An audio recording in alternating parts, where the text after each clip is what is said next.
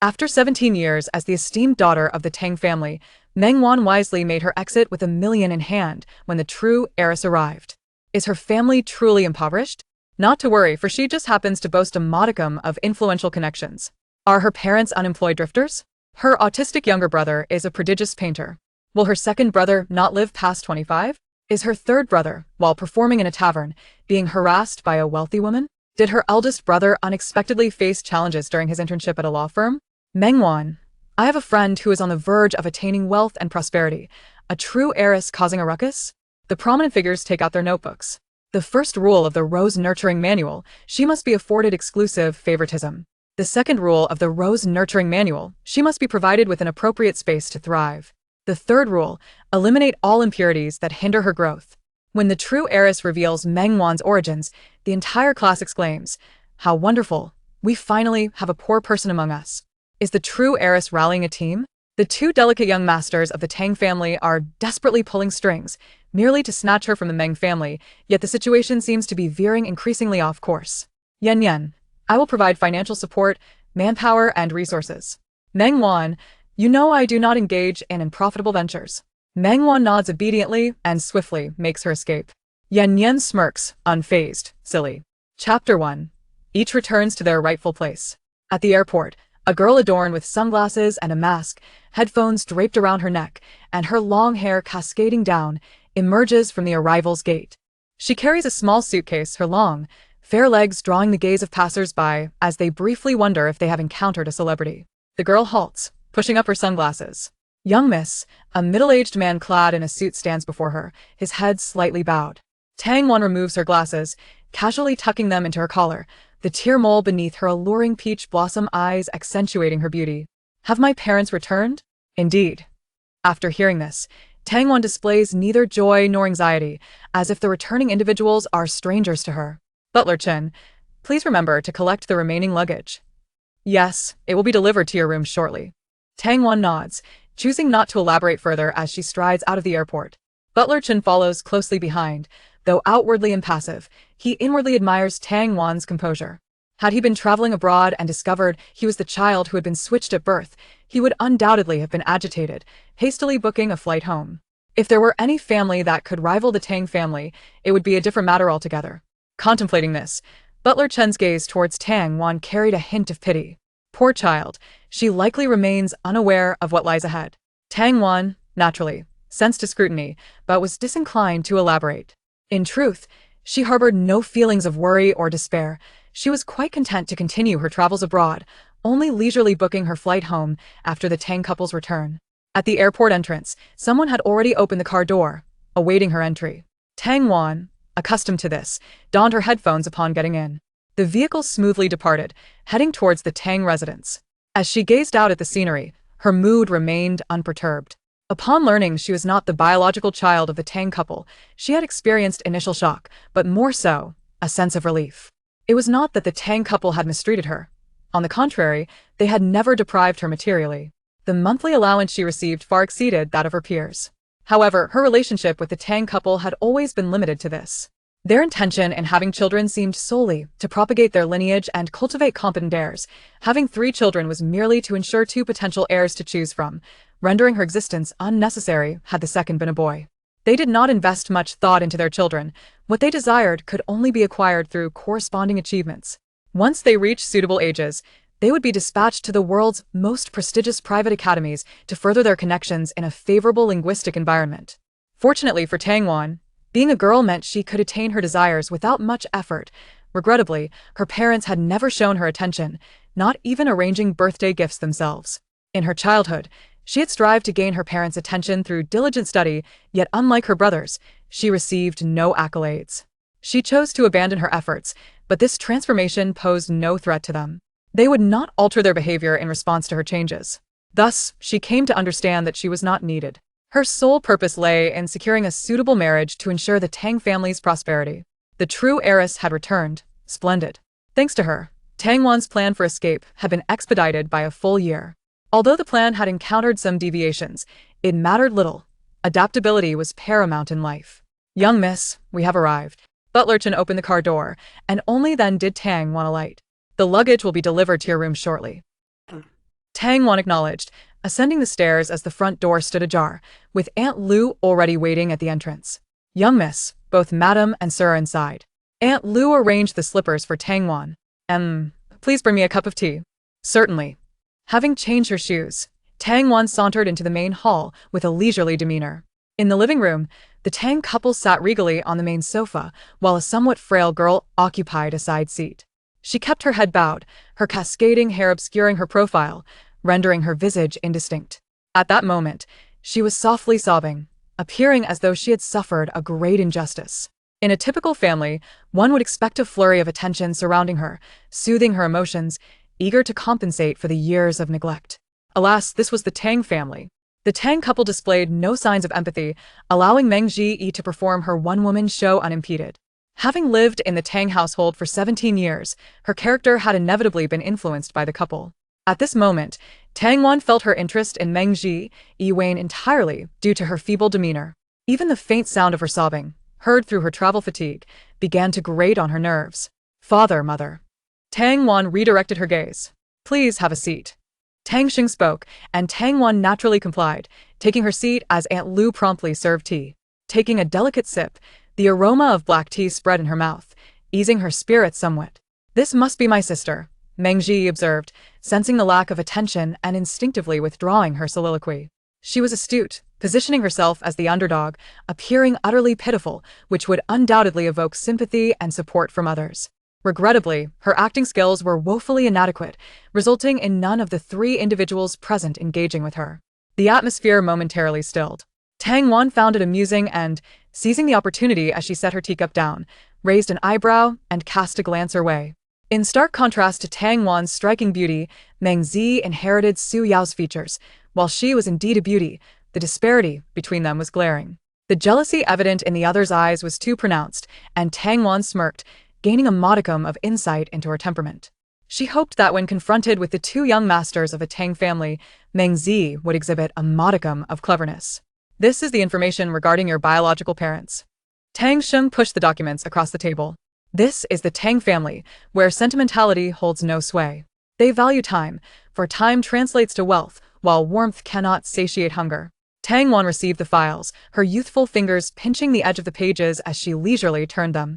From the moment she entered until now, Tang Wan embodied the essence of elegance. Having grown up in the Tang family, if Meng Zi were to stand beside her and Tang Sheng, no one would doubt that Meng Zi was the true daughter of the Tang family. As she perused the documents, the first 2 pages contained her parents' information. Tang Wan cast a cursory glance, her earlier conjectures solidifying further. No wonder they chose this moment to appear. She refrained from voicing her thoughts and nonchalantly turned to the next page. Upon encountering the photographs, her hand paused mid-turn. She sighed softly. It seems I shall need to adjust my strategy. Her mind was occupied with other considerations, yet this sigh, to Meng Zi, appeared as a lament for the bleak life that lay ahead. She lowered her head to conceal the smile at the corners of her lips. When she finally lifted her gaze again, her eyes glistened with unshed tears. Sister, my adoptive family circumstances are not particularly favorable. Please do not be too disheartened. There is no need to call me sister. It sounds rather awkward. Tang Wan did not feign a semblance of decorum in front of the Tang couple, for she was indifferent, and so were they. I apologize. Meng Zi clutched the hem of her dress, her voice weak, as if she bore an immense grievance. I understand, sister. You have become accustomed to the life of a young lady. It must be difficult for you to return. Father, if sister wishes to stay, please allow her to do so. Although I am your daughter, sister has grown up by your side, and she surely cannot bear to part with you. Meng Zi gazed up at Tang Sheng with doe-like eyes, embodying the innocence of a naive flower, willing to endure her own grievances for the sake of others. Tang Wan raised an eyebrow and sipped from her teacup. Unfortunately, the tea had gone cold, diminishing its flavor. She set it down, and Aunt Lu promptly approached to replace it. Tang Sheng ignored Meng Zi's clumsy performance, and Tang Wan naturally refrained from engaging. What are your plans? As Tang Wan closed the document, Tang Sheng finally spoke. Each shall return to their rightful place. Tang Wan took another sip of tea, suppressing the smile that threatened to emerge. Chapter 2. I am your sister. As soon as Tang Wan's words fell, the butler entered, accompanied by another man clad in a suit, both of them carrying suitcases. Tang Jiyi's gaze fixated on the 2 luggage pieces, her eyes glimmering with a hint of avarice. She recognized those suitcases as the latest models, even limited editions. They were objects of her desire. The Meng family could never fulfill her wants, whereas Tang Wan could effortlessly possess an entire collection. Sir, madam, miss, the butler greeted. What is this? These are trinkets I purchased while traveling abroad, Tang Wan replied first. In that case, let us take them along. Such trivial items hardly matter to the Tang family, Su Yao said dismissively. Mother, it's not that I don't wish for my sister to take them. But my adoptive family is rather modest, and they might not have space for her belongings. Her voice shrank, yet she immediately elevated her tone when discussing this matter. I mean no offense. I'm merely concerned that my adoptive parents might feel displeased. It's wonderful that my sister is returning home. But bringing back so many items might leave a poor impression on my adoptive father, especially since it's our first meeting. Her overly clumsy performance caused Su Yao to frown, yet Tang Ji seemed oblivious, mistakenly believing it was a complaint against Tang Wan. Tang Wan smirked. You needn't worry about that. I shall manage it all. Father, Mr. Tang, Mrs. Tang, I am grateful for your nurturing over the past 17 years. I, Tang Wan, am not an ungrateful wolf. I shall remember what I ought to. Remembering is good. Shortly, I will have my assistant transfer $1 million to you. It should suffice for a while. The rest will be up to you, Tang Sheng remarked, showcasing his adeptness in social maneuvering. Su Yao had no objections. They would never burn bridges or hastily cultivate enmity with anyone. Tang Wan was no fool. She recognized the value of free money. In this day and age, earning a living was no easy feat. $1 million. Tang Ji clearly struggled to conceal her astonishment, her smile becoming somewhat strained. Any objections? Tang Sheng raised an eyebrow. No, Tang Ji lowered her head. I merely envy my sister for receiving our parents' affection. She resembled a delicate, pitiful flower. What a shame. This was the Tang family. The Tang family will not treat you poorly. I am currently occupied with projects, but once I conclude, I shall host a family reunion to introduce you properly, Tang Sheng continued, having navigated the business world for years. He saw through Tang Ji's petty tricks with ease. Tang Wan arched an eyebrow, not missing the smirk that graced Tang Ji's lips. She retracted her earlier compliment about Tang Ji's cleverness. Pondering how the Meng family raised such a child, someone who appeared astute yet unwittingly revealed her own foolishness with her words. It seemed that in this household, there was only one rational individual. Out of gratitude for the assistance she received, Tang Wan decided to visit the Meng family. Otherwise, given her nature, she would have swiftly chosen to forge her own path the moment she stepped out of the Tang residence. For every grudge, there must be retribution. For every kindness, there must be reciprocity. Though she held a degree of selfishness, her basic moral compass remained intact. Recollecting her thoughts, Tang Wan rose. Well then, I shall not intrude on the Tang family's reunion any longer. There were no grievances, no disputes. The proceedings unfolded with an ease that seemed almost surreal. Butler Chen admired Tang Wan anew, or rather, now Meng Wan. She was astute, recognizing that the situation had reached an unalterable conclusion, and thus decisively brought it to a close, preventing both sides from sinking into embarrassment while managing to extract some benefits for herself. Miss, I wish you the best of luck. Outside the door, Butler Chen and Aunt Lu stood, their expressions a mixture of emotions. Meng Wan smiled, elegantly waving them goodbye as she turned to leave the place she had called home for 17 years, carrying only the small suitcase she had brought back. It was peculiar. Despite having lived there for 17 years, Meng Wan felt little attachment, her luggage barely sufficient, as if she had long harbored a premonition that she did not belong here. Su Yao's transfer was executed swiftly, and as the funds arrived, Meng Wan had just managed to locate the Meng residence before the sun dipped below the horizon. It was not that she lacked navigation skills, but the Meng family resided in a rather secluded area, surrounded by dilapidated residential buildings that bore the marks of time. As Meng Wan passed by, she encountered a few ruffians loitering at the corner, whistling at her with bare upper bodies. She paid them no heed, not even granting them a glance, as she dragged her suitcase from one building to the next, her wariness of strangers preventing her from seeking assistance, which cost her some time. The old buildings, with windows rusted and decayed, were a stark contrast to the once affluent Meng family, now confined to such a humble abode. It was hard to fathom that the former heiress had fallen to such depths. No wonder she was in haste to reclaim her roots. Snapping back to reality, Meng Wan ascended the stairs. The community was so antiquated that the front gate seemed like mere decorum. Anyone could enter or exit freely. The long corridor was cluttered with various odds and ends, accompanied by a foul odor of spoiled food. Meng Wan wrinkled her nose, grimacing at the smell. The Meng family's unit was located at the farthest corner on the second floor. After all, they had once known prosperity and still retained a semblance of decorum, as evidenced by the cleanliness of their entrance, which starkly contrasted with the others. Confirming the door number, Meng Wan prepared to knock, but at that moment, the door swung open from the inside. Fortunately, Meng Wan reacted quickly, stepping aside to avoid colliding with it. A head appeared from within, clearly startled. "Apologies, are you alright?" The voice was cool yet gentle, eliciting an involuntary fondness. "I'm fine, I was about to knock," Meng Wan replied. "Who are you looking for?" The person opened the door wider, allowing Meng Wan to catch a clearer glimpse of his face in the dim light of the corridor. He was tall, nearly 6 feet tall, having to bend slightly to avoid hitting his head as he stepped outside.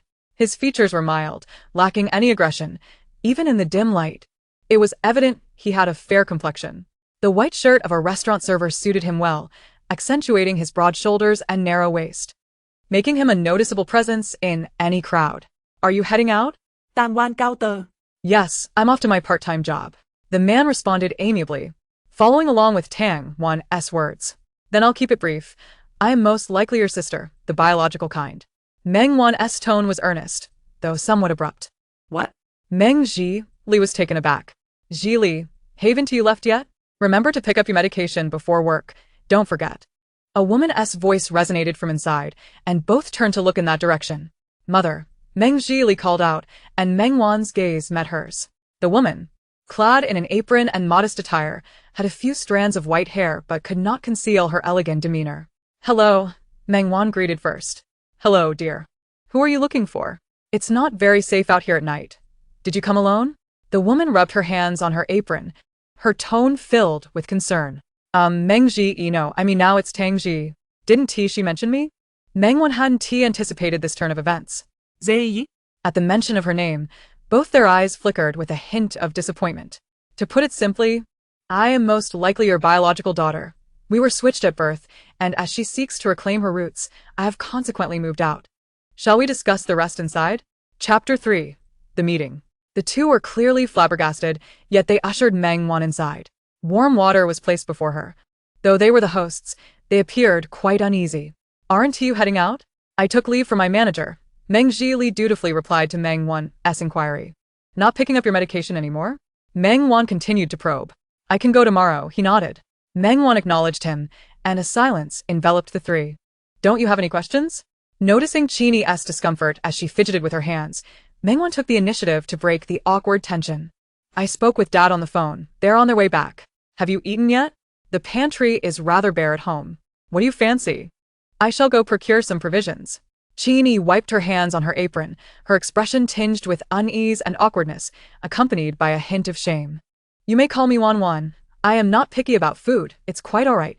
Meng Wan lifted her cup and took a sip, seizing the moment to hydrate. She surveyed the modest abode. It comprised 3 bedrooms and a living area, yet it felt somewhat cramped. The walls bore the signs of peeling paint and yellowing, but it was evident that the owner had made an effort to maintain it. Overall, it remained quite tidy. A sound at the door drew Meng Wan's attention, her gaze shifting towards the entrance. The 3 of them turned their eyes outside simultaneously. The first to enter was a middle-aged man, with a prominent nose. Attired in a suit, his face marred by an unmistakable frown. Following him was a man of similar stature to Meng Jilia, exuding a calm demeanor, dressed in simple jeans and a white t-shirt. Lastly, an elderly gentleman with white hair entered, resembling Meng Jilia to a notable degree but possessing a sharper air. His expression one of impatience, and he carried a guitar on his back. The group formed a line, and the already limited space felt even more constricted. Meng Jilia, who had emerged from another room, was accompanied by a small boy of about 7 or 8 years. The boy kept his lips tightly sealed, head bowed, gripping Meng Jilia's shirt tightly with one hand. "Greetings, I am Tang Meng Wan, your biological daughter. If you doubt my words, a paternity test can be arranged."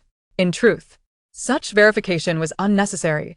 The moment Meng Wan stood before them, anyone could discern their familial resemblance, their features strikingly alike. "I have come to understand the situation. I am your father, Meng Buchuan." Though this was a moment of familial recognition, it felt more akin to a business meeting among strangers. "Hello, I am the eldest, Meng Ziyuan. As he introduced himself, he scrutinized Meng Wan, his brow furrowing as if deep in thought. I am the second brother, Meng Jilia, and this is my twin, Meng Jilian. He is the youngest, whose given name is Meng Jiao, with the nickname Yao Yao. Meng Wan nodded, observing the 4 siblings seated directly on the floor. Save for Meng's parents who occupied chairs. The 3 eldest were tall, sitting cross-legged on the ground, appearing somewhat pitiful. Haven't I seen you somewhere before? It was a cliched opening line, yet none found it amusing. The Meng siblings shared a strong bond and were well acquainted with one another's temperaments, knowing that the eldest, Meng Ziyuan, would not utter such a statement without reason. I still owe you for the taxi fare. After that day, I couldn't reach you and had to go abroad. I apologize. No matter, I had already mentioned that repayment was unnecessary. In truth, I never expected you to return the money. What is going on here? Yuan. Do you know Wan? Vinyi invited. Meng Wan nodded, clarifying that it wasn't quite an acquaintance. She had been out with friends and, in a moment of oversight, discovered her phone had died. She had intended to walk back but encountered her elder brother along the way, who warned her that someone was following her and kindly hailed a taxi for her. The address of elder brother rolled off her tongue naturally, and the others momentarily overlooked the shift in terms of endearment. Yes, I had just finished a part-time job and was heading back to school. He refrained from elaborating, deeming it merely a small act of kindness. In that moment, he thought that had it been his sister in her situation, she would have been quite frightened. With that thought, a flicker of disappointment crossed Meng Ziyuan's eyes. The atmosphere grew slightly awkward, prompting Qin Yi to deftly redirect the conversation. Wan has just returned and will surely need some time to adjust. Dinner is ready, so let us eat together as a family. A rare occasion indeed. After the meal, I will tidy up Wan's room. Rising with a smile, Qin Yi's demeanor contrasted sharply with the tight-lipped expressions of the others. Aware that her husband had more to say, she discreetly suppressed her somewhat strained smile. Meng Buchuan placed a hand on Qin Yi's, turning his attention to Meng Wan. Wan. Is it? I apologize for not having raised you for even a single day over the past 17 years. Now, having fallen into bankruptcy, I can only ask you to return and endure this hardship with us. I am unable to provide you with a better life at this moment, and if you choose not to stay with us, I will understand. Here is a small amount of savings, please take it. Meng Wan momentarily paused, pushing the bank card that Meng Buchuan had set on the table back towards him. Taken aback, he crossed his hands in confusion. The sum is modest, yet it could cover rent. I will ensure a monthly transfer. That is not what I meant. I find this place quite agreeable. If you do not see me as a burden, I wish to remain here. You may not find it to your liking. Meng Jilian, her third brother, stated definitively. Meng Wan raised an eyebrow, not hastily countering his assertion. With an air of innocence, she lifted her gaze to them. So, do you wish to send me away? No. Of course not. Father would never imply such a thing. Meng Buchuan exclaimed, playfully rapping Meng Jilian on the head. The others, save for the quiet youngest, shot disapproving glances at Meng Jilian. Meng Jilian opened his mouth, a look of helplessness crossing his face, and after a slight pursing of his lips, he shifted his gaze elsewhere. In light of Meng Wan's words, the others hesitated to suggest anything regarding her moving out. Vinyi, who had initially prepared a meal for 3, along with Meng Buchuan, retreated to the kitchen to add more dishes, leaving the remaining siblings in the living room. I must head out for another engagement shortly. Please do not prepare my portion, as my employer provides meals. Meng Jilian slung his guitar bag over his shoulder and made his way towards the door. Very well, came Qin Yi's voice from the kitchen. Be careful on the road and avoid trouble, the eldest, Meng Ziyuan, cautioned. Understood, Meng Jilian replied, glancing at Meng Wan. Sensing his gaze, Meng Wan met his eyes openly, her expression seemingly inquiring about his intentions. Clearing his throat, Meng Jilian stammered, that was not my intent earlier. I know, Meng Wan replied, a dimple forming in her smile, the corners of her eyes crinkling, evoking a softness in others. Meng Jilian's ears turned crimson, likely embarrassed by his previous demeanor. Well, that's good, he managed, clearing his throat awkwardly and scratching his nose as he stood there, momentarily dazed before finally stepping out. He means no harm. He simply struggles with words, Meng Ziyuan explained. Meng Wan stifled a laugh and nodded. The Meng family was indeed intriguing, 5 children each embodying distinct personalities. The eldest was composed, the second gentle, the third somewhat proud, the youngest taciturn and one spoiled. Chapter 4, you all seem quite fond of Meng Zi. I will tidy up your room. You should take a moment to rest. Typically, we are not home much, with most of the time spent with our mother and younger brother. Please save my phone number and contact me if you need anything. Understood. After exchanging contact information, Meng Wan entered one of the rooms. As the group dispersed, the previously cramped hall felt spacious, the aroma of the meal permeating the small home. Meng Wan glanced at the family group chat on her phone, a slight smile playing at her lips. After a brief pause, Meng Wan proceeded to her future room. Expecting it to be small and cluttered, she was pleasantly surprised to find it clean and tidy, featuring a large window that would allow ample light during the day. Their affection for Tang far exceeded her expectations. Unsure of her emotions, Meng Wan shifted her gaze to Meng Wan, who was laying out her bedding. Is this the master bedroom? Indeed, the sheets and blankets have been washed and sun-dried. My mother cleans the room daily, so it is always tidy, Meng Wan replied, smoothing the mattress before standing and brushing off imaginary dust from his hands. There are 3 rooms. Where do you all stay? I reside in the dormitory, while Jillian, and Jiao share a room, and our parents have one for themselves. You all seem remarkably kind to Meng Zi. Meng Wan's offhand comment plunged the room into an awkward silence. Do not overthink it. Since you have decided to stay here, anything Zi has, you shall also have. We will treat you no differently. All items are available for use. Inform me of your needs, and I shall do my utmost to accommodate you. There is no need. Everything is quite satisfactory. Understanding that Meng Wan had misunderstood her, Meng Wan felt no inclination to offer an explanation. To her, the Meng family was merely a temporary sanctuary before her coming of age. To put it bluntly, while her presence here was partly due to Meng Wan, it was more about seeking amusement in her otherwise mundane life. She was quite curious about how the fallen elites would conduct themselves. I shall take my leave now. I've placed the suitcase beside your bed. Wait. Meng Wan called out to Meng Wan just as he was about to exit. What is it? Let me clarify. I bear no ill intentions. But since I will be living here for a while, I believe it is prudent to ask a few things up front. You are part of this family. There is nothing you cannot inquire about. Meng Wan closed the door behind him. Before coming here, the Tang family provided me with some information about you. It states that Meng Jiao has autism. Is that correct? Yes, Meng Wan replied succinctly. However, there is no need for you to be apprehensive. Jiao is quite gentle and prefers to quietly stay in his room and draw. He does not exhibit any aggressive behavior. His condition is a result of our negligence. We failed to recognize it during our prosperous days, and now, despite our desire to seek treatment, it has become unfeasible. A soft smile graced Meng Wan's lips, his gaze tender. Even so, Jiao is a good child, so I hope you will not regard him with disdain. You share a close bond. Meng Wan approached, leaving Meng Wan momentarily frozen, acutely aware of the sensation of her tousled hair. I cannot judge Jiao's situation. But since you have chosen to stay, my elder brother will strive to ensure you all lead a good life. That resolute gaze was something Meng Wan had only witnessed in one other person before, as if they stood before a precipice, with flames before them. Leaving no other path but to forge ahead, they exchanged no further words. The meal, though simple, proved unexpectedly delightful. Despite the Tang family employing chefs with 6-figure salaries, Meng Wan found today's meal to be more enjoyable than any gourmet dish she had previously tasted. I'm unsure of your preferences. How is the food? Qin Yi asked cautiously, while Meng Wan quietly placed a meager serving of meat before her. It was delicious. Your culinary skills are remarkable. Seeing Meng Wan's earnestness, Qin Yi sensed she was not merely being polite and felt a sense of relief. Eat well. Have more, Meng Wan encouraged, offering her another helping of meat. If you desire anything, just tell your mother, and I shall prepare it for you. Meng Wan nodded, feeling the warmth of familial affection during that meal, a sentiment she had seldom experienced in her 17 years of life.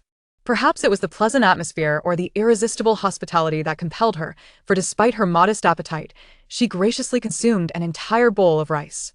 If the eldest son of the Tang family were to learn of this, the family as chefs might find themselves facing dismissal once again. As the meal progressed, the previously awkward ambience dissipated somewhat. Meng Wan returned to school, while Meng Wan took the opportunity to tidy up her belongings in her room. With little luggage, she quickly organized everything. Lying on her bed, enveloped in the comforting scent of sunlight and laundry detergent, the small fan creaking softly, she found the space devoid of oppressive heat despite the absence of air conditioning. Outside, the faint murmurs of the Meng couple mingled with the gentle stirrings of the neighborhood, invoking a sense of nostalgia in Meng Wan, who had always resided in a tranquil villa. She recalled her own childhood experiences of a similar nature. Just as the Meng family would not remain prosperous forever, the Tang family also did not begin in grandeur. During her early years, she too had endured hardships. However, fortune smiled upon her, allowing her to transition into a life of privilege within just a couple of years. For reasons unknown, memories of that almost forgotten time resurfaced. Is she asleep? Yes. The child is likely exhausted. Let us not disturb her. Poor thing. I noticed she seems to enjoy stir-fried pork. I shall buy some more tomorrow. Very well. How is Jili's health today? Meng Wan heard a sigh, and after that, the conversation faded from her awareness. A night devoid of dreams unfolded, and to her surprise, Meng Wan slept soundly, despite her initial apprehensions. When she finally awoke, only she, Qin Yi, and the youngest Meng Jiao remained in the house. Wan, rise and shine. Did you sleep well last night? Qin Yi, busy mopping the floor, smiled warmly upon seeing Meng Wan. Her eyes exuding a gentleness reminiscent of a Jiangnan beauty depicted in ancient poetry. Yes, the blankets were fragrant, and I slept comfortably. That is good to hear. The porridge is still warm. I'll pour you a bowl. Your father and brothers have all gone out and won't return for lunch. What would you like to eat? I can prepare it for you. In affluent households, the absence of one mouth to feed makes little difference, yet even so, Meng Wan could still feel their sincerity. No need. I can manage on my own. Is there anything you need help with? Not at the moment, but would you like to accompany me to the market later? Sure. Meng Wan nodded, realizing that it would be more fulfilling to occupy her time with activities rather than remain idle in her room. After swiftly finishing breakfast, Meng Wan instinctively washed her own bowl. Qin Yi did not object, smiling as she accepted the clean dishes, gently informing her where items were typically stored. Their interaction flowed without awkwardness. Perhaps it was Qin Yi's inherent gentleness that allowed Meng Wan to seamlessly blend into the familial warmth.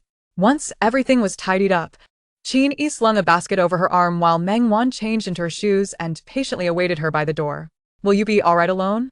Meng Wan instinctively asked as the door was about to close. Jiao usually enjoys spending time alone in his room. The market can be overwhelming for him, Qin Yi replied. Meng Wan nodded, refraining from further inquiries as she took the basket from Qin Yi's hands. Qin Yi paused momentarily, then smiled gently, grasping Meng Wan's hand. Her fingers were delicate, though her palms bore a slight roughness, as if someone unaccustomed to labor had suddenly taken on work, resulting in calluses.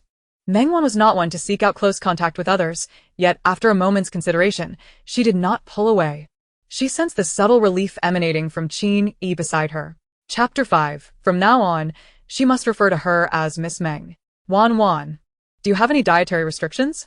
I'm not particularly fond of tomatoes. There was no pretense in their conversation. It flowed naturally. Then you're just like your father. He dislikes them as well, Qin Yi remarked with a gentle smile. Is there anything you particularly enjoy? I can prepare it for you. Their hands intertwined, resembling the mother-daughter pairs they encountered along the way.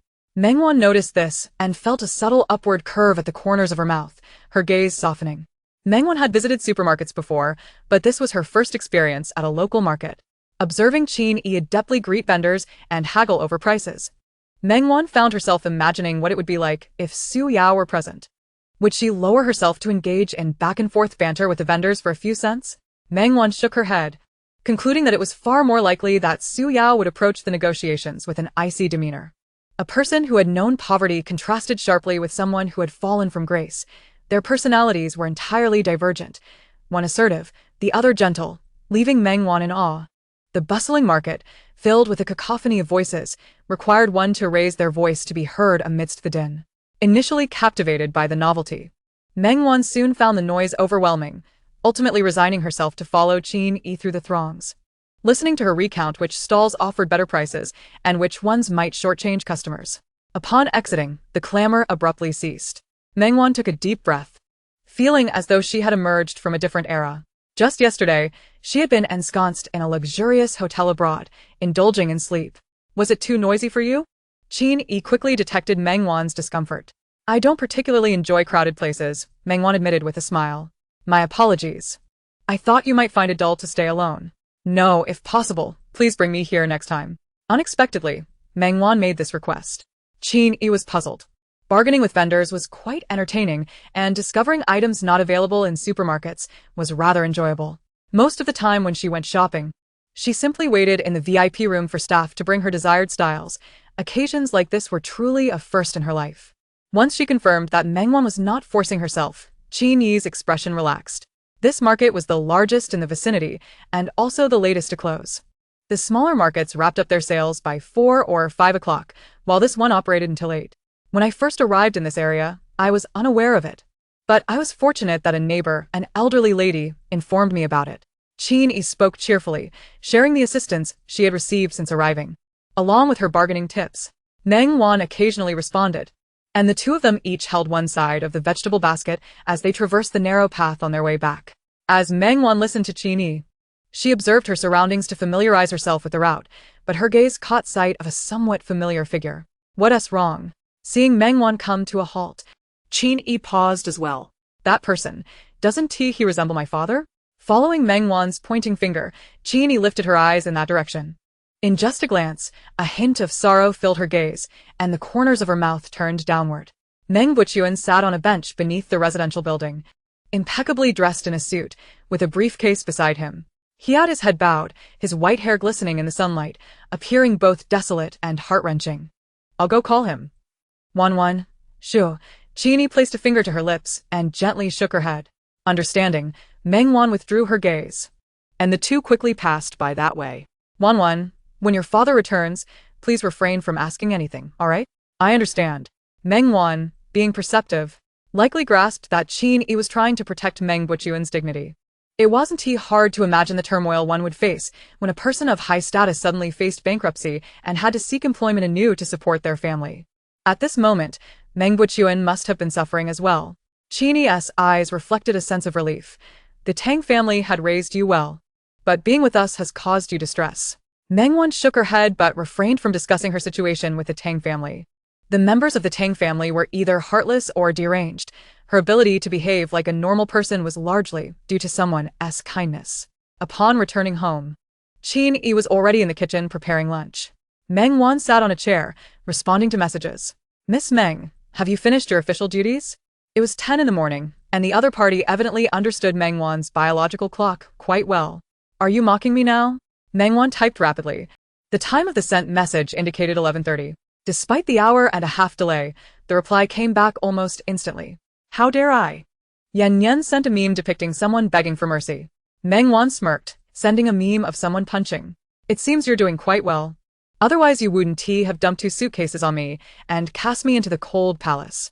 Regarding the other party's frivolity, Meng Wan was accustomed to it and casually sent a meme in response. When will you come over? The message came quickly. I'll find a time to come in the next few days. Shall I arrange for you to change your house? Meng Wan rolled her eyes and chose to ignore Yan's sudden outburst. She stood up and walked to the kitchen, where Qin Yi offered her a piece of meat. The satisfied expression on her face delighted Qin Yi, who rewarded her with another piece. Mom, you should open a restaurant. It would undoubtedly outshine 5-star establishments. Such sweet talk. Quickly, set the table. It's nearly time to eat. Qin Yi patted her head, clearly not taking Meng Wan's words seriously. Meng Wan raised an eyebrow but said nothing further, obediently fetching the dishes. Meanwhile, a somewhat inexperienced young man dressed in a somber suit held a phone in one hand and absent-mindedly twirled a pen with the other, his expression indicating deep contemplation. A knock sounded at the door, and Yan called for the person to enter but remained in his position, not even lifting his head. Young Master Yan, here is the latest bidding proposal for your review. Just leave it. His voice was slightly deeper, having already passed the stage of voice change. Understood. If there's nothing else, I'll take my leave. Yao Qinglin's face was stern. At 25, he seemed like a stubborn old man of 50. Wait. Yan ceased spinning the pen, crossing his legs as he looked at him. What else do you need? What must I do to get that girl to move into the villa in the South City? She glanced at that birthday gift on her birthday and has since never returned. Doesn't she like it? If she doesn't like it, she should just say so. The place in the West City has been nearly developed. Why live in such a small house? It's not even bigger than her room. She's been spoiled since childhood. When has she ever endured such hardships? Yan rambled on. As for the wealthy gifts, Yao Qinglin, an ordinary worker, was once again taken aback. Nevertheless, he maintained his excellent work ethic and replied to Yan, Miss Tang is a very independent and thoughtful individual. Yan shot him a glare. Am I unaware of that? Won't you provide a plan? I'm afraid that falls outside my job description. Yao Qinglin's tone was calm. Yan Yan propped his chin with his hand, his mouth twitching slightly. Assisting Yao, at your age, not having a girlfriend, you ought to reflect on yourself. Yan Yan offered this piece of mature advice with an air of seriousness. You also do not have a girlfriend. Yao Qinglin, hands crossed in front of him, appeared quite respectful. For me, dating now would be considered early love. If you wait any longer, it will be late love. Yao Qinglin fell silent, and a satisfied Yan Yan raised an eyebrow. All right, I'll reply to you about the bidding document in the afternoon. Understood. By the way, you must refer to her as Miss Meng from now on. Understood. Assistant Yao was unaware of the circumstances, but refrained from asking inappropriate questions, adhering to the professional ethics of both a worker and a top assistant. Yan Yan set down his phone and began to work, while Meng Wan had just put down her dishes when Meng Buchuan returned. Chapter 6. I am first in my grade. No tuition fees. Dad. Upon hearing the commotion, Meng Wan looked up as Meng Buchuan entered after changing his shoes, his face alight with a smile, a stark contrast to the lost expression he wore earlier. Wan, how did you sleep last night? Quite well. I even went shopping for vegetables with Mom. It was rather novel. The table was set with 4 sets of chopsticks, and Meng Buchuan's eyes suddenly glistened with moisture. Lowering his head to place his briefcase down, he managed to regain his composure before raising his head again. We're back. Quickly wash your hands and prepare to eat. Today, old Huang saved some fish for me. It's incredibly fresh. I just need one more dish. And it will be ready soon. Vinyi similet, her deme anorun change. All right, I'll help you, Meng Buchuan replied, heading towards the washroom. Both were aware of the unspoken truth between them, yet neither dared to voice it. This family had already endured too much hardship. They needed to support each other rather than cast blame. Each person was striving for a better life for the family, and that was sufficient. Wan, could you call Yaya out for dinner? Qin Yi placed the pot on the table, wiping her hands on her apron. Meng Wan nodded and walked towards their room. Out of politeness, she knocked on the door, waited for a few seconds, and upon receiving no response, she turned the doorknob. The door was unlocked, and Meng Wan opened it smoothly, momentarily taken aback, but quickly regaining her composure. The room was pitch black, illuminated only by a small desk lamp in one corner. Meng Ziyu sat curled up on the floor, focused on her drawing under that little light. Just a door's distance away, it was noon outside, while inside, it felt like midnight. Unlike the brightness and spaciousness of her own room, the double bed in this room left little space, and the sole small window was blocked from sunlight by the adjacent building. Nevertheless, a small corner had been cleared for a low table and an easel, stacked with a pile of books, while a few nearly depleted paint tubes lay scattered beneath. Meng Wan gently pressed her lips together and cautiously approached Meng Zhiyao, squatting down beside him. The latter was engrossed in his creative endeavor, and as Meng Wan observed the painting nearing completion, she remained quietly by his side. However, as she continued to watch, a frown began to form on her brow. Meng Zhiyao's artwork possessed an ethereal quality. The lines and composition flowed gracefully, and the colors were bold, yet harmoniously blended. Yet, there lingered an oppressive aura, transforming even the brightest hues in his hands into an endless void, stifling enough to leave one breathless. Having studied painting for a time, Meng Wan recalled her teacher's critique. There was spirit, but a lack of technique. She possessed a unique aesthetic appreciation for both the imagery and colors, yet her practical skills were sorely lacking, resulting in stick figure-like representations no matter how much she practiced. This had nearly driven her teacher to despair. As she drifted into her thoughts, Meng Zhiyao completed his final stroke. He set down his brush and turned to tidy up, only to be startled by the sudden presence of Meng Wan beside him. Fortunately, she was quick to grasp his arm, preventing any mishap to his freshly completed artwork. It's time to eat. Noticing the wariness in Meng Zhiyao's eyes, Meng Wan refrained from saying more. She released his arm once he was seated, stood up to brush off non-existent dust from her clothes, and spoke in a calm tone. Meng Zhiyao remained silent, and Meng Wan paid no heed, turning to exit the room. Less than a minute later, Meng Zhiyao followed suit. Eat more. You're in a growth phase, and as the head of the family, you need to replenish your strength. Qin Yi busied herself serving dishes for the 3 of them, neglecting to take a piece of meat for herself. You're the one running around.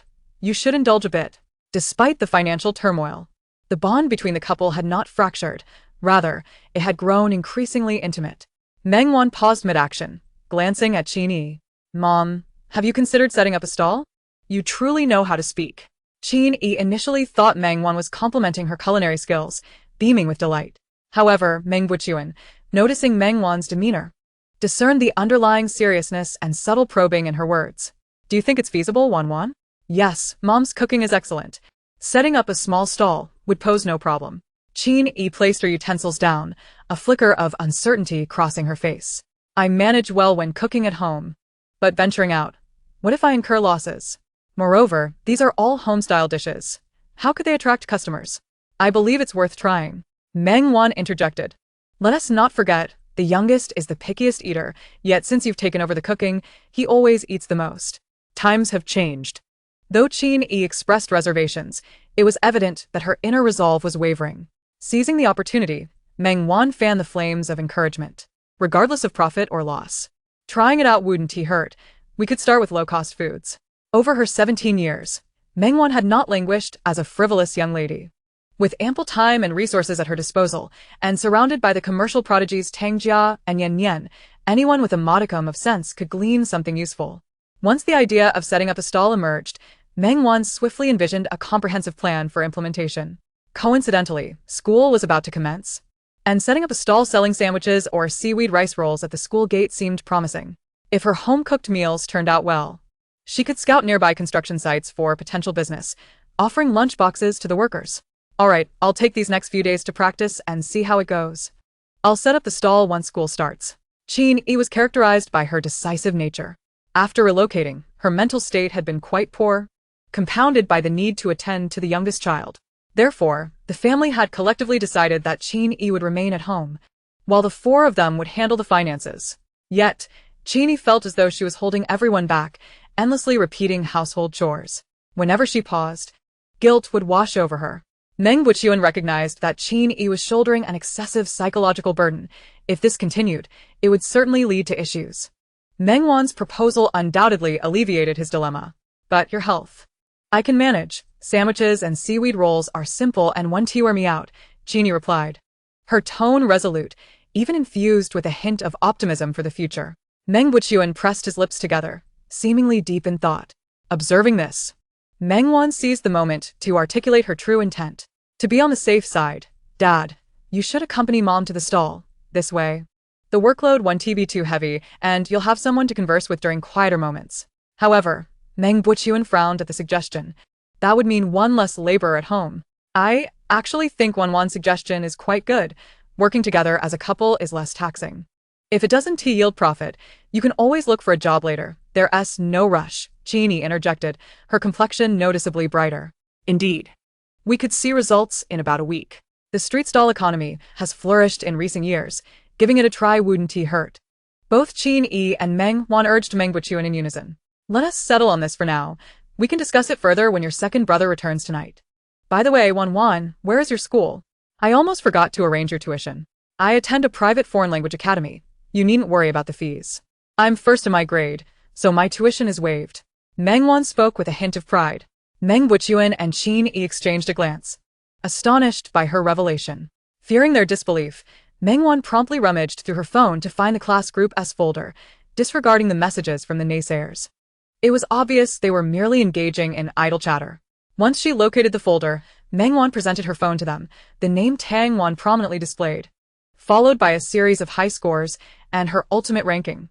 Class 1 Grade 1 Chapter 7. Ultimately, they won to sell me out. Wan is truly impressive. Qin smiled warmly, her eyes reflecting genuine pride. Meng Wan smiled slightly, retrieving her phone. More pressing than tuition.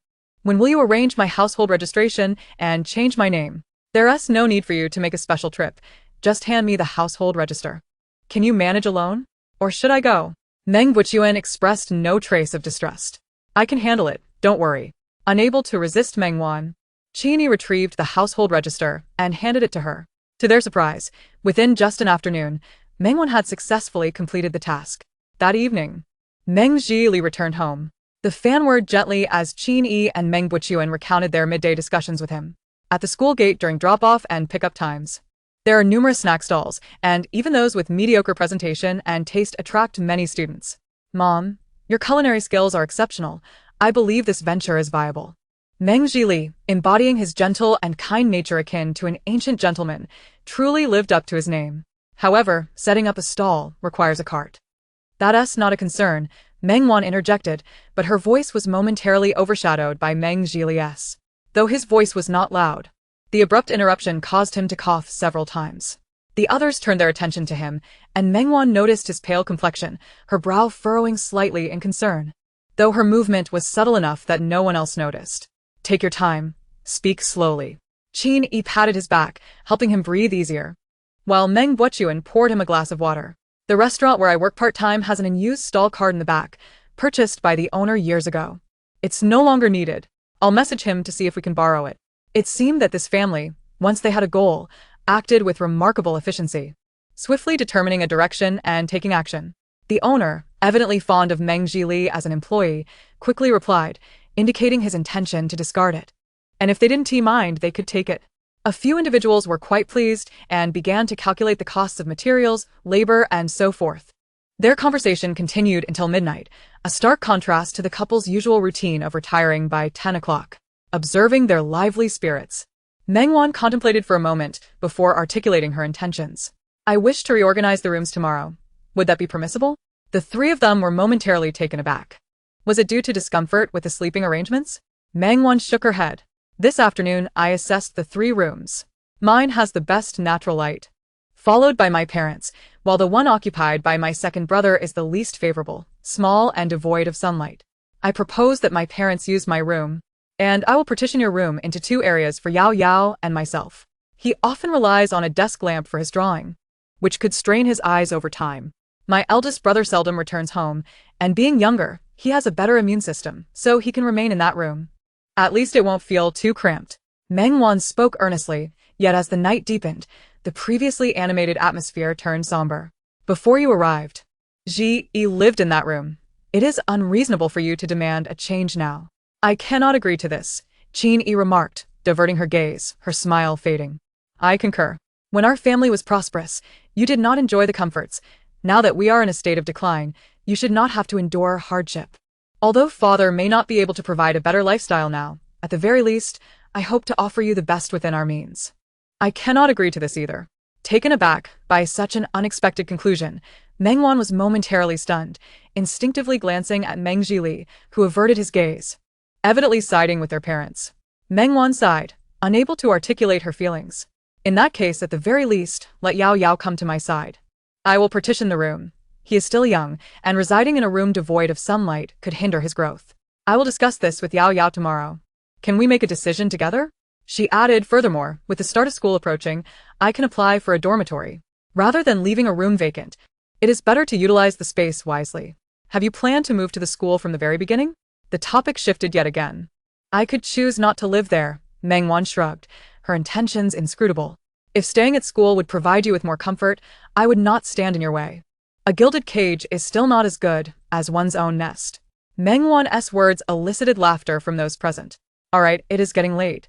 Let us all retire early. Meng Bo-kun glanced at the clock. Okay. As soon as he finished speaking, Meng Zhili's expression changed abruptly, and he turned away, breaking into a fit of coughs. The couple gathered around him, their faces etched with concern. If you do not mind, may I take your pulse?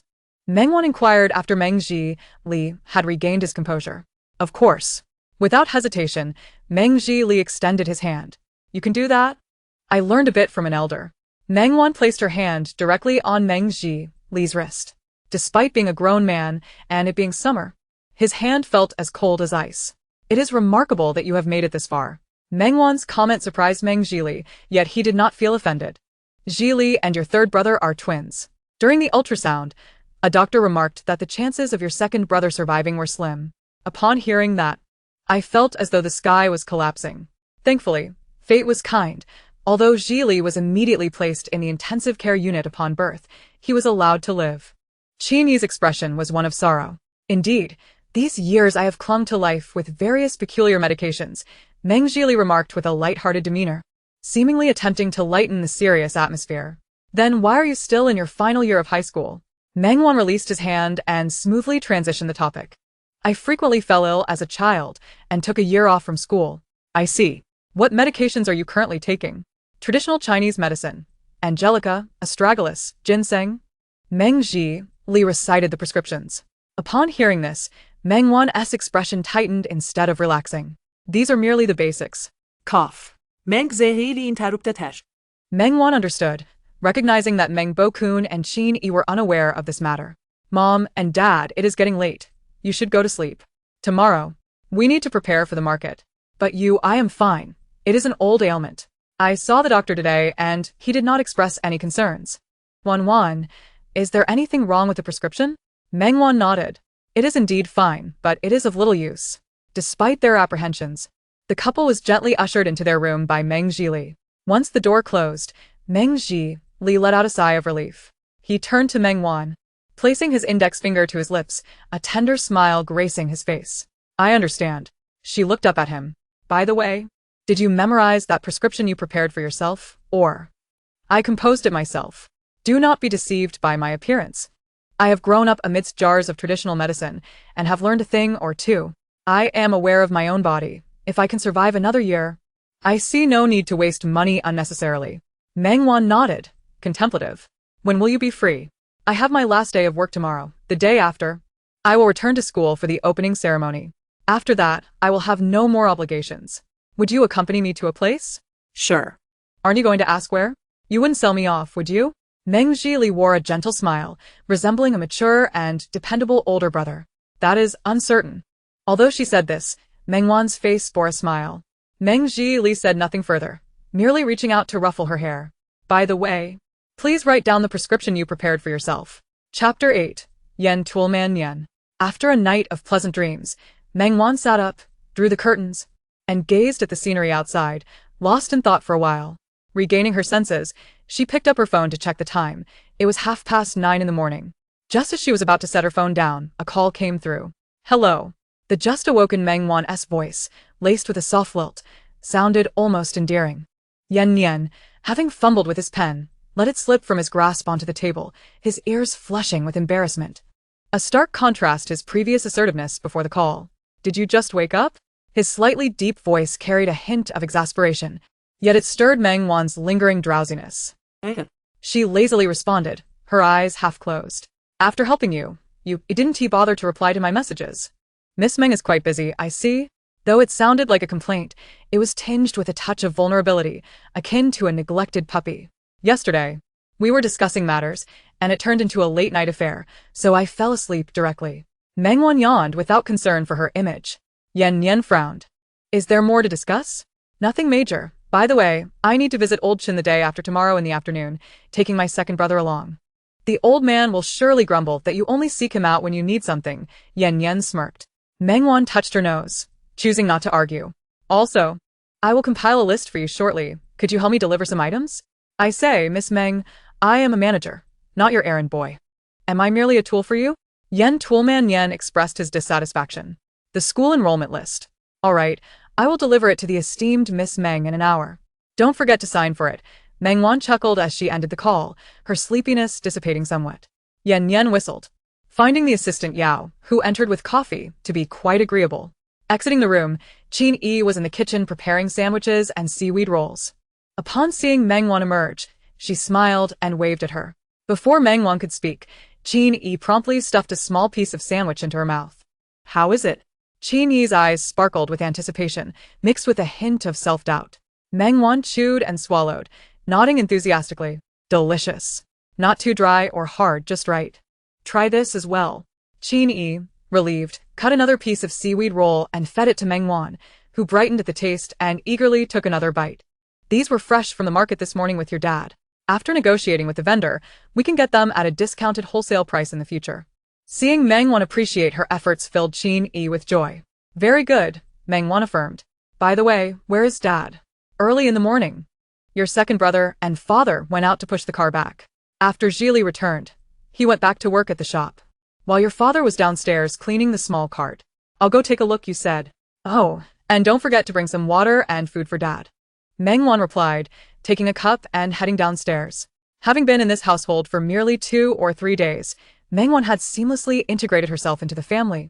Everything felt so natural. At the entrance, Meng Buqian was rinsing the small cart, which gleamed under the sunlight. evidently having been cleaned quite thoroughly.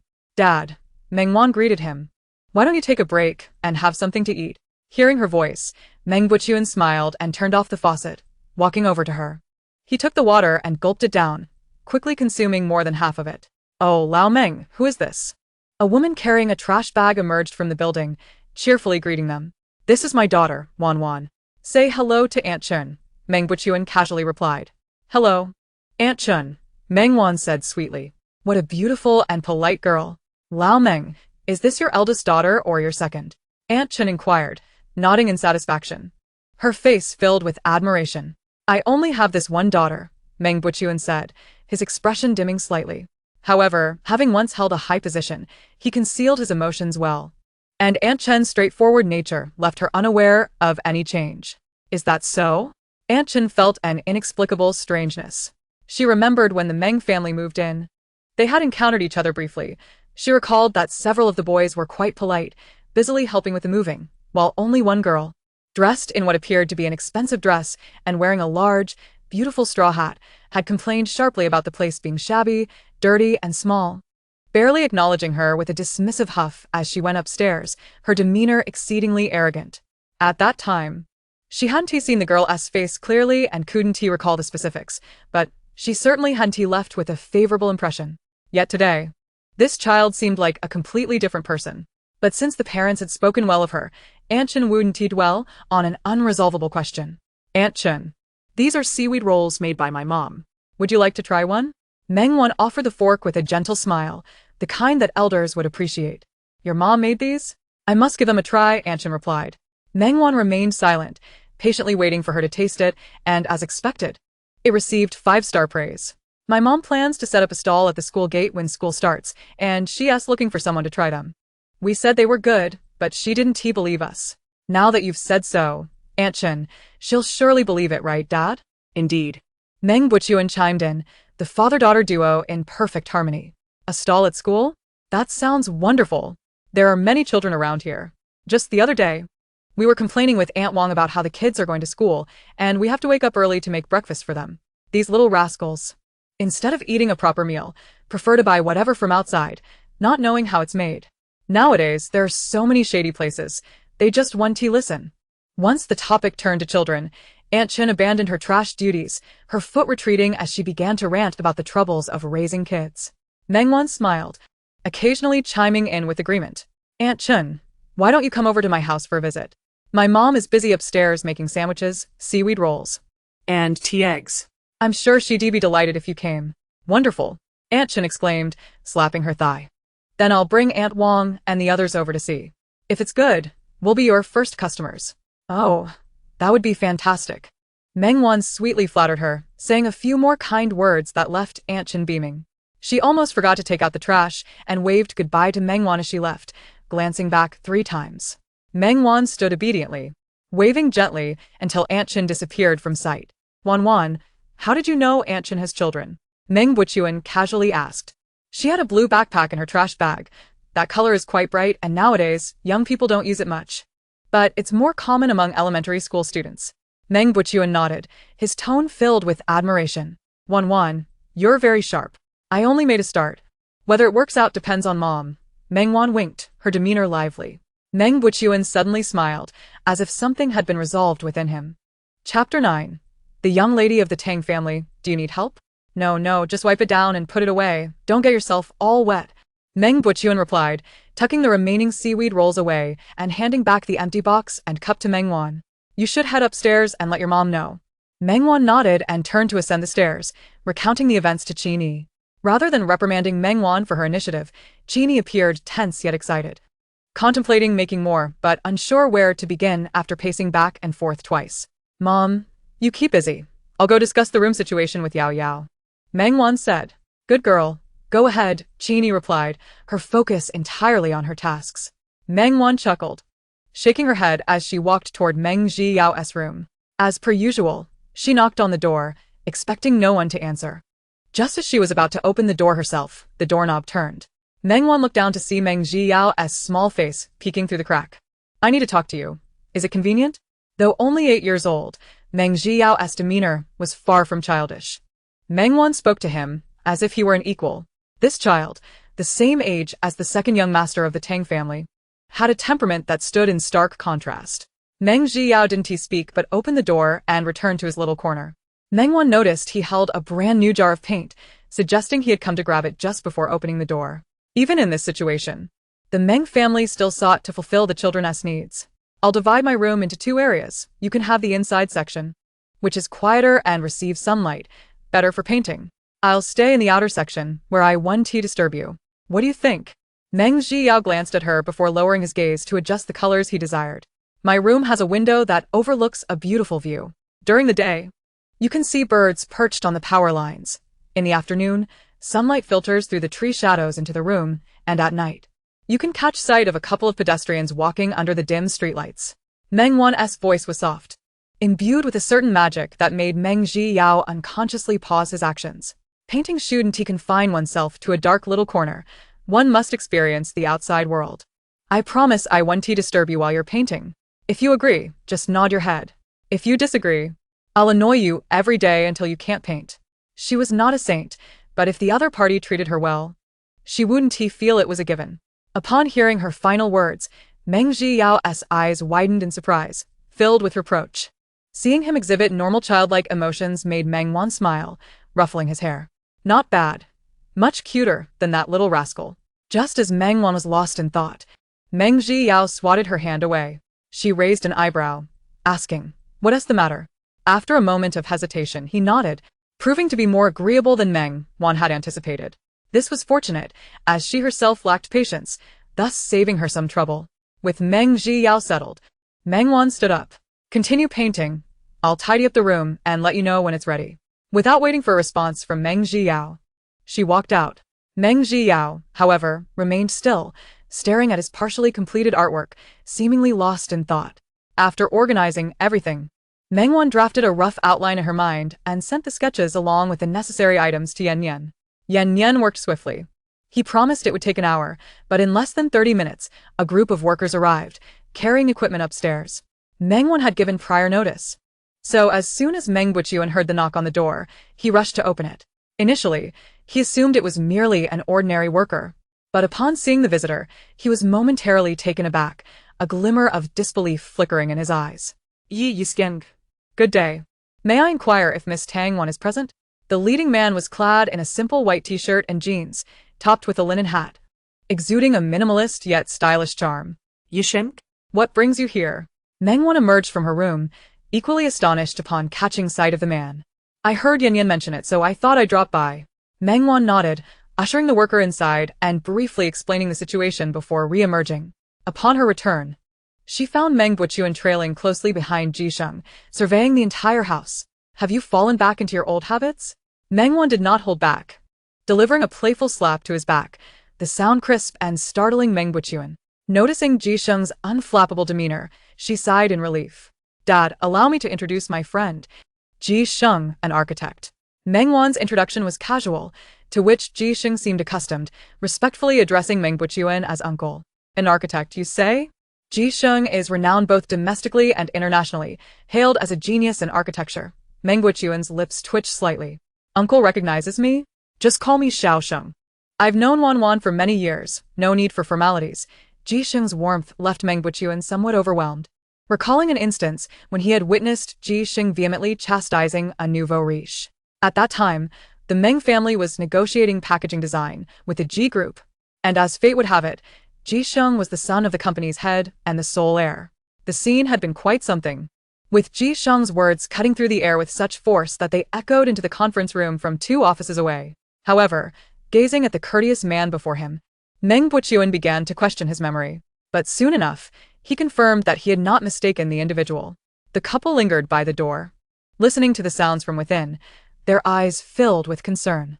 Could the 2 youngsters be arguing? "Dear, should you not go in and check?" Meng Buqian, too, felt a twinge of worry, just as the voices within ceased, and the door swung open. "Dad, Mom." Both parties were startled. Wan, discuss matters amicably. "Don't raise your voices," Chini said, her worry palpable, while Meng Wan chuckled softly. "Mom and Dad, no need to fret. This guy tends to get animated when he's engrossed. He isn't actually scolding anyone." Sometimes the construction site is quite noisy, and he subconsciously speaks louder. Meng Wan had no intention of divulging how Jisheng could be rather sharp-tongued when faced with the oblivious. Really? Indeed. Meng Wan swung the door wide open, revealing a scene of harmony within, as Jisheng was engaged in a discussion with the foreman, his disheveled hair the only evidence of his fervor. You all go prepare the ingredients. Aunt Chen and the others are coming over soon, aren't they? You all be civil now, no arguments. Take this tea inside. Qini instructed, still unconvinced. Understood, Meng Wan replied, accepting the tea and closing the door once more. Qini and Meng Wuqian exchanged glances, ultimately retreating to the kitchen. Inside the room, Jisheng swallowed hard and returned to Meng Wan's side, while the foreman, accustomed to the scenario, smiled and continued directing the others to resume their work. I wish you could tone it down a bit. For heaven's sake. Jisheng raised his voice, only to lower it immediately upon receiving a disapproving glare from Meng Wan. Reflecting on it, his tone carried a hint of grievance. As a man of privilege, who dares to lay a hand on me like that? Besides, I don't scold without reason. Those nouveau riches truly believe that a bit of money gives them the right to command me to work. Isn't it merely about money? I can afford any amount. Do you know who I am? I am the eldest daughter of the Tang family. Having you design a room for me is a privilege for you. Don't be ungrateful. Jisheng mimicked the tone of the person on the other end of the line, dripping with sarcasm. Pfft, do I need her millions? Really inflating one's worth. Who is the rascal that passed on my number? What bad luck. Jisheng vented his frustrations, while Meng Wan's attention shifted. The eldest daughter of the Tang family? Chapter 10. He doesn't grind his teeth while sleeping, does he? Meng Wan raised an eyebrow, a smile curling at the corners of her mouth. Seems you've adapted to your identity quite swiftly. The news has circulated. Is everything truly all right? Jisheng's expression sobered. Such trivial matters are hardly worth my concern. Does she need the title of the eldest daughter of the Tang family? I don't. Meng Wan's eyes sparkled with confidence. Jisheng chuckled. Indeed, where can you not thrive? But this house is rather small, isn't it? Didn't Yan Yan gift you a larger one? He glanced around the room with a frown, tinged with mild disdain. Can you even live here? I have my own plans. Meng Wan shrugged, and knowing her character, Jisheng refrained from pressing further. The workers were swift in their actions, communicating with Meng Wan, and within an hour, the room was beautifully redecorated. Meng Wan conferred with Jisheng, also adjusting the layout of Meng Jilia's room. With Jisheng's expertise, the space was maximized, while other areas remained unchanged. Jisheng contemplated making further alterations, but Meng Wan declined, seemingly lost in thought. Meanwhile, Meng Wan seized the opportunity to have Meng Jiao move in. Your space is inside. This area outside is mine, Meng Wan explained the room's layout, pointing to the bed. The room was cleverly divided with curtains, ensuring both sections received ample sunlight. The bed was placed at the far end, separated by curtains and flanked by 2 bookshelves. Near the window were 2 desks, and Meng Xiao's area featured a small cabinet filled with various paints and brushes. Meng Wan's bed area was similarly enclosed by another curtain, providing privacy at night, ensuring that any comings and goings would not disturb her. Typically, we maintain our territories. You paint your art while I attend to my matters, peacefully coexisting. Consider this a bribe. Do we have an agreement? Meng Jiao, clutching his paint box, could not take his eyes off the cabinet brimming with paints. All right. Go pack your things. Meng Wan patted his head, and this time, Meng Jiao did not resist. Meng Wan smirked. Children are easy to appease. After settling Meng Jiao, the boys' room was swiftly completed as well. After a thorough inspection, Meng Wan nodded in satisfaction. With Jisheng overseeing, she felt assured that no issues would arise. The space, architecture, and layout all sparkled with Jisheng's touch, ensuring meticulous attention to detail. He was undoubtedly born for this profession. Thank you for your hard work. Miss Tang, you flatter me. Please feel free to call on me directly for any future matters, the lead worker said, carrying a box with an earnest tone. I now go by the surname Meng. Meng Wan's declaration caught the attention of the 2 in the kitchen, with Qin Yi's eyes welling up. Quickly lowering her head to knead the rice for sushi to mask her emotions, though her trembling hands betrayed her. Meng Wuqian, too, felt a pang in his chest. Gently patting Qin Yi's back, he wiped his hands and approached Meng Wan. Understood, Miss Meng. The leading worker had collaborated with Meng Wan several times, and as someone who could deal with the foreman, he was undoubtedly astute. I shall take my leave now. Do not hesitate to call if needed. Jisheng ended a ringing call and promptly blocked the number. Understood. Thank you for today. Once this busy spell is over, I'll treat you to a meal. Ji Xing said nothing, merely bumping fists with her. Uncle, until next time. Apologies for the inadequate hospitality. Do visit again when you can. Just as they had seen Ji Xing and his party off, Aunt Chen and the others arrived. Meng Wuchuan had initially intended to speak further with Meng Wan but decided against it, turning to greet the guests with Qin Yi. The entire house was in an uproar, and Meng Wan was not fond of such a cacophonous atmosphere. After exchanging pleasantries, she retreated to her room. It was still before noon, yet Meng Wan's energy had already been swiftly depleted. Lying on the bed, the soft mattress enveloped her in a wave of relaxation. After all, she was a pampered young lady, accustomed to a life of comfort. The distinction between merely sleeping and sleeping well was stark. Yan Yan, presumably aware of this, had even replaced Meng Wan's mattress. Just as she was about to doze off after rolling over a couple of times, her phone rang. Behind a curtain, Meng Zhiyao was engrossed in her artwork, and Meng Wan did not shy away, directly answering the call. Hello, she responded lazily, her voice lacking vigor. Has Miss Meng taken to hard labor? You sound rather lethargic. Yan Yan teased, a hint of mirth in his tone as he slid his fingers across the screen. Have you sorted everything out? Indeed, I am, after all, a cherished young lady, Meng Wan mused, a genuine sigh escaping her lips. Just then, a notification chimed on her phone, revealing a transfer of 1 million. Oh, our dear Yan Yan is ever so generous. Should I be thanking you for your magnanimity? Meng Wan accepted it with nonchalance, for after all, her funds were merely circulating back into Yan Yan's account, their relationship being far closer than outsiders might presume. Yan Yan chuckled softly, his slightly husky voice crackling through the line, igniting a delightful sensation in her ears. It's not as if you lack for accommodation. How long do you plan to indulge yourself? Meng Wan sat up, casually running her fingers through her hair. It's quite intriguing. Let us leave it at that for now. In the evening, Meng Zhiyuan and Meng Zhi Li returned home together. Zhi Li's back. Hurry and take a shower. You have school tomorrow. Upon hearing the door open, Qin Yi set down what she was holding. Yes, I spoke to my elder brother yesterday regarding the market stall. He waited for me at my shop after work, and we returned together. Zhiyuan is back too? Have you eaten? I have. What about the stall? Everything is nearly in place. Thanks to Wan Wan, she had someone handle the business license, saving us a great deal of trouble. I had almost forgotten. It only struck me when it was presented to us. Meng Bo-kun handed the business license to Meng Zhiyuan. Is Wan Wan truly that capable? Meng Zhili asked, somewhat astonished, just as he happened to encounter Meng Wan exiting the bathroom. I asked a friend. It was quite simple for him. Nothing to fret over. Speaking of friends, how did you come to know Ji Sheng Wan Wan? Meng Bo-kun inquired, clarifying that he meant no offense. He was merely curious. We met during childhood. He's a decent fellow, usually only resorts to harsh words when provoked, so there's no need for concern. Ji Sheng? Meng Zhiyuan was taken aback. Yes, Wan Wan mentioned he works in construction. I was quite startled when I opened the door and found it was Ji Sheng. A genius, indeed.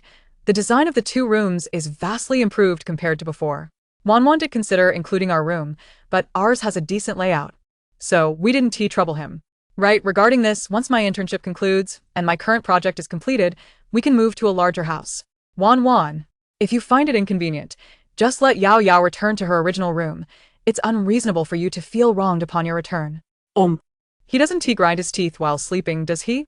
The unexpected question left Meng Zhiyuan momentarily stunned, eliciting laughter from the others in the living room. He doesn't Zhiyao sleeps quite soundly, Meng Zhiyuan replied, his tone tinged with a hint of helplessness. Meng Wan raised an eyebrow, but remained silent. The others understood that prolonging this topic would become tiresome, so they gracefully shifted gears. Renovating all this must cost quite a bit, right? Wan Wan, keep your own funds secure. Your father will cover the renovation costs. Speaking of which, Dad, after we establish a stable clientele at the stall, I'd like to invest in a storefront for you to run. Of course, I would take a share of the profits. What do you think? Chapter 11. Where did this little girl get her second brother? Meng Wan deftly changed the subject. By the way, isn't elder brother studying law? We could draft a contract. My judgment is sound. Mom has already secured several orders today without even opening for business. If this continues, I might end up profiting. Well, I'm glad you can think that way, but let us not rush, Dad. Please don't dismiss this idea so hastily.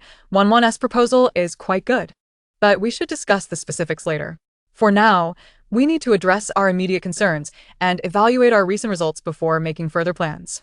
Meng Yuan, embodying the steadiness of the eldest son, commanded respect effortlessly. The conversation meandered back on itself, and Meng Wan chose not to engage further, retreating to her room for some rest. Having changed her bed, the quality of her sleep indeed improved considerably. Meng Wan glanced at the clock. It was already 10 o'clock. As Meng Yuan mentioned, Meng Yao slept quite peacefully, and upon waking, she quietly sat in the corner, engrossed in her drawings. If not for the sound of a lid being twisted off, it would have been as if no one were present. Not wishing to disturb her, Meng Wan opened her door, only to find Meng Bo-kun and the others seated in the living room, counting something back and forth, occasionally whispering to each other. Their excitement palpable. "Good morning. Wan, you're awake. Did we disturb you?" "No." Was today's market stall successful? Perhaps influenced by their mirth. Meng Wan's tone lifted. "Indeed, today was a trial run. We didn't sell much, but everything was sold out, netting us a modest profit of around 200. Qin Yi held some small change, her eyes sparkling, a stark contrast to her previous demeanor, which had been tinged with sorrow. "Thanks to Wan, we sold a fair amount even before we left the building." Meng Bo-kun straightened his posture unconsciously. "This reminds me of the early days of starting a business. The thrill of receiving the first order has a certain resemblance to today." Meng Bo-kun spoke with nostalgia. His gaze cast downward as he rubbed the crumpled bills in his hand, his expression complex. "Dad, tomorrow is the official start school. The foot traffic will be much greater, and it will be far busier than today. Please don't be as flustered as you were today." Meng Zhili noticed Meng Bo-kun's emotions and deftly redirected the conversation. "Yes, fortunately, Zhili will come help right after school." Qin added, "By the way, are you hungry, Wan? Let me prepare something for you. Lunch will be ready soon." Thank you, Mom. Meng Wan accepted graciously. "Oh, this afternoon. I'll be going out with my second brother." Children bond quickly, and just like that, Meng Bo-kun said, "All right, hand the money to Wan.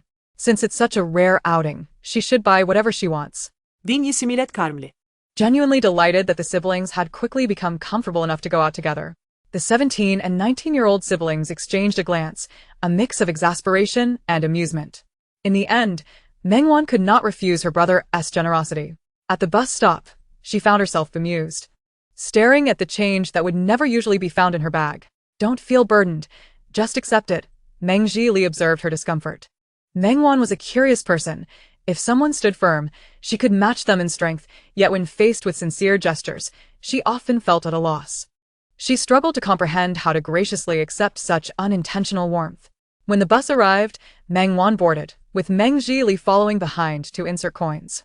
The destination was closer than expected, and after detouring to purchase a few items, they switched to another bus. After all was said and done, the journey had taken no more than half an hour. Meng Zhili gazed upon the alley that resembled something from the Republic of China, his expression softening. "I never imagined a city had such a place. Your demeanor suits this setting remarkably well," Meng Wan complimented with grace, causing Meng Zhili to blush slightly. As they ventured deeper, the scent of traditional Chinese medicine grew stronger in the air. "Can you discern which herbs are present?" Meng Wan suddenly became curious. Turning to Meng Zhili, their eyes met, and in that moment, she saw the spark of vitality and mischief within his gaze. Meng Zhili, with a doting smile, slightly twitched his nose and surprisingly named a few herbal ingredients. Meng Wan curled her lips in a faint smile, refraining from commenting. She guided him through a series of turns until they finally halted before a rather unassuming wooden door. The door was ajar, and through the crack, one could see an elderly man reclining in a grand armchair, leisurely fanning himself and occasionally humming along to the radio's whimsical tunes. Beside him lay an assortment of pastries and snacks, a picture of contentment. Out of politeness, Meng Zhili merely cast a glance inside before averting his gaze, unaware of the scene within. After making a shushing gesture, Meng Wan signaled him to step back behind her. However, instead of entering promptly, she waited until the old man was about to pop a snack into his mouth before decisively pushing the door open. "Old Chen caught you red-handed. How can you be indulging in snacks again?" Meng Wan's voice rang out suddenly, startling the old man, whose initial reaction was to hide the treats behind him. "What snacks?" Meng Wan smirked. "Perhaps you should swallow those chips in your mouth first?" Chen Xiong, feeling a bit guilty, straightened up. Meng Wan expertly poured tea from a kettle, presenting it to Chen Xiong with both hands. It was polite, albeit lacking a bit of warmth. Chen Xiong, having just felt parched from the chips. Found relief in the tea, which was evidently of fine quality, brewed by someone who knew their craft. He nodded appreciatively, though it seemed he yearned for more. Hand it over. Meng Wan extended her hand, her expression serious. Hand over what? You little rascal. You hardly visit. I thought you had forgotten about this old man. Chun Xiong feigned ignorance, launching into a complaint about how Meng Wan had only seen him twice over the summer. Do you still want pastries from Yunfeng's eye? At her words, Chun Xiong snorted dismissively. Your hands are empty. You've learned to deceive this old man. Meng Wan sighed. If you give me the snacks, I won't be deceiving you. Second brother, come in. At the sound of her voice, Meng Zili, who had been lingering outside, finally stepped inside. Grandpa Chen, he greeted, holding a box of pastries in his hands. Upon hearing his voice, Chen Xiong turned to look, and their eyes met, causing Meng Zili to nearly drop the box. His mouth agape, he glanced between Meng Wan and Chen Xiong, disbelief etched on his face. Ch Chen Xiong. Second brother, don't be nervous, Meng Wan reassured him, patting his shoulder as she took the box from him. Meng Zili swallowed hard, feeling a bit lost on where to place his hands and feet, his eyes sparkling with a mix of fervor and admiration. You little rascal. It seems you have come to see this old man for something. Chen Xiong scrutinized Meng Zili, but directed his words to Meng Wan. Just here to check on you, Meng Wan replied, handing the box to Chen Xiong. Seizing the opportunity while he accepted it, she deftly snatched the snacks hidden behind him. Chen Xiong's eyes widened in astonishment, yet he was powerless to object. All right. Didn't T.I. have Yen Yen send you other snacks? You really should cut down on these oily, high-calorie treats. As an old Chinese doctor, how can you be so ignorant of dietary restrictions? You young girl knows nothing. I'm already half a foot in the grave. Every bite counts. That's why I'm here to pull you back from that half foot. Meng Wan's words made Chen Xiong chuckle, and his stern demeanor softened as he turned his attention back to Meng Zili. Let me introduce you. This is my second brother, Meng Zili. Old man like me isn't senile yet. Where did this little girl get a second brother? Something happened. Could you please take a look at him? At her request, Chun Xiong lazily reclined back in his chair. What are the symptoms? Something he was born with, weak constitution. Meng Wan detailed various symptoms, peppered with medical terminology. Meng Zili suppressed his astonishment, keeping his expression neutral. Then why not just go to the front yard and gather some herbs? Chapter 12. She has a biological brother. Despite saying that, Chen Xiong waved him over. Meng Zili promptly stepped forward, extending his hand. Chen Xiong's somewhat wrinkled hand rested on his wrist for a moment, his expression growing serious. A young man who has lived to this age must have cost his family a pretty penny. This is a precious life. Indeed. A significant amount was spent in earlier years, Meng Zili replied respectfully, appearing a bit reserved. Retracting his hand, Chen Xiong called out Xiao Lu. Moment latte. A boy of about 14 or 15 hurried out from the inner room. Master, what is it? I told you not to eat anymore. If Tang Wan finds out I bought you snacks, she'll definitely give me a beating. As Xiao Lu spoke, he unexpectedly locked eyes with Meng Wan's teasing face. He gulped, awkwardly turning away. His shoulder was grasped, and with a face full of despair, he turned to meet Tang Wan's gaze. Yet, he quickly replaced his expression with one of feigned enthusiasm. Oh, I thought it was someone so beautiful that I couldn't take my eyes off them. Turns out it's my exquisite little fairy, Tang Wan, the eldest Miss Tang. The abrupt shift in tone made Meng Zili suppress a smile, while Meng Wan looked exasperated. Pinching his earlobe. I was wrong, Sister Wan, I was wrong. Xiao Lu yelped, making it sound as if Meng Wan had inflicted some terrible torture upon him. In reality, she hadn't even applied any force. All right, if you keep shouting, your ears will go deaf. Meng Wan lightly tapped his head, deciding to let the snack incident slide for now. Upon hearing this, Xiao Lu, who had been feigning injury, instantly wore a bright smile. Chen Xiong observed the playful banter between them with an air of indifference, accustomed to such antics. He waved his hand, and Xiao Lu immediately straightened up, approaching him and bowing slightly. Xiao Lu, go prepare the items. Yes. The formerly jovial Xiao Lu immediately took on a serious demeanor, responding promptly and without delay. As Chen Xiong prepared to rise, Meng Wan swiftly stepped forward to assist him. While playfulness was welcome, the necessary rituals and respect could not be overlooked. Meng Zili watched this all unfold, then lowered his gaze, a flicker of disappointment crossing his features as he seemed lost in thought. Second brother. Meng Wan supported Chen Xiong as they entered the room. only to turn and find Meng Zili still stationary, lost in his musings. Coming back to his senses, Meng Zili gathered himself, offering her a smile before following suit. They traversed through the room to the courtyard, where Xiao Lu was already waiting at the door of one of the rooms. Upon seeing Qin Xiong, he took Meng Wan's place, assisting him into the inner chamber. The room was infused with a subtle fragrance of medicinal herbs, pleasant rather than bitter, offering a sense of comfort. Meng Zili found himself quite fond of the scent, his nose twitching slightly as he pondered something. Meng Wan glanced at him but chose to remain silent. "Have a seat, and place your hand here." Qin Xiong's tone had shifted dramatically from before. Meng Wan and Xiao Lu ceased their playful antics, standing quietly to the side, adhering to decorum. The room fell into a serene silence, with only the fragrance wafting about. Qin Xiong posed several inquiries, to which Meng Zili replied diligently, sometimes directing questions at Xiao Lu, who, if unable to answer, was supplemented by Meng Wan. The atmosphere grew unexpectedly solemn, and Xiao Lu began to appear increasingly anxious, while Meng Wan maintained her air of calm, occasionally raising an eyebrow at Xiao Lu in a teasing manner. Meng Zili observed their subtle exchanges, merely smirking quietly, choosing not to intervene. "Xiao Lu." "Yes." Called upon. Xiao Lu felt a wave of dread, anticipating another question. "Look at you, lacking ambition. Take a page out of your sister Tang Wan's book. She was able to respond fluently at half your age." Qin Xiong remarked, causing Meng Wan to beam at Xiao Lu, who, feeling annoyed yet unable to retort, shot her a resentful glare. "Return with today's unanswered questions and present them to me tomorrow." Yes. Xiao Lu, looking as dejected as a wilting eggplant, spoke in a subdued tone, yet dared not protest. "All right, take him with you, and head to the front yard to gather herbs." Qin Lu took the prescription, glanced at it, and then looked at Meng Zili. After agreeing, he led him outside. The door creaked shut, and under Qin Xiong's indication, Meng Wan sat in the position previously occupied by Meng Zili. When did a second brother appear? Seeking medical attention was merely a pretext. The true motive was to introduce people, wasn't it? Qin Xiong did not miss the subtle gesture of Meng Zili's fingers lightly tapping. Seemingly casual but perfectly timed with the quantity of medicinal ingredients Qin Lu was required to confirm.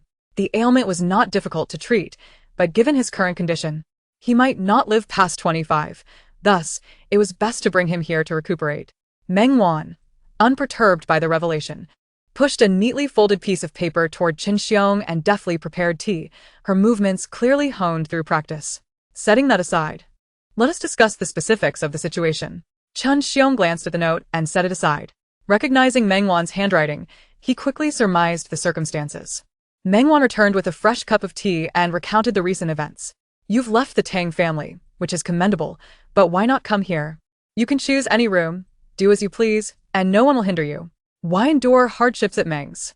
Qin Xiong furrowed his brow, while Meng Wan calmly shook her head. "It's not that hard. You child, after such a significant event, you don't even inform me? Wasn't I just settling in before coming to tell you? It seems the Meng family has captivated your interest." Meng Wan smiled subtly, neither confirming nor denying the statement. "After a year together, I can assist when possible, but once college begins, we shall all go our separate ways. Their future will depend on them." Qin Xiong observed her, his murky eyes revealing little, and after a prolonged sigh, he spoke. "As for whether the Tang and Meng families are worth your attachment, I cannot say. But know this. You are certainly a part of this place." Meng Wan smiled as she refilled his cup. "I am aware, grandfather. Let us go. Once you have recuperated, we can proceed with acupuncture. There's no rush. As for other matters, we shall see." Qin Xiong tucked the note away and stood. Meng Wan paused her actions and stepped forward to support him. "I will follow your lead." Qin Xiong gently patted the back of Meng Wan's hand, his affection and tenderness evident, an unspoken understanding between them. In the front courtyard, after leading Meng Zili into a private room, Qin Lu proceeded to the counter to fetch the medicine. The prescription contained several rare herbs, which could not be left out in the open. Thus only Qin Lu was permitted to retrieve them. Meng Zili sat inside, peering through the window at the main hall. Were it not for the modern attire of the patrons, he might have doubted whether he had stepped into an ancient apothecary. The flow of people was considerable. A mix of ordinary folk and dignitaries, some obscured by their hands to avoid recognition. Curiously, the hall was eerily quiet, conversations reduced to mere whispers. The aroma in the hall mirrored that of the earlier room. Bored, Meng Jilai took out his phone to jot down notes. The medicine is to be consumed in 2 doses, once in the morning and once in the evening. The water quantity is noted on the paper. Remember to return after finishing. Chenlu's voice broke through Meng Jilai's reverie. Thank you. How much do I owe? Meng Jilai queried. Chenlu regarded him with suspicion. Did I misstate something? Meng Jilai was puzzled. What is your relation to Tang Wan? Why haven't I seen you before? Are you her boyfriend? That can't be. Yan would never let you off. Chenlu stroked his chin, frowning as he bombarded Meng Jilai with questions, leaving him somewhat flustered. I am Wan's second brother. Meng Jilai. Unfamiliar with Yan, Meng Jilai sensed it was best not to inquire further. Second brother? I was unaware she had one. A cousin, perhaps? Chenlu leaned forward, intrigued. A biological brother. Meng Jilai, feeling uncomfortable with the closeness, shifted slightly backward. Biological? Don't jest. She has an elder brother named Tang. A formidable character. Chenlu retorted without a second thought. Chapter 13. Apprenticeship. Meng Jilai pursed his lips, contemplating how to respond when Meng Wan suddenly appeared and playfully tapped Chenlu's head. Chenlu winced in pain and scurried behind Qin Xiong for protection. Master. Look at her. She hit me again. You talk too much. You deserve it, Qin Xiong replied without hesitation. Chenlu pouted, but dared not retort. This is my biological brother. I was mistakenly swapped at birth. Meng Wan's candidness left Meng Jilai feeling a twinge of guilt. Chenlu's eyes widened as he surveyed the two. So you were cast out by the Tang family? When did that happen? I've been tidying that room in Donyuan. Should I prepare your bedding? Meng Wan smiled, ruffling his hair, her tone softening. For now, I am called Meng Wan. Remember that. I remember. Chenlu hastily replied, cautious not to pry further. As for that room, it won't be necessary. Oh, he responded, a hint of disappointment in his voice. Meng Wan's lips remained upturned. Meng Jilai noted her cheerful demeanor, a stark contrast to the distant smiles she had worn at the Meng family, which were often forced and aloof, unlike the warmth radiating from her now. The medicine is ready, and it's getting late. We should take our leave. No snacks allowed. I'll bring you something else next time. Understood. You chatterbox, I wonder who you take after. Qin Xiong grumbled, though his tone was light-hearted, clearly enjoying Meng Wan's nagging. If I catch you secretly buying snacks for the old man again, prepare for a day trip to a haunted house. I was wrong, sister. My only sister. I won't dare again, truly. Chenlu clasped his hands together as if in prayer, nearly kneeling. May I ask a question? Meng Jilai suddenly spoke, drawing the attention of the trio. The rooms and hall were permeated with the scent of herbs. He had listed the ingredients, but felt he had overlooked one particular aroma. If convenient, could I trouble Mr. Chen to help a young one clarify this doubt? At this, Qin Xiong showed a flicker of interest.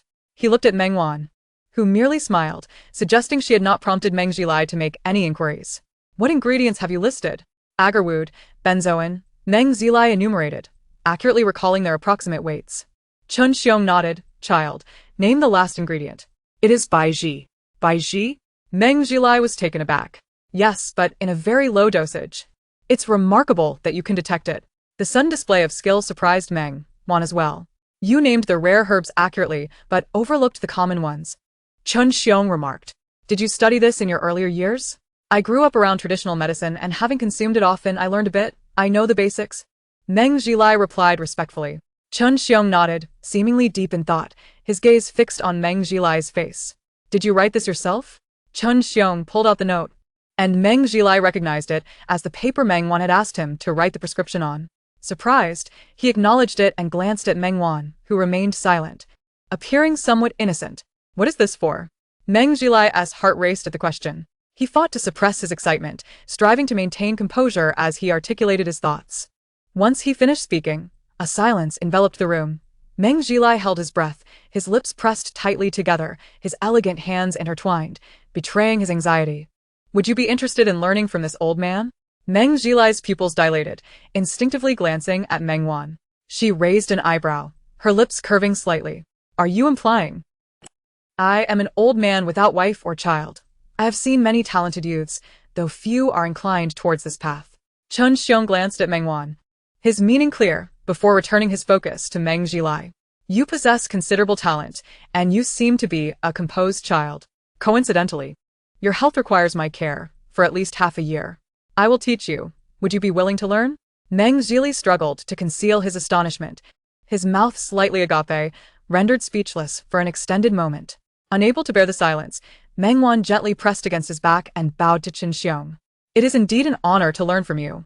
Since I ventured into this field, I have held you in the highest regard. I have perused your papers and works countless times, each reading enriching my understanding immeasurably. I have also contemplated pursuing a degree in traditional Chinese medicine. I have longed for the day when I might meet you, and I promise to study diligently, so as not to disappoint your guidance. Meng Zhili's heart raced violently. His ears flushed crimson, and his voice trembled slightly.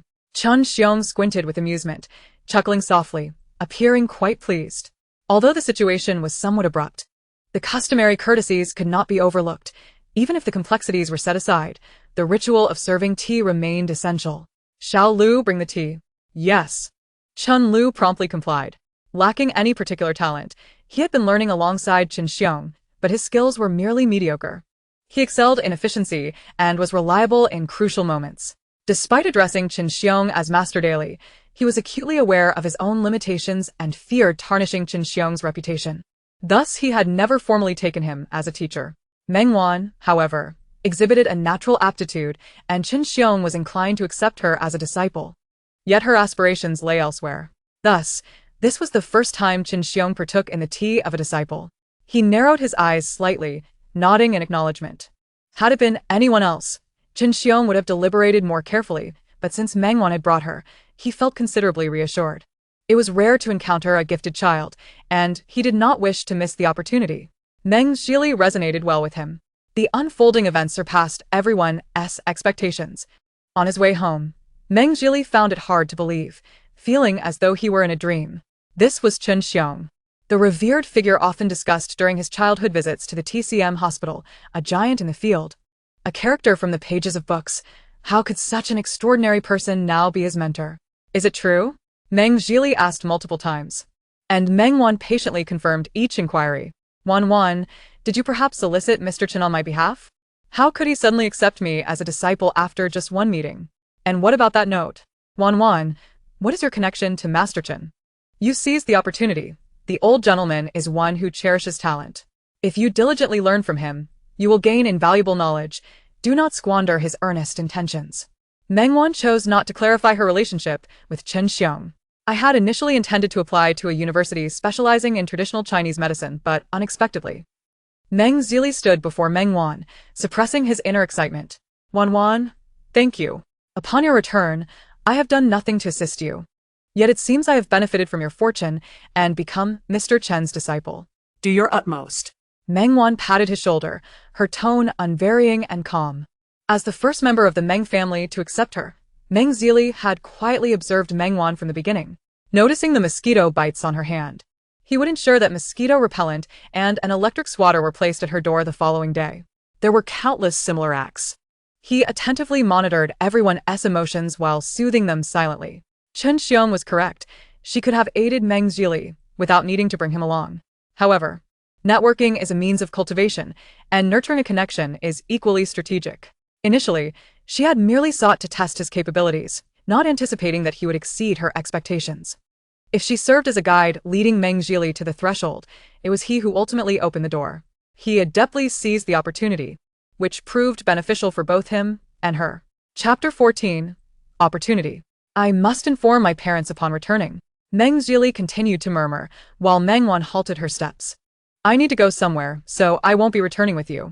No need to prepare dinner. All right, just let me know when you return. I'll come down to meet you. The alley isn't safe at night. Meng Zhili dared not inquire further, offering only a gentle admonition. In truth, Meng Wan was unconcerned about safety, but since she had been told, she opted to comply rather than complicate matters further. At the fork in the road, Meng Wan turned, disappearing around the corner under Meng Zhili's watchful gaze. Gripping the bag in his hand, Meng Zhili sighed, a complex smile gracing his lips. Had Meng Tangzi been present, he would have asked several more questions, but with Meng Wan, he hesitated, fearing that further inquiries might annoy her. He pondered how to make Meng Wan feel at ease. Meanwhile, in the courtyard, Qin Xiong reclined in the same armchair as before, savoring the pastries Meng Wan had brought. Master, what is the background of this Meng Zhili? Aside from Yan Go and Wan Jia, Has anyone else answered that question? Could it be that Wan Jia had an advance tip-off? Chen Xiong waved him over with a smile, and Chen Lu approached, squatting before him. As soon as he crouched down, Chen Xiong playfully flicked his forehead, causing Chen Lu to grimace in pain. Do you not know what kind of person your Wan Jia is? She wouldn't bring someone lacking in ability to me. How long have you been here? At least 5 or 6 years, and yet you've yet to answer half the questions correctly. Wan Jia's intellect is unparalleled. I cannot compete. Chen Lu felt aggrieved. Do you not realize your own worth? And you dare compare yourself to Wan Jia? I was speaking of Meng Jili. What? He hasn't spoken a word the entire time. Chen Lu raised his voice in disbelief. Chen Xiong stuffed a piece of pastry into his mouth and thrust a note into his hand. Enough, go help out in the front courtyard. You're just a nuisance to me. With that, Chen Xiong reclined once more, but his thoughts lingered on Meng Jili silently answering questions, his fingers tapping rhythmically against his trousers. Initially presumed coincidental, a series of questions confirmed that he could match the number of herbal prescriptions. Yes, understood. You're precious, one girl does not bother me. Chen Lu chewed on the pastry, crumbs flying as he spoke, inciting Chen Xiong's ire. Unfortunately, Chen Lu was quick to escape before Chen Xiong could rise, even taking a piece of pastry with him, leaving Chen Xiong both exasperated and amused. Upon reaching the front courtyard, Chen Lu finally unfolded the note. The names of the herbs and their precise measurements were noted, although it was a basic prescription. Achieving this level without systematic study, relying solely on book knowledge, was impressive. Chen Lu tucked the note away, unconsciously nodding in acknowledgement. Meanwhile, Meng Jili, with a swirl of emotions, opened the door to his room. Sounds emanated from the kitchen, where Meng Buqian was preparing dinner. Vinyi, Who had been in the living room playing blocks with Meng Zio, emerged upon hearing the commotion. Mom, where's Wan? Didn't she return with you? Qin Yi glanced behind him. Wan said she had something to attend to and wouldn't be back for dinner. When she returns tonight, please go down to meet her. There are all sorts of people downstairs, and it's not safe for a girl like her. I understand, Meng Jili replied gently. By the way, did you buy anything this afternoon? Noticing the bag in Meng Jili's hand, Qin Yi assumed it was the sibling spoils from the day. Speaking of which, there is something I need to tell you. Meng Jili's lips curled into a smile, his voice lighthearted. Qin Yi immediately sensed his buoyant mood, her own smile mirroring his. You little rascal, are you teasing us? Is there good news? Meng Jili did not answer, but placed the contents on the table. At his gesture, Qin Yi opened the bag, her expression shifting to one of alarm. What are these herbs? Sensing the tension, Meng Zio also withdrew from his block play, silently sitting beside Meng Jili. Meng Jili ruffled his hair and reassured him, Don't be anxious, Mom. It's nothing serious. But can you guess who prescribed these? Who prescribed them? Qin Yi paused and Meng Buqian, having appeared unbeknownst to them, settled beside Qin Yi. It wouldn't be Wan, would it? Indeed. I owe it to Wan. Meng Jili ceased to tease, recounting the events of the afternoon in detail. Are you implying that Wan not only had Mr. Chen treat you, but also accepted you as her disciple? Meng Buqian's mouth fell slightly agape, unable to comprehend the revelation. Chen Xiong. Is he the same Chen Xiong who was your attending physician during your hospital visit? Indeed, Meng Jili replied, a smile playing at the corners of his mouth as he nodded, offering a concise affirmation to both of them. We spent a considerable amount of money trying to secure an appointment, yet we couldn't even find him. Meng Buqian interjected. Is this truly the case? How did Wan manage it? I would be grateful just to have her lend me a glance, let alone take on a disciple. Heaven has truly opened its eyes. Jili, What did Mr. Chen say? Is your health in good standing? He merely indicated that I would need to return for several follow-ups. But I was already scheduled to go back this weekend, so I might learn a few things in the process. That's splendid. This is your opportunity. You must seize it and not squander the chance Wan has afforded you, nor disappoint Mr. Chen's expectations, Meng Buqian admonished, his tone earnest. I understand, Meng Jili replied. If my body cannot withstand it, I will inform Mother.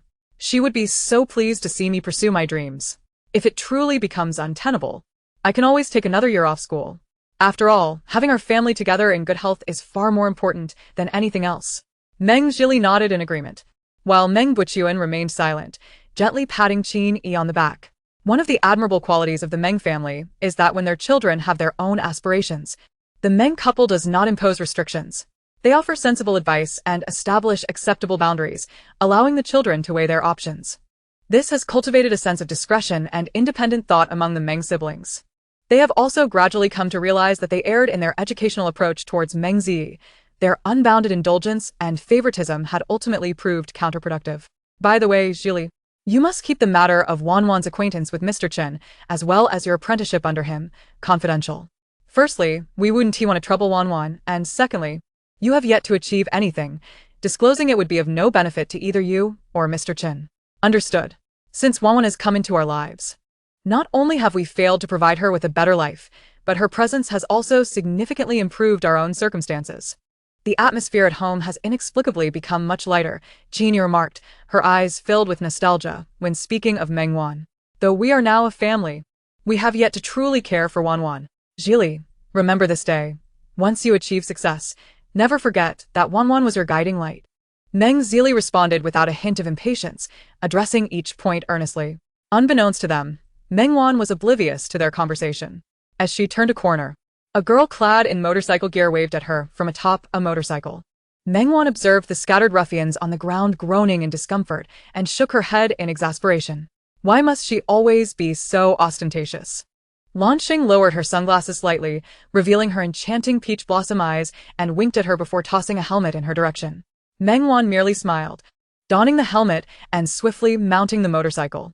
The roar of the engine reverberated through the alley, and the two departed without casting a glance at the fallen figures. Chapter 15. Not worth noticing. The motorcycle's thunderous roar and the whistling wind rushed past their ears as they crossed the street, eventually veering into a narrow lane. Halting at its end, the shop door stood ajar, appearing unremarkable from the outside, while only a few individuals were inside, tidying up in anticipation of the night. Meng Wan removed her helmet, casually running her fingers through her long hair. Lanxing's short hair was neatly styled. She merely tousled it before disregarding it altogether, prompting Meng Wan to smooth down the rebellious strands. Upon noticing their arrival, the attendant promptly approached to take their helmets. Lanxing handed over the motorcycle keys as she draped her arm around Meng Wan, leading her inside. At 168 centimeters tall, Meng Wan found Lanxing towering nearly a head above her. How do you like it? I followed your design sketches to create this. As the small owner, Lanxing wasted no time showcasing her quaint tavern. You know I prefer to stay out of the limelight. As a token of apology, I did send you some little trinkets, didn't I? Surely, our esteemed Miss Lan would be magnanimous enough not to hold a grudge against me. Meng Wan cupped her face and winked at Lanxing. Who would dare to anger my benefactor? Lanxing's gaze shifted to the array of cups and spirits displayed on the counter, clicking her tongue in admiration. Indeed. Merely a collection of baubles valued at nearly 80 million. That's why I'm not the least bit worried about Meng Wan leaving the Tang family. What kind of pampered young lady, underage, and independent of her family, can casually produce 80 million to indulge in trinkets and invest $1 million in a dream tavern? Meng Wan refrained from responding, instead wandering about the tavern, while Lanxing quietly trailed behind her. Unlike an ordinary tavern adorned with garish lights, the ambience was warm and inviting, imbued with a sense of sophistication. A discerning patron would recognize that every item, from the smallest cup to the bricks on the wall, was meticulously chosen, many of which could not simply be acquired with wealth. After surveying the place, Meng Wan chose a cozy corner to settle down.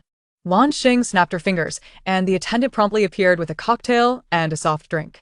Lanxing swept her hair back, one hand lifting the cocktail glass while the other casually rested on the sofa, exuding a relaxed elegance. What do you think, my esteemed benefactor? Are you pleased with what you see?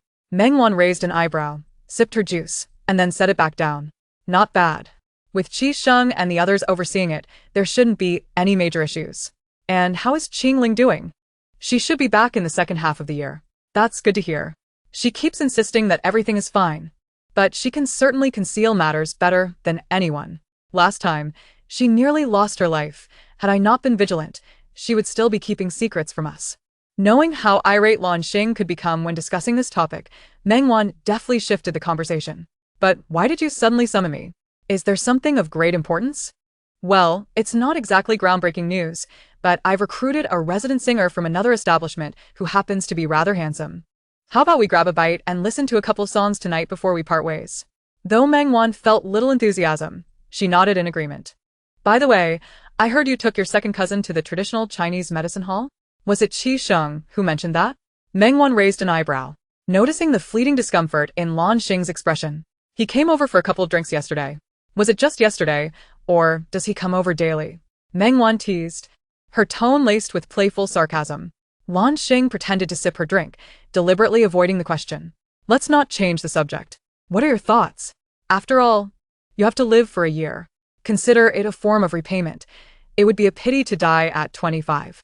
People can still be salvaged. And with a bit of talent, I figured I might as well do him a favor. The old man has been clamoring to take on a disciple.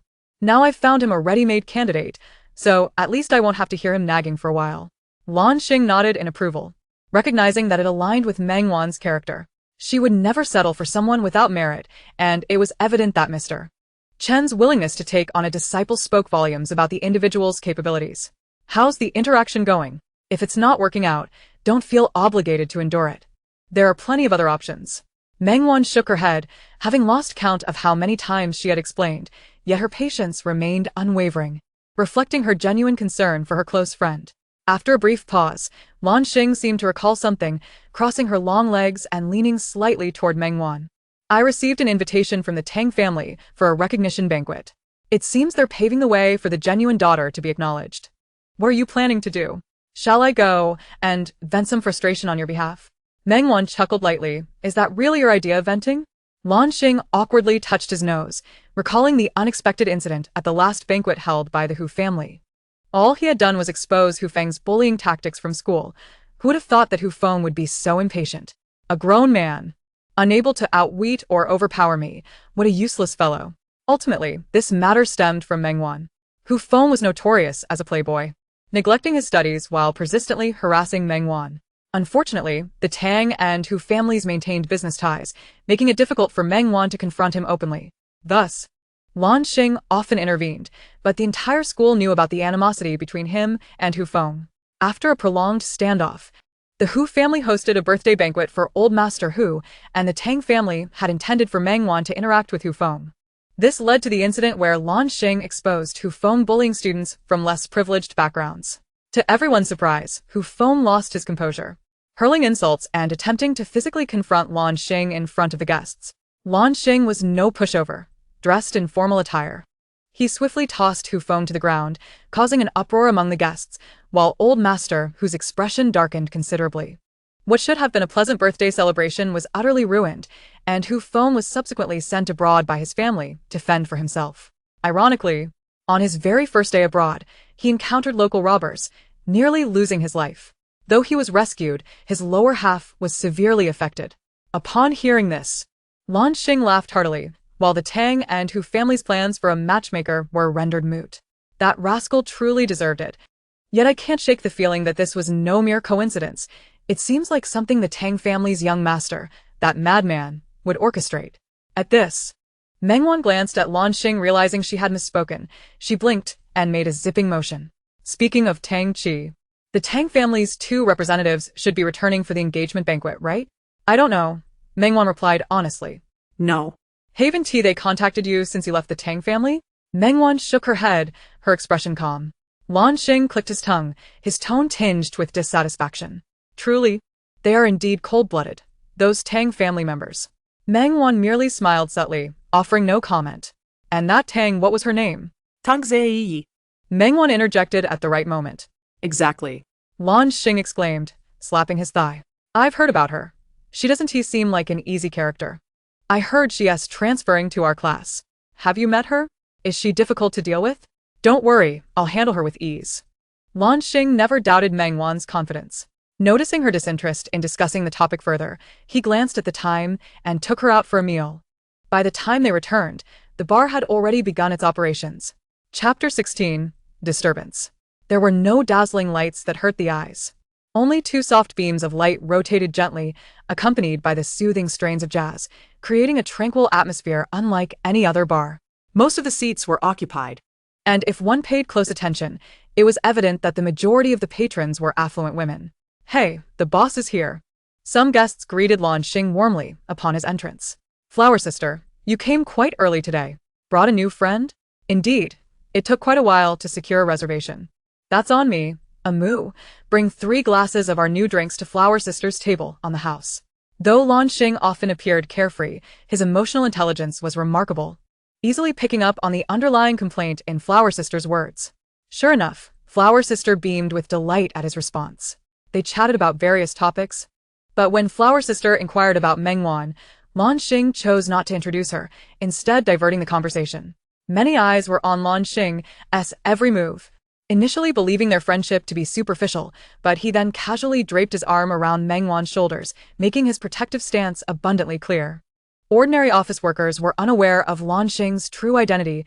Some socialites came for the ambience, but others were drawn to cultivate a relationship with him, which he was deliberately showcasing.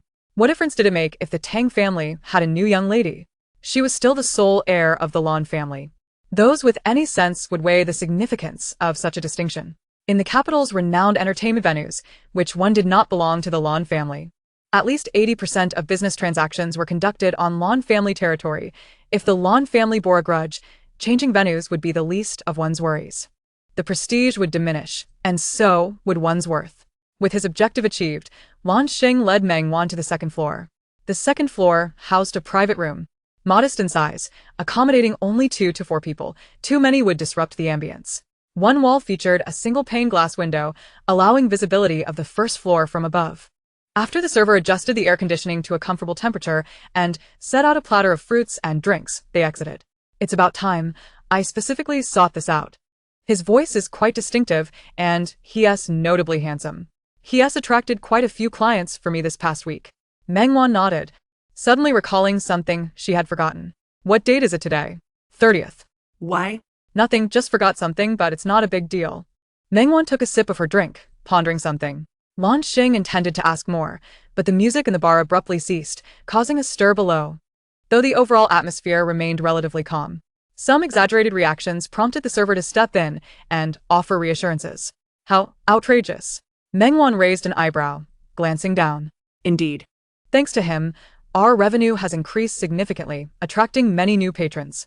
Meng Wan remained silent as they both gazed outside. The light shone upon a man with silver hair, casting a glow. Initially, the brightness obscured his features, but as the guitar strummed, the lighting softened, allowing Meng Wan to finally discern his visage. Men Jilian? You know him? Lan Xing looked at Meng Wan, surprised. He's my third brother. Meng Wan replied calmly, glancing once before returning her gaze. Third brother? Lan Xing raised an eyebrow, turning his attention back to Men Jilian, his tone laced with teasing. What a coincidence. Didn't you do any background checks beforehand? No. I just saw him dealing with a disturbance at his bar one day and helped out. Who knew it would cost him a salary deduction? I just ended up bringing him over. Lan Xing spoke casually, perfectly in line with her character. Meng Wan, unperturbed, was about to offer a word of caution when Men Jilian tapped the microphone, drawing everyone's attention to him. Meng Wan watched as Men Jilian lowered his gaze, gently plucking the guitar strings. Though she couldn't see his expression, she sensed a gentle aura enveloping him, starkly contrasting the rebellious demeanor he had displayed upon their first encounter. Men Jilian's voice was deep and magnetic, his posture relaxed and casual, harmonizing with the soothing love song as if he were whispering sweet nothings to a lover. The bar gradually quieted down, with only the occasional hushed conversation breaking the silence. Beautiful things are always particularly captivating, be it sound or person. Some maintain a respectful distance, while others prefer to seize and possess. After just 2 songs, a commotion erupted below. The soothing melody was abruptly interrupted, and several patrons began to complain, while the troublemakers continued to point fingers at something. Men Jilian appeared unfazed, guitar in hand, remaining seated in his spot without even raising his gaze. In that moment, he exuded a cold indifference, devoid of the warmth he had shown while singing. Meng Wan and Lan Xing exchanged glances. The latter gestured before heading downstairs, while Meng Wan remained in the private room, observing the unfolding scene. What is happening? Lan Xing reassured the surrounding patrons before approaching the server. The guests had consumed a couple of drinks and were now demanding that Jilian come down to share a drink with them, insisting that he order the most expensive wine on the menu once he arrived. Upon hearing the news, Lan Xing frowned. Hadn't she informed her that the establishment did not indulge in such nonsensical escort services? She had, but the patrons paid no heed to their explanations. They had initially intended to ask her to leave, but as soon as they approached, she began recording on her phone, threatening to accuse them of harassment. Upon hearing this, Lan Xing chuckled instead. She had only ever heard of lecherous men, yet here was a woman equally as sordid. What an eye-opener. All right. You all can go down and placate the guests. offer discounts where necessary, and comp their bills when appropriate. The waiter, wishing to protest, halted upon noticing Lan Xing counting on her fingers and tilting her head with an excited expression, opting instead to signal the other two waiters to soothe the guests. Isn't it merely a matter of selling alcohol? What distinguishes them from other establishments? Let him come down. It's just money. There's plenty where that came from. Instead of singing, why not come down and perform for me? I guarantee you'll be treated lavishly. Lan Xing gazed at the two empty bottles on the table. While the alcohol content wasn't high, it packed a punch, and downing 2 bottles so suddenly explained her current state of inebriation. Though they had still collected payment, it did not alleviate her heartache over the squandered fine wine. Hey, customer. With just a glance, Lan Xing comprehended the situation. The woman's husband was unfaithful and chose to drown his sorrows here, utterly devoid of shame. The woman clutched a bottle of wine, and as soon as the waiter departed, she attempted to ascend the stage, only to be intercepted by Lan Xing. Ling squinted at her, and Lan Xing reciprocated with a casual appraisal, clearly dismissive, even slightly disdainful. Li Ying, though young, had dressed in such a gaudy manner that it aged her by several years. Her face was caked in pale foundation, lips painted a fierce red. Adorned with a leopard print scarf and handbag, and every conceivable spot on her body was draped in gold jewelry. If this were abroad, it would be akin to declaring, Iemme welti, come rob me. Gazing at her nouveau riche attire, Lan Xing felt a pang of discomfort in her eyes. Chapter 17. A world apart. Who are you? Do you also wish to snatch my man? Li Ying slurred, the alcohol muddling her speech. I'm the owner here, dear. It's time for you to take your drunken antics elsewhere. I offer you 2 choices. Either you leave willingly, or I throw you out. Choose. Owner? Is this how you speak to customers? You little brat, are you trying to seduce someone else's husband? I've seen your kind before, and let me tell you, you won't meet a good end, you shameless harlot.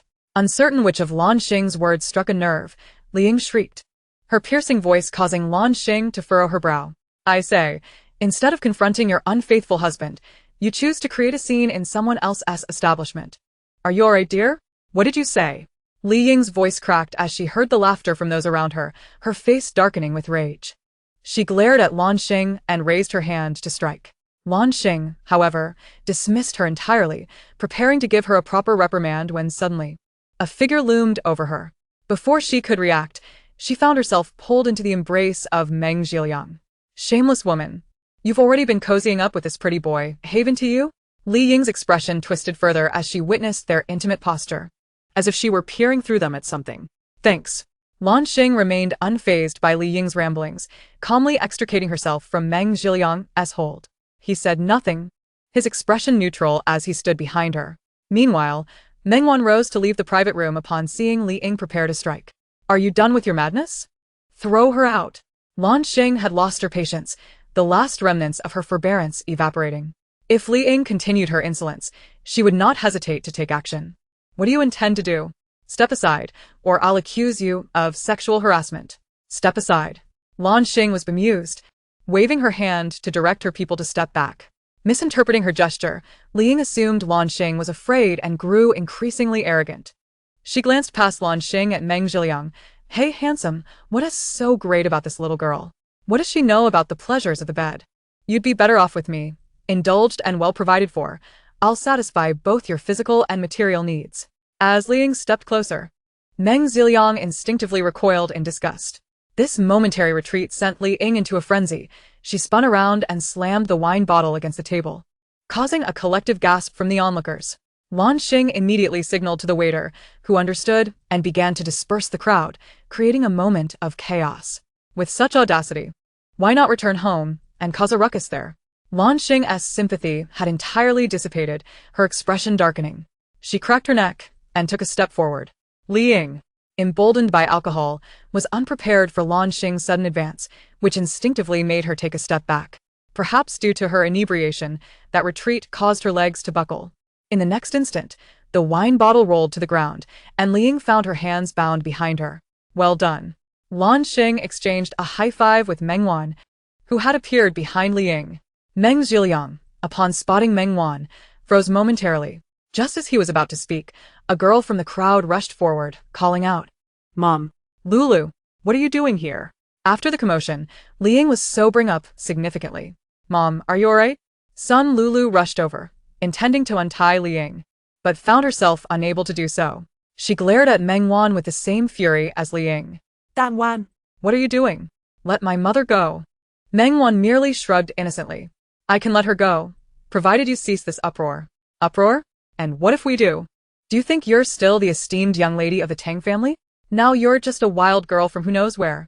I could summon someone to deal with you in an instant. Sun Lulu, bolstered by her indignation, inadvertently revealed a glimpse of her own insecurity, which caught the attention of others. As Lan Xing approached, Meng Wan, as if having eyes in the back of her head, deftly blocked her path. Lan Xing understood that Meng Wan had her own methods of handling the situation, so she allowed her to proceed. Besides, Meng Wan was typically more composed in her dealings. Even if things escalated, she would handle it. What was one Sun family, after all? Should her father intervene, he would not treat her any less than harshly. Today's business ends here. I kindly ask everyone to afford me, Lan Xing, the courtesy of discretion regarding today's events. As Lan Xing surveyed the room, the warning in her gaze was unmistakable, yet she also provided a graceful avenue for everyone to exit smoothly. Noticing many nodding in agreement, Lan Xing finally allowed a smile to grace her lips, softening her tone. I apologize for the unpleasant experience today. The entire venue's bills are on the house. Next time you visit, each of you will receive a 50% discount. With that, the discerning patrons remained silent, as those frequenting the establishment were either affluent or influential, well aware of the consequences of reckless words. In their social stratum, it was not merely wealth that mattered, but connections as well. Who would dare offend the future heir of the Lan family, which controlled 2/3 of the entertainment venues nationwide? The waitstaff commenced clearing the area, and the crowd began to disperse. As the doors locked, the establishment fell silent, and under Lan Xing's directives, the staff began to tidy up in preparation for closing. Amidst the busyness, Meng Wan was engaged in a standoff with Sun Lulu. The Tang family is preparing for a recognition banquet. I've heard the true daughter will be transferring to your class the day after tomorrow. As for you, do you still have the means to attend school? Or should I say, do you still have the face to return to school? Sun Lulu's words were laced with unmistakable sarcasm, yet they posed no real threat to Meng Wan, while Meng Ziliang's expression subtly shifted. Is it that you cannot secure my favor? And now you're contemplating the true daughter of the Tang family? Meng Wan emphasized true with a pronounced inflection. Sun Lulu's expression faltered as her secret was laid bare. Yet she held her ground, glaring defiantly at Meng Wan. Well, I wish you the best in your endeavors. In Meng Wan's words, there lay a hint of sincerity. Yet this only served to further provoke Sun Lu's already fragile and sensitive heart. They had known each other since middle school. Throughout their lives, Meng Wan had remained impervious to Sun Lu's numerous attempts at ingratiation. In her quest for Meng Wan's trust, Sun Lu had even resorted to bullying the new transfer student, only to find herself in an unexpected alliance with that very same student, leading to a complete rupture in their relationship. Compounded by the fact that Sun Lu's father's company maintained a business relationship with the Tang family, she had no choice but to swallow her pride. Enduring this humiliation for 5 long years. Do not bask in your triumph too much. What right do you have to contend with me now? After just 1 summer, we have become worlds apart. Do you truly believe that those who surround you and fawn over you do so out of genuine affection? It is merely mutual exploitation. With the school reopening in 2 days, I find myself quite eager for what lies ahead. World apart? Meng Wan murmured to herself, while Sun Lu mistakenly believed her words had struck a chord with Meng Wan, emboldening her somewhat. Yet to others, it appeared more as though she was merely posturing. Chapter 18. You are quite intriguing. How does the lofty daughter of the Tang family fare in the slums? You. Before Meng Zilian could finish his sentence, Meng Wan had already advanced and seized Sun Lu by her collar. She looked down at Sun Lu, her gaze devoid of anger, only imbued with tranquility. In stark contrast, Sun Lu's pupils quivered involuntarily, her eyes betraying fear and panic. What do you intend to do? Wicked woman, release my daughter. Li Ying, bound and struggling, was forcibly pulled away by Meng Zilian, who remained unyielding despite Li Ying's furious outbursts. His brow furrowed tightly, yet he chose to remain silent. Sun Lu, stripped of her identity as a member of the Tang family, I am still who I am, but without the Sun family name, what remains of you? Worlds apart. Who is the cloud, and who is the mud? Would you care to find out? You are merely relying on the support of Lan Xing. Do you truly believe that with your current status, you are worthy of Yan Yan? Do not even speak of Yan Yan. Do you truly think that your classmates will still regard you with the same sincerity as before? They are merely playing along for their own interests. Is that so? Then you truly are pitiable.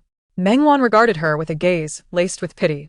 Gradually, the once dominant Sun Lu found herself unwittingly led by Meng Wan, her emotions now controlling her, the victor and vanquished already determined. Go home and get a good night's sleep. Let today be the end of this. Should you wish to act further, that is entirely up to you, provided you still wish to maintain your position as the esteemed daughter of the Sun family. Do you understand? What do you intend to do? Do you think you can threaten me with your current status? Threaten? Meng Wan seemed to find this notion amusing. You are not yet in a position to threaten me. This is merely a piece of advice. The Sun family has a substantial order on the horizon, does it not? Consider this a small lesson. If you behave yourself, this matter will end here. Should you choose not to, the repercussions will extend far beyond this minor admonition. Sun Lu's face paled. Indeed, the Sun family had a significant order in the works, and her father was confident they would secure it, leading to a buoyant mood and a generous allowance for her. But if the order fell through, do you expect me to kneel and beg you? Do not jest. Tang Wan, you've lost all status, and now you wish to use my father's order as leverage? Very well. I shall see what else you are capable of. Sun Lu gritted her teeth, wishing she could tear a piece off Meng Wan. Deep down, she did not believe Meng Wan had any real power, yet her prolonged subservience to Meng Wan had left her inexplicably uneasy. Meng Wan offered no response, instead curling her lips in a manner that suggested she had everything under control. Shingham? Lansing diplit, promptly approaching. Throw it away. Upon hearing this, Lan Xing's eyes brightened. She took the rope and swiftly grasped Sun Lu by the back of her collar, catching Sun Lu off guard. As Sun Lu struggled, Lan Xing's grip proved surprisingly strong, rendering both of them unable to escape her hold, tightening it further instead. By the way, Meng Wan spoke, prompting Lan Xing to halt. All eyes turned to her, filled with confusion and animosity. Remember this name, I am Meng Wan. Next time we meet, be sure not to mispronounce it. With a warm and gentle smile, akin to that of a friendly neighbor, Meng Wan seemed to reveal the dark feathers of wings trailing behind her. Once she finished speaking, Lan Xing forcefully pushed both women outside.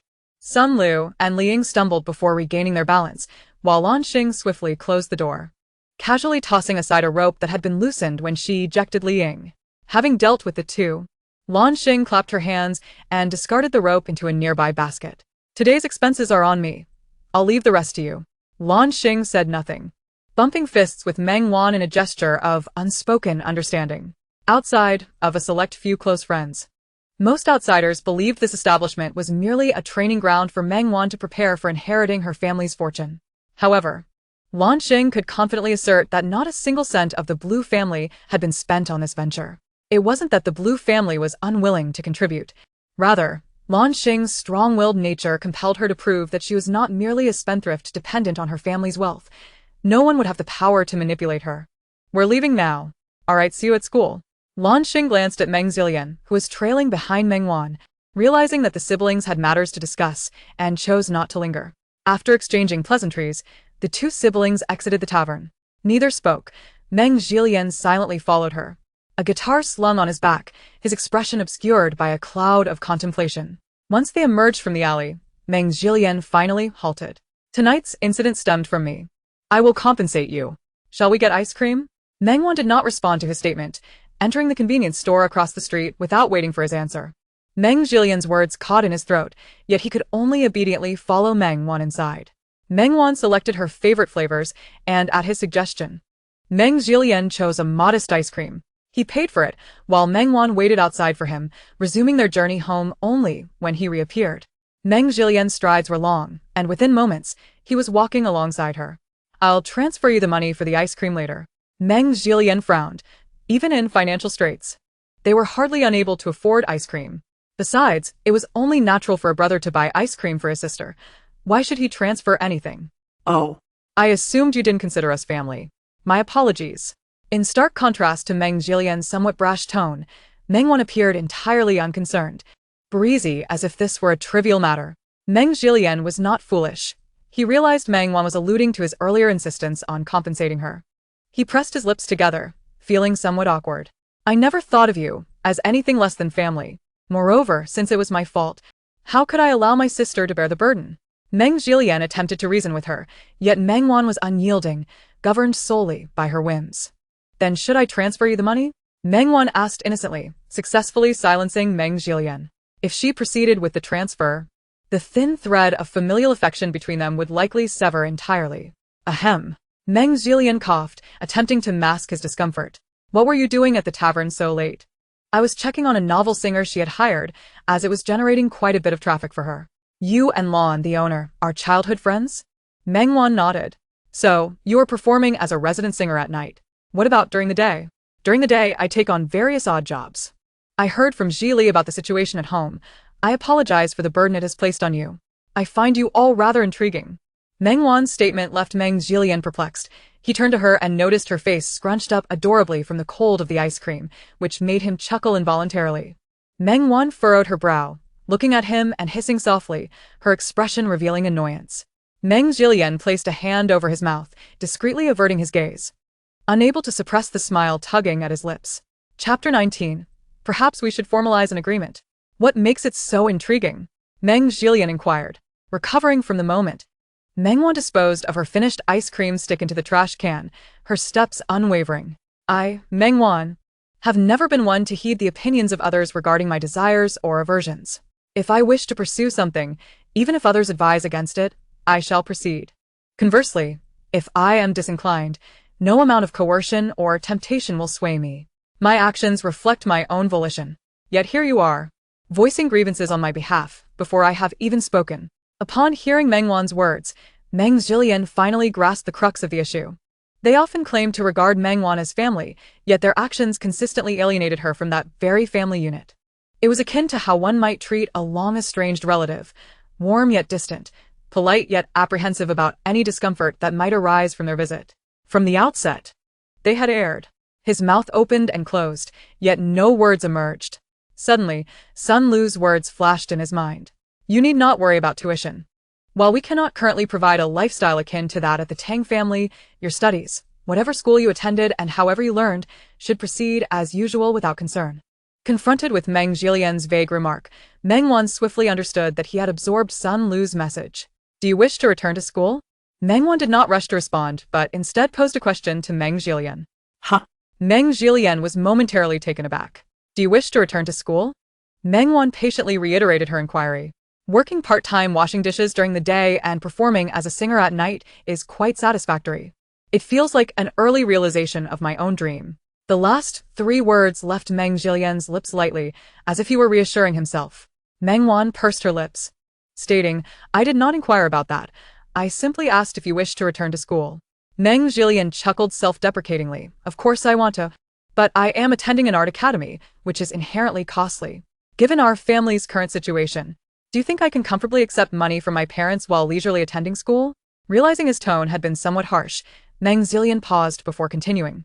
Elder brother did not suspend his studies because he is set to begin his internship this year, and Jilin is in his final year of high school. I cannot impose additional pressure on them, whether in terms of time or finances. Taking a leave of absence is the best option for me. It not only saves tuition, but also allows me to alleviate some financial strain on the family. My tuition is fully covered, so you need not worry about that. As for you, how about we formalize an agreement? An agreement? Yes. Meng Wan nodded affirmatively. I guarantee your tuition for 4 years of university, but you must work for me for 5 years. Work as in a job? I will provide you with resources that enable you to balance your studies while pursuing your dreams. After 5 years, you will need to repay me for your 4 years of university tuition, and as for the profits from any commercial resources during that time, we shall split them 60-40, with me receiving the larger share. After 5 years, you can choose to renew the contract or opt for freedom. What do you think? Noticing Meng Jilian's hesitation, Meng Wan presumed he was dissatisfied with her terms. A 60-40 split is already significantly more favorable than what other newcomers receive. This is a privilege reserved for A-list talents. When Tang signed, he received only a 37 split, 3 for him, 7 for me. Meng Wan articulated her terms with clarity, leaving Meng Jilian momentarily stunned. No, you. Meng Jilian's mind momentarily faltered. Setting aside the split, Tang, the Tang who ascended to stardom within his first year through a plethora of hit songs and exceptional vocal prowess, and who won the Best Actor award upon transitioning to film. Is there another Tang? So, the company you mentioned is Wan Nian Entertainment? Meng Jilian's pupils dilated, and his voice quivered slightly. I suppose I never mentioned that to you, did I? In stark contrast to Meng Jilian's astonishment, Meng Wan's reaction was rather nonchalant. Is this not something to be discussed? Meng Jilian gaped, inexplicably feeling a pang in his chest. None of this is important. As Meng Wan appeared to take it all in stride, Meng Jilian found himself increasingly at a loss for words. Not important? How about this? I need to visit headquarters next Saturday. Consider this a period for you to contemplate. If you're interested, would you accompany me then? Meng Wan decided to cut through the confusion and no longer engage in idle chatter with Meng Jilian. All right. You may discuss the signing with Mom and Dad, but ensure you omit any details concerning me, including what happened tonight, okay? One astonishing revelation after another had left Meng Jilian surprisingly calm. He smirked and gently patted Meng Wan's head. You truly have a way of surprising us. Are you planning to use me? Meng Wan's tone was tranquil, yet it inexplicably tugged at the heartstrings.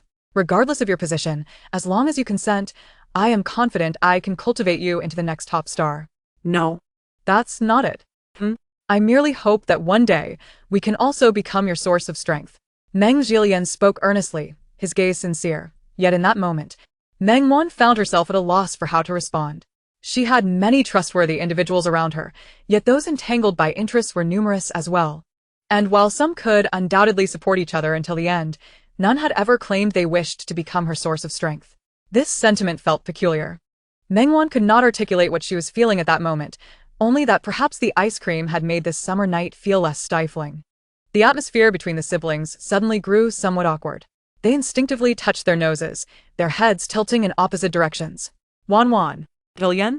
Meng Jilian's voice rang like a melody at that moment, and the two released silent breaths of relief, as neither was particularly sentimental. Second brother. Meng Wan called out, while Meng Jilian merely raised a hand in greeting, reverting to his prior cool demeanor. What brings you here?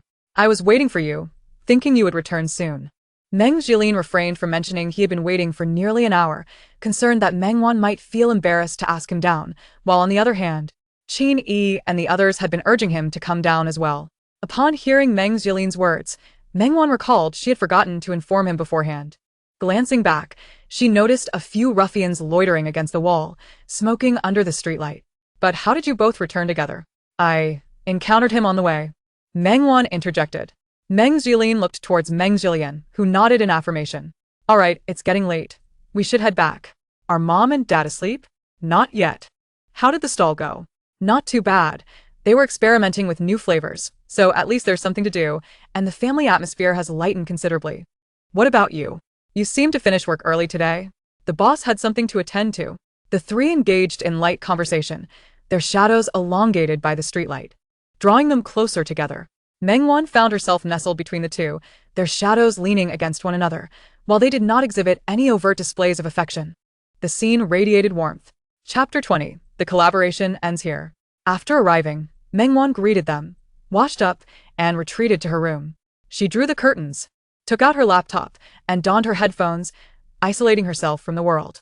Just a curtain away, Meng Xiao lay in peaceful slumber. Outside.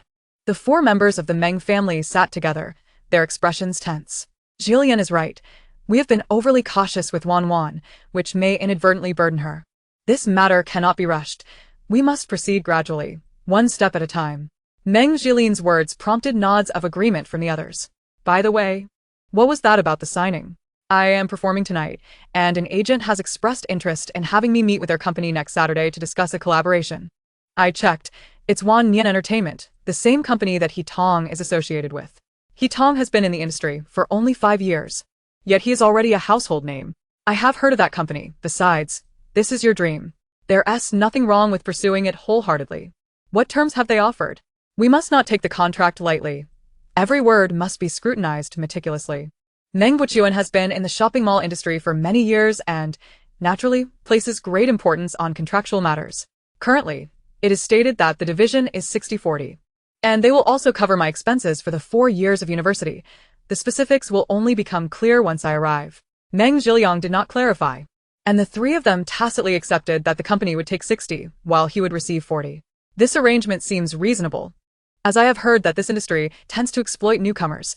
Thus, a 60-40 split is somewhat beyond my expectations. Meng Zhiliang was aware that Meng Buqian misunderstood, yet he refrained from elaborating further, fearing that more words might lead to more misunderstandings. They will cover your tuition as well?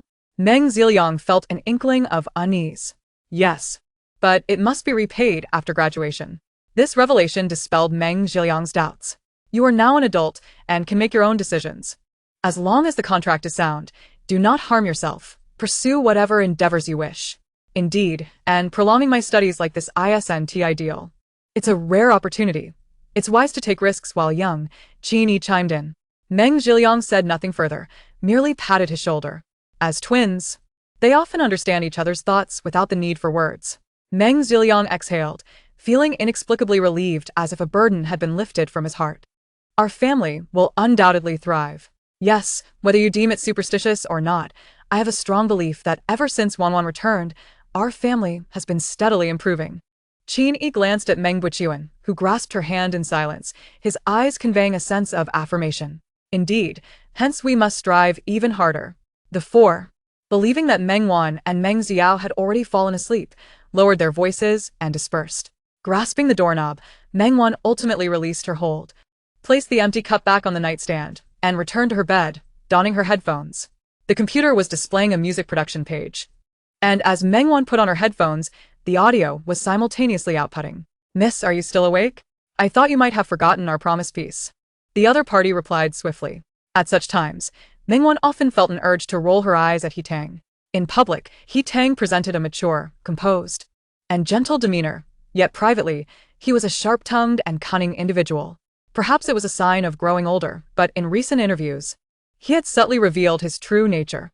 Surprisingly, rather than losing fans, he had attracted a fresh wave of admirers. Meng Wan mused, the entertainment industry is doomed. Fortunately, He Tang was nurtured by her and by Liling, and despite his acerbic demeanor, he was dedicated to his craft. Regardless of the field, he gave his utmost effort. And most importantly, there were no scandals. It was unexpectedly a strong-willed careerist, so she decided to let him be. After all, no one valued this profession and the hard-won status and glory more than he did. At midnight, just on the implicit meaning, no overtime, no complaints. He Tang, resting on set, smirked.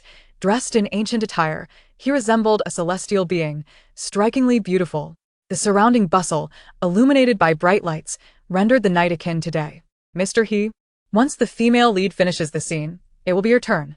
All right, thank you. He Tang looked at the assistant, a charming smile gracing his lips. His gaze imbued with a softness that seemed capable of ensnaring one's soul effortlessly. No, it's my pleasure. The assistant blushed, fortunately hidden in the shadows, thus concealing her features. She did not linger, hastily departing after her brief instructions, animatedly discussing something with her colleague. He Tang noticed their gaze and turned to look, causing them to quickly avert their eyes, feigning busyness. He Tang chose not to expose them, merely waved before reactivating his phone. I heard the company signed a wealthy heir as a performer. They specifically requested you to compose for him? He appears quite affluent. Perhaps I should contemplate it. The smile on He Tang's face widened. Miss, we have been partners for so many years. You cannot simply abandon me without notice, can you? In this vast world, earning money is paramount. I must cultivate a newcomer to succeed you after your downfall, right? Miss, the stock you purchased is of high quality. It will only rise, never fall. From behind a screen, Meng Wan let out a scoff. This Saturday, I will bring a newcomer over. As for that rich second generation, let us set him aside for now. Liling will handle it. I will also be wrapping up by this Friday, just in time to return and record songs on Saturday. See you then, Mississippi. After sending the message, He Tang handed his phone to his manager and began to adjust his demeanor for filming. Meng Wan, having replied with a perfunctory okay, switched pages and opened a document that contained a preliminary contract with the Sun family. After glancing at it, she opened another quotation sheet. After a moment, she accessed another chat window. The collaboration with the Sun family ends here. Understood. The response was succinct and swift. Assistant Tian, I am not an unscrupulous employer. It is midnight, and I do not require you to be on call 24/7. We are a legitimate company. Rest assured. I merely got up for a glass of water. Moreover, a monthly salary of 200,000 warrants a response to this message. The other party promptly sent a meme of a sleepy face. Meng Wan sighed, feeling weary of the peculiarities surrounding her. In the cramped rental apartment, Tian Wei had already turned on her computer. She had not switched on the lights, and the glow from the screen cast an eerie green light upon her face. Adjusting her glasses, she appeared remarkably clear-headed, devoid of the grogginess typical of someone just awakened. Since you are online, let us discuss work. As your lack of response to my messages and calls over the past month has delayed several matters. Each word conveyed a sense of sternness. Meng Wan sighed. Having encountered those who exploit employees before, but never one who turned the tables to exploit the employer. Although she harbored minor grievances internally, Meng Wan quickly adjusted her mindset. Tian Wei was methodical and meticulous in her work, clearly organizing important matters and documents requiring signatures. Items that necessitated Meng Wan's physical presence at the office were noted separately, allowing them to resolve their tasks in under an hour.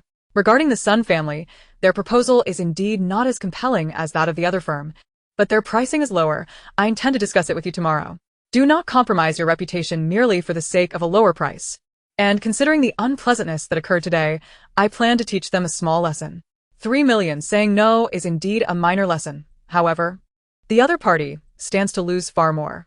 In light of this 3 million and a long-term perspective, forgoing the Sun family is indeed a wise choice. Despite having worked together for 3 years, Tian Wei occasionally marveled at Meng Wan's character. An angel or a devil, it all depended on her whims. She was not someone to be easily crossed. Chapter 21, Conflict. For other matters requiring offline confirmation, I will come by this afternoon. You've worked hard tonight. I approve your absence from work tomorrow morning. Thank you, boss. Good night. Tian Wei replied swiftly, without a hint of hesitation. Meng Wan had long grown accustomed to her way of handling affairs and did not respond further, simply shutting her computer. Instinctively reaching for the water cup on her bedside, she found it empty. Sighing, Meng Wan packed away her computer, stood to stretch her limbs, and headed out with her cup. As she pulled back the curtain, she unexpectedly locked eyes with a pair of strikingly dark and gleaming ones. A shiver ran down her spine until she turned on the light and recognized the other person as Meng Jiao. He rested his hand on the door frame, his gaze fixed on Meng Wan. He shook his head before twisting the doorknob and stepping outside. Meng Wan followed him out, watching him head toward the bathroom before she made her way to the kitchen to pour herself a glass of water. After both completed their respective tasks, they did not exchange greetings. Meng Wan turned off the lights, and the tumultuous night finally came to a close. Perhaps due to the exhaustion from the previous day, Meng Wan slept remarkably well. Glancing at the time, it was only around 10 o'clock. After easing her body, Meng Wan rose to wash up. The entire house felt desolate, with a pot of congee simmering in the rice cooker. Beside it, a sticky note was affixed, urging Meng Wan to remember to eat upon waking. After preparing breakfast, Meng Wan was about to retreat to her room when a rhythmic knocking echoed from the front door. 3 firm knocks, then silence ensued. Opening the door revealed a delivery man. Are you Meng Wan? Please sign for this package. The box bore the school's logo and name. Without a second thought, she signed her name and, once the delivery man departed, returned to her room. Upon unboxing, she found, as anticipated, the school's uniform. Unlike the uniforms of other public schools, theirs came in 3 variations for spring, summer, and winter, along with additional sportswear, swimwear, and riding attire. Each year, new uniforms were issued, delivered to every student prior to the commencement of the school year. The school's intelligence network was renowned. Any changes within a student's household were swiftly reported. Thus, Meng Wan felt little surprise upon receiving the package. There existed a tradition at their school to foster student creativity. On the first day of school, each student was required to create using a standardized white short-sleeve shirt provided by the school, with the best designs chosen anonymously through a student vote. The rewards varied each year. Although most students hailed from affluent backgrounds and regarded the prizes as trivial, the combination of wealth and leisure, alongside the inherent enjoyment of the open-ended creative competition, ensured high participation. While some more competitive individuals sought external assistance, the majority simply relished the opportunity for self-expression.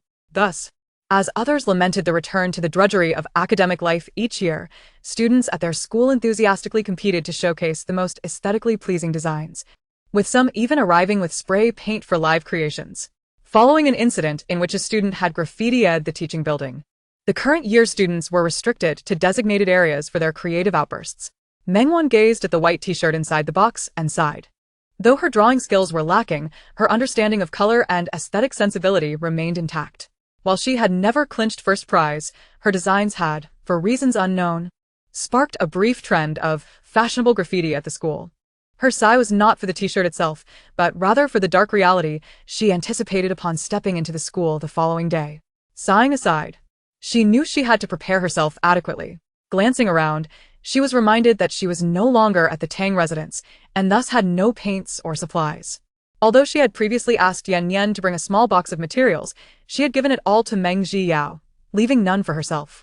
Reluctantly, Meng Wan rose, intending to borrow some paint from Meng Yao. She knocked on the cabinet, and the curtain swayed gently in the breeze, yet silence reigned. Accustomed to this, she assumed the child was engrossed in painting and nonchalantly pulled back the curtain. However, to her astonishment, the space was empty.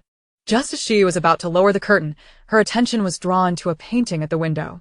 It was dark, interspersed with streaks of deep red, the image twisting grotesquely. Despite it being the sweltering summer, the painting somehow chilled the air around her. Instinctively, Meng Wan approached the artwork. In that instant, Meng Yao emerged from nowhere, seizing her outstretched hand and biting it forcefully. Meng Wan distinctly felt the sharp pain of teeth sinking into her skin, as if he intended to tear a piece of her flesh away. She gasped, and as she raised her hand, Meng Yao trembled violently, his eyes wide with terror. And his grip tightened even more. Meng Wan was acutely aware of the emotions swirling around them, and a thought flickered in her mind that she instinctively wished to dispel. Frowning, she felt the pain radiating from her hand, but gently placed her other hand on Meng Yao's head, patting him softly, as if to comfort him. The action was fluid, akin to an instinctual response following the initial shock of pain. There were no expected screams or violent thrashes. Instead, Meng Yao absorbed her calming presence and gentle care. His wide eyes, filled with clarity, met hers, devoid of disgust, only resignation. "I'm sorry for intruding on your territory without permission. I merely wished to borrow some paint." Meng Wan crouched down to meet his gaze, establishing a sense of equality between them.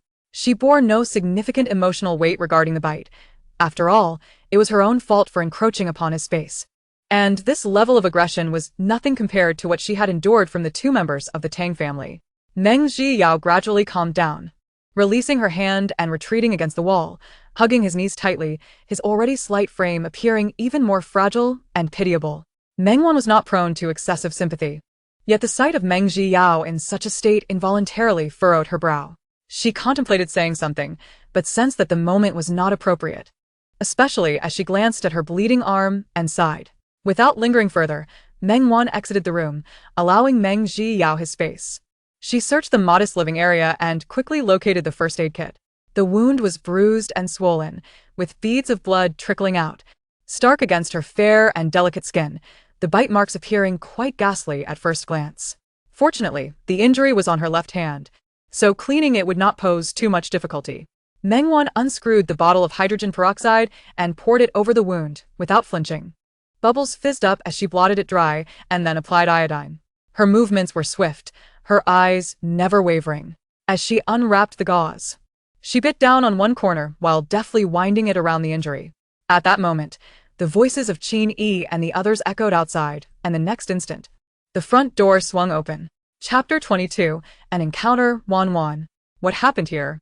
Qin Yi's smile instantly froze, her expression fraught with concern as she rushed over, not even bothering to change her shoes, and sat before Meng Wan, hands trembling. Meng Buchuan and Meng Jili, who had been changing their shoes, hurried over upon hearing the commotion, encircling Meng Wan, who remained with her bandaged hand raised. "It's nothing, just an accident." Meng Wan felt a wave of discomfort at their sudden concern. "Let me see, how serious is it? How did this happen?"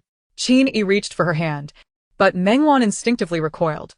However, Meng Jili would not let her withdraw, grasping her hand with a serious expression.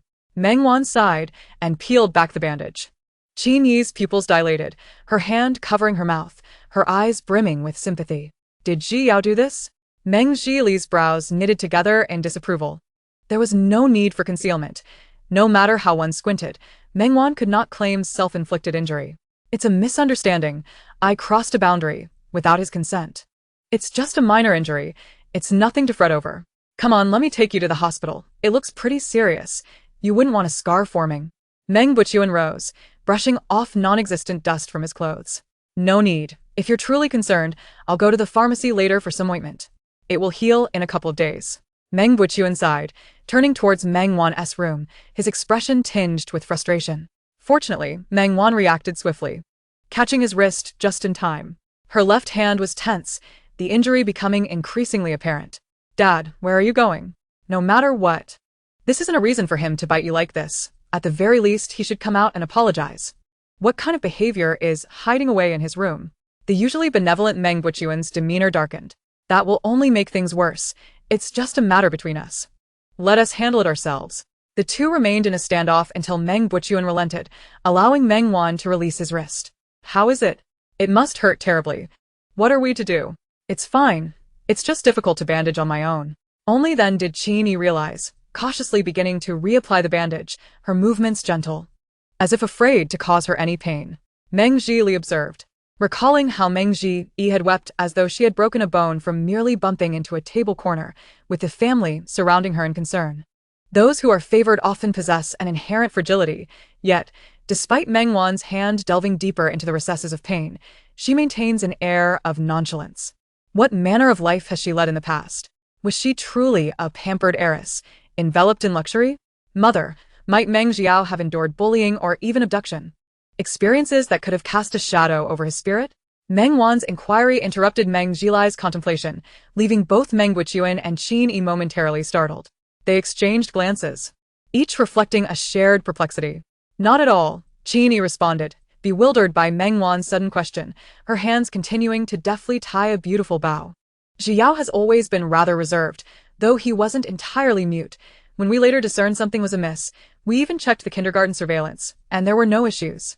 The teachers remarked that Xiao was well-behaved, attentive in class, and would often draw at his desk or play with other children during breaks. However, it was peculiar that once he reached the upper class, he withdrew from social interactions, preferring solitude and ignoring those who approached him. During that tumultuous period at home, we failed to notice until he had a confrontation with his peers, which revealed that he was unwell.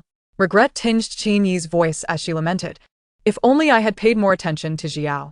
The family had faced significant difficulties during those 2 years, leading her to leave Xiao home alone, inadvertently neglecting him. Was he truly alone at home? Did you hire a nanny? Yes, we did. Zhilai and the others would return home from school, she replied. However, Jillian and I often went out on weekends for part-time work, so we weren't frequently present. Meng Wan, do you mean to imply that someone may have been mistreating Xiao in our absence, which resulted in his current guarded demeanor? Meng Wuqian grasped the implication of Meng Wan's words. Yet, we had surveillance at home, and given our circumstances at that time, we could only afford one nanny to prepare our meals before leaving. Xiao spent most of his days in his room, and rarely encountered the nanny. Meng Zhilai did not dismiss Meng Wan's speculation as absurd. Instead, he engaged earnestly with her inquiries, analyzing their home's prior conditions. Although Yi often visited Xiao to keep him company while we were away, it was only after Qin spoke that she realized the implications of her words, casting a cautious glance towards Meng Wan. However, Meng Wan was lost in her own thoughts, oblivious to Qin Yi's unease. Meng Wuqian and Meng Zhilai exchanged silent glances, shaking their heads slightly. They were uncertain of Meng Wan's stance towards Tang Ji. Should she harbor suspicions regarding their thoughts of Tang Ji, it could lead to misunderstandings. The conversation reached an impasse, and Meng Wan recognized that further discussion would yield no resolution. Casting a glance at her neatly bandaged arm, she excused herself and returned to her room. Inside, tranquility reigned, as if nothing had transpired. Meng Wan paused before the curtain, hesitating momentarily before ultimately abandoning the idea of raising it. She wished to avoid further injury to her other hand. Approaching her bed, she noted her white t-shirt still lying in its original position, yet the bedside table had accumulated several small jars of paint and a few brushes, indicating that their owner cherished these materials. Though opened, the jars remained impeccably clean. Unconsciously biting her lip, Meng Wan's gaze lingered on the jars of paint before she turned and exited. Father, mother. The two were busy tidying up the remnants of their morning's market venture. What is it, Wan? Meng Zhilai, who had come to refill water, approached, having devoted all his free time to studying since becoming an apprentice. Fearing that failure to answer questions correctly would lead Qin Xiong to dismiss him. Although the pressure was intense, it was a marked improvement from his previous state of confusion, and he felt considerably lighter physically. Next week, may I take Xiao out? Out? That is permissible, but will Xiao be willing to go? Qin appeared somewhat dazed yet responded to Meng Wan's query. Where do you intend to take Xiao? Meng Zhilai casually inquired out of curiosity. To meet someone. Meet someone? Wan, I'm not trying to dampen your enthusiasm, but let us not even discuss whether this person can be met. The real question is whether you can actually take Xiao out. Indeed. What is the purpose of this outing? It wouldn't happen to be another industry magnate, would it? Meng Zhilai suddenly recalled Meng Wan's previous endeavor to introduce him to Chen Xiong, but quickly dismissed the unrealistic notion. After all, it was improbable that she had connections with numerous industry elites. Not to mention, Meng Wan was merely a 17-year-old girl, likely acquainted with a few exceptional individuals through the Tang family or by chance, but it was unrealistic to assume she knew influential figures in every field. Meng Zhilai shook his head and took a sip of water. Next week, Qian Yishuan should be returning to the country. I plan to take my younger brother to see him. It would be fortuitous as Qian Yishuan is also skilled in painting, which might prove beneficial. Ah! Meng Zhilai unexpectedly sputtered. Water sprang forth as he coughed, prompting Meng Wan to place her hand on his arm, which miraculously halted his coughing. Who? Meng Buchuan felt the onset of age, questioning his own hearing. Qian Yishuan, Meng Wan reiterated, enunciating each word as if fearing Meng Buchuan had missed it again. Wait. Wan, setting aside everything else, Qian Yishuan is notoriously elusive and unpredictable. How do you know he will return next week? He mentioned it himself. Meng Wan replied matter-of-factly, leaving the three momentarily stunned by the sudden revelation. Their minds were flooded with questions, yet when the moment came to inquire further, they found themselves at a loss, exchanging looks laden with unspoken thoughts. He just so happens to be skilled in painting and possesses some understanding of psychology. His calm demeanor may be of some assistance. I thought it prudent to introduce him to Xiao, as it might prove useful. Just so happens to be skilled in painting and understand psychology, Meng Zhilai repeated, his lips twitching. This is a person who could very well feature in textbooks by the age of 25. He is celebrated in both the art and medical fields worldwide.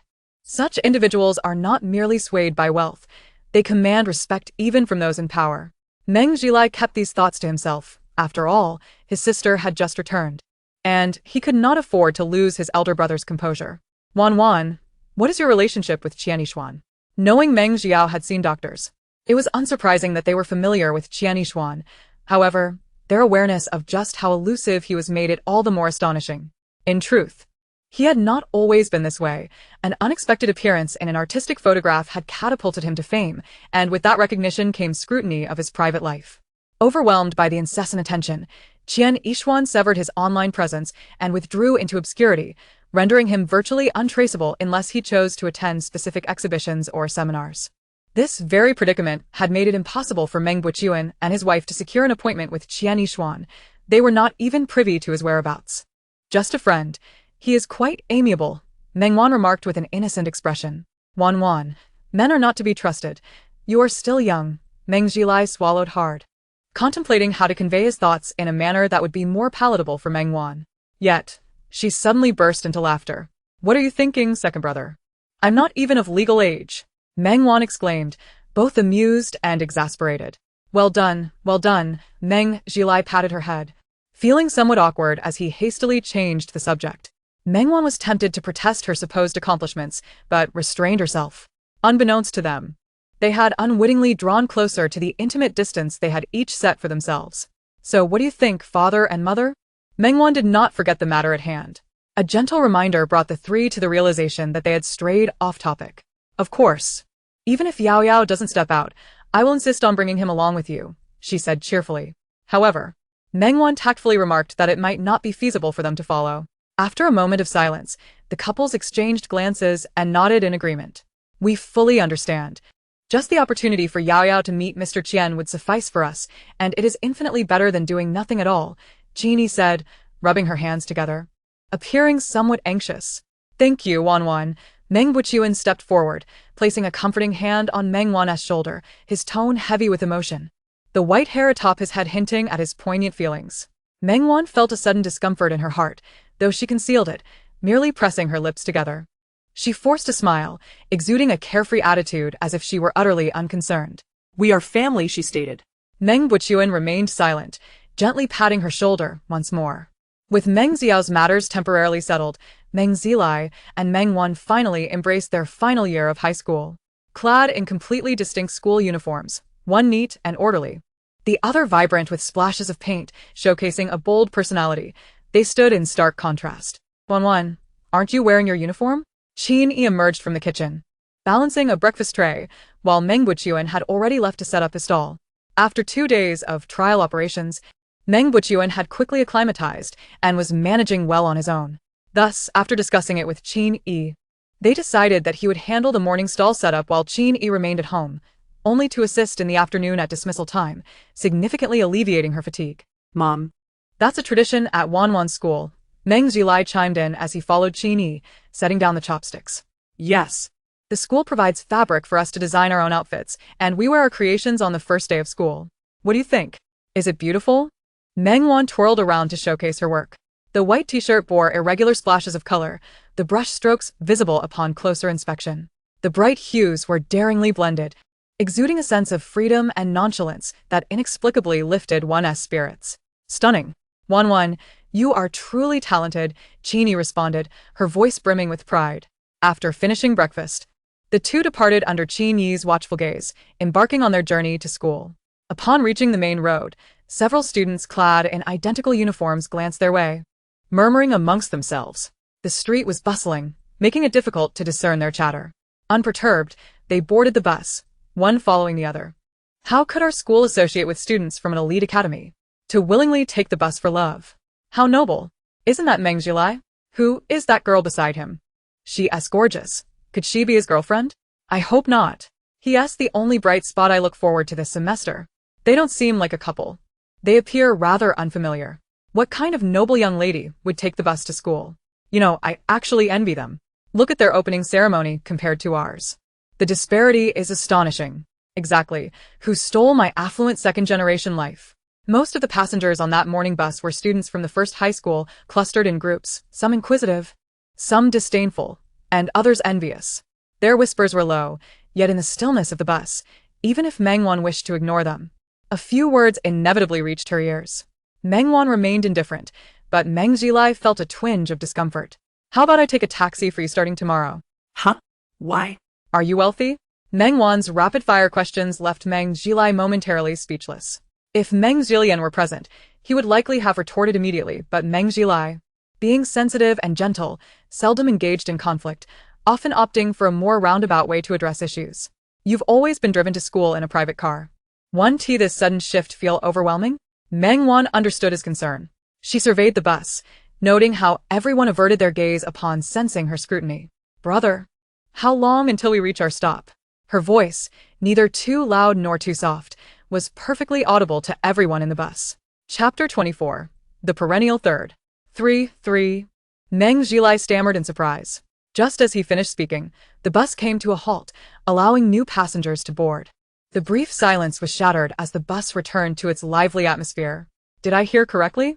That girl just called him brother? Real brother? Tia's sister Meng Zi? Oh, I remember now. Xiao mentioned that Meng Zi was taken back by her family. It's said that her biological parents are quite wealthy, so she won TB at our school this semester. She is transferring to the elite academy across the street. What? The princess' little sister stepping into reality. What luck she has, like a protagonist from a novel.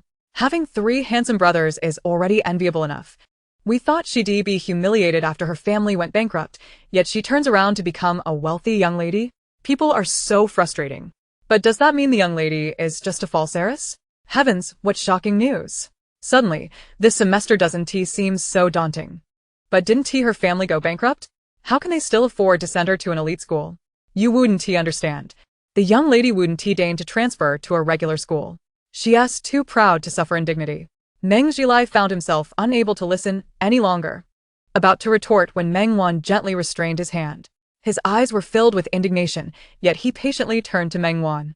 The darker side of humanity is such that if you engage in debate with them, it only ensnares you in a quagmire of self-justification. Winning or losing the argument is inconsequential. They are indifferent to the truth, which is why falsehoods can spread through mere words, while refutations require relentless effort. Meng Wan's unnerving calmness stirred a pang of sympathy within Meng Zhilai. It felt as though she had seen through the web of rumors after enduring too many. No longer eager to validate herself, but observing others' fabrications with a detached, almost amused demeanor, which was heartbreakingly poignant. If Tang Zi were here, she would undoubtedly have dragged him into a confrontation with others in the bus. It wasn't that such behavior was wrong. In that moment, Meng Jilai clearly understood the saying that those who are favored often feel invincible.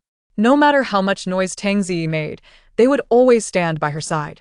Offering support, Meng Jilai pressed his lips together, and until they reached their stop, neither spoke again. The entrances of the two schools faced one another, yet they presented entirely different scenes. On one side were students from the first high school, clad in uniforms, carrying ordinary backpacks, walking into school, some even holding on to freshly purchased seaweed rice rolls and sandwiches from the food street behind the school. Across from them, the European-style gates were lined with luxury cars. Butlers in black tailcoats opened car doors, watching as their young masters and mistresses entered the school, adorned in outfits worth thousands and showcasing their unique styles. Students from the first high school occasionally cast glances their way, filled with curiosity, disdain, and envy. The private academy students, however, were engrossed in discussions about who would claim victory in today's championship, dismissing everything else. Naturally, there were those eager to incite division. Such different fates for similar students. Their words dripped with envy and reflection. One nearby individual scoffed disdainfully. They lack any semblance of a student's demeanor, indulging in such frivolities. It's no wonder they consistently fail to match our performance. Well, isn't this the student from the academically elitist first high school? A boy appeared around the corner, dressed in a manner brimming with youthful bravado, one ear adorned with a cross earring, his hair dyed red, while he clutched a seaweed rice roll. Pengzhe, it's you again. The perennial third. I hear you're still ranking third in the city this time? His words dripped with blatant mockery. Hong Yingqi clenched his fists, his eyes filled with resentment. A friend beside him cautiously tugged at his sleeve, only to be shrugged off vehemently. Beyond your lineage, what else can you possibly surpass me in? All you can do is deride me as a perennial third wheel. A truly disgraceful epithet. Hong Yingqi's words were undeniably cutting, yet Pengzhe appeared unfazed, a smirk dancing on his lips as he waved his index finger at Hong Yingqi in an infuriating manner. No, you are mistaken. Aside from your superior family background, my looks outshine you by several streets. Pengzhe narcissistically stroked his chin. Though somewhat provocative, his claim held a kernel of truth. Compared to Hong Yingqi's youthful visage marked by the traces of adolescence, Pengzhe effortlessly embraced his flamboyant red hair. Despite his often nonchalant demeanor, he garnered a fair share of admirers, with several individuals confessing their affections for him on the confession wall each month. Some even being students from the prestigious first high school. Their heartfelt declarations, laden with sentiment, often invited teasing from his close friends, who jested whether he had hired a crew to boost his popularity. Once again, Hong Yingqi found himself at a verbal disadvantage, grinding his teeth in frustration as he glared at Pengzhe. Forget it, Yingqi, let us leave, urged a companion, noticing the growing crowd around them. With a huff, Hong Yingqi tossed his head and departed. Yet, Pengzhe was amused, mocking his retreating figure with a wave, calling out, "Right, the perennial third wheel." His voice rang out, drawing the attention of those nearby, while he exhibited no trace of social anxiety, his tone buoyant and lighthearted. I remember you lost to me by about 10 points in English this time. Better luck next time. 9 points. What do you mean 10? Hong Yingqi retorted without a moment's thought. The laughter that erupted around them only fueled Hong Yingqi's ire. Unable to contain himself any longer, he advanced toward Pengzhe, prompting the crowd to part, their expressions brimming with anticipation, while students from the opposite academy crossed the street to join the spectacle. However, before he could reach him, a feminine voice pierced the air. Pengzhe. The tone was light and airy, yet devoid of emotion. Pengzhe's eyes brightened, turning to see the crowd parting to reveal Meng Jilin and Meng Wan at the forefront. Sister Wan. Though he addressed her as such, Pengzhe was actually a year her senior. Ignoring Hong Yingqi entirely, he made a beeline for Meng Wan. Your outfit is truly stylish. Look at mine. What do you think? I've dubbed it dark youth. He tugged at his collar, eager for praise. Meng Wan merely winced at the sight of Pengzhe's black stick figure design and the several rips, along with his eccentric chain accessories. What are you doing loitering at someone else's school gate? Oh, nothing much, Pengzhe replied with a disarming smile, a stark contrast to his earlier bravado. Naturally, Meng Wan was skeptical. Glancing back, she inadvertently locked eyes with Hong Yingqi. Sensing the impending trouble, Pengzhe swiftly obstructed her line of sight, diverting the conversation. Isn't this the perennial second place, Meng Jilin? Sister Wan, what brings you two together? Before Meng Jilin could respond, Meng Wan delivered a light kick to Peng Zhe's shins. It lacked force, but was laden with warning. Peng Zhe felt unjustly aggrieved. He hadn't misspoken. And given the long-standing rivalry between their schools, a few jabs were hardly out of line. Even buying breakfast could draw jeers from first-high students. Burdened by his grievances, he wore a woeful expression. "This is my second brother." Peng Zhe's eyes widened, darting between the two. So, this was genuine? Meng Wan ignored him, addressing Meng Jilin instead. "I'm heading off now. Alright, I'll wait for you at the school gate after class." "No rush, take your time." Meng Wan nodded, casting a glance at Peng Zhe before the two proceeded toward the school, one after the other. With the raucousness dissipated and the hour growing late, the crowd dispersed, each returning to their routines. As they stepped onto the school grounds, Peng Zhe could no longer contain his curiosity. "So, is that recognition banquet for real? Did you receive an invitation too?" "Not exactly. I caught a glimpse of it when the housekeeper was sorting through the invitations yesterday. I thought it was some obscure branch of the Tang family, so I didn't pay it much mind. I intended to ask you about it after seeing discussions in the group this morning. What else could it be? The rightful heir returns, and I, the imposter, must step aside." Meng Wan chuckled, betraying no hint of sorrow. "Hey, wait a minute." Tang Guan. No, Meng Wan. A girl approached, interrupting Peng Zhe. Meng Wan raised her hand in greeting. "Word travels fast. In our circle, who doesn't share a bit of news?" Su Ling bumped fists with her. "Don't forget to bring me that outfit after school. Given my current state, you're still thinking about the clothing?" Meng Wan chuckled incredulously. "When did you become so materialistic?" Su Ling gazed at her with a bemused expression. "If the Tang family is out of the picture, so be it. You're not lacking in food or clothing, and isn't this the perfect time to earn some cash? The proceeds would generally end up in your pocket. Should I pity you? I'd rather pity myself, you crafty little thing." Peng Zhe couldn't help but laugh at their exchange. Su Ling shot him a glance, causing him to quickly suppress his mirth and mime a zipper across his mouth. "Alright, I had a feeling you'd want it. So, I prepared an identical one in advance. I'll stash it in the changing room locker for you. Did you look at the design drafts I sent you? The new style Chi Pao turned out quite well. I'll send you the revisions for the other styles tonight." Su Ling nodded, choosing not to engage further as she walked away. The two walked on either side, appearing as if merely familiar classmates exchanging obligatory greetings. "You two really have a relationship that could drive anyone mad, don't you?" Meng Wan shot him a disapproving look. "With your level of English, could you really become a diplomat?" Peng Zhe flicked his red hair back, exuding confidence. "I'm a natural at it." Meng Wan stifled a laugh, patting his shoulder. "Let us go. I don't want to be late with you. By the way, I heard the Meng family went bankrupt and moved elsewhere, accumulating some debts. Is your situation alright? Is Yengo allowing you to suffer? If you don't want to accept Yengo's help, you can stay at my villa for now. I can hire a housekeeper and driver for you. Wouldn't that be a better life than with the Tang and Meng families?" Meng Wan found it amusing how everyone around her seemed ready to offer her a villa at the slightest disagreement. "I haven't accepted Yen's assistance. And you think I'd accept yours? Are you sure you can handle it?" Meng Wan raised an eyebrow at him. Peng Zhe hesitated, suddenly realizing the weight of the situation. Setting aside Yan, the jealousy of Meng Wan's circle was formidable. If they discovered she had accepted his help, he would need to consult a fortune teller to ensure he could leave the house safely. He swallowed hard, quietly stepping back. "Thanks for sparing my life, Sister Wan." Meng Wan chuckled in disbelief, ignoring him. The classroom buzzed with noise, each student showcasing their designs, some impressive, others bizarre, providing ample amusement. Yet, the moment Meng Wan entered the classroom, an uncanny silence fell over her peers, their expressions oddly perplexed. "What's wrong? Did I undergo plastic surgery or transition? Why the strange faces?" Her words lightened the mood considerably.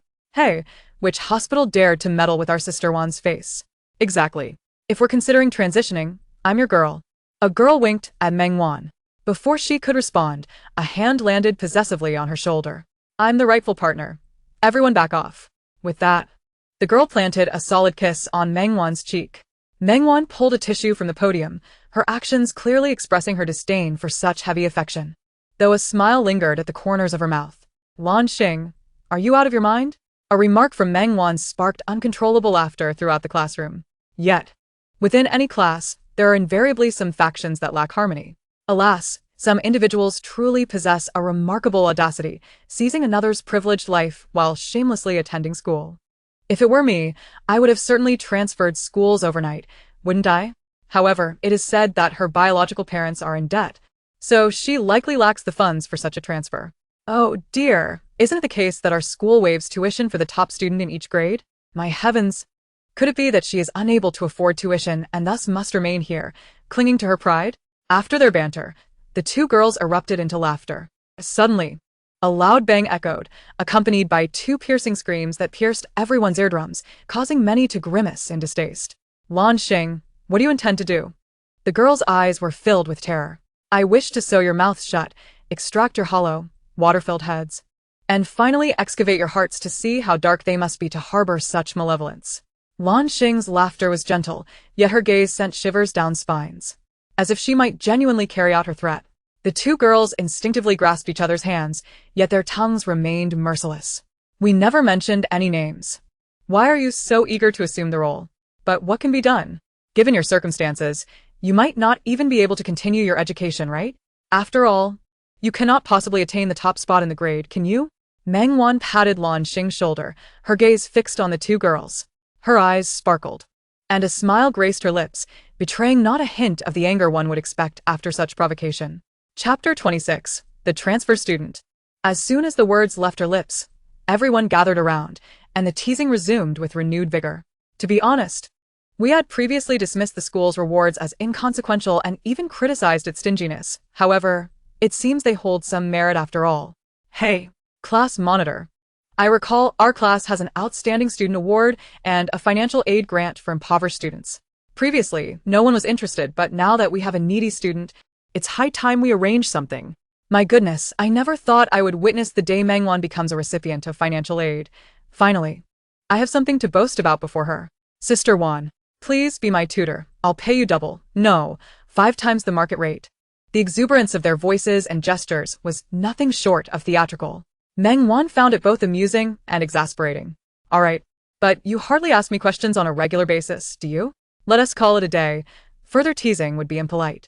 The class was in an uproar, and for a moment, no one noticed the arrival of the homeroom teacher. What kind of chaos is this on the very first day? The students immediately hushed, promptly returning to their seats.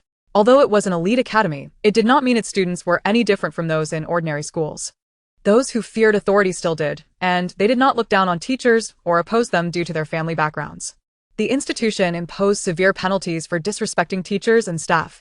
In an ordinary school, students might disregard authority, but here, the founders were reputed to be the pinnacle of the elite, and every student sent here was advised by their parents to avoid causing trouble. Of course, some remained obstinate, but the consequences could be dire. Once might be coincidence, twice or thrice, however, would surely instill fear. Expulsion was one thing, but damaging one's family could lead to catastrophe. Outsiders believed that the aristocratic academy merely housed spoiled rich heirs, but they knew the truth of their competition. For ordinary individuals, academic performance was their sole avenue to success. For them, mastery of finance, politics, foreign languages, and more was essential. The top student here held a significance that transcended mere academic achievements. It encompassed equestrian skills, aesthetics, economics, and various other disciplines. For them, a city-level ranking paled in comparison to their school ranking. Those who graduated may not necessarily attend the nation's top universities, yet they would undoubtedly emerge as leaders in their respective fields. Meng Wan's continued support even after her family's bankruptcy was testament enough that in this institution, rankings held more weight than lineage. In this class, 2/3 comprised heirs to significant family legacies. One had to tread carefully regarding matters of reputation and profit. The more exceptional connections one amassed, the more beneficial it would be for oneself and one's family. Since it's our first day, I won't hold anything against you. We are all familiar faces now. Let us support one another this final year and make it a good one, shall we? No. Very well. Additionally, we have a new student joining our class this semester, Tang. Please come in. The expressions of the crowd varied as they exchanged glances, ultimately directing their attention to the podium. Lan Xing exchanged a meaningful look with Meng Wan, who responded with an inscrutable smile. Hello everyone, my name is Tang. I was mistakenly switched at birth and have only now been reunited with my biological parents. As she spoke, Tang cast a timid glance at Meng Wan. Observing her demeanor, anyone would assume that Meng Wan had wronged her in some way. If Meng Wan were to act at this moment, she would undoubtedly be branded as the cruel bully of the true heiress. I know everyone here is quite accomplished. I, unfortunately, have not received a good education. I hope you will not mock me and that we can all get along amicably this year. Thank you. Dressed in an elegant white gown, her long hair cascading down. With a hint of redness at the corners of her eyes, she exuded a sense of fragility. Were it anyone else, they might have turned their ire towards Meng Wan, seeking to defend Tang Ji. After all, Meng Wan, as a false heiress, had enjoyed the privileges of a wealthy lifestyle for over a decade, while the true heiress had endured untold hardships before rejoining the Tang family. It was only natural to evoke sympathy for the genuine heiress. However, when Tang Ji finished speaking, the classroom remained enveloped in silence. She lowered her head, biting her lip, her hands clutching the hem of her dress. To outsiders, she appeared a pitiable creature, devoid of support. Yet, despite the gravity of the situation, an eerie stillness lingered in the air. Suddenly, a series of applause erupted. All eyes turned towards Meng Wan, whose lips curled into a smile, her gaze fixed intently upon Tang Ji at the podium. An undercurrent flowed between the two, yet both maintained an air of calm. I didn't expect to see you here, sister. I hope you will look out for me. It seemed Tang Ji only then noticed Meng Wan's presence. Meng Wan raised an eyebrow, feigning contemplation before inquiring, I have 3 brothers and 1 younger brother. It seems I don't have a sister, do I? Tang Ji's expression faltered, and she lowered her head again, her eyes brimming with unshed tears. Her hands fidgeted together, appearing helpless and forlorn. Peng just stifled a laugh, silently giving Meng Wan a thumbs up from behind. The individuals present had encountered all manner of people. Their privileged backgrounds had exposed them to various social strata, and they found Tang Ji's display unworthy of scrutiny, treating it merely as entertainment, indifferent to the underlying dynamics. Who is truly genuine and who is not mattered little. What mattered was the utility of the individual.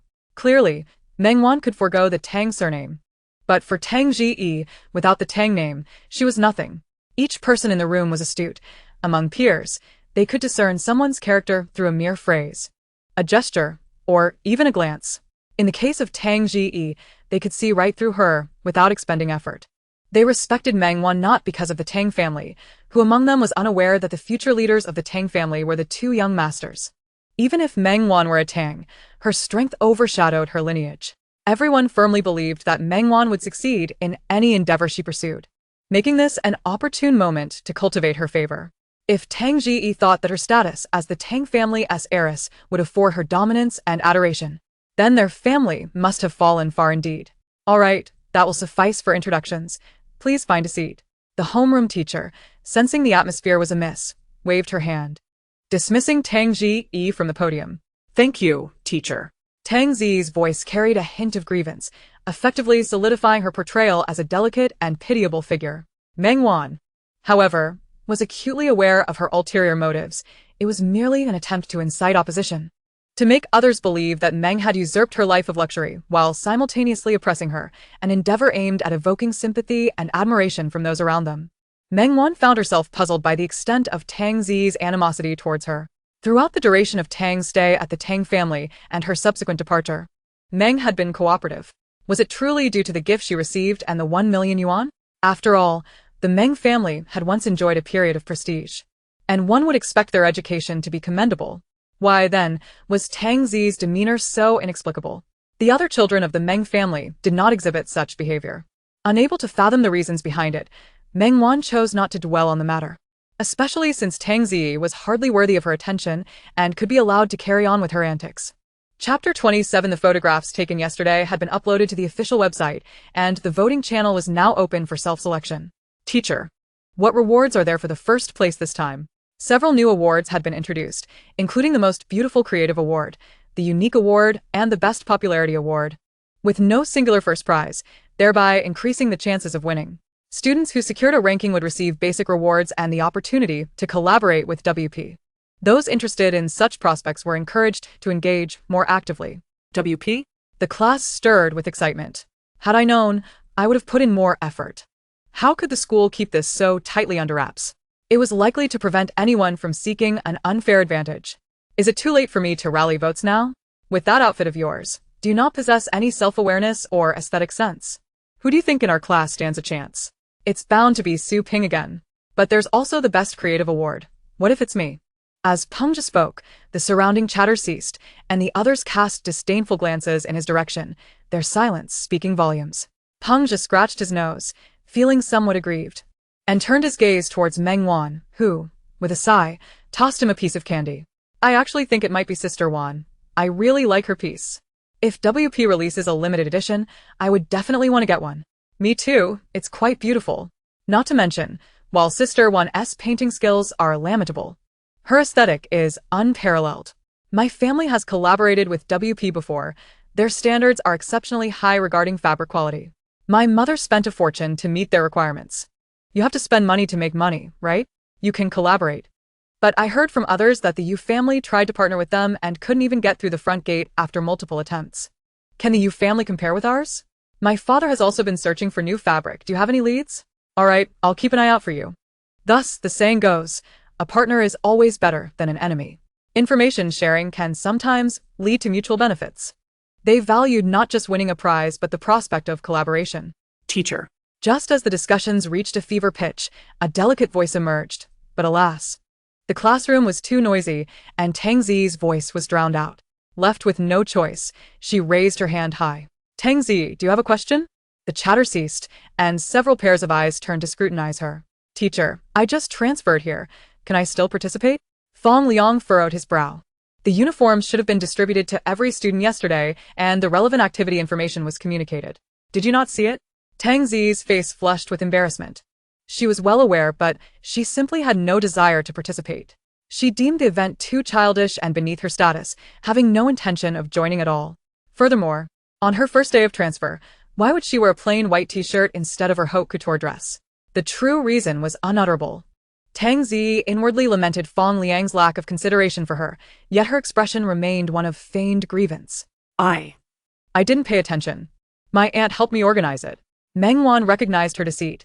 Aunt Lu was always meticulous, and even if she had organized the uniform at Tang Zi's behest, she would certainly have informed her about the school's notification. The photos had been uploaded yesterday, and those wishing to participate would have to wait until the next semester.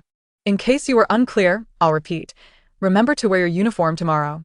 Fong Liang was always businesslike, seemingly unaware of subtlety. After years of service, he had encountered all types of students. He found Tang Zi's little ruse unworthy of exposure, but felt compelled to issue a warning. Lansing Chukka openly. And a ripple of laughter spread through the room. Tang Zi's face flushed with humiliation as she lowered her head and returned to her seat. Clutching the hem of her dress tightly, her eyes filled with indignation and resentment. Sun Lu observed this with a complex expression, glancing at Meng Wan. When their eyes met, Sun Lu hesitated, but Meng Wan's ambiguous smile sent a chill through her heart. Enough, everyone tidy up. It's time for class. Thank you, teacher. As the bell rang, signaling the end of the class meeting, discussions continued unabated. Groups formed, exchanging thoughts on new brand releases, summer vacation destinations, and complaints about being placed in small family companies for experience. Tang Zi felt like an outsider, unable to integrate, with no one to converse with, while the faux heiress Meng Wan remained surrounded by admirers. Hey, Lan Xing, how's your tavern doing? My family just got a new shipment of wine.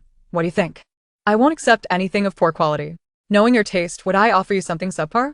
Lan Wan, were you able to purchase the items I asked you about? Yes. Yes, and mine too. A few classmates surged forward to Meng Wan, who could easily procure unique items that were otherwise unattainable, leading them to repeatedly request her assistance during holidays. This occasion was no exception. Could I forget about this? Don't worry, I've got it covered. However, the items are at Yan Yan's place. I'll have someone bring them over later. I say, Miss Meng, do you really see me as just a tool? Remembering me only when you want gifts. Just as Meng Wan finished speaking, a boy clad in a simple white t-shirt and washed denim jeans appeared at the classroom door, dragging a suitcase. The boy had striking features, a fair complexion, and an air of maturity that contrasted with his peers when serious. Yet he exuded a playful demeanor when smiling, capturing the attention of everyone, including Tang Zi. Among the 4 boys in the Meng family, even the youngest, Meng Jiao, was beginning to show off his superior features, and it was only natural for Tang Zi to unconsciously compare them with other boys. For a long time, the 3 Meng brothers had been her subjects of pride. At Yizhong, her reputation as an unattainable beauty was largely due to the fact that the other boys paled in comparison to the Meng children, even if their backgrounds were ordinary. She looked down upon them. This time, She too compared Yan Yan with the three Meng brothers, and in this instance, Yan Yan triumphed. She scrutinized Yan Yan, but when her eyes fell upon his simple attire, her brow furrowed slightly, a flicker of disdain crossing her gaze. So, he is merely a lackey. As she spotted the familiar yet irritating suitcase, a smirk crept onto her lips. While he might not be worthy of her, the prospect of snatching him away from Meng Wan was enticing. Tang Zi envisioned a delightful scenario in her mind. Oblivious to the fact that Yan Yan's seemingly simple pair of Louis Vuitton jeans cost upwards of 10,000 yuan, not to mention the price of his shoes and accessories, which combined could purchase a modest home in the suburbs of a first-tier city. Chapter 28. Are you inviting us? Yan Ge, long time no see. Peng Zhe greeted him with a fist bump, while several others exchanged pleasantries, indicating a familiarity. Meng Wan observed his approach quietly, a gentle smile gracing her lips. I thought you wouldn't come today. How could I? When the young lady commands, one must fulfill the duty. Yan Yan ruffled her hair with a natural ease, as though he had done it 1,000 times before. Amidst the raucous laughter of those around, the two individuals displayed no signs of awkwardness. Instead, they appeared remarkably at ease, as if such circumstances were entirely commonplace. The gifts lay before them, awaiting their rightful claim. Peng Zhe, would you be so kind as to assist with the distribution? Is it truly a bother? I would be more than delighted, he replied, accepting the suitcase with grace. Sister, Meng Wan, as Peng Zhe prepared to venture to the back of the classroom to hand out the gifts, Tang Ji unexpectedly squeezed her way in. Maintaining her usual delicate demeanor, Lan Xing, disregarding her image, rolled her eyes. Before she could take any further action, Meng Wan intercepted her. Lan Xing pouted, but made no additional move. Yan Yan, not sparing a glance at Tang Ji, merely snorted derisively before perching atop Meng Wan's desk. With his cap pulled low, he exuded a rebellious charm, yet managed to retain a sense of decorum. A group formed a semicircle around them, the protective nature of their arrangement unmistakable. Tang Ji felt a twitch at the corner of her mouth, desperately attempting to conceal the jealousy simmering within her. Just a counterfeit, after all. No wonder these clueless individuals struggle academically, failing to surpass even the first high school. Yet, a hint of foolishness might prove advantageous. Leveraging them could elevate her standing within the Tang family. Enveloped in her daydreams, Tang Ji was oblivious to Meng Wan's impatience. What's this? No longer eager to assume the role of the favored younger sister? Tang Ji's smile faltered, and she feigned deafness. With a shrill voice, she pointed to the suitcase in Peng Zhe's grasp. Meng Wan, is this the suitcase you were meant to take when you were cast out by father? Ah. So it's for your classmates. Had I known, I would have surely spoken more favorably of you in front of father. A peculiar silence ensued, and the crowd exchanged glances. Peng Zhe, did you inquire about the items you failed to collect? Yan Yan casually asked, twirling a lock of Meng Wan's hair. I almost didn't receive them. I had to mention Sister Wan's name before they obliged. It's all thanks to Sister Wan that I acquired a collection I struggled to find. She can discern the rarest items with ease. When I presented them as gifts, it certainly elevated my father's prestige, and he promptly purchased the phantom I had been yearning for. Peng Zhe's quick response flowed like a stream, recounting his tale. Indeed, I am no longer the eldest daughter of the Tang family. Perhaps you should seek the genuine eldest daughter for assistance in the future? Meng Wan replied, a teasing smile playing on her lips. Oh please, Sister Wan. My grandfather is celebrating his 60th birthday next week. I was counting on you to help me find some trinkets. Peng Zhe's expression turned pitiful. At this juncture, the others began to comprehend how easily they could have been misled by Tang Ji. In their social strata, anything that could be purchased was trivial. The value of gifts had long ceased to be measured by their price. It was the rarity of the item that reflected one's family background and social standing. They had attempted to gather information themselves, but to no avail. Yet Meng Wan was different. Anything she undertook, no matter how peculiar, she could procure, albeit at the cost of trading something in return. If one were to attribute her success solely to her identity as the eldest daughter of the Tang family, who would believe it?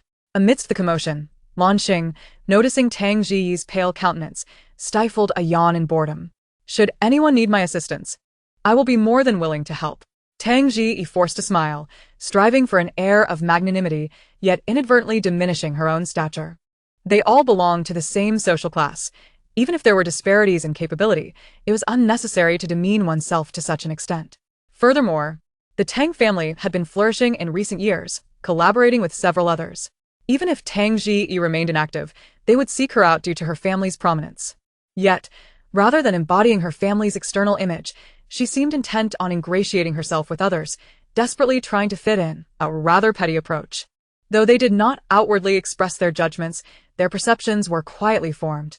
Yet how could Tang Ji, accustomed to the privileges of the first high school, fathom such subtle intricacies? Tomorrow is my recognition banquet. If anyone has the time, I would be delighted for you to attend. My mother has specially invited a Michelin chef from abroad. Sister, Meng Wan, you must come too. I understand my adoptive parents are not of affluent means, and you have faced no hardships in your life. Rest assured, I will speak highly of you at the banquet, ensuring my parents welcome you back. Tang Ji's sincerity shone through her eyes, tinged with concern, making her appear genuinely considerate of Meng Wan. I truly appreciate your thoughtfulness, Meng Wan replied lightly, prompting Tang Ji to feel a rush of superiority over her. With a feigned expression of sorrow, she lamented, just think. You packed up and left because mother and father had a few words with you. They are so upset they intend to convert your old room into my dressing area. They even scheduled a consultation with Ji Sheng. I believe he is a well-known interior designer or architect, though I'm not entirely sure. It's all arranged by my parents. But that was your room. I pleaded with them, yet they insist on the renovation, claiming I have endured too much hardship while away and must now be treated with utmost care. Meng Wan smiled, her eyes curving in amusement. Tang Ji shot her a sidelong glance, believing Meng Wan was merely putting on a brave front. She then glanced at the bored Lan Xing, thinking their friendship was superficial at best. After a brief pause, she sighed, softening her tone as if she were a wise older sister comforting her rebellious younger sibling. But don't be disheartened, Wan Wan. Mother and father are simply upset. Once you humble yourself a bit, I will speak well of you to them. And they will surely allow you to move back in. Well, congratulations to Miss Tang then, Yan Yan interjected, leaving the others momentarily perplexed. Their gazes darted among the three, tension palpable as they sensed the undercurrent of gossip. Yet, as one of the central figures, Meng Wan remained unperturbed, idly toying with Yan Yan's fingers, seemingly disinterested in the exchange. Thank you, Yan Yan. You're the first to extend your congratulations, Tang Ji beamed, her pride evident in her eyes as she glanced at Meng Wan. Yet, does this qualify as an invitation for us? Yan Yan's gaze finally met hers, a slight smirk gracing his lips, his chiseled jawline causing Tang Ji to momentarily lose her composure, a flush creeping to her cheeks. Yes, indeed. I've just been acknowledged and I lack friends. If you all would be willing to attend, I would be quite pleased. Then if Mr. Tang dotes on you so much, why didn't he hire an etiquette coach for you? Or is it that Mr. and Mrs. Tang are indifferent to your needs? Chapter 29. A Redrawing of Boundaries. Tang Ji's countenance paled, yet she maintained a strained smile, refusing to let her facade crumble. What do you mean by that? Yan Yan? No response came. As their gazes met, they quickly turned away to focus elsewhere. For a banquet, invitations must be issued at least a week in advance. And verbal invitations were not only ineffective, but also disrespectful to the guests. In the midst of her discomfort, Sun Lu appeared at Tang Ji's side, quietly explaining the situation to her. Is it sympathy or apathy? Do you require an introduction to an etiquette coach? Lan Xing suddenly perked up, her tone flippant, which Tang Ji perceived as a blatant provocation. Tang Ji clenched her fists, forcing a smile through gritted teeth. Lan Xing, you just... My parents are simply preoccupied with my recognition banquet, and they've already arranged everything, fearing I might not adjust well so soon after my return. Is that so? Then you ought to hurry, as embarrassing oneself in class is trivial, but at a recognition banquet, that would indeed be a source of great ridicule. Lan Xing's smile was innocent, yet Tang Ji could only grit her teeth, struggling to maintain her composure. Thank you, Lan Xing, for your concern. I shall be cautious and ensure that I do not bring shame to my parents at the banquet. By the way, you mentioned that Mr. Tang has hired Ji Sheng to design the changing rooms for you, correct? Of course. Tang Zi's pupils constricted slightly as she steeled herself to nod. Yishemk. How could you be so inconsiderate? After securing such a significant contract, you didn't even bother to inform your childhood friend? What nonsense! Ji Sheng's voice crackled through the phone, his irritation palpable. Does that surname Tang have a few screws loose? If it were a man, I would certainly give him a kick. What gives him the right to command me? I am the eldest daughter of the Tang family. Oh, dear, how impressive. I am truly terrified. This is utterly absurd. If you tarnish my reputation, will you compensate me? Can you even afford to? Jisheng's tirade left Tang Zi's face alternating between shades of anger and embarrassment. With reddened eyes, tears streamed down her cheeks as if she had endured a profound injustice. Meng Wan, you have stolen 17 years of my life. I have held no grudges, yet you have persistently targeted and marginalized me, simply because I reclaimed what rightfully belongs to me. With that, She no longer waited for Meng Wan to respond and pushed through the onlookers, fleeing from the scene. While others were unaware, Meng Wan understood all too well. When the Meng family was thriving, the Tang family was just beginning to rise. It was only in recent years that the Meng family had waned, allowing the Tang family to flourish. Tang Zi often claimed that Meng Wan had robbed her of her life, yet she had never faced hardship. Who, in truth, has stolen whose life? With the departure of the main character, the farce drew to a close. Launching abruptly ended Jisheng's call, cutting off his subdued attempts to explain. Alright, do we still need the items? Pengzhe chimed in, and the crowd quickly followed suit, making their way to the back of the classroom to claim their belongings, instantly alleviating the previously cramped space. That guy is calling again. I'll step outside for a moment. Launching glanced at the incoming call from Jisheng and informed Meng Wan before pulling out a chair and exiting. Assistant, Yao must be losing his hair again. Meng Wan mused, aware that he was currently preoccupied with a merger case and could not afford to be away from the company. Earning a monthly salary of 200,000, he surely wouldn't leave all the work to me, would he? What happened to your hand? As Meng Wan playfully toyed with his fingers, she noticed the bruises, with wounds visibly on the verge of scabbing. He picked up her hand for a closer look, his concern evident. Meng Wan raised an eyebrow, explaining that she had visited the company after stopping by a traditional medicine shop the previous day. And upon seeing that the bandages had become too conspicuous, she decided to remove them this morning. I completely forgot. And I didn't anticipate that such a brief gesture would be noticed by Yan Yan. I was bitten by a child. Yan Yan frowned. Did you bite back? If they deserve a beating, then let them have it. If they dare to speak ill of you again, I wouldn't mind worsening their situation further. Meng Wan chuckled softly, squeezing Yan Yan's fingers. His hands were long and slender, with pronounced knuckles and faint veins, which she found quite appealing. Just don't be a hindrance to me. Besides, I was the one who crossed the line first. Then let us redraw the boundaries. The childish banter combined with his indifferent tone made Meng Wan unable to resist pinching his face. Yan Yan obediently leaned down, making it easier for her. By the way, I have terminated the collaboration with the Sun family. Aware that Meng Wan was changing the subject, Yan Yan chose not to call her out on it. Yao Qinglin reported back to me, and he did an excellent job. Meng Wan had been mentored by Yan Yan. Their approaches to matters were remarkably similar, almost as if they were of one mind. Are you leaving now? Yes, I have a business trip abroad for 2 days starting tomorrow. Please keep an eye on things at the hospital. Understood, don't worry. The old man has already visited, and the fact that nothing has worsened is good news. Their voices were low, almost a whisper, creating an invisible barrier that no one dared to breach. Once Pengzhe had distributed the items, he picked up his suitcase, initially intending to ask how to handle it, but ultimately just shrugged and left it aside before departing. I will come over after school tomorrow. I'll keep watch over the next couple of days, so you can rest well. Your dark circles are larger than a panda ass. Yan Yan chuckled softly, his voice carrying a magnetic quality. He licked the corner of his lips, ruffled Meng Wan's hair, and playfully scratched her chin. I'm off. Call me if you need anything. If anyone dares to cross you, deal with them. Don't let yourself be wronged. Meng Wan nodded, resembling a well-behaved yet proud cat. She understood that Yan Yan had come specifically to support her, unlike others in the class, some of whom were future heirs and others marginal figures within their families. Yan Yan stood as an equal to their parents. His presence was of utmost significance. He was there to convey to others that in the absence of the Tang family, the Yan family would be there to protect her. This also explained why Lanqing, who usually arrived precisely on time, had come unusually early today. The feeling of being favored was rather pleasant. Perhaps due to the morning's harsh blow, Tang Zi had subdued her antics considerably, refraining from provoking Meng Wan throughout the morning. As lunchtime approached, Lanqing urged Meng Wan towards the cafeteria. The academy boasted 3 dining halls, offering a variety of cuisines from around the world, catering to the diverse palates of exchange students from different nations. The school took great care in its culinary offerings, employing top chefs from various countries and rotating menus daily to entice students to dine on campus. After all, if a student were to fall ill due to food, the school would face endless troubles. These young masters and misses were all too delicate. Sun Lu has latched on quite quickly. Following Lanqing's gaze, Meng Wan noticed Tang Zi and Sun Lu approaching hand in hand. Chapter 30.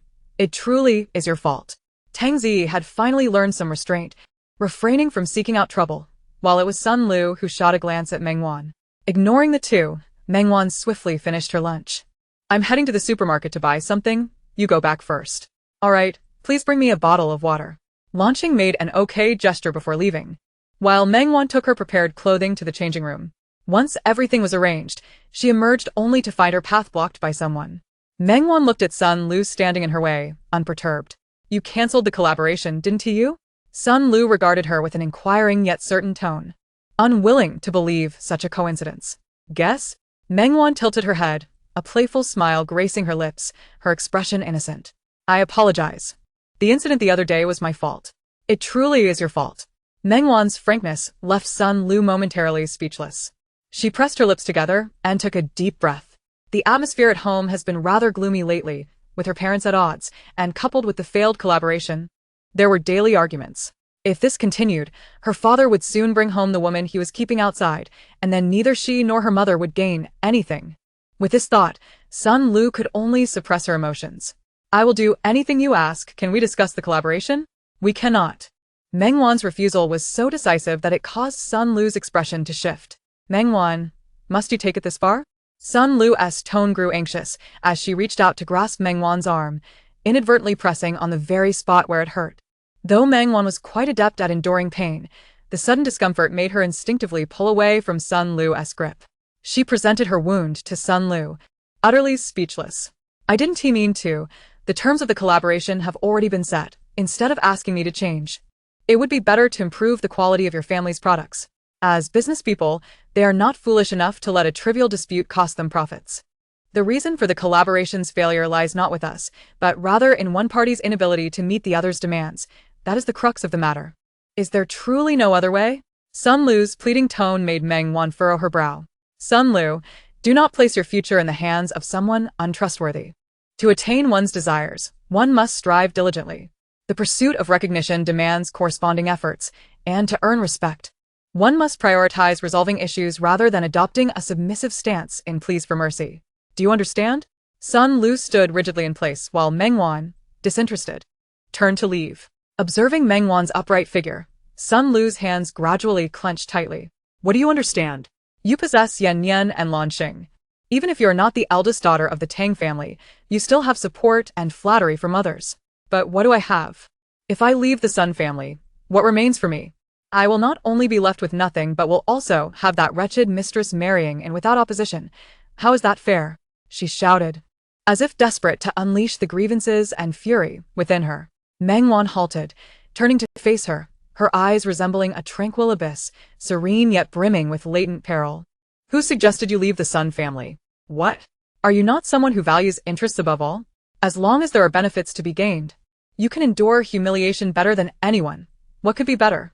After Meng Wan departed, Sun Lu lingered alone for a long time, only appearing in the classroom when the lesson began. Throughout the entire afternoon, neither exchanged a glance, and by the time school ended, Tang Ji and Sun Lu had grown to the point of being considered close friends.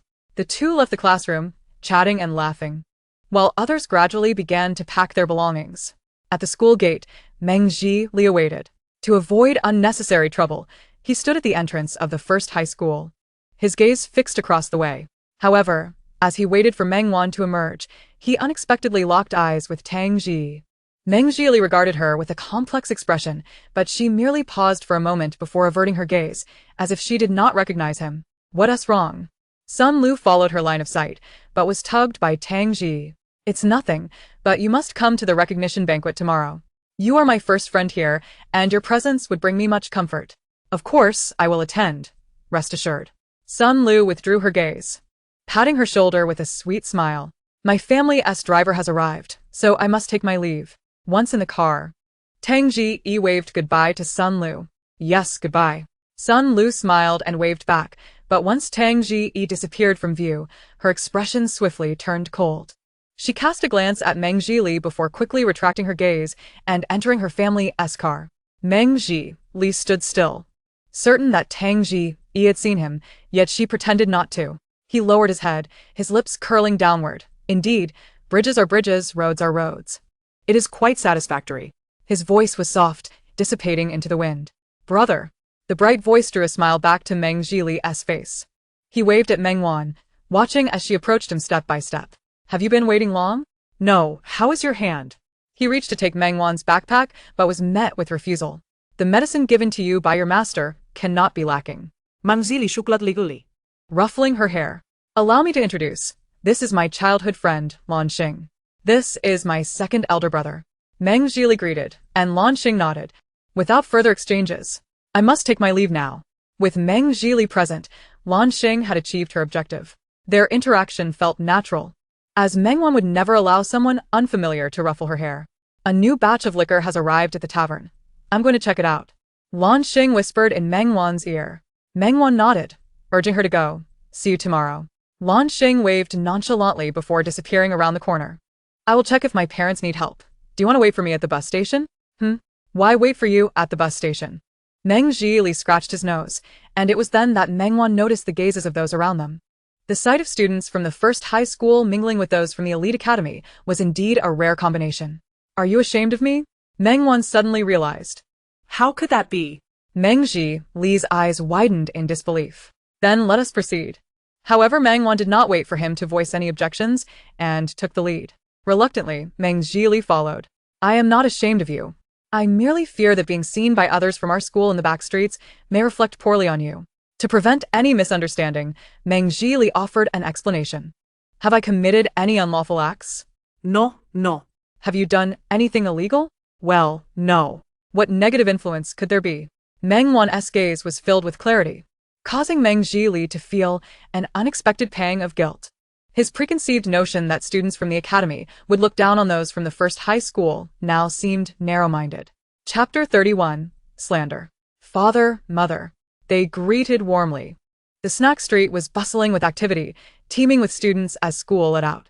Jili and Wan are here. Qini's voice was gentle, her hands busily working. Did we not say to return home directly after school?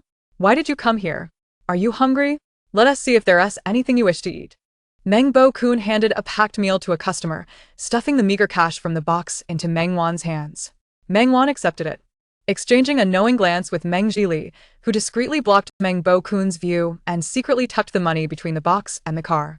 After stowing the cash, Meng Jili gestured an okay sign to Meng Wan, whose lips curved into a suppressed smile. She then raised her head, her expression composed once more.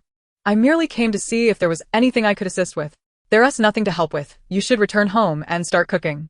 We will join you shortly. In the midst of conversation, the sound of coins being received chimed intermittently. Most passers-by were students, and many paused to glance at the stall. Boss, I'd like a portion of seaweed rice rolls. Sure, what flavor? One original flavor. Chi. What flavor do you want? No response. The person called out again. Following his gaze, Meng Wan's heart sank. Oh. Isn't this our aloof campus heartthrob from the first high school? I heard your family went bankrupt.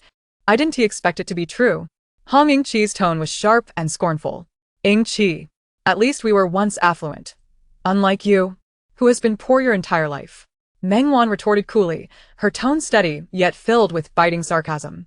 I thought it was someone important. Aren't you just the expelled young lady?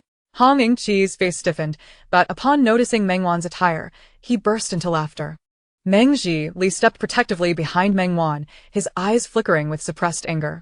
Classmate, how can you speak so rudely? Where are your parents? Meng Bo-kun emerged from behind the stall, wiping his hands. Qini followed suit, her expression sour as she moved to shield Meng Wan. More and more people gathered. Primarily students.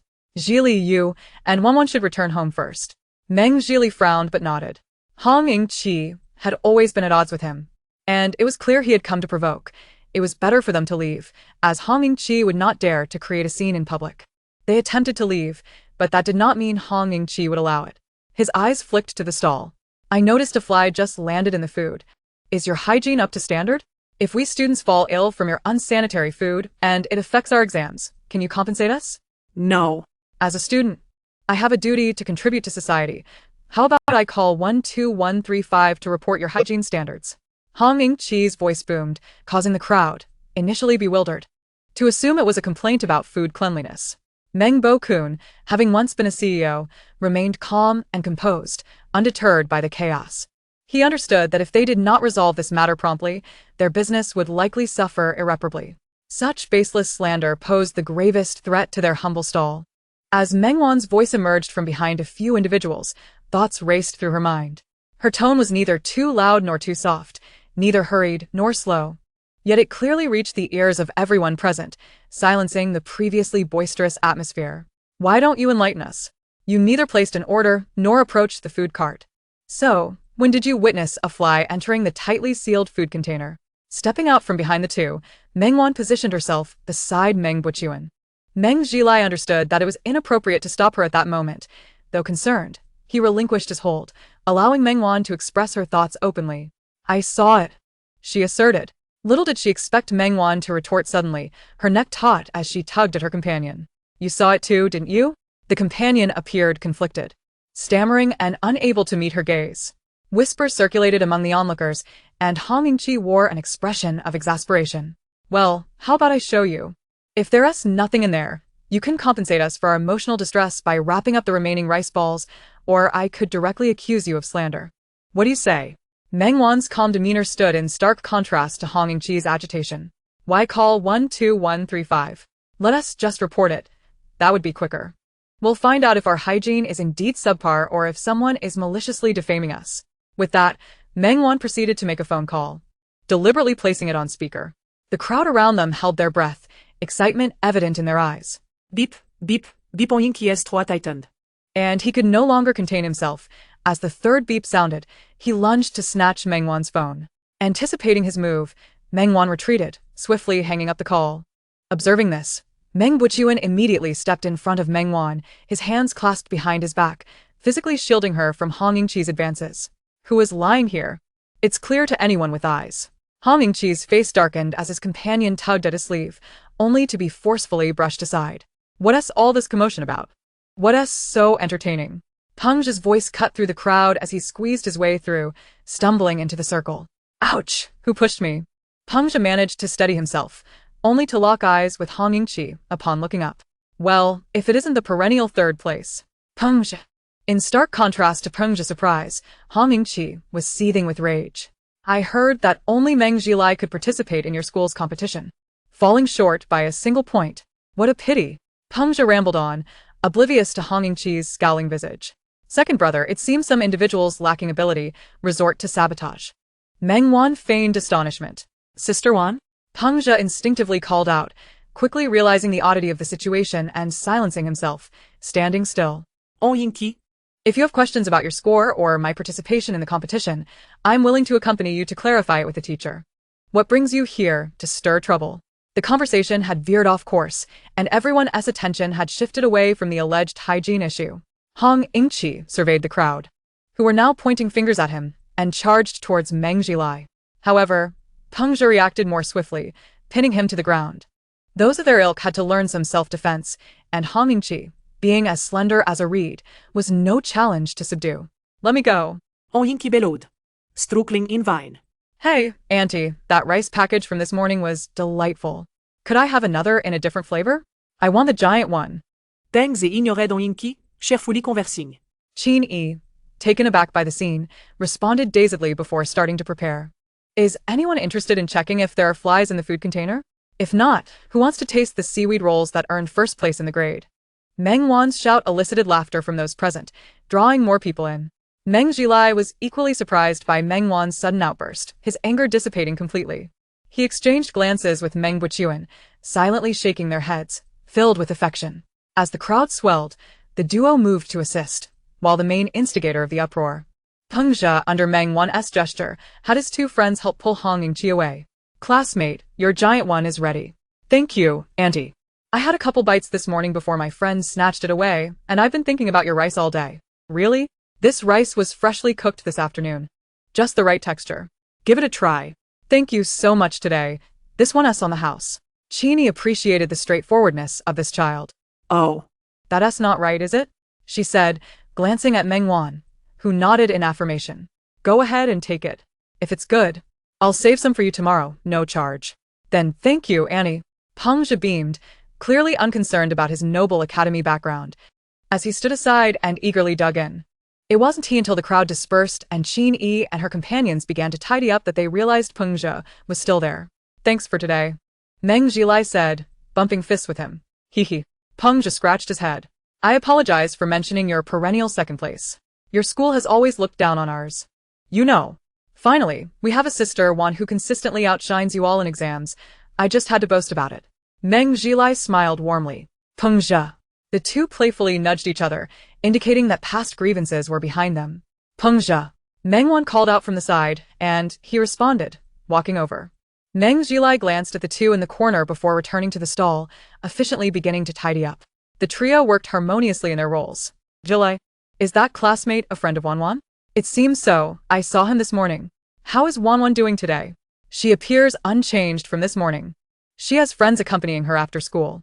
That's good, that's good. The two elders exchanged glances, visibly relieved. What's the deal with that classmate of yours? He seems to have a strict family. Once, when he missed out on a competition slot, his parents came to the school and slapped him twice. Qin Yi was astonished, unable to believe such parents existed. What a pitiful child. As a mother, it was unsettling to hear such news. But that's their family matter. There are always those better than him in this world. Will he not encounter even more accomplished individuals in college or society? Zhilai, don't burden yourself too much. Just do what you ought to do, but remain cautious. If he acts out like today, report it to the teacher immediately, understand? Meng Zhilai nodded with a smile, saying nothing more. Meanwhile, Meng Wan pulled Peng Zhe into a corner. Do you know that person? I know him, but we're not close. Once, while dining out with friends, he grumbled about how his family cut off his allowance after he performed poorly on an exam, and Hongqi was nearby, making snide remarks. Help me look into him. Got it. You did well today. Aren't you planning to throw a cruise party? Peng Zhe's eyes lit up. Sister Wan, are you finally willing to lend me some? Overcome with excitement, he reached out to embrace her, only to be rebuffed by Meng Wan. I'll have someone contact you. Just when they thought the day's events were concluded, Meng Buchuan and Qin Yi approached the two again, their expressions somewhat serious. Dad, Mom, is this about what happened today? We've been thinking and have decided to set up a stall at the food street near the elementary school. Many children from the residential buildings go there for school, and it's closer with familiar faces. It's much better than the food street at the middle school. It's more convenient. But aren't the city management not allowing stalls there? Previously, during a trial run, they almost confiscated the cart, and it took ages to find a spot. Plus, we have to pay 1,000 yuan deposit. Meng Zhilai's tone was anxious. If you're worried about what happened today, I can talk to Hongqi. It's not our fault. Why should we move? We remain unperturbed by shadows if our conduct is upright. Why should we torment ourselves? This matter is settled. We shall manage it ourselves. It is rather unreasonable for you to rush over here every day after school to assist us. You are at a crucial juncture in your studies. Do not let such concerns distract you. Focus on your education. Meng Buchuan's tone brooked no dissent, while Meng Zhilai found his words lodged in his throat, ultimately merely pursing his lips in silence. The atmosphere grew somewhat tense, prompting Meng Wan to glance at the three of them and wrap her fingers lightly on the table. Attending the elementary school is not out of the question. Wan? Meng Zhilai was taken aback by Meng Wan's suggestion, his expression one of astonishment. However, Meng Buchuan believed that there must be sound reasoning behind Tang Wan's words. When it comes to business acumen, it must be said that Meng Wan possesses the highest talent among his children. Wan, do share your thoughts. The culinary street near the elementary school is indeed closer to home, with the market and high-rises nearby. Setting up a breakfast stall there could be quite advantageous. The clientele would be stable, white-collar workers, homemakers, children, whether they are off to school or work, or simply shopping for groceries, they might also pick up breakfast. Yet, 2 or 3 breakfast shops have already opened there. We would have to evade the urban management officers, making it nearly impossible to establish ourselves. Qin Yi articulated her concerns. Who says we must evade the urban management officers? Meng Wan queried, her curiosity piqued, mirrored by the confusion of the others. If we don't evade them, will we just stand there to be reprimanded? Din voiced her perplexity. Meng Buchuan gently patted Qin Yi's head, his previously taut lips relaxing somewhat.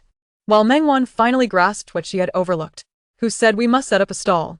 During the street renovation, I conveniently purchased a few shop fronts. Just the other day, a tenant vacated after going abroad, leaving one available. We are quite fortunate. That shop happens to be in the best location on the entire street, at the intersection of 3 thoroughfares, ensuring foot traffic from all directions. We can remodel it according to your vision and put it into use." As she spoke, Meng Wan opened the information she had found on her iPad and placed it on the table. "Rubbish what? You say you casually bought a few shopfronts?" Meng Jilai's eyes widened in disbelief. He had always considered himself quite composed, yet since Meng Wan's arrival, he found himself in a perpetual state of astonishment. Meng Buchuan remained relatively calm. After all, Meng Wan had already surprised him on numerous occasions in just a few days. He picked up the tablet to examine the shop's layout and current state, returning it to Meng Wan after a considerable time. Wan, where did the funds to purchase these shops come from?" Chapter 33. Reflection. Meng Buchuan's inquiry quelled the initial excitement of the other two. Meng Wan understood his implication. He was questioning whether she had used funds from the Tang family to acquire the shops. She smiled slightly, just as she consistently astonished the Meng family. Their reactions were equally unexpected. "Rest assured, this is all from my own investments. Not a single penny came from the Tang family. If any were involved, it would be from Yen." Despite her reassurances, Meng Buchuan did not display overwhelming joy. "A deal is a deal, Wan. We must keep track of the rent. Let's draft a contract to formalize the arrangement, and the rent will be based on market rates. How does that sound? Rather than paying rent, I have an even better proposal." Meng Wan blinked her eyes playfully. 3 pairs of eyes fixated on her, silently awaiting her elaboration. "The shop can be rented to you for free." "That won't do," Qin Yi immediately countered. Meng Wan's expression remained unchanged. She merely patted Qin Yi's hand, signaling her to remain calm. "Not only will there be no rent, but I will also cover all renovation costs. Of course, utilities will be calculated separately." What are your terms then? The two appeared as parties in a negotiation. "I will invest, and the profits will be split 60-40, with me receiving 40 and you 60. Aren't you afraid of incurring losses?" "Given the prime location and quality offerings, there is no reason for losses," Meng Wan asserted, exuding confidence. "We will discuss the finer details later. I will have your elder brother draft a contract, or perhaps you know a lawyer to ensure mutual agreement. While it is true that families should not involve monetary disputes, even close relatives must keep their accounts clear. Every sum must be accounted for." Meng Wan nodded, agreeing to involve her brother. The group deliberated on several details until Meng Wan yawned, and they realized it was nearly midnight. Quickly, off to bed. "You both have school tomorrow," Qin Yi remarked, hastily gathering the scattered papers on the table, urging Meng Jilai and the others to finish their nightly routines. The two complied readily, rising to return to their rooms. Wan, Meng Buchuan called out to her. Meng Wan halted, as did Qin Yi and Meng Jilai. "Do not flaunt your wealth and remain vigilant with others. Do not be overly candid. Even with family, keep a few cards close to your chest, understand?" Meng Buchuan's unexpected advice caught Meng Wan off guard, causing her to pause, a smile involuntarily forming. "I understand." She nodded, her face alight with joy. "All right. Off to sleep now." Observing Meng Wan's smile, Meng Buchuan was uncertain whether she truly absorbed his counsel, but chose to refrain from further comment, fearing that excessive caution might backfire. He recognized Meng Wan as a capable child, but worried that her youth might cloud her judgment. It was wiser to retain a few secrets for oneself, as human hearts can be inscrutable, and yesterday's friends could easily become tomorrow's foes. At the very least, he wished for Meng Wan to avoid walking the path he had trodden. On the other hand, Tang Zi returned home, transformed, hurling her expensive backpack violently to the ground upon entering. "Where is everyone? Have they all vanished?" Aunt Lu, startled, hurried to the entrance to greet her at Tang Sheng's behest. "Mississippi." She bent slightly, appearing somewhat intimidated. "What are you doing? Where are my shoes? And my backpack? Did you not see it on the floor? What, are you still thinking about that Meng Wan, that little princess? She is now a Meng, while I remain a Tang." Tang Zi had shed any semblance of her former docility from school, her demeanor now akin to a vengeful spirit, her voice shrill, eyes filled with malice. She carelessly tugged at her hair, venting her frustration by kicking Aunt Lu. Aunt Lu nearly fell to her knees, but managed to steady herself. Daring not to speak further, hastily retrieving the backpack and presenting the prepared slippers, kneeling before her. "You have no sense of awareness," Tang Zi glared at Aunt Lu, her annoyance growing. She raised her hand to shove Aunt Lu, but was interrupted by the sound of approaching footsteps. Her face paled, pupils constricting sharply. And she quickly concealed her hands behind her back, trembling slightly, appearing extremely anxious. Dad. Tang Zi swallowed hard, unable to meet Tang Xing's gaze. Aunt Lu, prepare a cup of tea. For the study. Yes, sir. Aunt Lu hung the backpack on a nearby hook before swiftly heading to the kitchen. Come here. Tang Xing did not specify whom he addressed, merely casting a casual glance at Tang Zi. Once he turned his back, Tang Zi clenched her fists, suppressing the hatred in her eyes, cautiously following him. Upon closing the study door, Tang Zi stood before the desk, her head bowed, unable to meet Tang Xing's eyes as he sat at the head of the table. The air hung thick with an unsettling silence. Neither spoke. Dad, when did you return? Tang Zi, still young and unable to endure the oppressive atmosphere, broke the silence first. Tang Xing tapped the desk, remaining silent. The rhythmic sound seemed to echo in Tang Zi's heart. Her hands trembled slightly, eyes darting around, and soon, tears began to drip onto the handmade carpet. Dad. I was wrong. I was just feeling so wronged and angry today.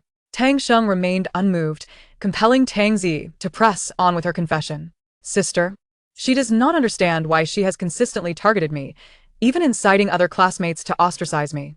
I remain perplexed as to why she treats me this way. If it is due to my adoptive parents' background, then, Father, let us bring sister back. It is all my fault. I should not have returned. Yet I merely wish to find my biological parents. Tears streamed down my face as Tang Zi raised her hand to wipe them away, her fragile frame trembling, exuding an air of profound vulnerability. You say, Tang, one has rallied others against you? At last, Tang Xing exhibited some reaction.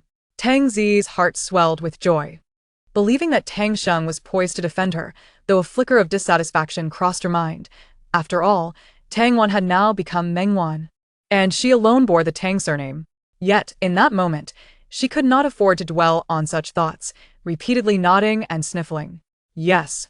They even mocked my ignorance of etiquette. I merely wished to invite friends and my sister to the reunion banquet, to share with them the joy of discovering my biological parents. Instead, I was met with ridicule led by my sister, for she had been cherished in the Meng household, a figure of envy at the first high school. How could she have ever faced such coldness? As this realization dawned upon her, her tears brimmed with genuine emotion. It is all my fault. I had never received such education, unlike my sister, who is so poised and considerate. She travels abroad and remembers to bring gifts for each classmate. It is my adoptive family's current predicament that has left my sister feeling imbalanced, and it is only natural for her to harbor such sentiments. Meng Wan, devoid of the Tang family's support, still commands the respect of her peers, while you, bearing the Tang name, are subjected to exclusion. Should you not reflect on why you find yourself overshadowed by Meng Wan? Is it because of the reunion banquet? Taken aback by Tang Xing's words, Tang Zi abruptly lifted her head, her eyes wide with astonishment. Sir, your tea is ready. Just then, Aunt Lu knocked on the study door. After placing the tea down, she exited, leaving Tang Zi momentarily speechless, unsure of how to respond. I cannot compete with Meng Wan. After all, she has shared 2 years in class with her peers, and their bond is naturally stronger. Tang Zi stammered, fumbling for excuses, even forgetting her formality in addressing him. Thus, you cannot surpass her, and you resort to venting your frustrations on those beneath you? Yes, I apologize, Tang Zi instinctively replied, her head bowed, oblivious to the disappointment etched in Tang Xing's eyes. What are you apologizing for? Tang Xing's demeanor was stern yet unyielding, his gaze fixed upon Tang Zi as if evaluating a subordinate, devoid of any paternal warmth. I should not have unleashed my frustrations on the servants due to my grievances at school, she murmured, concealing the resentment and humiliation flickering in her eyes. Incorrect. Tang Zi, taken aback, dared not retort. Tang Xing stepped away from his position and approached her. Overwhelmed with trepidation, she could only fixate on the polished shoes before her. Look up. Startled, Tang Zi trembled but gradually raised her gaze, forcing herself to meet Tang Xing's eyes. Her own reflected a desperate attempt to evade confrontation, reminiscent of a still pond, devoid of any ripples. You may bully the servants, provided you do not allow anyone to catch you at it. If you desire a place within your class, you must fight for it through wealth, connections, or any means necessary to convert others into your allies, securing your standing. I care not how you achieve this. I demand only results. Tang Zi's eyes brimmed with disbelief, yet Tang Xing remained icy in his demeanor. I do not concern myself with your past. You now bear the Tang surname, and with it comes an expectation to embody the grace and decorum associated with our family. I cannot accept, nor do I wish to. A person who has claimed the Tang name triumph over a member of the Tang family. Do you understand? Should you fail to meet these expectations, I am fully prepared to bring Tang Wan back. I can do it. I will succeed, Tang Zi declared, her ambitions laid bare upon hearing his final words. She clenched her fists, her eyes alight with determination and a hint of malice. Tang Sheng regarded her with approval. I will arrange for an etiquette instructor. Tomorrow's reunion banquet is crucial, do not err. Indeed, Tang Zi replied, a semblance of joy finally gracing her features. Tang Sheng nodded, gesturing for her to leave. Once the study door was locked, Tang Zi felt her legs weaken, nearly collapsing to the floor. Meng Wan, I am the rightful heiress of the Tang family. You are destined to remain my stepping stone. Suffer alone. With a flick of her wrist, she exited the study. As night fell, each harbored their own thoughts. The following day, the siblings took the bus to school as usual. Upon seeing them, the other students had diminished their initial reactions. Although the incident at the snack street had made its way online, Meng Wan had anticipated the fallout and ensured it was quelled before it could escalate. All appeared calm on the surface. Once in the classroom, someone quickly greeted her. Thank you for yesterday. The advantages of having an extensive network are clear. Everything becomes more efficient and effective. However, trivial matters are far easier to handle than the scandals of those in the entertainment industry. And I owe you my gratitude for the items you brought me. Meng Wan smiled, not offering further comment. Classmates, I apologize for yesterday's events. These are wine-filled chocolates that my father had specially brought from abroad. If you accept them, I will take it as your forgiveness for my rudeness. Tang Zi wore a sweet smile, her voice soft and inviting, making it difficult for anyone to refuse. She cradled the box of chocolates. Yet aside from Sun Lu taking one, the rest remained motionless, the atmosphere thick with unease. Tang Zi's smile faltered, her gaze drifting to Meng Wan. Wan, I admit my words were inappropriate yesterday. I am sincerely sorry. Will you forgive me? Meng Wan looked at her with a smile that held no clarity, neither affirming nor denying her request. Tang Zi maintained her poised position, but as time passed, her smile began to stiffen. If you accept them, I will consider it your forgiveness. I implore you. Tang Zi's overly affected tone sent shivers down Lan Xing's spine, her face betraying her distaste. Meng Wan smiled, raising her hand to take one, yet Lan Xing's expression shifted suddenly. You. Meng Wan patted her leg with one hand while taking a chocolate with the other, waving it playfully before Tang Zi, her expression still one of teasing amusement. Tang Zi's lips twitched as she gripped the box tightly. Taking a deep breath, she turned to face the others, her expression now carefully composed. Since Wan has accepted, you all need not worry. They are not poisoned. As she spoke, the others could not afford to prolong the awkwardness, quickly accepting the chocolates and exchanging pleasantries before departing. Only Peng Zhe accepted one, promptly passing it to someone else. While Lan Xing declined, Meng Wan toyed with the chocolate in her palm, lost in thought, while Lan Xing snatched one directly. Meng Wan chuckled softly, offering no reprimand, her demeanor laced with a hint of indulgence and tolerance. What is she up to? She seems like a completely different person tonight. Possessed? Lan Xing tossed the chocolate onto the desk, leaning closer to Meng Wan, her expression and tone betraying her disdain. Meng Wan laughed lightly. Who knows? Lan Xing raised an eyebrow, shifting the topic away from Tang Zi. My father has asked me to attend tonight's reunion banquet. I've heard the two from the Tang family are returning. Go. It should prove quite entertaining. Meng Wan's tone held a deeper implication. Really? Lan Xing's previously lackluster expression brightened. Those two are a madman and a little lunatic. But I recall Tang Sheng is notoriously proud. Would he allow them to cause a scene at such an important event? Meng Wan arched an eyebrow, a smile gracing her lips, conveying a multitude of unspoken thoughts. Lan Xing mirrored her smile. Then I must secure a front-row seat to witness the spectacle. As time slowly passed, they finally reached the end of the school day. Lan Xing had not ridden her motorcycle today. The driver awaited her at the entrance. As for Tang Zi, she was picked up by the Tang family's driver in the afternoon, undoubtedly to prepare for tonight's banquet. I shall take my leave now, and will provide you with a live stream later. Meng Wan chuckled softly, waving goodbye to Lan Xing. Just as Meng Zhilai emerged from the school's gates, approaching her. Let us return as well, he suggested. I have somewhere to go. So, I want to be accompanying you back. Meng Zhilai paused, wondering if this was related to the recognition banquet. Chapter 35. The second young master of the Tang family.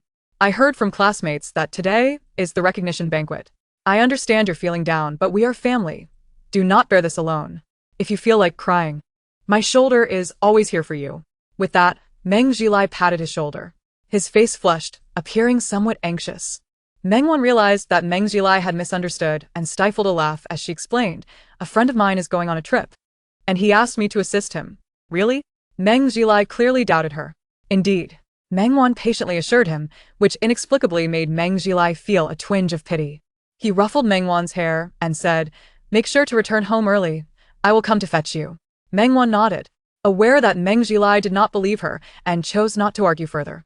The bus home arrived first, and after Meng Jilai left, a black car stopped in front of her. Without hesitation, Meng Wan opened the door and got in. The driver was a girl with short hair. Wearing black-framed glasses and a standard suit, her expression devoid of any excess emotion. Boss. "What brings you here?" It was Tian Wei.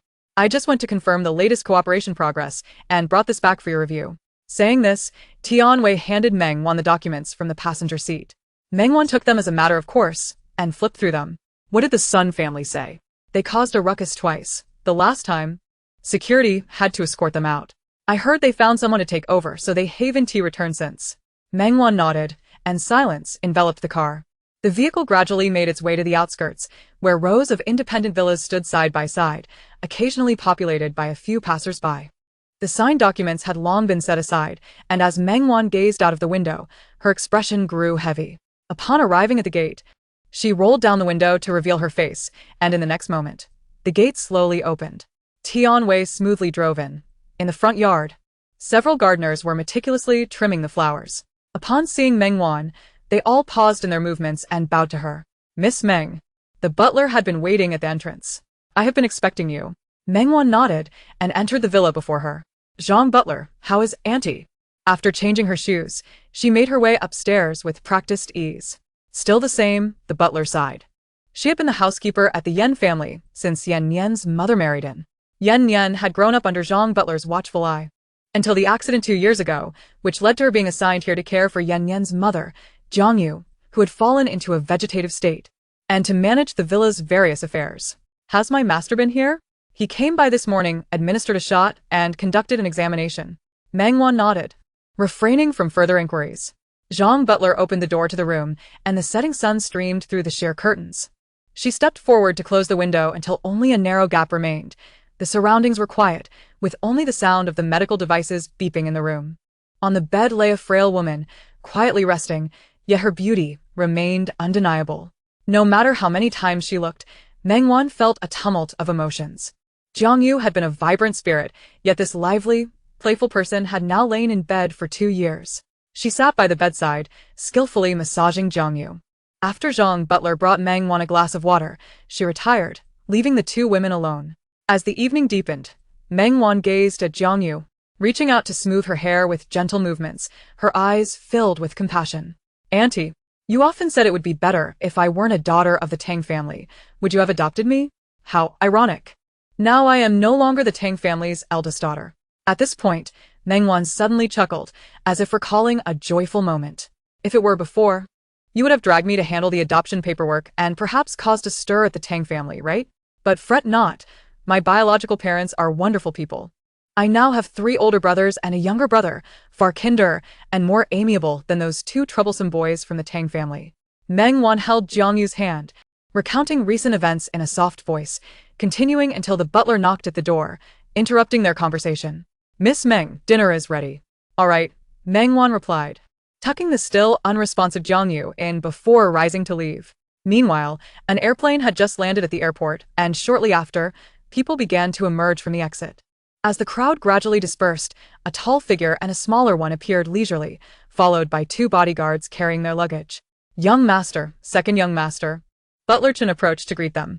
"Where is father?" Tang Chi's brows were sharp and cold, his facial features clean-cut, with a prominent nose and a distinctive mole at its tip that added a hint of allure. He tugged at his tie, his expression slightly impatient. "He's finalizing the last details with the eldest miss in the banquet hall." "The eldest miss?" Tang Chi looked at the butler, who bowed his head, not daring to speak. "What about my dog?" Tang Lu seemed entirely uninterested in their discussion, his wide eyes darting around in search of something. His round face still bore the remnants of baby fat. His bright eyes suggested he was about to pull a prank. Despite wearing a tailored suit, he exuded no semblance of decorum, behaving in a carefree manner, his tone quite audacious, unmistakably a spoiled child. He's in the car. Upon hearing this, Tang Lu immediately darted outside. Butler Chen had become accustomed to this and signaled for one of the bodyguards to follow. Throughout the journey, the two young masters exchanged not a single word, resembling strangers more than acquaintances. By the time Tang Chi arrived, Tang Lu and his dog had already claimed the entire back seat, playing joyfully. Young master. Butler Chen hesitated, wanting Tang Chi to sit in the passenger seat. But Tang Chi moved quicker. He opened the car door without a word. In the next moment, the German shepherd, which had been frolicking with Tang Lu, whimpered and obediently lay down, no longer daring to move despite Tang Lu's coaxing. Tang Lu, I give you 3 seconds. If you don't settle your dog, take it and get out. Tang Chi's voice was neither loud nor soft but carried an undeniable sense of authority that brooked no opposition. Tang Lu, Still just 7 years old, patted the German shepherd, which immediately curled up at his feet, being extraordinarily obedient. Seeing this, Tang Chi ignored Tang Lu's pleading gaze and entered the vehicle. Butler Chen sighed in relief, his back already slick with sweat. Not daring to delay, he closed the car door behind him and joined them as they headed to the banquet venue. In the banquet hall, Tang Zi was in the dressing room admiring her gown. She twirled around, her expression one of satisfaction. The dress was long, and due to her height, she had to wear 10-centimeter heels to elongate her figure visually. The stylist flitted around her while the makeup artist applied the final touches, each person bustling about to cater to her needs. Tang Zi wore a smile that she could not conceal, reveling in the attention and adoration surrounding her. Chapter 36. Chaos. It's almost time. Let us get ready to go down, Tang Xing said as he approached, accompanied by the impeccably made-up Su Yao. Father, mother, Tang Zi exclaimed, running over with her skirt in tow, her tone brimming with delight. Su Yao's face bore a rare smile as she adjusted Tang Zi's hair, her mouth curving into a standard smile. Be careful not to trip while you're jumping around, she cautioned. Tang Zi stuck out her tongue and linked arms with Su Yao, appearing quite intimate. Mr. Tang, Mrs. Tang, thank you for your hard work. We have prepared some pastries for you in another room. Most of those who can apply makeup for them have connections within the industry. As long as they are not completely irrational, the organizers will ensure that the staff's whereabouts are properly arranged to avoid any criticism. Thank you, Mr. Tang. Your family of 3 appears truly blissful. Indeed, Miss Tang takes after Mrs. Tang, exuding sweetness and charm. Upon hearing this, the staff knew that their work for the day had come to a close, exchanging a few compliments.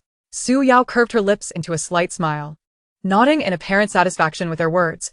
However, upon closer inspection, one might discern a complete lack of genuine emotion in her eyes, an epitome of polite formality.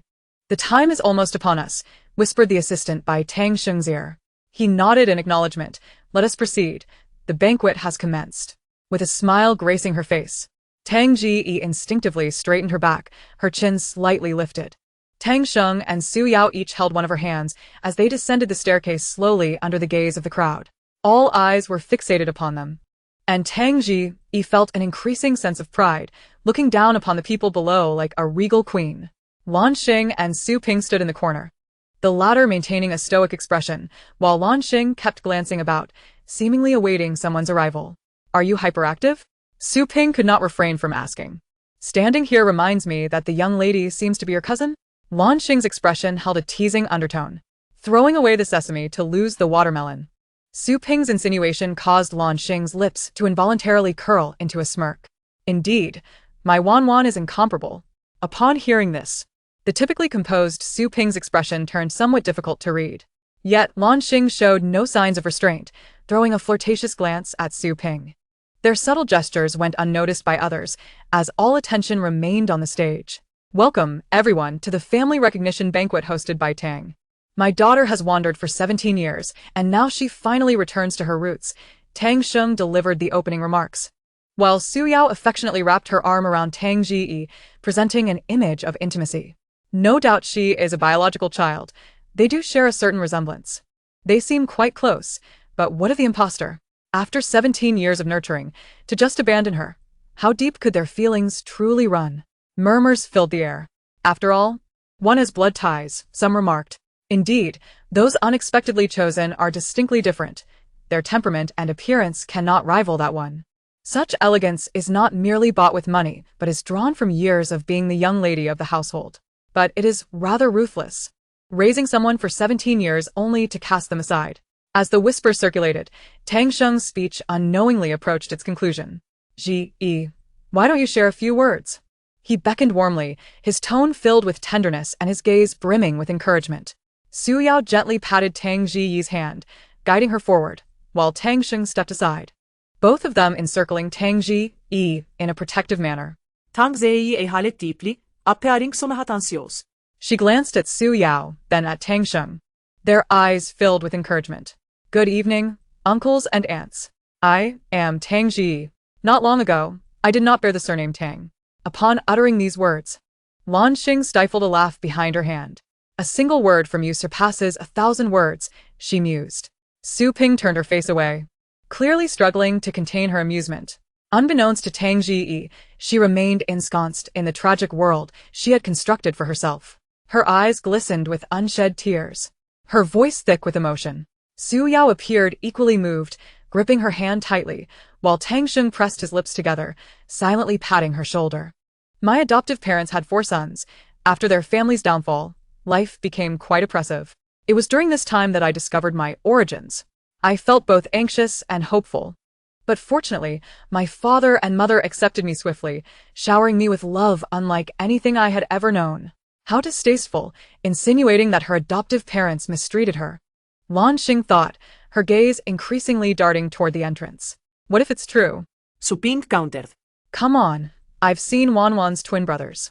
They couldn't possibly do such a thing. Besides, if she were truly mistreated, would Wan even be here? While Su Ping held reservations about the first part of the statement, Lan Xing's last comment successfully swayed her. As the speech concluded, the trio presented a facade of intimacy to the guests, appearing sweet and happy. Just as they prepared to descend the stage to introduce Tang Ji to others, the grand doors swung open. A bark from a dog made Lan Xing's eyes light up.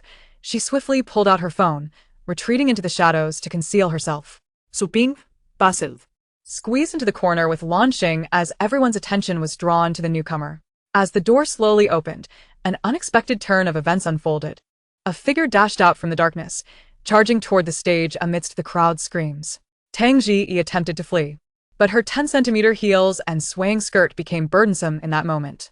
She was suddenly knocked to the ground, feeling a sticky sensation on her face, prompting uncontrollable screams. "Get away, you beast! Get away!" she shrieked, her meticulously crafted appearance and makeup obliterated. Yet at that moment, she hardly cared. Her nails dug into the dog's flesh as she shoved it away. Rising to her feet, she aimed a kick at the dog, but the German shepherd dodged swiftly. "You beast! I will skin you alive today." You beast, D. Tang Ji was overwhelmed with humiliation and fear, her missed kick only fueling her anger. Clutching her skirt, she continued to hurl insults at the dog, advancing toward it once more for another kick. The guests, initially startled, regained their composure, observing Tang Ji's unruly behavior with furrowed brows. "What are the security guards doing? Hurry and remove that dog." Tang Sheng's expression darkened, resembling coal. As he witnessed Tang Ji's frantic antics, the veins in his temples pulsing violently. He shot a look at Su Yao, who, though startled, maintained her composure. Ziyi. She attempted to soften her tone, fearful Tang Ji might not hear her, even tugging at her hand gently, but in her furious state, Tang Ji violently shook her off. The guests' gazes fell upon the two, piercing like daggers, and even Su Yao's expression turned grim. Tang Ziyi. Su Yao's voice dropped in intensity, causing Tang Ji to finally realize her actions. She halted, her pupils trembling, momentarily lacking the courage to glance at the audience below. Chapter 37. You should never have returned. But Wenglong, come back, a youthful voice reached everyone's ears, as the German shepherd, previously lying aside, immediately scurried over upon hearing the command. Good boy. Tang Ling patted the tail-wagging Wenglong beside him, a smile gracing his face, utterly unperturbed by the surrounding tension. Chen, take the dog away, Tang Chi ordered coldly. Having appeared behind Tang Ling at some point, although Tang Ling was displeased, he complied and handed the leash to Chen. With the dog gone, An eerie silence enveloped the banquet, while Lan Xing, still hidden in the corner, chuckled with eyes gleaming, sending out the recorded video. After a moment's thought, she accidentally posted the video to their class group chat, only to hastily retract it within the time limit. The class group fell into silence. Yet Lan Xing knew her objective had been achieved. "Who would have thought you had such a wicked side?" Su Ping remarked, her tone laced with playful sarcasm. "A half-pound, 8 ounces," Lan Xing retorted. Su Ping raised an eyebrow, choosing not to respond, as she too was displeased by Tang Jiyi's sudden emergence. On the very day she returned, Su Yao had taken her to the Su family for recognition, being overly cordial with her cousins, adept at playing the sweet girl in front of the elders, while subtly using them to highlight her own plight. Su Ping was accustomed to patience, but others were not. Ultimately, Tang Jiyi reaped the benefits. Why should she intervene to prevent Tang Jiyi from embarrassing herself? "Where are you going?" As Lan Xing prepared to leave, she put away her phone, and Su Ying inquired, "The excitement has concluded, so it is time to depart. Until tomorrow." With that, she waved goodbye and made her exit. Observing Lan Xing's graceful demeanor, Su Ying couldn't help but feel a twinge of envy. Her collaboration with Meng Wan was primarily rooted in their shared circumstances. Both were mere pawns in the games of the Su and Tang families. Even if they strived for more, they could not hope to gain an inch. Thus, to escape their opulent prison, they must continuously strengthen themselves. She glanced at the stage, where Su Yao had, unbeknownst to her, already escorted Tang Jiyi away. Just as Tang Sheng grasped the microphone, it was seized by the approaching Tang Qi.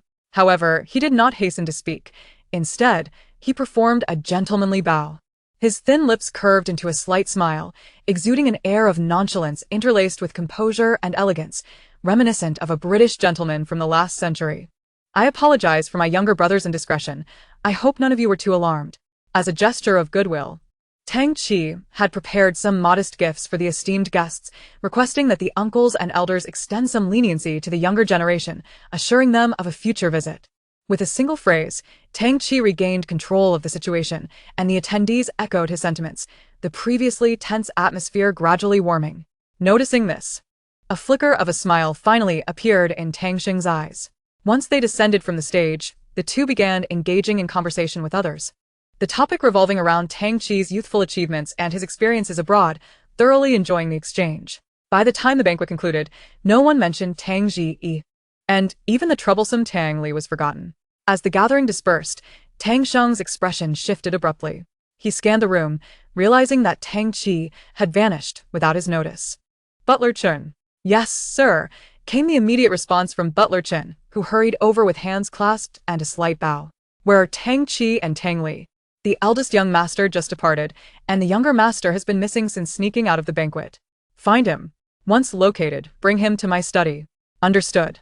As Tang Xing stormed away, Butler Chen finally dared to lift his head. Without delay, he summoned personnel, assigned them to various areas, and proceeded to the monitoring room to check the footage. With a loud bang, the changing room door slammed shut, startling Tang Jiyi into a tremor. Su Yao stood by the window and observed Tang Sheng's impassive demeanor as he sank into a nearby sofa, rubbing his temples in exhaustion. Tang Jiyi shakily rose to her feet, her hair disheveled, her once immaculate makeup now smeared by tears, an image of utter disarray. "Dad." Tang Jiyi's voice quivered with suppressed sobs, yet the anticipated concern did not materialize. Instead, she received a resounding slap across the face. How embarrassing. The blow directed her head to one side. Covering her face, disbelief clouded her gaze. She had always been coddled, with the Meng couple never having raised a hand against her, and yet here she was, struck by her own father. How could this be? She was the victim. She was the one entitled to anger and grievance. With her face concealed, she dared not speak or look up, her body trembling with increasing intensity. "Had I known you would be such an embarrassment, I should never have acknowledged your return." Tang Jiyi abruptly lifted her gaze toward him, her eyes filled with hurt. "Dad, this was an accident. I was frightened." "One mere beast startled you into such a state. What can you possibly do?" "Why wasn't he Tang Wan frightened? Look at you. You are no different from the harlots in the slums. You have brought disgrace upon my face." Tang Wan. Again with Tang Wan. Tang Jiyi clenched her fists, burying her resentment deep within. With reddened eyes, she pleaded, "Dad, I'm sorry, I was wrong. I promise it won't happen again. I was once chased by a dog. I was terrified. I promise it won't happen again. Should there be a next time, go back to where you came from. Tang Shang lamented his decision to bring back Tang Ji, believing her to be pliable and easy to manage, seeing her as astute when in reality she was foolish and devious. No matter how obstinate Tang Wan was, how far could she truly rise? The more he gazed at Tang Ji, the more irritable he became. Before he stormed out, the door slammed shut once more, causing Tang Ji to jump again. Fear gripped her. If she lost Tang Sheng's trust, her meticulously orchestrated plan to reclaim her status as the true heiress of the Tang family would be utterly ruined. The thought of that decrepit, musty apartment sent her panic spiraling further. No. She could not return. Absolutely not. Her mind raced. The sound of high heels echoed in her ears. Grasping at the last straw of hope, her eyes brimmed with earnestness and desperation. Mom. Her voice was piercing and mournful. Su Yao halted, grasping her hand. Just as Tang Jiyi's smile began to blossom, Su Yao coldly regarded her, forcefully pushing her hand aside. Tang Jiyi lost her balance and fell to the ground, her smile frozen on her face. Mom? I, Su Yao, do not need a daughter who brings me shame. Remember that. Su Yao's words were like a blade pressing down upon her heart, the final straw crushing her spirit. The door opened and closed again, yet this time, Tang Ji was not startled. She knelt on the ground, her expression frenzied. With a cold laugh, she suddenly erupted into uncontrollable laughter, tears streaming down her face until she could hardly catch her breath. What did it matter if the recognition banquet had failed? As long as she performed well and regained Tang Xing's trust, the events of today would fade into obscurity with time. She was the true eldest daughter of the Tang family. With that alone, she could bask in wealth and privilege forever. Everything else was inconsequential. As long as she had money, nothing else mattered. What did it matter if Tang Wan excelled? She no longer bore the Tang surname. Everyone knew that she, Tang Ji, was the true gem of the Tang family. Chapter 38. Increasingly dog-like. Evening. Did you receive the video I sent you? Oh, I might just die laughing. These two, one with a white face and the other with a black face, are truly a perfect pair. On the other end of the line, Lan Xing's voice was laced with uncontainable excitement. I saw it. Meng Wan was seated in the car, her tone somewhat indulgent. Has the banquet concluded? Not yet. I finished watching the festivities and then slipped out. Are you on your way back? En route. How is Aunt doing? Lan Xing had already changed out of her gown and, after exchanging pleasantries with the guests, headed straight to the second floor. Meng Jilian was singing, but as soon as Lan Xing entered, his gaze instinctively followed her until her figure vanished from sight. Same as always. Lan Xing sighed, unsure of what to say next. How has my third brother been lately? Lan Xing glanced down. He seemed to be doing well, steadily attracting clientele. Rest assured, regardless of him being your brother, he is an employee in my establishment and shall not be bullied. How's the search for a new resident singer going? Finding one is no easy feat. They must be handsome and possess a good singing voice. Just when I finally found someone, you swooped in and took them. I'll keep an eye out and recommend someone to you later. At least you possess a conscience. Meng Wan chuckled softly before hanging up. See you tomorrow. Yes. See you tomorrow. The car drove slowly until it confirmed it could not enter the alley, at which point it halted. Let us stop here. Remember to log your overtime upon returning. Meng Wan exited the vehicle and sent a quick message to Meng Jili. When he did not respond, she dismissed it, as if merely fulfilling a task. She tucked her phone away and walked alone into the alley. As she approached, she happened to see Meng Jili standing under a streetlight, engaged in conversation with someone, a car parked in front of them. Brother. Meng Wan assumed it was a friend of Meng Jili's, explaining his lack of response. Without a second thought, she waved and called out to him. Wan Wan. Upon seeing her, Meng Jili turned, and the man who had been speaking with him also glanced over, locking eyes with Meng Wan. Good evening, my dear sister. Tang Qi's voice was somewhat alluring in the night, yet it sent chills down Meng Wan's spine. She rubbed her arms, her steps unyielding. Tang Qi. What are you doing here? Also, I am now a Meng. Your sister is not present. How cold-hearted. After all, we spent 17 years together. Tang Qi was not angry. He leaned against the car with a smile on his face, though it did not reach his eyes. Meng Wan chose to ignore him, rolling her eyes in silence. When it came to indifference, cold-bloodedness, and cruelty, who could rival this scion of the Tang family? Just as they approached, a shadow darted out, and Meng Zilia's expression changed. Before the word Wan could escape her lips, she saw a hand lift. Taranglong, sit. Meng Wan pressed her lips together, showing no sign of panic. Woof. But Wenglong obediently sat down before pouncing on Meng Wan, panting excitedly and wagging his tail. Teach not amusing, a slightly immature voice chimed in. And Meng Wan realized Tang Ling had also arrived, previously obscured by the car, only able to see the heads of Tang Qi and Meng Jilia. Tang Ling. Meng Wan's voice carried a hint of fatigue. Tang Ling stepped forward, greeting, Tang Wan, long time no see. His harmless smile made him appear to be a well-behaved child to anyone looking on. What brings you here?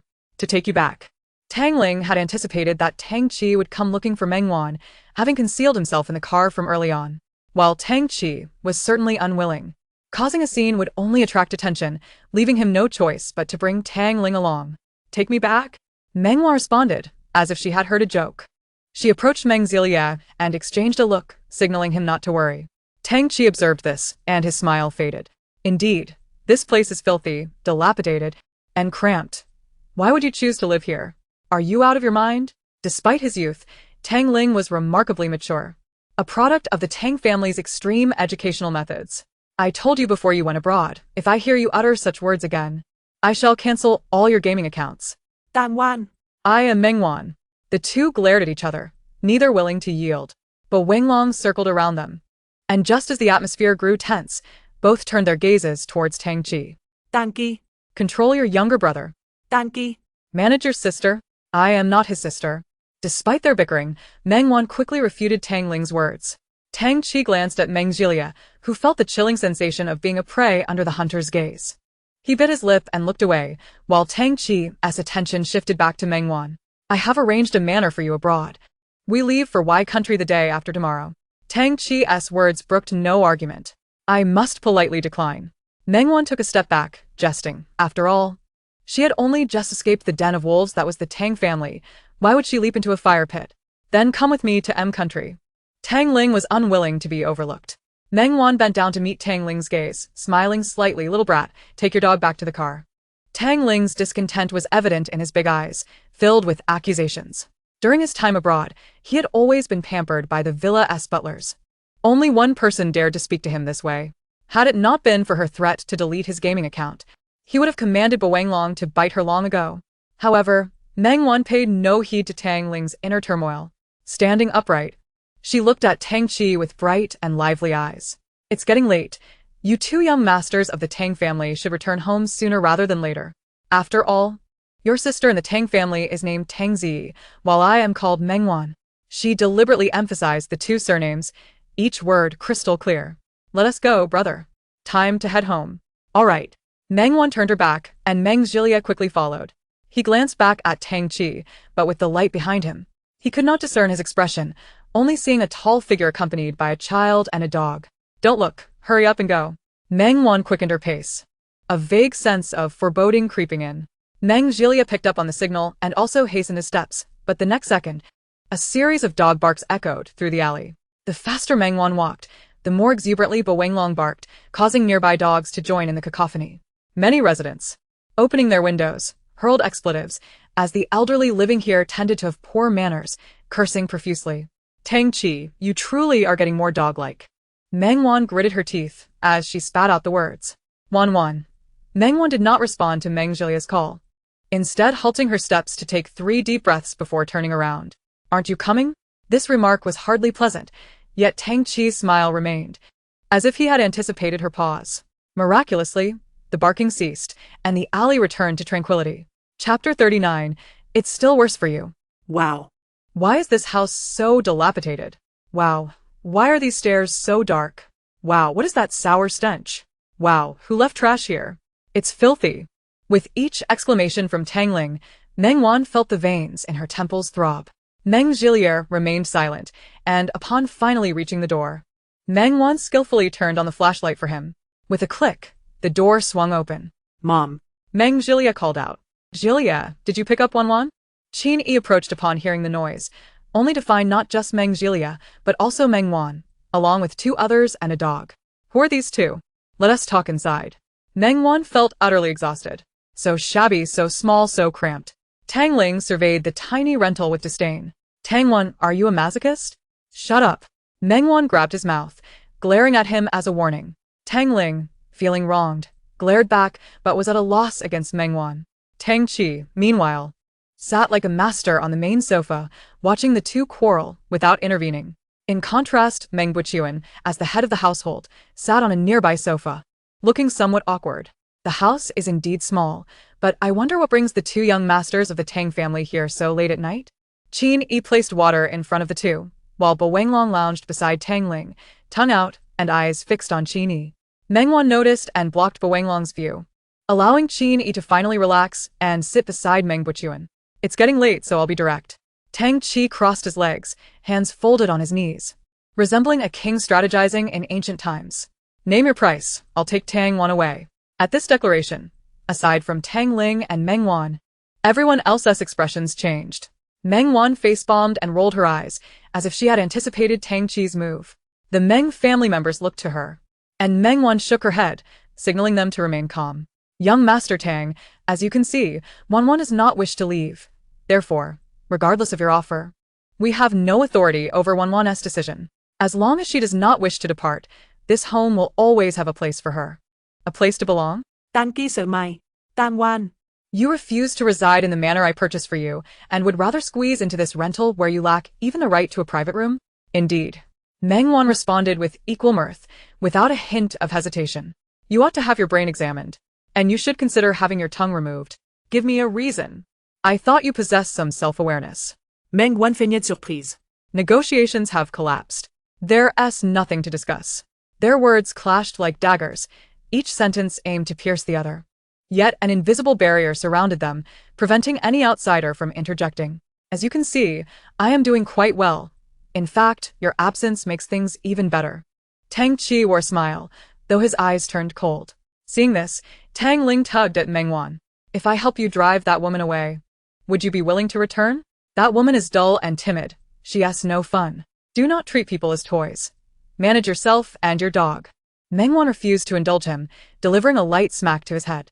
Tang Ling feigned pain, calling out, but when he noticed Meng Wan ignoring him, he tugged on Bo Wenglong's leash. Bo Wenglong, bite her. If you do, I'll give you something delicious. Unfortunately, Bo Wenglong merely nuzzled against his pant leg, showing no inclination to act further.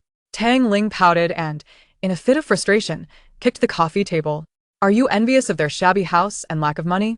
Meng Wan furrowed her brow, preparing to scold him, when the door suddenly swung open. The group turned to see Meng Xiao glance at them before heading into the kitchen to pour herself a glass of water, silently retreating back to her room. He remained utterly silent throughout, not even casting a superfluous glance. Tang Wan. Who is he? Once Tang Li regained his composure, he immediately erupted in fury. Meng Wan's expression shifted, and she swiftly advanced to cover his mouth, leading him outside despite his struggles. Enough now, young masters. Your dear sister is waiting for you at home. Do refrain from disturbing our family's slumber. As she uttered these words, Tang Qi emerged from behind her. Tan Wan. Who is he? You can only have me as your brother. Do you hear me? Tang Li shouted, muffled by Meng Wan's hand. Behave yourself. Meng Wan admonished. I shall pick you up after school tomorrow. In stark contrast to Tang Li's commotion, Tang Qi appeared composed and tranquil. Ignoring his outburst, Meng Wan closed the door, finally relieved to have sent the two away. Had she delayed any longer, their wild antics would have posed quite the predicament. Stretching lazily, Meng Wan prepared to wash up, only to find the three of them staring intently at her. The two young masters of the Tang family, my elder brother and younger brother. Elder brother. Younger brother. Upon hearing these titles, Meng Zhilai could only smile helplessly. It's evident they care for you, though their manner of expression leaves much to be desired. Vignigante adviset. Meng Wan tugged at the corners of her mouth, indicating that a smile was far from forthcoming. Wan, come sit with me, Meng Buqian beckoned, patting the sofa. Aware of what Meng Buqian was about to say, Meng Wan nonetheless took a seat. Rest assured, I shall not be going anywhere. You need not worry about Tang Qi. While he may be a bit unhinged, he still possesses a sense of propriety in his actions. Wan. It's not that your father fears they might harm us, but rather that he finds their arguments somewhat valid. Valid? You are well aware of our family's circumstances. Although they are gradually improving thanks to your blessings, even hypothetically speaking, we remain a burden to you.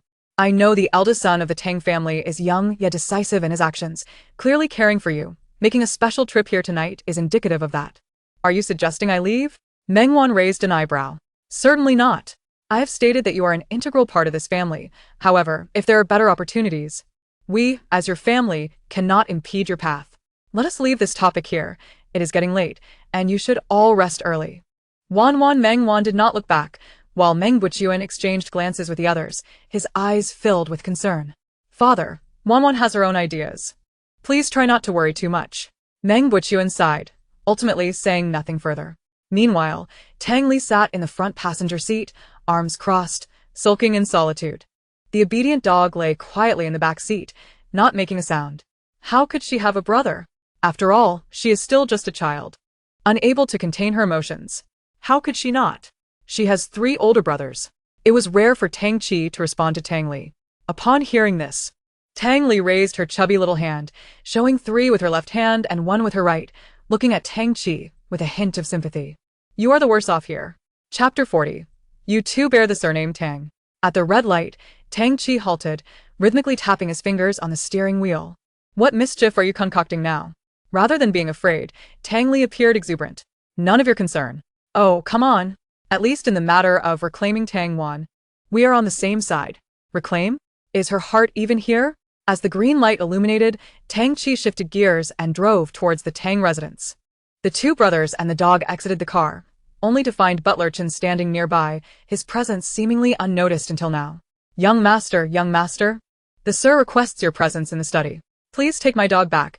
Tang Li handed the leash to Butler Chen, and the 2 brothers proceeded into the villa.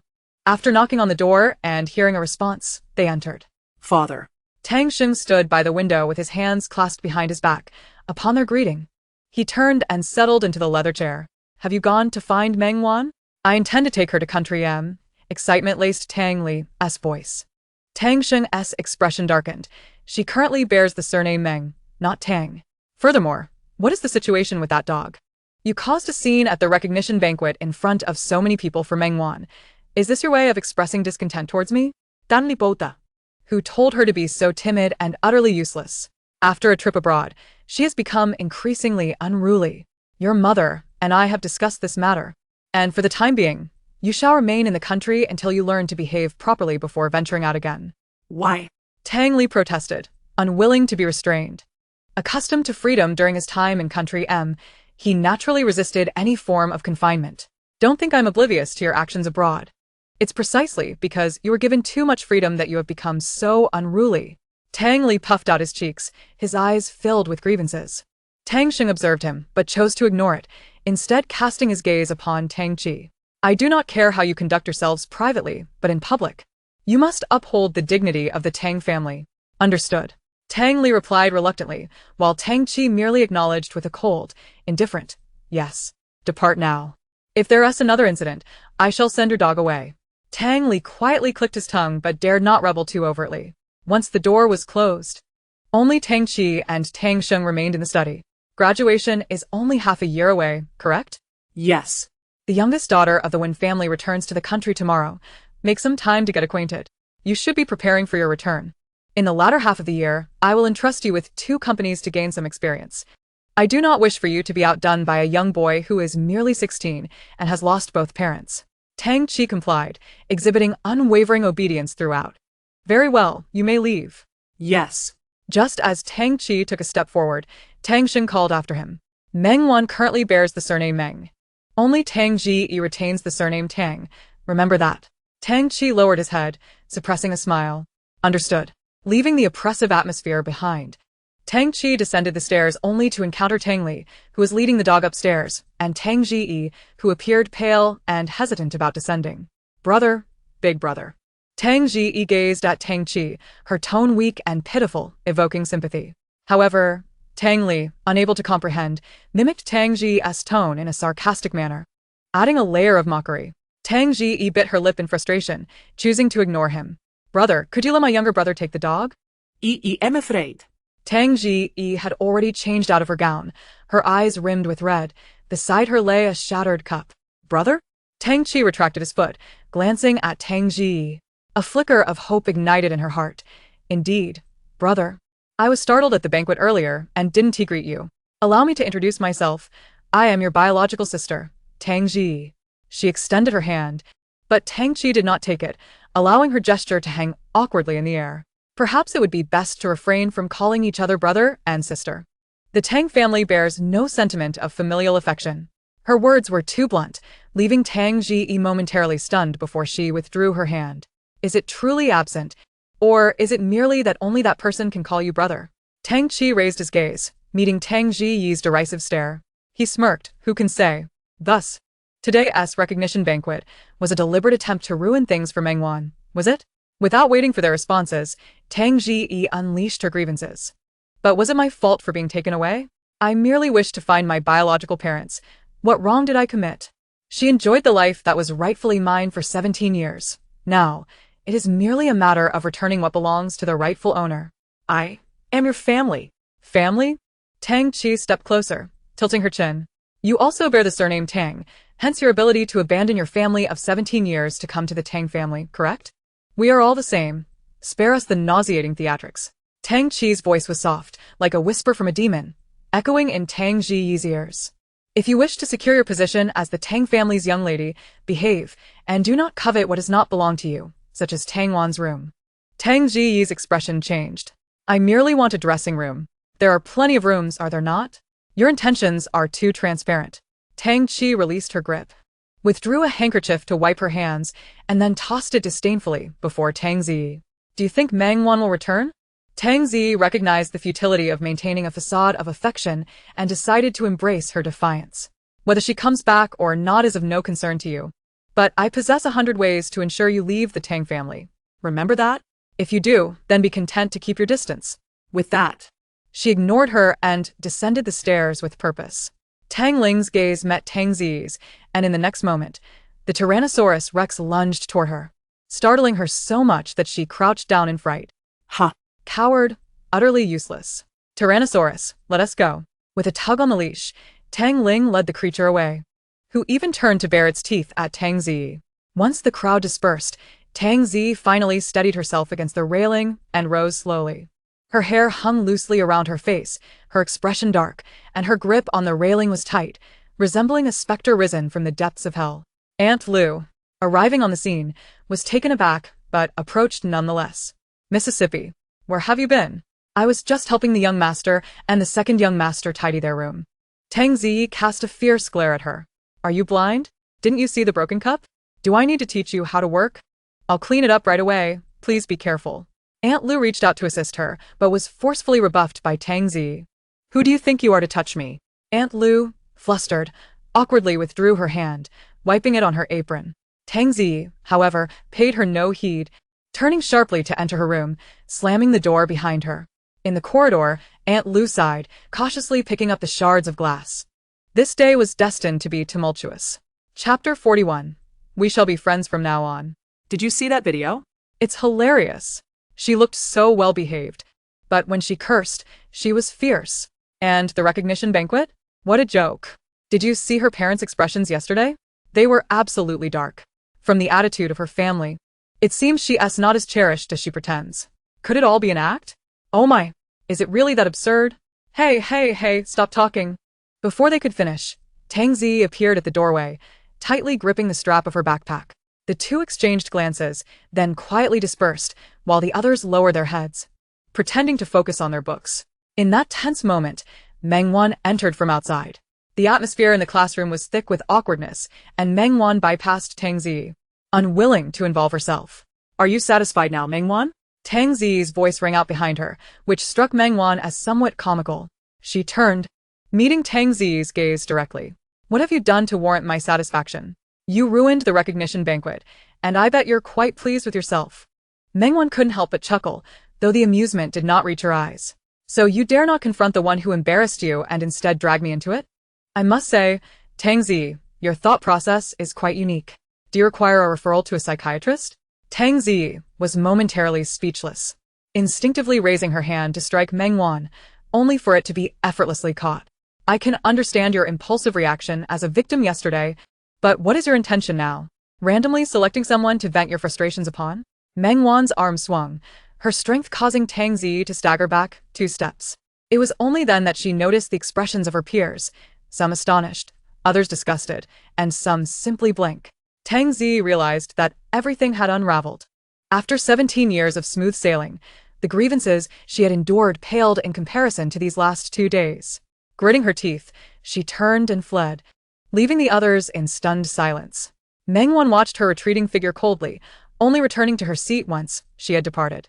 She shoved her backpack into her desk and leaned back. What just happened? We were discussing how Tang Zi was frightened by a dog at the recognition banquet. Peng Zhe replied, scratching his nose. And then? Initially, it was merely amusing, but when she started kicking and cursing at the dog, it became rather alarming. Plus, She has been boasting about how much her family dotes on her, so we began to wonder if it was all an act. Indeed, her facade has completely crumbled. Others chimed in. Sister Wan, is the second young master of the Tang family seeking revenge for you? Revenge? To ruin the Tang family's recognition banquet for the sake of an outsider like me? The individual who spoke quickly realized their error and retreated to silence. Sister Wan. That's not what we meant, Peng Zhe stammered, feeling awkward. Don't worry, this situation isn't serious enough for me to dwell on. Meng Wan refrained from commenting further. It was true that Tang Zi was a victim, but her behavior was indeed difficult to evaluate. If she couldn't swiftly prove her worth to Tang Sheng, she would not be far from becoming a pawn. As the protagonist departed, the crowd shifted topics. Gossip has a fleeting nature, and Tang Zi's situation would soon become a mere seasoning in their lives, rapidly losing its discussion value. Amidst this, no one noticed a figure quietly slipping away. In the school's rear courtyard, Tang Zi sat alone in a pavilion, muttering to herself, her backpack discarded on the ground, occasionally kicking it in frustration. Sun Lu observed the scene from a distance, but hesitated to approach. She fidgeted with her hair, then, suddenly anxious, called out Tang Zi's name. Zi, are you here? Upon hearing the voice, Tang Zi turned to see Sun Lu rushing toward her and hurriedly picked up her backpack, brushing it off before setting it aside. She turned away, pinching her thigh, her eyes quickly reddening, tears streaming down her cheeks. Zi. Sun Lu arrived, tentatively speaking her name. Tang Zi seemed startled, hastily wiping her face with the back of her hand, but did not turn around. Zi, are you all right? Sun Lu cautiously stepped closer, probing for response. Em fine. Tang Zi sniffed, maintaining her stubborn facade. Please don't be too upset. These people are like that, saying a few words. And by tomorrow, after a couple of classes, they forget everything. I know. I just feel so wronged. I don't understand what I did wrong. My biological brother and younger brother ruined the recognition banquet for Meng Wan in front of everyone, turning me into a laughingstock.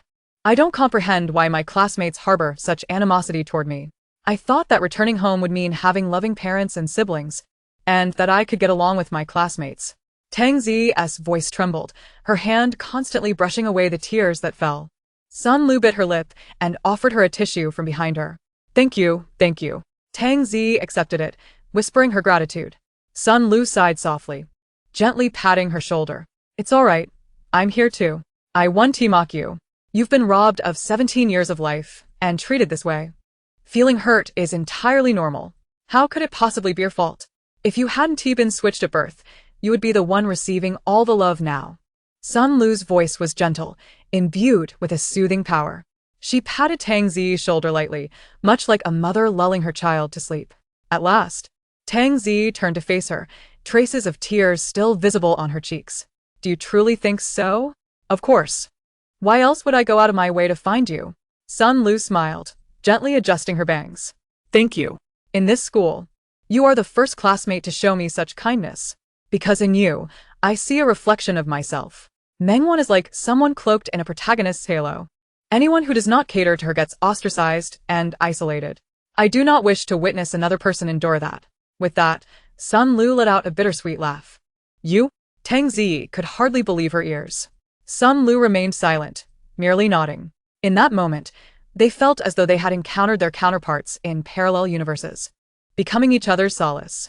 Tang Zi embraced her and patted her back, while Sun Lu similarly returned the gesture, the two of them parting only after a considerable time. They exchanged glances, and Sun Lu suddenly burst into laughter. What's so amusing? Tang Zi inquit, puel. You came to comfort me. Yet it seems you've turned the tables and are comforting yourself. Tang Zi feigned exasperation, shrugging her shoulders. Who could argue with that? Well then, it's settled. We shall be friends from this day forth. Indeed. Chapter 42. Is this what you desire? Under Sun Lu's encouragement, Tang Zi nervously returned to the classroom. Initially, she felt somewhat awkward, but as she realized that no one paid her any mind, she exhaled in relief. However, her demeanor was a stark contrast to her usual cheerful self. Instead, she was cautious, striving to diminish her presence. Several times, she inadvertently made a sound, quickly glancing at Sun Lu, and only relaxed upon receiving her reassurance. This behavior, of course, did not escape the notice of others. The evident victimhood was too glaring, prompting her peers to somewhat overlook her. By the end of the day, she had succeeded in avoiding any further trouble. As school dismissed, a throng of students flooded out of the gates. Isn't that Tang Chi? Who? The one that's been all over the official posts. Didn't you attend the family reunion banquet yesterday? Upon hearing this, a companion suddenly enlightened, excitedly nudging their friend. He's even more handsome in person than in the photos. No wonder his status remains unchallenged after all these years. What brings him here? I wager it's either for Meng Wan or Tang Zi. I'm betting on Tang Zi. After all, he was the one who closed the event yesterday, and she is his own sister. Meng Wan has been here for quite some time. When has Tang Chi ever appeared? The friend gazed starry-eyed, unknowingly halting in their tracks, frequently glancing toward Tang Chi's direction. You make a compelling point. Their friend was swiftly convinced, and many who were aware of the previous day's commotion began to gather around, drawn by the allure of gossip. Fortunately, the anticipated protagonist of the unfolding tale soon emerged into view. Z, isn't that your brother? Sun Lu nudged her, and naturally, Tang Zi spotted him as well. Her expression brightened visibly, assuming that it was Tang Sheng who had sent him to restore her dignity. Just as Tang Chi had remarked, they all bore the surname Tang. They could not afford to lose face, thus they had to maintain appearances in front of outsiders. Moreover, since he had been the one to close the banquet yesterday, Tang Zi had every reason to believe that he had come for her sake. Indeed, yesterday, due to my brother's antics, he consoled me all night, promising to take me out for a grand meal. Tang Zi tucked her hair behind her ear, a gentle smile gracing her face. Sun Lu nodded in understanding. Then you should hurry. Don't keep your brother waiting. Oh, come with me. I want to introduce you to him. Tang Zi grasped Sun Lu's hand. Sun Lu appeared startled, a hint of shyness creeping in. Is that really appropriate? You are my only friend here. What could be inappropriate about that? Relax. My brother one tea bite. Tang Zi spoke with a touch of pride. Whether at the Meng or Tang family, her brother was always a source of boasting. At this point, Sun Lu could no longer protest, allowing herself to be led by Tang Zi. Brother. Tang Zi beamed, waving at Tang Chi under the gaze of onlookers. Before rushing over with Sun Lu in tow. Brother, what brings you here? Didn't you say there was no need to come pick me up? To avoid any slip of the tongue from Tang Chi, Tang Zi elaborated her words carefully. She released Sun Lu's hand and turned to embrace Tang Chi.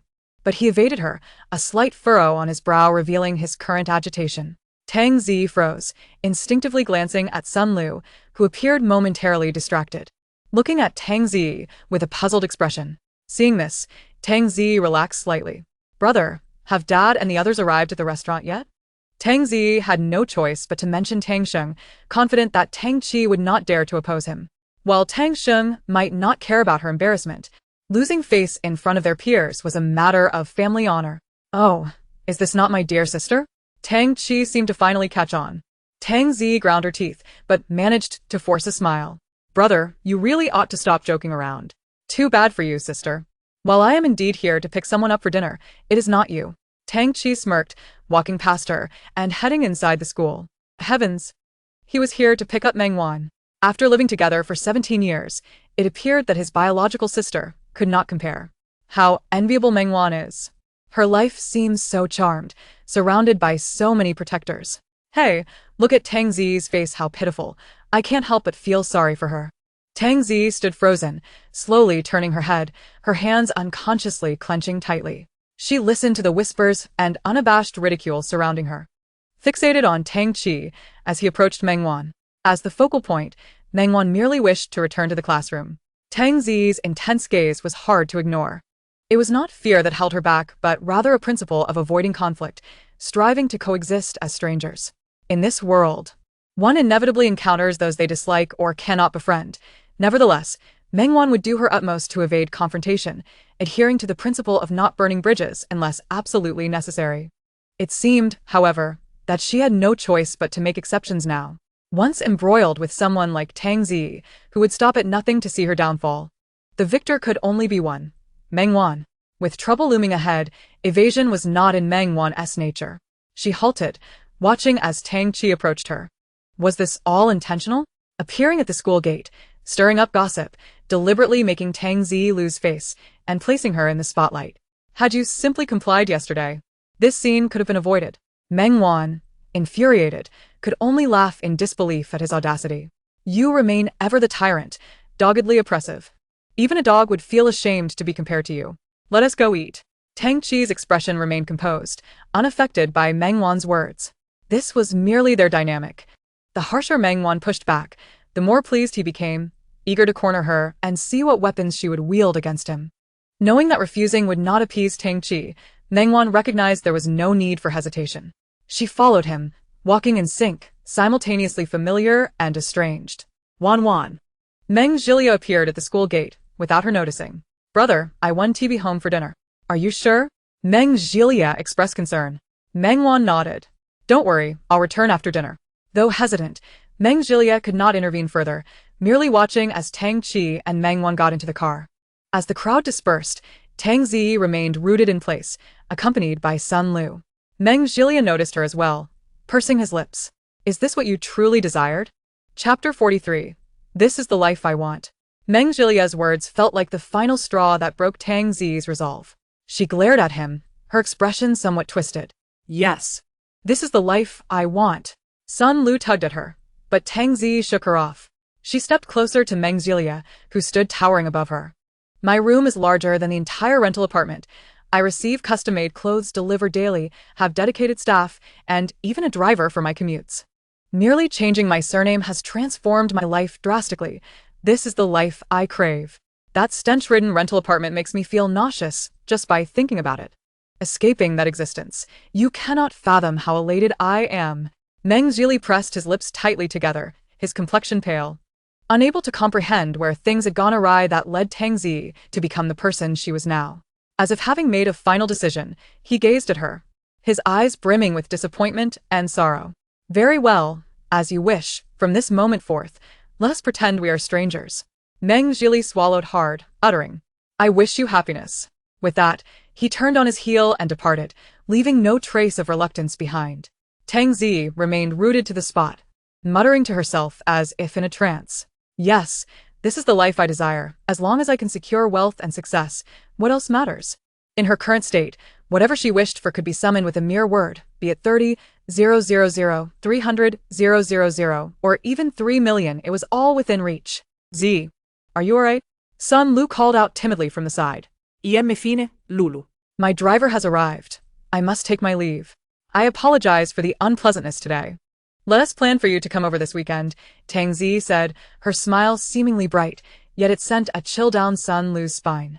Right? Don't overthink it. It's all right, Sun Lu replied, forcing a smile as she watched Tang Zi get into the car. See you tomorrow. Tang Zi quay về. And Sun Lu mechanically reciprocated until the car drove away, at which point she finally entered her own vehicle. By the end of the day, she had come to understand the Tang family's attitude towards Tang Zi. It seemed that the surname Tang held little significance. Yet, with matters having reached this point, she could only strive to gain some benefit from the situation. After all, one should avoid incurring losses, right? Meng Wan. As the commotion at the school gate finally subsided, Meng Jili boarded the bus home alone. Brother, there are seats at the back. A child's voice drew Meng Jili's attention. He looked up to see two children, around 7 or 8 years old. Sister, you sit inside.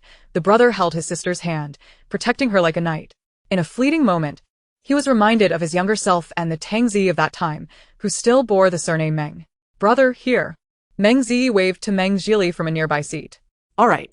Meng Jili, with his backpack slung over his shoulder and a pastel-colored bag in hand, swiped his card and took a seat beside her. Today, I told them I have 3 brothers, but they didn't believe me. Will you take me to class with third brother tomorrow? Most of the time, the 4 siblings attended school together, but after classes, it was Meng Zili who accompanied Meng Zi. This was partly because Meng Ziyuan, the class monitor, had to stay behind to supervise the cleaning, and Meng Zilian was often in trouble, frequently punished with detention. The bond among the 4 siblings was strong. Yet if one were to pinpoint the sibling whom Meng Zi trusted and favored the most, it would undoubtedly be Meng Jili. The eldest was somewhat stern, and the third was too mischievous, leaving Meng Jili as the most agreeable and the one who cherished her the most. All right, I'll tell them when they return. True to form, Meng Jili readily agreed. Tian said her mother brought back chocolate from abroad. I want some too. But you don't like chocolate. You think it's bitter. I don't care, I want it. The imported kind, not the ordinary stuff. Meng Jili sighed but nodded nonetheless. Such scenes had occurred numerous times in the past. However, since Meng Zi was the only girl in the Meng family adhering to the principle of raising girls with abundance, the family had always been willing to meet her demands. At the time, they didn't perceive any issues. Even though they would occasionally remind Meng Zi not to compare herself to others, they ultimately yielded to her playful pouting. Until elementary school, Meng Zi, aside from occasionally throwing tantrums, had not exhibited any particularly outrageous behavior. However, upon entering middle school, it was as if she had transformed into a different person. She began to detest the daily commute by bus for school. I don't care, get me a driver. The bus stinks, filled with the smell of sweat. I feel like vomiting. Dad, Mom, you love me the most, just get me a driver. But your brothers managed just fine. Although the Meng family was well off, they were not extravagant. From a young age, they believed in allowing the children to use public transportation to cultivate independence and prevent them from becoming spoiled. But it's truly uncomfortable. Besides, my brothers are boys and I'm a girl. How can it be the same? Tang Zi whined, clinging to Qin Yi's arm. Fine, if it's unbearable, let us get Zi a driver. Since she started middle school and has begun physical training with the recent heat and the crowded buses, it's understandable that she can't tolerate it, Meng Jili reasoned, standing by her side. She's already spoiled. The family has the means, so just get her one. Meng Zilian casually tossed a basketball, mimicking a shooting motion. Then let us get her a driver. Meng Wuchuan made the final decision. At that time, the Meng family's business was still thriving, and hiring a driver was not a significant expense for them. Coupled with their affection for their daughter, they agreed. However, after this, Meng Zi began to demand designer clothing and handbags. It's just 80,000. Buy it for me. 80,000. Z. I know that girls your age love to look good, but is it truly worth it to spend 80,000 on a dress? But I really like it. Our family can afford it, please. Tang Zi continued to sweet-talk Qin Yi, but this time, Qin Yi did not immediately relent due to her soft-heartedness. Zi, it's not that your mother wanted to spend that money, but think about it. Previously, that 120,000 handbag, the 30,000 shoes, and the things you recently bought add up to around 200,000. How many times have you even used them? Qin Yi's tone was gentle, lacking authority. Yet it still caused Tang Zi's expression to darken. With a flick of her hand, her eyes quickly brimmed with tears, her voice becoming choked. Are you going to buy it for me, or not? Didn't you say girls should be raised with abundance? I'm only asking for a dress. And you're making excuses. You're just favoring boys over girls. What is going on here? Meng Wuchuan returned home just in time to witness the scene. Dad. I want to buy a dress, but Mom won't let me.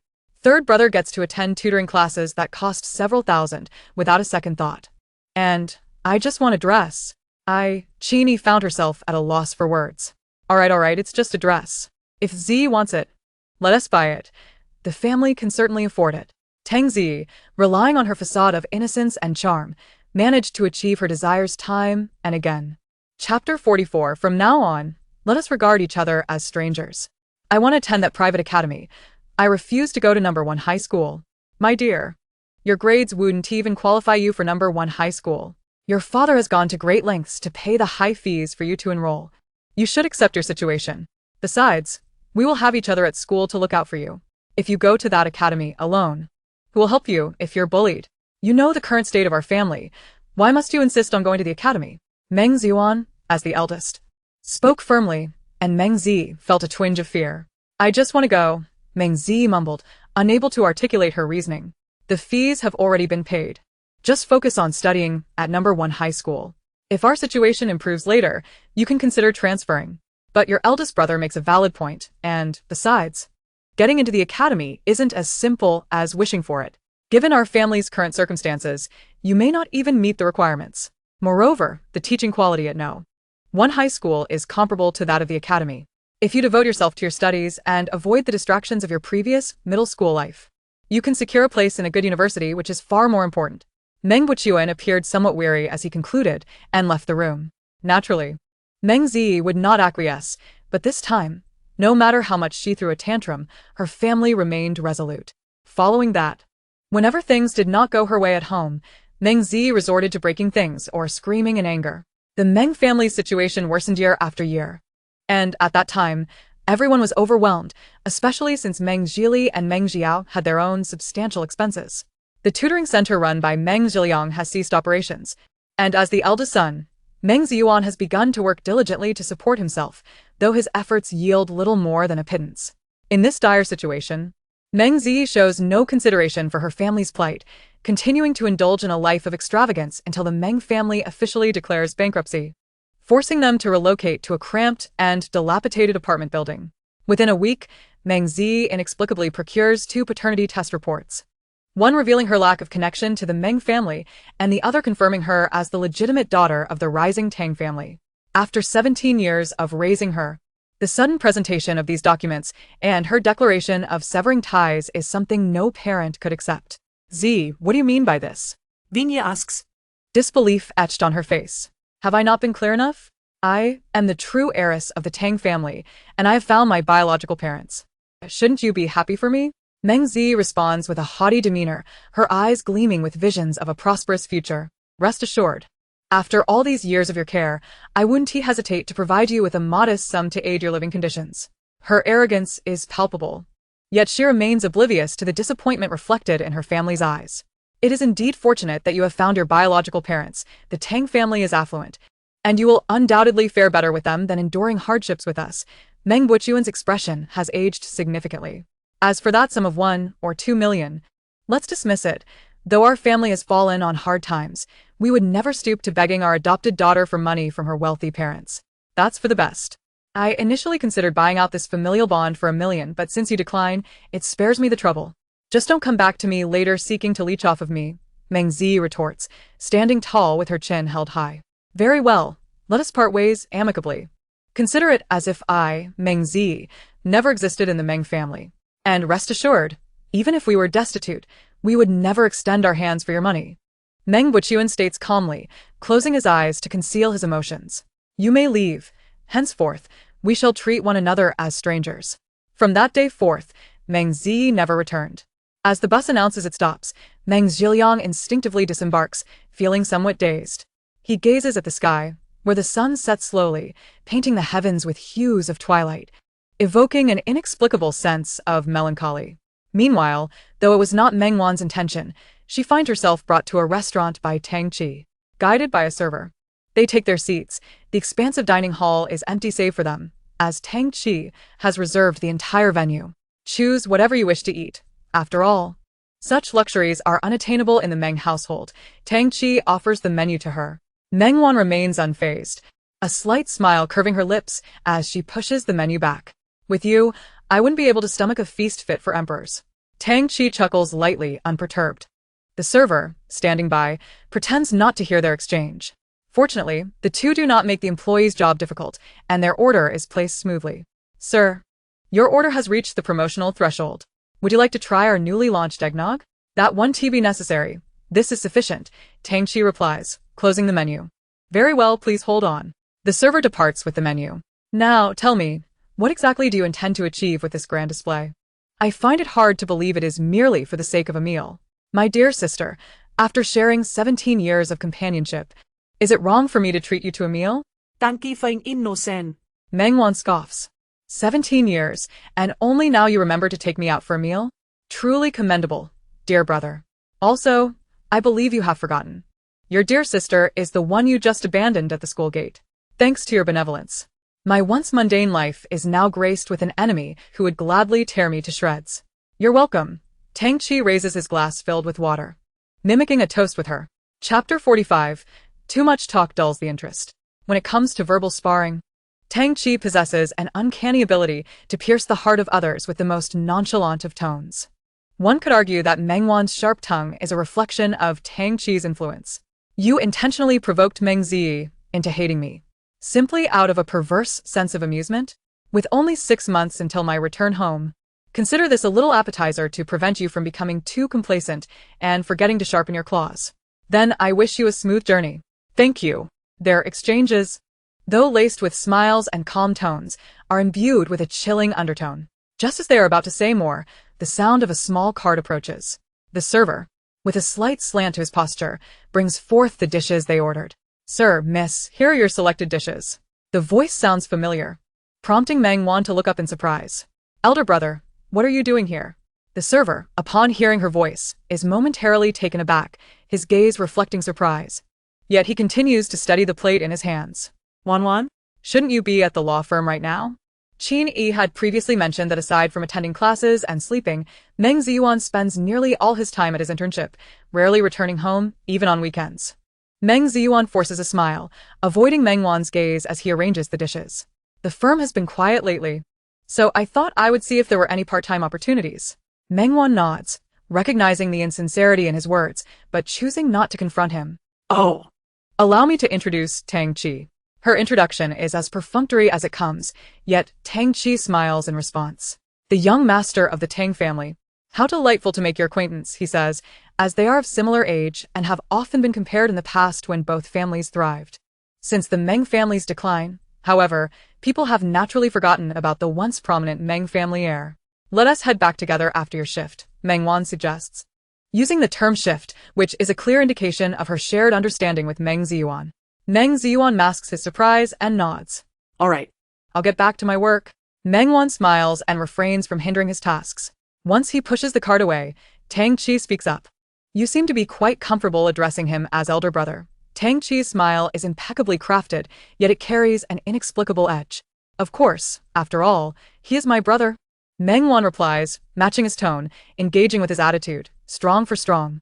Once they have exchanged enough barbs, the conversation must continue. Upon returning this time, will you start to take over the Tang family? As she gazed at the gleaming silver of the knives, Meng Wan suddenly inquired. What? Do you wish to give your little boyfriend a heads up? Indeed, it must be rather amusing to bring about your downfall. Meng Wan's unabashed candor delighted Tang Qi. Aren't you coming back with me? Is it your little boyfriend you can't bear to part with? Or perhaps a few of those inexpensive elder brothers? Ah. Meng Wan shot him a glance, deeming further conversation tedious. Tang Qi tilted his neck, choosing not to elaborate. As the steak in his hands had somehow been cut and placed before Meng Wan. Has Mr. Tang not arranged any welcome gifts for your return? Does a matchmaking partner count? Meng Wan raised an eyebrow, finding it quite in line with Mr. Tang's character. Are you relieved to have escaped the Tang household? Knowing you still want to drag me back, is being ungrateful your life as principal? The topic abruptly ceased as Tang Qi rose to head to the restroom. Meng Wan, feeling at ease, enjoyed her meal alone. Although Tang Qi could be a bit of a nuisance, his choices in dishes were commendable, avoiding any culinary missteps. Each plate perfectly suiting her palate. Yet, perhaps it was Qin Yi's exceptional culinary skills that made Meng Wan feel the dishes here, while delightful, paled in comparison to those crafted by Qin Yi. Excuse me, sir, madam, I apologize, but the restaurant has been reserved by another gentleman today. And as you did not make a prior reservation, entry is not permitted. My dear, did you not say we could enter? The woman clung to Li Qingshan, her voice sweetly dripping, sending shivers down one's spine. Yet she inexplicably garnered the man's favor. Of course we can enter. The man, with lips as thick as sausages, pressed them against the woman's cheek, but his demeanor changed abruptly when addressing the waiter. A reservation to enter? What nonsense is this? A private booking? Isn't it merely a matter of money? Tell them to get out. I'll pay double the price. I'm sorry, sir. The waiter bowed slightly, while the man, feeling humiliated, found it intolerable, his extreme machismo unable to accept such affront. Do you know who I am? Do you know who my father is? Believe it or not, I can make your establishment go under. The essence of a fine dining experience lies in its ambience, and it was clear that this atmosphere had been shattered. However, Meng Wan remained unfazed, savoring her meal, though she furrowed her brow and set down her spoon. Raising her hand, the waiter promptly approached. Miss, how may I assist you? This dish is overcooked. The meat has become tough, losing its original freshness. I sincerely apologize for your unsatisfactory dining experience. We shall replace it immediately. If that is acceptable to you? Meng Wan nodded, while the ruckus outside had attracted the attention of the man. Li Qingshan pushed past the waiter, whose ample form tumbled to the ground, prompting others to rush to assist. Meng Ziyuan heard the commotion and immediately stepped forward. only to be halted by a gesture from Meng Wan. Seeing this, Meng Ziyuan could only turn and seek out the manager in the storeroom for inventory checks. Oh. Isn't this the eldest daughter of the Tang family? Oh, dear, look at me. I must have mistaken you. The true eldest daughter of the Tang family resides within the Tang household, not you, the impostor occupying her place. Meng Wan remained unfazed, elegantly dabbing her lips with a napkin before placing it down.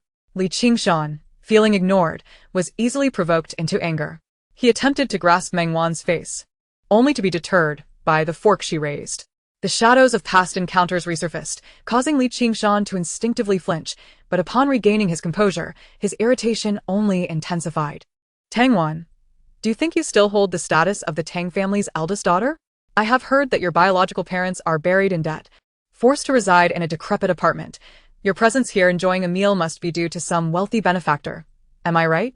The insults were overtly apparent, yet he merely dared to cling to his female companion, refraining from laying a finger on Meng Wan. Meng Wan smirked, thinking to herself that he possessed little courage. Initially, Li Qingshan had sought to curry favor with her, hoping to leverage her to benefit the Li family. But Tang Xing scorned the Li family and chose the Hu family instead. In moments of desperation, one often commits foolish acts, and for Li Qingshan, a man consumed by vice and devoid of intellect, attempting to lay hands on her, he found a fork plunged into his palm, and thereafter, he dared not appear before Meng Wan again. Of course, she had never disclosed this incident to anyone. Otherwise, whether he could still stand there today would remain an unknown. Tang Wan, had I known it would come to this, I would have acted differently from the start. I offer you another chance. Follow me, and I promise you a life of luxury and indulgence. Meng Wan smiled. The path to paradise lies in choices you refuse to take, while hell awaits those who venture unwarrantedly. If I allow you to leave here today, it would be my fault. With this thought, her smile grew even more radiant. Chapter 46. How long do you intend to play this game of the commoners? Indulging in luxury? Meng Wan smila perplex sa Li Qingshan, who was shaken by his female companion's attempt to regain his attention, only to be ruthlessly pushed away. The female companion shot Meng Wan a furious glare, yet was powerless. Forced to watch the unfolding scene. Of course, I possess both beauty and wealth. You with an old man are better off with me. However, marriage is out of the question, but being my little mistress isn't impossible. Li Qingshan's voice was far from quiet.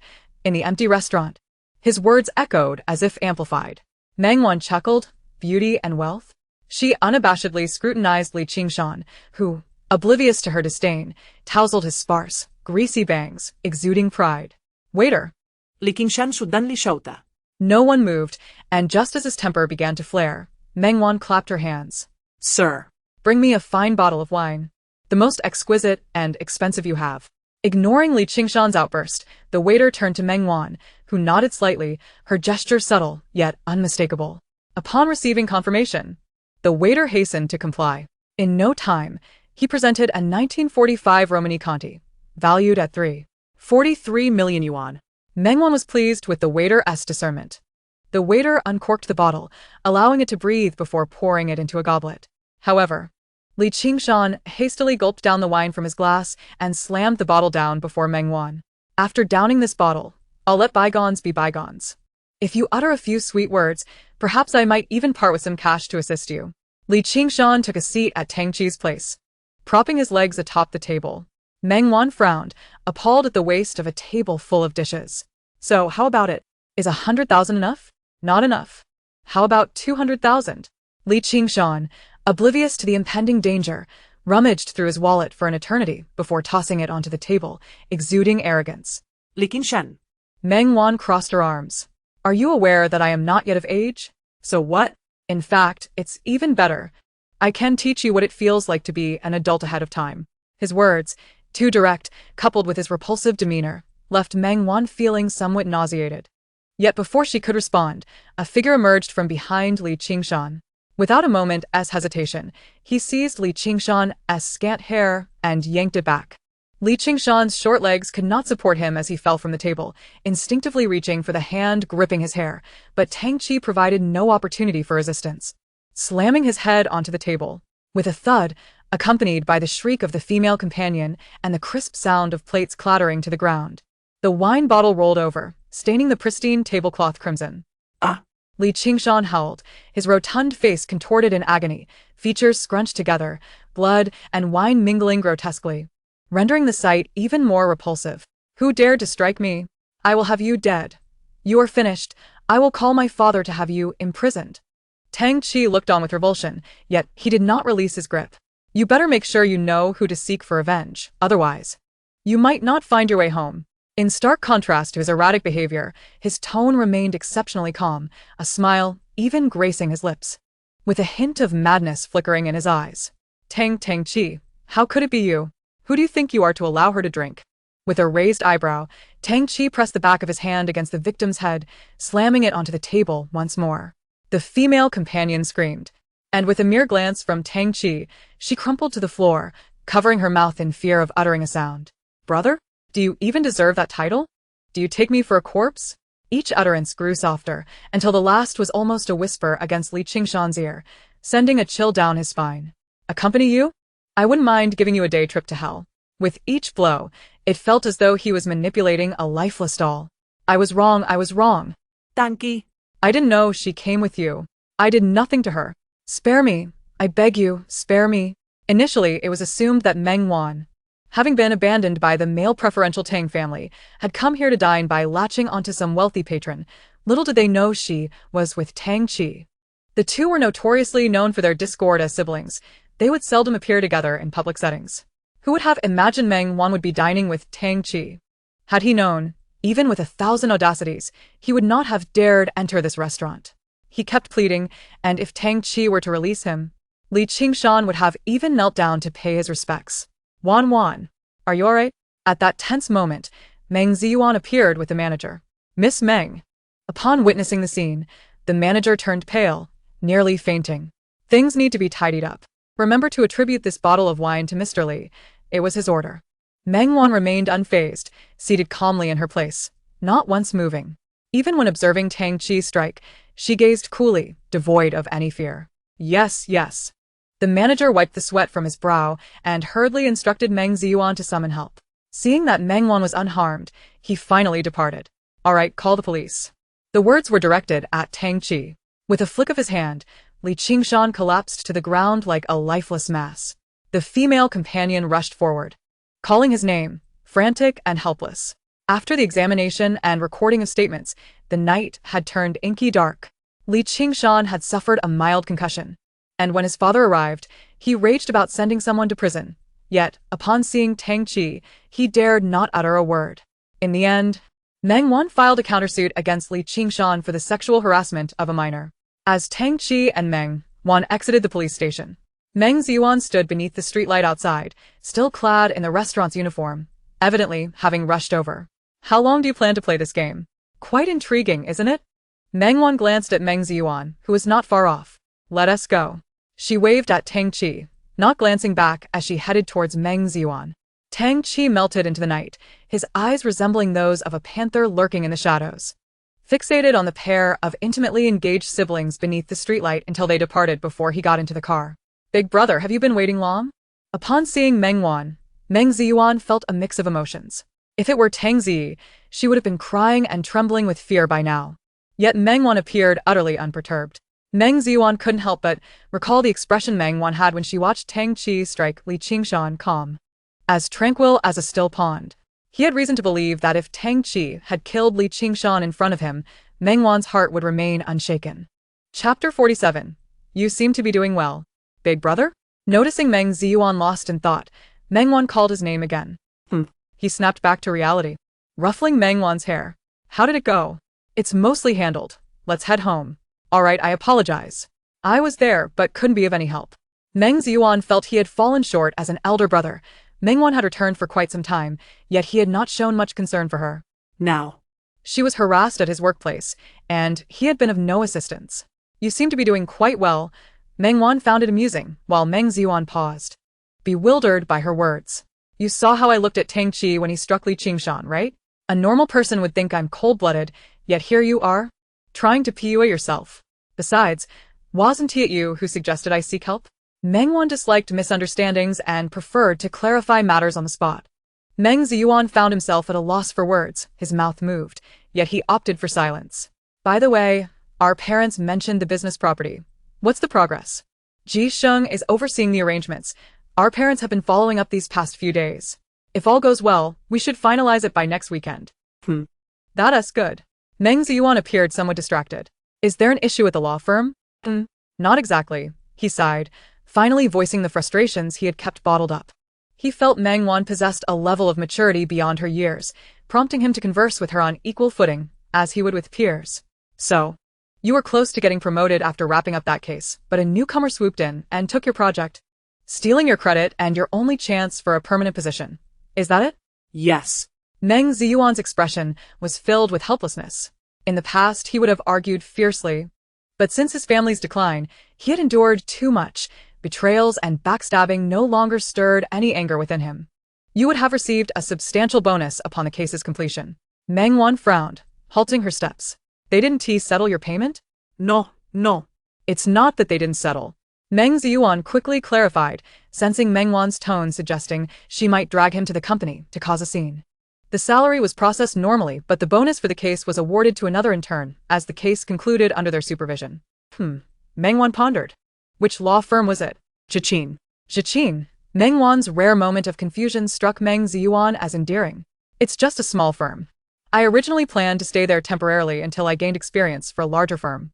As he spoke, Meng Ziyuan's eyes finally sparkled with some excitement. Have you heard of Tianqing Law Firm? They say it's a top-tier lawyer training program established by Y Corporation, but they suddenly became independent a couple of years ago. Although they primarily serve Y Corporation, they also accept cases from various industries. Rumor has it that any case they handle has a success rate of up to 90%. Do you wish to join them? Every lawyer dreams of it, but unfortunately, they haven't publicly recruited in quite a while. They operate on a mentor-apprentice model, generally relying on internal recommendations rather than open campus recruitment, ensuring that hires are stable and their character and abilities are more directly assessed. How do you know all this? Don't tell me you have connections there. Although he said this, Meng Ziyuan already believed it to be true. Meng Wan had a certain charm, even when speaking casually. Anything that came from her lips carried a weight of persuasion. Meng Wan touched her nose. You have a resume, right? Of course. Then send me an electronic version. An electronic version? What do you need that for? To plan my future ahead. Meng Ziyuan chuckled at her childishness. All right, I'll send it to you shortly. Don't tell her parents about what happened tonight. As they reached the ground floor, Meng Ziyuan grabbed Meng Wan's arm. Keep my time in the police station under wraps as well. Meng Ziyuan nodded, and the siblings had forged their first secret together. I have heard that yesterday, Tang Qi forcibly took Tang Ji away from the entrance. What on earth were they up to? As soon as Meng Wan sat down, Lan Xing leaned closer. What else could it be? Just trying to stir up some trouble because I seem too comfortable. Upon hearing this, Lan Xing turned her head and just caught a glimpse of Tang Ji entering, stealthily shooting a glare at Meng Wan. The gesture was subtle, and with her head tilted down, if not for her proximity to Meng Wan and her keen eyesight, one might have missed it entirely. Indeed. Tang Ji must be seething with anger right now. I'll be leaving after having lunch with you this afternoon. Where to? I want to go too. What for? To cause a ruckus? Despite her words, Meng Wan still vaguely explained the situation regarding Li Qingshan. What? Where does that fat pig get the audacity? Lan Xing suddenly stood up, startling Pengzha, who was playing basketball behind her, causing the ball to roll to Tang Ji's feet. What's going on, Miss Lan? Pengzha inquired as he rushed to retrieve the ball. My apologies. He intended to pick it up, but Tang Ji was quicker, smiling as she handed it to Pengzha, leaving him somewhat bewildered. Here you go. Thank you. Pengzha scratched his head, taking the ball and tossing it back to his companion before returning to his spot. Is Tang Ji feeling provoked? Her behavior is rather unsettling. Pengzha lowered his voice. Rest assured, look at her. With her acting this way, no one dares to discuss yesterday's events. Meng Wan's remark made Pengzha realize the truth.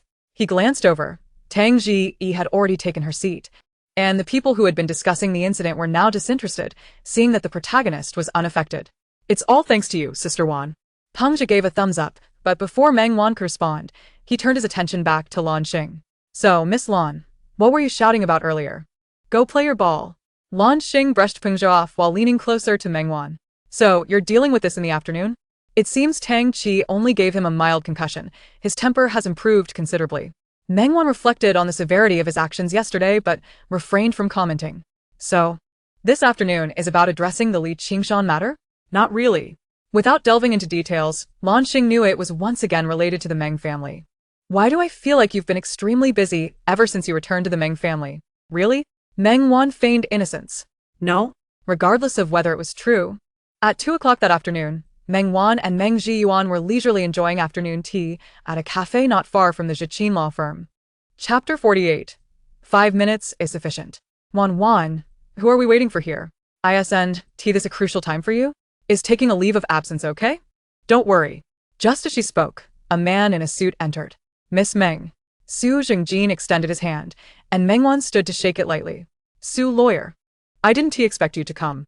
Su Jingjin had dedicated his life to studying various cases and statutes, no matter how trivial. He would delve into them if they piqued his interest. His standards were high, and he was only interested in cases, showing little concern for other matters. Which was why Meng Wan was surprised by his arrival. They were curious about a topic you mentioned earlier, so I thought I'd join in. Su Jingjin glanced at Meng Zhiyuan beside her. I reviewed your resume. The economic dispute case was quite typical. I didn't realize you were involved. Today's youth truly are remarkable. Su lawyer, you flatter me. I was merely responsible for some preliminary investigations and organizing materials. Meng Zhiyuan was taken aback. Encountering a legend in the legal field and receiving his praise was something he had never dared to imagine. However, without your last remark that turned the tide, this case would likely have been lost. Oh, you mean the case you mentioned that was particularly interesting? In just a few words, Meng Wan grasped the topic of their discussion. Indeed, it wasn't difficult, but the opposing party's perspective was quite tricky. One misstep could lead to being led astray. Had he not submitted new evidence, losing the case would have been inevitable. So, which matter are we addressing first? Su Jingjin was always efficient in his work. Even casual conversations swiftly shifted back to the main topic. Let us first retrieve what we need. Understood. The two had already risen to gather their things. While Meng Zhiyuan followed suit, unable to conceal his confusion. Wan, what does this mean? You really know people from the Lieber firm, or rather, Su lawyer. Resolving matters? What kind of matters? It wouldn't be about going to Zhiqin, would it? Meng Zhiyuan led the way, with Su Jingjin following behind. You won't need to say anything, just stand there. Afterward, you can behave normally.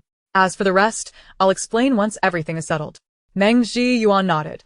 Ceasing his inquiries, the trio quickly arrived at the building. Wasn't it said to be a small company? It's rather large, isn't it? Meng Wan glanced at Meng Zhiyuan. Meng Zhiyuan patted her head. Most of the building was rented out individually, and Zhiqin merely leased one of the spaces inside.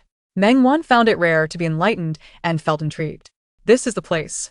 Meng Zhiyuan gazed at the glass window displaying the name Zhiqin, his heart filled with myriad emotions. During his 4 years at university, he had devoted nearly all his spare time here, only to receive an apology in the end, stating, "You're quite capable. But Wei Song is the son of our biggest client. Wait for us on the first floor. This should be resolved in 10 minutes. Just as Meng Zhiyuan intended to enter, Meng Wan pulled him back. Miss Meng, 5 minutes is all it takes. Su Jingjin adjusted his tie, exuding a natural humor even as he approached 50.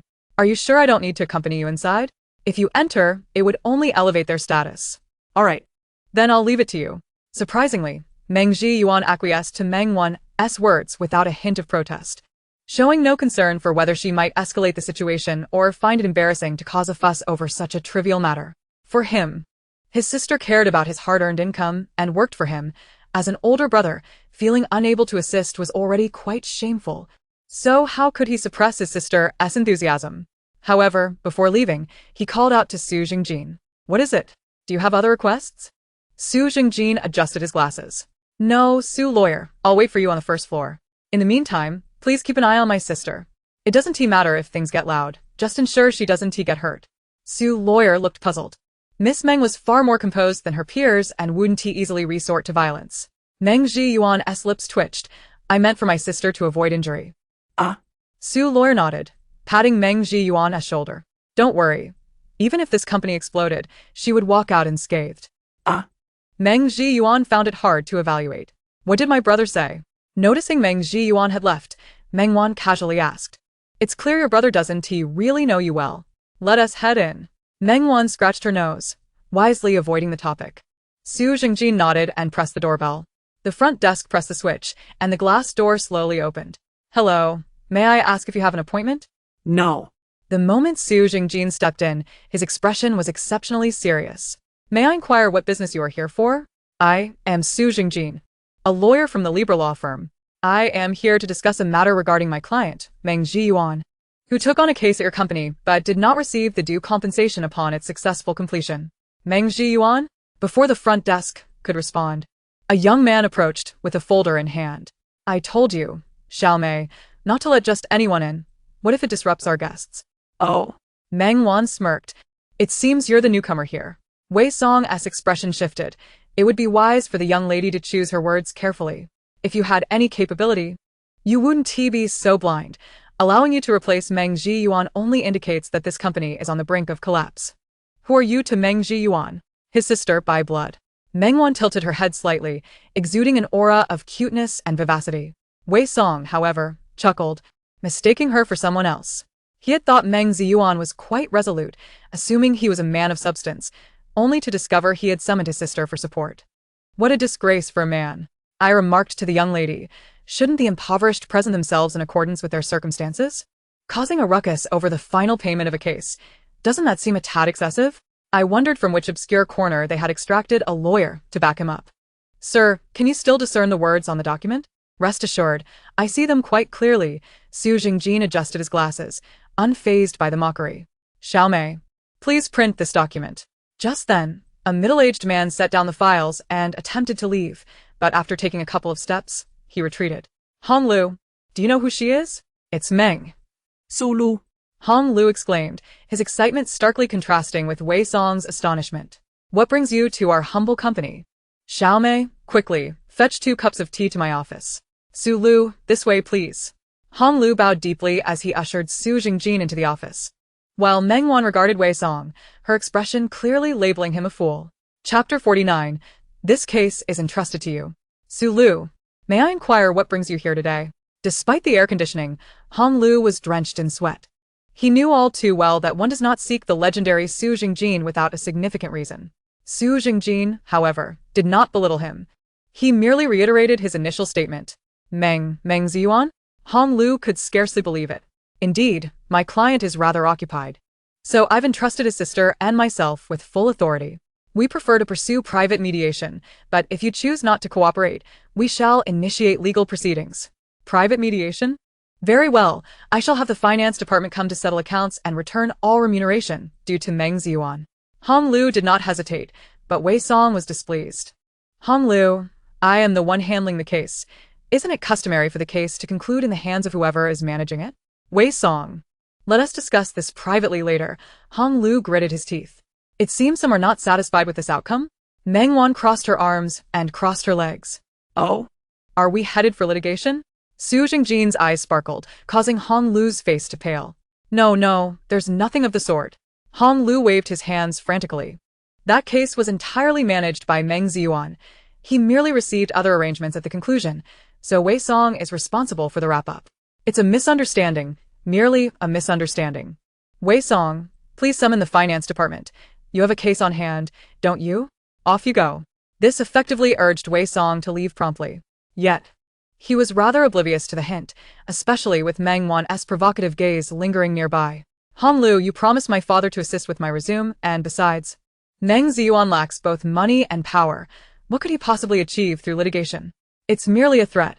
I recall that Wei Yuanbin's company has faced several economic disputes in the past 2 years. After receiving the client's commission yesterday, I made a point to visit and submitted materials to the relevant departments this morning. Your father should be quite busy now. Meng Wan sat aside, relishing the effectiveness of having a competent assistant handle matters without her intervention. What do you mean? Wei Song frowned, but Hong Lu pulled him aside. Wei Song, you should temper your demeanor. Do you know who he is? The myth of the legal world. No one wishes to be his opponent. With this time, you ought to quickly call to inquire about your father's situation. My father is a major client of the company. If something were to happen to him, we would lose 1/3 of our revenue. Thus, I urged you to swiftly ascertain your father's company's current status. Hong Lu's face was filled with frustration. Wei Song had come merely to soak up experience, expecting Meng Yuan to assist him, but instead, he had antagonized him, insisting he leave. Now, with his father's company on the line, his own small firm would have to fend for itself. Finally managing to usher Wei Song out, Hong Lu wasted no time settling the final payment, fearing that these two ancestors might also sue his company. Well then, do you have any other questions? Miss Meng, please take a look. Su Lu passed the document on to Meng Wan, who merely nodded without taking it. Is there something else, Miss Meng? Hong Lu's anxiety grew. My brother is rather busy and does not concern himself with these matters, but as a sister, I cannot bear to see him wronged. Indeed. This time it was my oversight. I sincerely apologize. Though Hong Lu did not know Meng Wan personally, he understood that someone who could command Su Jingjin's attention must not be underestimated. After all, every case Su Jingjin took on was newsworthy. The fact that such a minor issue could summon Su Jingjin underscored her formidable nature. Realizing this, Hong Lu regretted letting go of such a promising talent, leaving himself with a significant liability. Unfazed by Hong Lu's inner turmoil, Meng Wan spoke in a calm, measured tone that demanded attention. While Wei Song's father is indeed your major client, that may not be the case moving forward. Securing payment is imperative, but as long as Wei Song remains, the scales will ensure that Jachin receives no contracts. Hong Lu, you are astute enough to understand what must be done. Meng Wan spoke plainly. Isn't it true that you sought to oust Meng Ziyuan for financial gain? I shall employ the same tactic to ensure Wei Song faces the consequences of his actions. Quite fair, wouldn't you agree? Hong Lu turned to Su Jingjin, uncertainty flickering in his eyes. Do not doubt it, Miss Meng possesses absolute authority within our firm.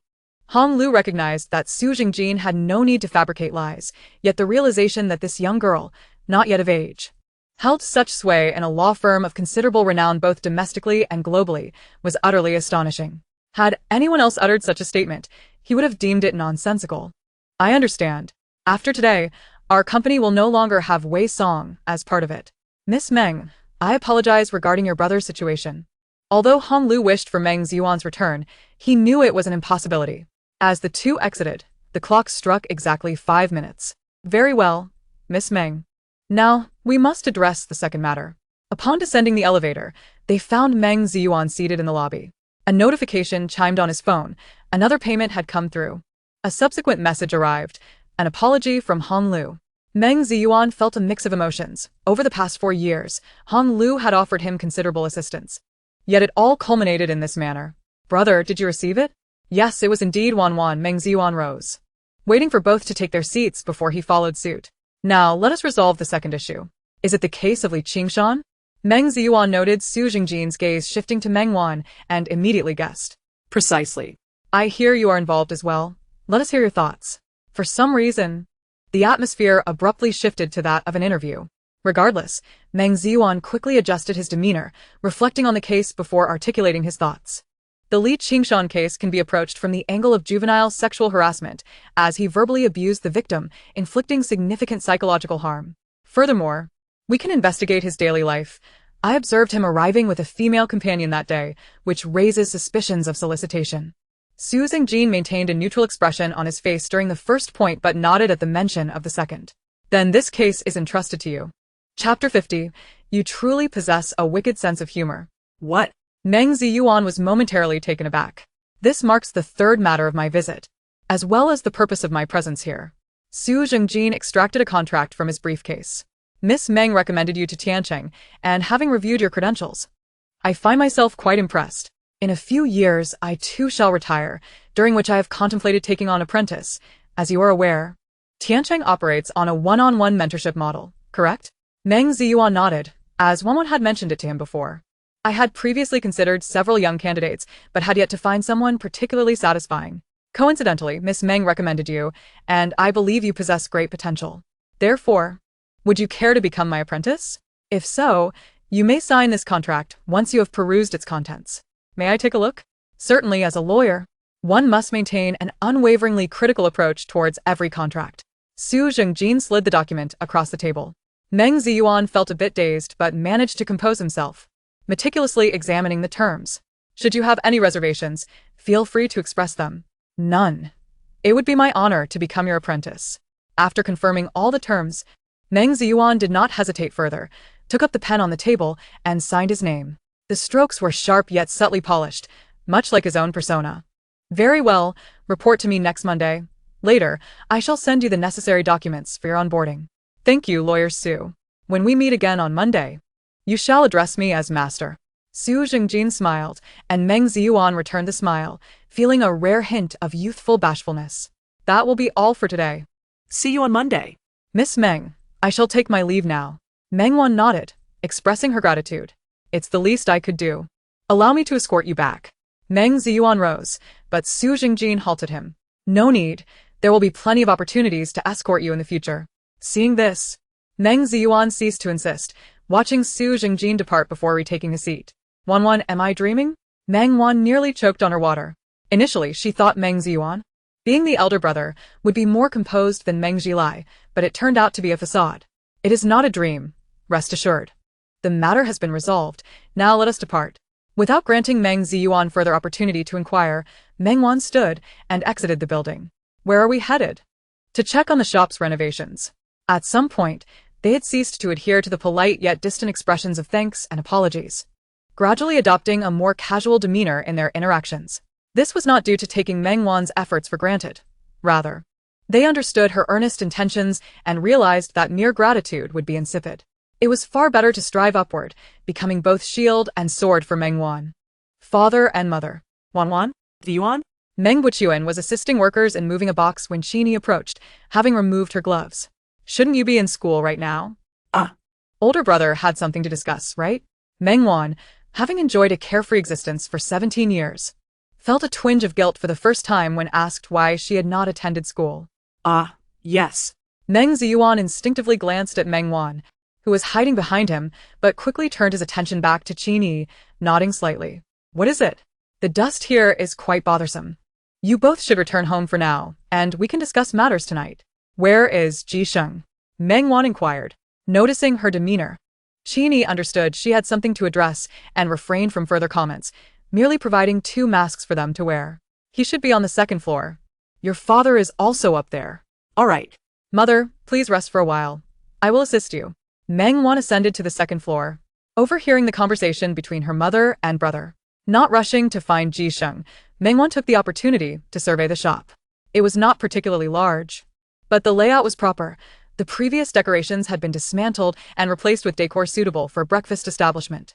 The 1st floor featured an open area, allowing customers to either dine in or conveniently take their meals to go, while the 2nd floor was designated as a dining area, enabling patrons with ample time to savor their breakfasts. Considering the preferences of her parents and the needs of customers, the kitchen was designed with transparent glass, with attention paid to every minute detail. How does it look, miss? The 3 million spent was rather worthwhile. Indeed, it is undoubtedly of value beyond measure. Ji Sheng brushed his hair back. I heard from Lan Xing that Tang Chi got into a scuffle with that member of the Li family for your sake. I did not expect that they would not sue you, yet you ended up suing them instead? Your sources are quite astute. Can your tavern have a male section? It's quite awkward for me every time I visit. Upon mentioning this, Ji Sheng grew somewhat animated. Awkward, yet you still go every day? Meng Wan shot him a glance, her disdain unmasked. Isn't that because your lady's tavern insists on having a male singer? Lan Xing is now fixated on him. As if he were a treasure. Ji Sheng expressed his grievances. Speak respectfully, that is my 3rd brother. Ji Sheng touched his nose, not daring to say much more. No need to worry, he is not to Lan Xing's taste, and besides, he will be replaced after tomorrow's performance. Without Meng Zhilian, there will still be Li Zhilian. Chun Zhilian, Ji Sheng muttered under his breath, and Meng Wan shot him a glance that silenced him. Instead of idly watching, you ought to engage in more practical matters. Stop being so reckless with your words. If you push Lan Xing too far, I shall unconditionally support her. Meng Wan made her stance clear.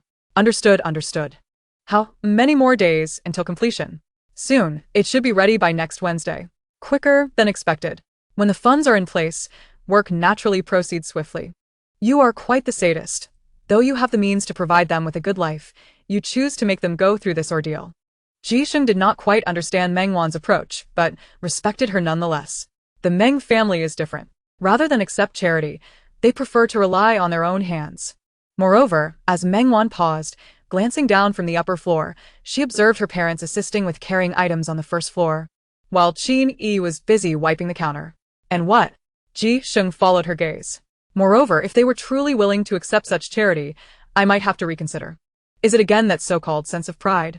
To maintain one's dignity at such a stage is rather commendable, wouldn't you agree? Having witnessed countless edifices rise and fall, witnessing individuals in despair, weeping and begging for aid, is indeed a frequent sight. Ji-shum grasped Meng Wan's sentiment and nodded in agreement. Very well, that will be all for today.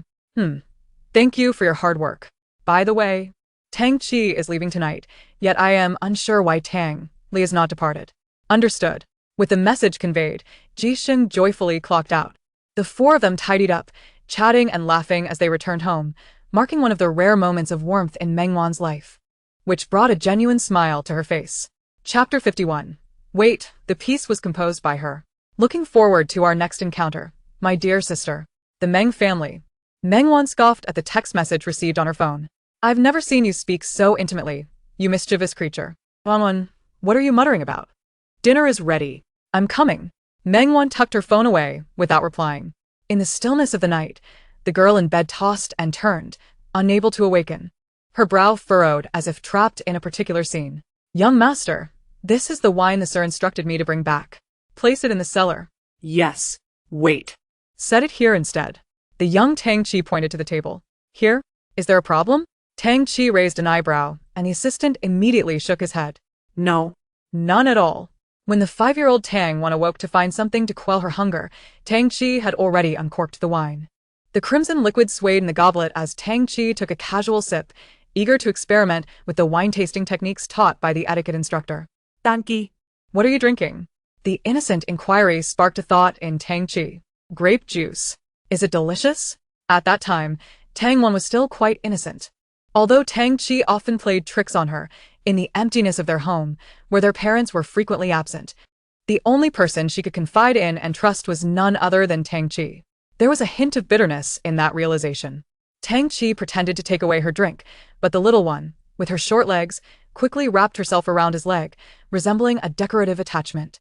Tang Chi feigned a leg swing, but she refused to let go. I don't believe you, you're going to sneak a drink again. Little rascal. You really are asking for it, aren't you? Give it to me. At that moment, the young Tang Wan still carried a touch of spoiled defiance. All right, let go. I'll pour it for you. Tang Chi seemed somewhat annoyed by her clinginess, responding with a dismissive air. Upon hearing those words, Tang Wan finally released her hold on him. She climbed onto her designated little chair and watched as Tang Chi poured a tiny bit of drink into her special cup. Tang Chi, you miser. Observing the meager layer of liquid in the cup, young Tang Wan's face fell, glaring at him with indignation. Little carrot, your appetite is quite large, Tang Chi remarked, pouring a symbolic additional amount for her. Tang Wan was still eager to argue her case, but when Tang Chi pretended to reclaim it, she immediately covered it with her chubby hands, hastily gulping it down. In her haste, she even choked on it. Tang Chi was startled, rubbing her back while frantically handing her a few tissues to wipe her mouth. What are you in such a rush for? Danki Zawen. Danki. Gauga. It's not juice, you. Cough, you tricked me. Young Tang Wan's face flushed crimson, yet it amused Tang Chi. You wanted to drink it yourself. It itches. It feels terrible. Tang Chi laughed, but he noticed young Tang Wan's face growing increasingly red as she desperately clutched her arms, appearing to struggle for breath. Hey, little rascal? Are you alright? A flicker of panic crossed Tang Chi's eyes as he held down her flailing hands, rolling up her sleeves. He saw that her once smooth arms were covered in a multitude of red rashes. She tugged at Tang Chi's clothing, striving to articulate something, yet her voice failed her. Aunt Lu. Call a doctor. Aunt Lu. In his memory, Tang Chi had never spoken with such urgency. Yet at that moment, young Tang Wan's consciousness was gradually fading. Her mouth opening and closing, the sound barely audible. Little rascal. Tang Wan. Tang Chi leaned in closer, barely catching a faint whisper of brother. Damn it. Tang Chi gritted his teeth, scooping up Tang Wan and rushing outside, nearly colliding with Aunt Lu, who was rushing in. When young Tang Wan awoke again, she found herself no longer at home. Curiously, her hand was still tightly grasping Tang Chi's finger. Hey, little rascal, how are you? Young Tang Wan, connected to a respirator, opened her mouth slightly before drifting back to sleep. In a daze, it felt as if she heard a distant apology floating in from afar. Beep, beep, beep. The vibration of the phone startled Meng Wan awake. She raised her hand to silence it, sitting up and scratching her head, puzzled as to why she was dreaming of such old memories. The time was 8:30, an hour remained until her agreed meeting with Meng Jillian. Wan, why are you up so early on a weekend? Meng Wan was already at the dining table enjoying breakfast. I need to go out today, Meng Wan replied, slightly out of sorts. Why do you look so lackluster? Did you not sleep well? Chini reached out to check her forehead. Everything seemed normal. No. I dreamt about some rather unpleasant old memories. Suddenly, she grasped Chini's hand, her serious expression startling her mother. Mom, you almost didn't get to see me. Do you know that? What on earth are you talking about? Chini ruffled her hair and glanced at Meng Wan. Are you still half asleep? Come on, eat your egg and get some protein. Meng Wan placed a peeled egg in Meng Wan's bowl, and she accepted it without protest, promptly eating it. When Meng Wan arrived at the lobby of the entertainment company later, Meng Jilian was already waiting for her. You came quite early. There were still 10 minutes left until their scheduled meeting. I had nothing to do, so I came early. Let's go. Everyone at the company recognized Meng Wan, and no one stopped them as they easily ascended to the 22nd floor. Sister, bye. Meng Wan gently knocked twice on the door before entering. I say, young lady, it's been months since you last graced us with your presence. Sister Bai, dressed in a tailored white suit, exuded elegance. With her bold red lipstick and meticulously manicured nails paired with 7-centimeter heels, she appeared both striking and commanding. It's only because I trust you enough to come, Meng Wan replied. The gift I brought is quite nice, isn't it? I absolutely adore it, Bai Liling said, pinching Meng Wan's cheek. If I didn't know you had no interest in the entertainment industry, I would have thought your talents could rival He Tong's. Allow me to introduce my brother, Meng Jilian. He is here primarily for his own matters. Hello, Bai Liling. Hello, Meng Jilian. The two interacted like complete business partners, devoid of the lively and easygoing atmosphere they shared with Meng Wan. I have gathered most of the details. Your physique, appearance, and vocal tone are all commendable. Do you solely wish to pursue a career as a singer? Yes, Meng Jilian's demeanor was as cool as his silver hair. Let us head to the recording studio to test your voice. By the way, He Tong is currently recording a new song in the studio. Would you like to go watch? Of course. Brother, I composed the piece and your idol is singing it. This trip is certainly worth it, isn't it? Meng Jilian's capacity for acceptance was the highest in the Meng family. After hearing about the things Meng Wan had been doing at home, he was now remarkably composed, as nothing could be more astonishing than his idol being under his sister's company. Wait a minute, you wrote the piece. Chapter 52. Is it really that leisurely? Wait. The piece you composed? Are you referring to this current song, or pieces from the past? Meng Jilian wore an expression of disbelief, yet deep down, he sensed that he could somewhat comprehend Meng Wan's words. Haven't you told him you are Moon? Bai Liling tilted her head, a bit surprised. In contrast, Meng Wan appeared innocent, as if she had forgotten to mention it. It's fine. It's the same whether I tell him now. Wan, you're 17, right? Meng Jilian grasped her chin, inspecting her closely. No matter how he looked, she was just a perfectly normal 17-year-old girl. Of course. Meng Wan rubbed her face. Your Moon? The Moon who created countless renowned songs? The one who gifted He Tong with a legendary song right upon his debut? Indeed. My dear third brother. I am Moon. The one who has created innumerable masterpieces, the very Moon who bestowed a legendary song upon He Tong at his debut. Meng Wan echoed Meng Jilian's words. But how old were you back then? 13, 14? I can't quite remember. At the time, she was just writing for fun, fortuitously collaborating with someone willing to be a guinea pig. They refined their work together for nearly a week, and fortunately, the results were unexpectedly good. He Tong rose to fame, and she subsequently embarked on her journey as a lyricist and composer. However, as she became busier, and since He Tong had intentions of shifting to the entertainment industry, she gradually faded from the scene, producing only 1 or 2 songs a year. I told you, only Moon can compose for me. Others simply do not measure up. As they exited the elevator, they heard a commotion coming from the recording studio. Who else could it be? From the sound of it, it seems to be that newly signed little internet celebrity again. They have a bit of money, and somewhat resemble He Tong. Previously, they sang snippets of He Tong songs online, earning the nickname Little He Tong. Recently, Xiao Zhu signed them back, claiming they have nearly 1 million followers online. But why are they in the recording studio? Isn't this the time for He Tong? Because it's a new song. And unless they are staff, no one else is allowed in. Well, let's go ask, Bai Liling remarked, clearly not having received any notice. The three made their way to the recording studio, where the little internet celebrity was still making a racket. He Tong was present but was not recording, as the commotion caused by the little celebrity had evidently disrupted his progress. Meng Wan raised her hand to greet him, And He Tong stepped out after putting down his headphones. Call security and have him taken out. Meng Wan communicated with the staff, who sighed in relief and promptly complied. Who do you think you are? Calling security? Do you believe I can expose you online? The irritable internet celebrity continued his tirade, showing no sign of restraint even upon seeing Meng Wan and Bai Liling. However, Xiao Zhu's complexion turned pale as she desperately tugged at his clothing. What are you doing? Xiao Zhu? Without uttering a word, Xiao Zhu remained silent, but security arrived and unceremoniously dragged the individual away. Meng Wan observed quietly, and at the moment he was being escorted out, she smiled and waved before decisively shutting the door, her smile vanishing in an instant. You are as decisive as ever, she remarked. I never imagined that you all would simply watch him go mad. Are you that idle? I apologize, Miss Meng, Xiao Zhu immediately responded. What happened? This morning was reserved for He Tong's recording, while in the afternoon, Zhang Su's new song was scheduled for recording. He had been causing a stir regarding the new song for days, and no one anticipated he would storm into the recording studio this morning. He wanted Moon to compose for him, not considering whether he was worthy of such collaboration. Just because fans praised him as Little He Tong, did he truly believe himself to be He Tong? The speaker was the producer in charge of Zhang Su's new song, who was also the director overseeing He Tong's current recording session. If he doesn't want it, then let it go. Postpone his debut. If he remains uncooperative, we will proceed with the contract termination process.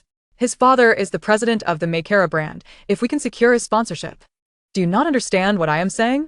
Meng Wan glanced at Xiao Zhu, who immediately sealed her lips. Sponsorship and advertising are matters for the PR department, understood? A rookie who hasn't even debuted is causing such a ruckus. Will we need to hire a whole team to clean up after him once he debuts? Or have we fallen so low as to require an endorsement to rescue the company? Of course not. He Tong alone already has 3 top-tier endorsements. Makera's sponsorship is inconsequential to us. Bai Liling, shedding her earlier nonchalance, now presented herself in a formal manner, diligently reporting on the endorsements received by various artists this year. Do you understand, Xiao Zhu? Meng Wan had shed her usual flippancy. Yes. Xiao Zhu picked at her fingers, admitting that she had momentarily been blinded by the allure of money. Meng Zilian silently observed everything, recalling the last time he felt such pressure was when Meng Buchuan managed subordinates as president. Leave. If you cannot manage the artists you signed, you can leave alongside him. Xiao Zhu did not dare to retort and exited with her head bowed. The atmosphere grew tense, yet He Tong remained at ease, reclining on the sofa with a slight smile. Despite the dim room, his face radiated brilliance. Care for a candy? Though, it was a question. He tossed the candy in her direction. Meng Wan caught it deftly, unwrapped it, and tossed the wrapper into the trash bin by the door. Where are we in the recording? Just getting started. Where's that song of Zheng's? Right here, Miss Meng. The producer handed over his manuscript, his expression somewhat strained. Meng Wan took it and casually settled beside the producer. Let's start recording. With a single directive from Meng Wan, He Tong, and the producer commenced their work, while Bai Liling and Meng Zilian settled onto the sofa previously occupied by He Tong, observing as the trio entered their working mode. He Tong and the producer had collaborated for 2 years, their exchanges flowing swiftly, while Meng Wan remained silent, quietly reviewing the manuscript and occasionally making notes. Approximately half an hour later, the recording session concluded smoothly. All right, He Tong, well done. I didn't expect your vocal skills to remain intact after all this time. After all, it's my foundational craft. I can't forget my roots. Thank you for your hard work. He Tong removed his headphones, stepping out in a white t-shirt and denim shorts, exuding youthful energy. How's it going, Missy? He Tong inquired.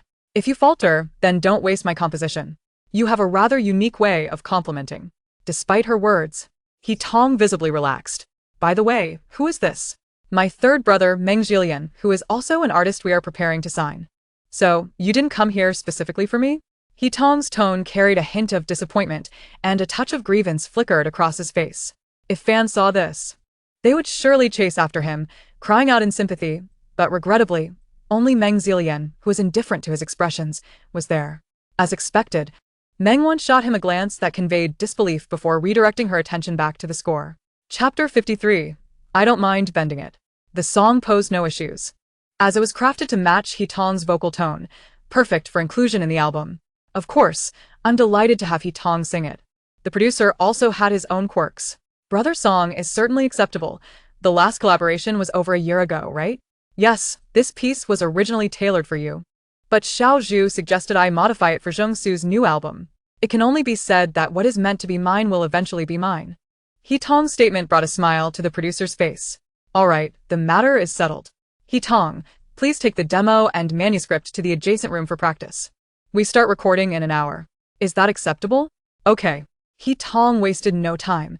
At their level, time equated to money, and no matter how challenging the task, they were obligated to give their utmost effort. Other companies might vary, but at Wan Yen Company, laziness was utterly intolerable. Should any artist's behavior be deemed inappropriate, a warning would be issued, and noncompliance would lead to immediate contract termination, swift and decisive. Consequently, fans created a ranking of artists least likely to falter, all of whom were at Wan Yen, as the company would preemptively dismiss any artist before a scandal could arise. All right, let's begin with a vocal range test. Brother, let's head to the recording studio. Good. 2 hours later, the group convened in the conference room. The new song production is nearly complete, and the dance instructor has choreographed the routine. Bai Jia, please coordinate the schedule, ensuring time is allocated for He Tong's training. I'll assign another manager to handle Meng Jilian's daily schedule, but primarily, Bai Jia, you'll oversee it. Is that all right? Meng Wan rotated the pen in her hand. No problem. Brother, your new album is currently intended to feature a title track composed by you, with the rest to be collaboratively completed with Jason. Is that acceptable? Meng Wan swiftly transitioned the topic, disliking prolonged meetings that could be concluded in a shorter time. Sure. This progress surpassed Meng Jilian's expectations. Observing Meng Wan's commanding presence, he felt an inexplicable sense of admiration. During these 3 months, the company will arrange specialized dance instructors and music teachers for you. In addition to regular classes, there will be a series of training sessions tailored for artists. The schedule is tight, and the tasks are demanding. Can you accept that? Yes. However, I must state that if you do not meet the standards by the end of the 3 months, your debut will be postponed.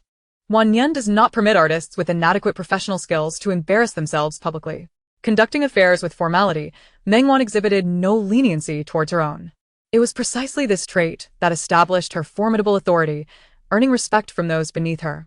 Good. Inspired by Meng Wan's demeanor, Meng Jilian adopted a more serious tone. Excellent. Bai Jia, you can handle the remaining arrangements. With matters resolved, Meng Wan's tone lightened. Understood. Any other questions? Meng Wan rested her chin on her hands, glancing at the others who shook their heads in silence. Since there are no issues, Jason, please escort my third brother for company tour and also have Xiao Zhu and the newcomer come in. All right. Jason and Meng Zilian exchanged a knowing glance, realizing their involvement in the ensuing matters had concluded, and wisely exited the conference room. Am I to leave? Though she posed the question, there was no intention of departing. As long as you're happy, after all. It's little He Tong.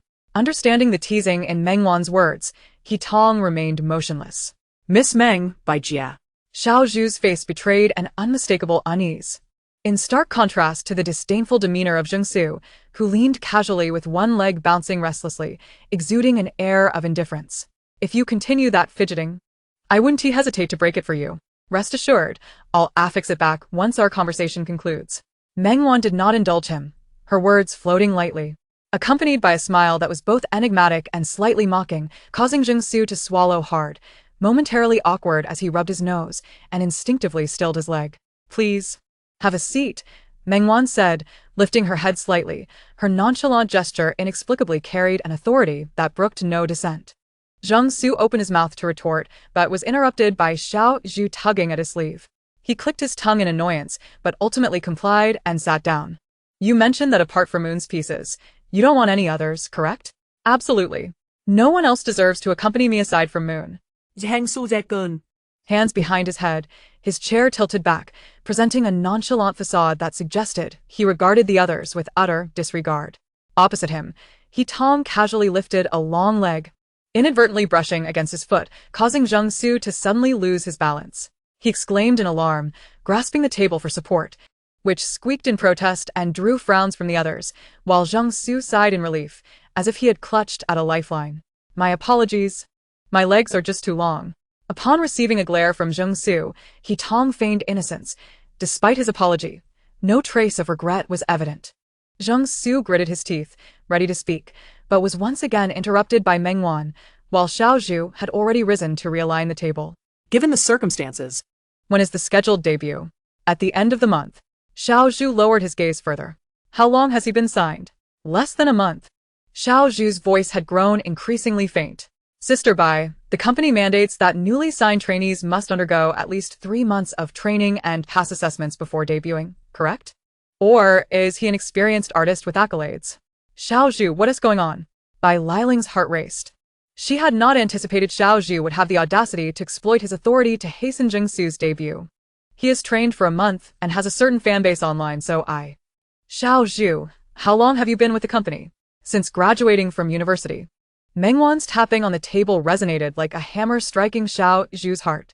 She stood, casting a pleading glance at Bai Liling. Disappointment filled Bai Liling's eyes. Xiao Zhu had been nurtured under her guidance, his diligent and meticulous nature endearing him to her. She had intended to mold him into a new star agent, but had never anticipated he would betray her trust so openly. Sister Bai, this reflects a failure in your oversight. Meng Wan's words were devoid of personal sentiment. Yes, I will register this with HR. The bonus for this month will be justly withheld. Xiao Zhu's situation would be addressed later. Jingsu, correct? Meng Wan perused the documents regarding him. I offer you 3 choices. First, return to training until you pass the assessment before debuting, complying with company arrangements. Just the first option made Jingsu fidget in his seat. He shot up abruptly, yet Meng Wan remained unfazed, casting him a cold glance. Do you require me to escort you to a hospital for your hyperactivity? Chapter 54 merely entails giving him a good thrashing. Sit down. Xiao Zhu tugged at his clothing, whispering in exasperation, as if on the verge of tears. Jingsu, impatient, shrugged him off, yet seemed to find a way out, curling his lip as he sat back down. Second, upon passing the assessment, you may write your own lyrics and compose. The company grants you a year. And if there is no progress, you may terminate your contract. Third, you may leave immediately. Meng Wan placed his documents on the table, her gaze fixed on him. Which do you choose? I choose none.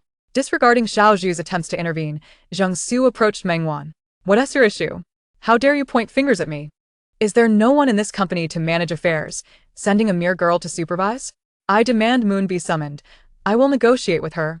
ISN, it all about money? He Tang can provide it, so can I. I too have a million fans. He Tang, mentioned by name, crossed his arms and shrugged, wearing an expression of amused anticipation. And you, little brat, stop pretending to be grown up. Hurry back to your exams, lest you fail, and return home to weeping parents. So, you choose the third option then? Meng Wan's expression remained calm, unaffected by his provocation. Did you not hear me? I do not choose. Jingsu jabbed the table, his eyes bulging as if they might pop out at any moment. Meng Wan, having lost her patience, instructed, Sister Bai, prepare the termination contract. Yes. I will have it sent over immediately. Bai Liling, not daring to delay, stood and stepped outside to make a call. The conference room was divided by transparent glass, and Bai Liling occasionally glanced inside. Hey. What do you mean? You want to terminate my contract? Do you know who my father is? Firing me will cost you more than it costs me. Jingsu was becoming agitated. The distance between them was not great, and Meng Wan could even see the spittle flying from his mouth. Her hands were clenched tightly, while Jingsu remained oblivious to the impending danger. This is bad, He Tang remarked, his face betraying an eager anticipation of the unfolding drama. Indeed, as soon as the words left his mouth, Meng Wan's fist shot towards Jingsu's face. He was knocked down, sending 2 chairs tumbling over. Xiao Zhu gasped, rushing to kneel beside Jingsu to assess his injuries, while Jingsu held his rapidly swelling cheek in disbelief. Upon completing her call, Bai Liling rushed in, only to sigh deeply and return to her phone call outside. You lunatic! Do you know how valuable my face is? I'll sue you. I'll sue this unscrupulous company. Jingsu pointed at Meng Wan, his animated speech causing him to inadvertently aggravate the wound at the corner of his mouth, eliciting a sharp intake of breath. The lawyer from the Tiancheng law firm has arrived. If you require a medical assessment, please wait for our lawyer to arrive. Xiao Zhu, accompany Mr. Zheng to the hospital and then report back to me. Bai Liling calmly organized the necessary arrangements, showing no sign of panic. He Tang, seemingly accustomed to such chaos, retrieved a pack of tissues from his bag and handed them to Meng Wan. The lawyer arrived promptly, and to ensure thoroughness, Bai Liling accompanied him, leaving only Meng Wan and He Tang in the conference room. Well done, you've matured and can bear a lot. Disgusting. Meng Wan's disdain was evident in her tone. But I thought you would compose for your brother. He hasn't yet found his footing. Now your fans believe we are bound together. If you compose for him now, your fans will surely ruin him with their comments. Who knew you cared so much for your brother? Meng Wan ignored his remark, continuing, besides, he aims to develop as a singer, which conveniently fills the gap as you transition careers. Have you heard his audition? How was it? Not bad, quite distinctive, entirely different from my style. That's precisely what we need. Tang's voice was cool, while Meng Zhiliang's tone carried a unique depth, ensuring he would not be anyone's substitute, but rather his own entity. You seem quite confident in him, believing he can stand alongside me? Surpassing you is not impossible. Meng Wan replied without a moment's hesitation. Oh. This is a song he wrote. Meng Wan extracted several sheets of paper from a folder, roughly 10 in total. Tang raised an eyebrow but accepted them to review. Just then, Meng Zhiliang rushed in, startling both of them. Wan, are you alright? He hurried towards Meng Wan, gripping her chin to inspect her anxiously. Tang looked up from the A4 sheets to see Jason panting at the doorway, likely grasping the situation. Fine. Meng Wan mumbled, still held by her chin. Yet she made no move to shake off Meng Zhiliang's hand. I observed Jingsu's face, swollen to an alarming degree. What transpired? Oh, nothing much. Merely a little altercation. An altercation? Meng Zhiliang's tone elevated slightly, and Meng Wan initially thought he was about to admonish her for being overly impulsive. However, in the next moment, Meng Zhiliang grasped his own hand, inspecting it from left to right. Is your hand in pain? No, it doesn't hurt. Meng Wan appeared somewhat taken aback. It was indeed a rare sight to witness Meng Wan in such a state, prompting Tang to chuckle softly. Rest assured, this person is trained. The only one who will feel pain is the opponent. The impact of force is reciprocal, and moreover, young ladies naturally possess more delicate skin. For the first time, Meng Zhiliang felt a flicker of dissatisfaction towards his idol. Don't worry, brother, I'm truly fine. Have you finished your inspection? Yes, nearly done. All right. I have some matters to attend to, so you should head back. Aren't you performing at the tavern tonight for the final show? Then you. Go on. Go on. Sister Bai will contact you regarding the subsequent matters. All right, I shall take my leave now. Call me if anything arises. Meng Zhiliang felt a tinge of worry. Yet with Meng Wan's assurance, he refrained from arguing further. Understood. Meng Wan waved goodbye to him. Finally relieved after sending off Meng Zhiliang, Meng Wan exhaled. It's quite amusing to see you with this expression for the first time, Tang remarked. Meng Wan ignored him, shooting him a disapproving glance instead. Finished viewing? Just a glance, really. How was it? I guess we shall see. Tang raised an eyebrow, pushing the A4 paper back. Stubborn as a mule, Meng Wan quipped. But Tang pretended not to hear. Where are you headed? Tang inquired instinctively as he observed Meng Wan tidying her belongings. None of your concern, I'm leaving. Please hand the documents to Sister Bai later. Tang sighed helplessly. Meng Wan was rather carefree, transferring the documents and promptly departing, leaving him behind with a shake of his head. This girl, always so self-sufficient. Despite his words, he had already risen to walk towards Bai Liling's office. Chapter 55. I'll buy you a wooden fish. At the airport, Meng Wan scrolled through her phone, feeling rather bored. It wasn't until people started emerging from the arrival gate that she tucked her phone away and peered inside. Fortunately, she didn't have to wait long before spotting the person she had come to pick up. What brings you here? Yan's eyes lit up, the fatigue visibly dissipating from his countenance. He quickened his pace, striding directly towards Meng Wan. Yao Qinglin seemed accustomed to the routine, taking Yan's luggage and greeting Meng Wan from a distance before exiting. I suppose that's why you came. She opened her arms naturally, and Yan reciprocated with an embrace. He buried his face in her shoulder and neck, letting out a long sigh. It appears you've had a tough battle. I could see your dark circles from afar. Engaging in dialogue with a group of self-righteous old men who claim to judge the so-called youth makes one wish to land a punch on their faces every minute. I'll buy you a wooden fish? Meng Wan's seemingly random comment elicited laughter from both of them. Yan straightened up, cupping her face with both hands and shaking it gently. Then you should buy a kasaya as well. I might as well take refuge in Buddhism. Very well. I'll arrange that for our esteemed young master Yan tomorrow. Yan affectionately ruffled her hair, his eyes filled with adoration. Have you eaten? Meng Wan shook her head, having rushed over directly after a morning visit to the elderly. Let us go eat. Meng Wan nodded, and the two intertwined their fingers as they exited the airport. After finishing their meal, the time was still early. Where do you plan to go? Yan had obtained his driver's license as soon as he turned 18. Since there's nothing pressing today, are you going to visit your mother? I'll join you. The seatbelt was twisted, and Meng Wan, somewhat distracted, struggled to fasten it several times before Yan reached over, patiently untangling it. With a satisfying click, it was secured.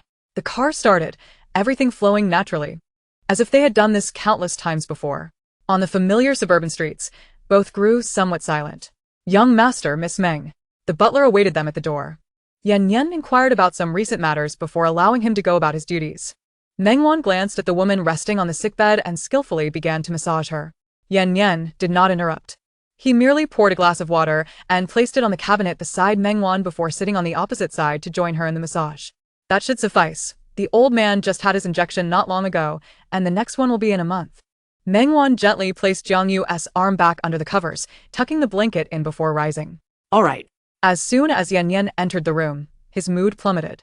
Meng Wan said nothing, merely giving his shoulder a reassuring pat. Yan grasped her fingers, playing with them, a faint smile barely curving his lips. Meng Wan remained silent, giving his head a gentle rub before stepping outside. Inside the room were only Yan and the sleeping Jiang Yu. He too remained quiet, simply sitting silently, holding Jiang Yu's hand and staring blankly out the window until the last rays of the setting sun faded, leaving the room engulfed in darkness. 2 years have passed. I never imagined I would endure for 2 years. Managing a company is indeed exhausting. I apologize for causing you all so much worry in the past. His voice was low, yet in the dark and silent atmosphere, it resonated with striking clarity, accompanied by a long, deep sigh. On the way back, Meng Wan recounted the events of the past 2 days. The fact that Elder Chen and Su Lu are willing to take them on as apprentices suggests they are promising talents. Are you planning to cultivate them into new connections? One must find successors for their legacy. One should not squander their own talents. What are your plans for tomorrow? I'll be taking Meng Jiao to meet Qian Yishuan. Upon hearing that name, Yan grimaced slightly but refrained from voicing his thoughts. Although he was somewhat displeased about someone else being on Meng Wan's mind, he would not interfere with her social circle. Regardless of Meng Wan's choices, he would always be her steadfast supporter. Yet, the downside of this was that sometimes his own feelings of jealousy had to be concealed away. Shall I come to pick you up? No need. Qian Yishuan will come to fetch me tomorrow. Oh. Upon hearing this, Yan's mood sank rapidly. Meng Wan immediately noticed the shift in his demeanor and merely chuckled lightly. What are you laughing at? Are you already looking forward to tomorrow's meeting? Her tone was not confrontational but rather tinged with a hint of grievance, even carrying a touch of jealousy. Indeed, perhaps we will visit an amusement park together? It has been nearly half a year since we last met, but he sends me postcards and small gifts from every place he visits. I'll bring something for you when I'm on a business trip. This time it's rather special. I haven't prepared anything yet. Just then, they encountered a red light, and Yan pressed the brake, fixating his gaze on Meng Wan, his expression serious. Meng Wan found his demeanor utterly endearing, cupping his face with her hands and shaking it gently, her face radiating with a bright smile. I understand, Meng Wan reassured him. How could she not know? She was merely teasing Yan. By the way, could you help me find a house? It doesn't need to be too large, just enough to accommodate a family of 7, something ordinary. Finally, you're not planning to compromise your own comfort anymore? You've hardly faced any hardships. Why seek out unnecessary suffering? Yan's words were laced with concern. Meng Wan had known Yan since she was 5 years old. They were well acquainted with each other's lives and habits. Meng Wan simply smiled, offering no rebuttal. Meanwhile, the small tavern commenced its usual operations. At that moment, Jishin was seated in a fixed private room, gazing through the glass window at the scene below, where Lan Xing was conversing with Meng Zilian. Meng Zilian was tuning his guitar, and as Lan Xing approached, he merely nodded in acknowledgement. The expression was not particularly cold, yet it lacked warmth. I've already transferred your performance fee for tonight into your account. Please confirm and sign here. All right. Meng Zilian confirmed and swiftly signed his name. His strokes dynamic yet aesthetically pleasing, brimming with personality. To be honest, I'm quite reluctant to see you go. Lan Xing's casual comment caused Meng Zilian's hand to falter momentarily, but he quickly regained his composure, so the oblivious Lan Xing did not notice. Although the new hire isn't bad, it still feels like something is missing. Blue Star rested her chin on her hand, her brow furrowed in contemplation. Aha was quite commendable. A few more attempts would surely suffice. Meng Zilian lowered his gaze, his tone devoid of inflection. Blue Star refrained from retorting, wishing him a smooth journey ahead and all the best, suggesting he might return to the little tavern for a limited encore should he desire. Meng Zilian smiled slightly, acknowledging her with gratitude for these past days. Hey, why say such things? Blue Star beamed, giving his shoulder a playful pat. As for my relationship with Wan, fret not. If you ever find yourself in a bind, return to me. I, Blue Star, will look out for you. Meng Zilian smiled again, intending to continue her thought when Blue Star continued unabated. However, Wan has an impeccable eye. If you follow her advice, you won't go astray. Meng Zilian suppressed his smile, merely nodding in acknowledgement. A shing. Didn't you say a new batch of liquor arrived? Hand me a bottle.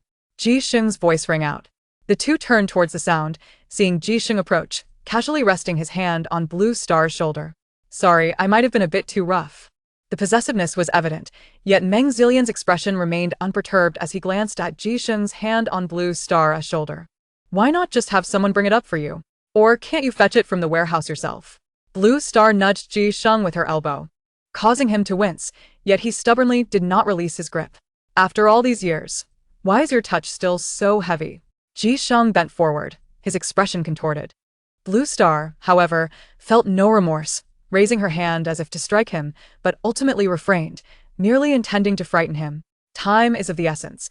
I need to adjust the equipment and prepare for my performance. As the two displayed their intimate camaraderie, without regard for others, Meng Zilian lowered his head to adjust the microphone's angle. Blue Star glanced at the time on the wall. You get on with your work then. Go fetch the liquor. The first part was courteous, while the latter carried a hint of exasperation. Ji Sheng seemingly glanced at Meng Zilian casually, a smirk of triumph gracing his lips. Hey, what are you grinning about? Hurry up. Blue Star took a few steps but found Ji Sheng still loitering, lost in his own amusement. I'm coming. It's been ages since I had tea with Uncle. How about I pay him a visit tomorrow? Go if you wish. Who is stopping you? What are your plans for tomorrow?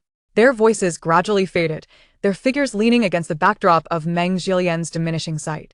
It was only then that he lifted his head. The final evening ended on a perfect note. After bidding farewell to his colleagues, Meng Zilian quietly departed with a box on his back. Hey, where's Meng Zilian? Blue Star scanned the surroundings, leaning against the bar. He left not long ago. Couldn't he at least say goodbye? Blue Star muttered. Yet she had no intention of pursuing him. The departing Meng Zilian meandered down the street, pausing briefly at a convenience store before stepping inside. Upon emerging, he held an ice cream in hand. In comparison to his two older brothers, Meng Zilian deemed himself not a rational person. Most of the time, he forced himself to remain detached through indifference, which was more of an evasion. Just like that night, although it didn't concern him. When he saw a drunken man harassing a woman, he still intervened. He needed that job, he had to stay composed. He needed to pretend he was invisible. Those thoughts echoed in his mind countless times, yet his body reacted instinctively. He pulled the drunken patron away, but the man persisted. And it was in that moment that Blue Star appeared. In the dimly lit bar, she was radiant, vibrant, and striking, brandishing a bottle of liquor. She smashed it against the head of the inebriated customer. Screams erupted around them, yet Blue Star stood at the center, smiling innocently and brilliantly. Sorry, I might have been a bit too rough. She grinned, revealing a playful canine tooth. Perhaps it was in that instant that Meng Zilian, who had never believed in love at first sight, felt his heart stir. But that was merely a fleeting moment. He assumed they would never cross paths again. Little did he know, fate had other plans, leading him to work at her little tavern, and he was astonished to discover that his younger sister was her close friend. He understood they belonged to different worlds. Now that he had left the tavern, he felt a sense of relief. Perhaps, by distancing himself, he could put an end to these unrealistic fantasies. The following day, after receiving Meng Xiao's consent, Meng Wan sat beside him, watching him paint. When Meng Xiao immersed himself in his artwork, he was entirely absorbed in his own world, so even with Meng Wan gazing at him intently, he felt no discomfort. Continuing with his task as if nothing were amiss. Let us go out. Meng Xiao ignored her, continuing to add color to his painting. In return, I shall buy you the latest paints from the Cass family. Meng Xiao's hand hesitated momentarily. The magazine beside him featured the latest from the Cass family. It was Meng Wan who had asked Qin Yi to pass it on to him. Although Meng Xiao seldom ventured outside, His love for reading and a painting meant that Qin occasionally scoured secondhand bookstores for art books or materials for him, seamlessly incorporating them with other magazines. By the way, do you know Qian Yishuan? Meng Jiao closed the magazine, the front page showcasing Qian Yishuan's photograph. He.S. coming to pick you up soon. Now.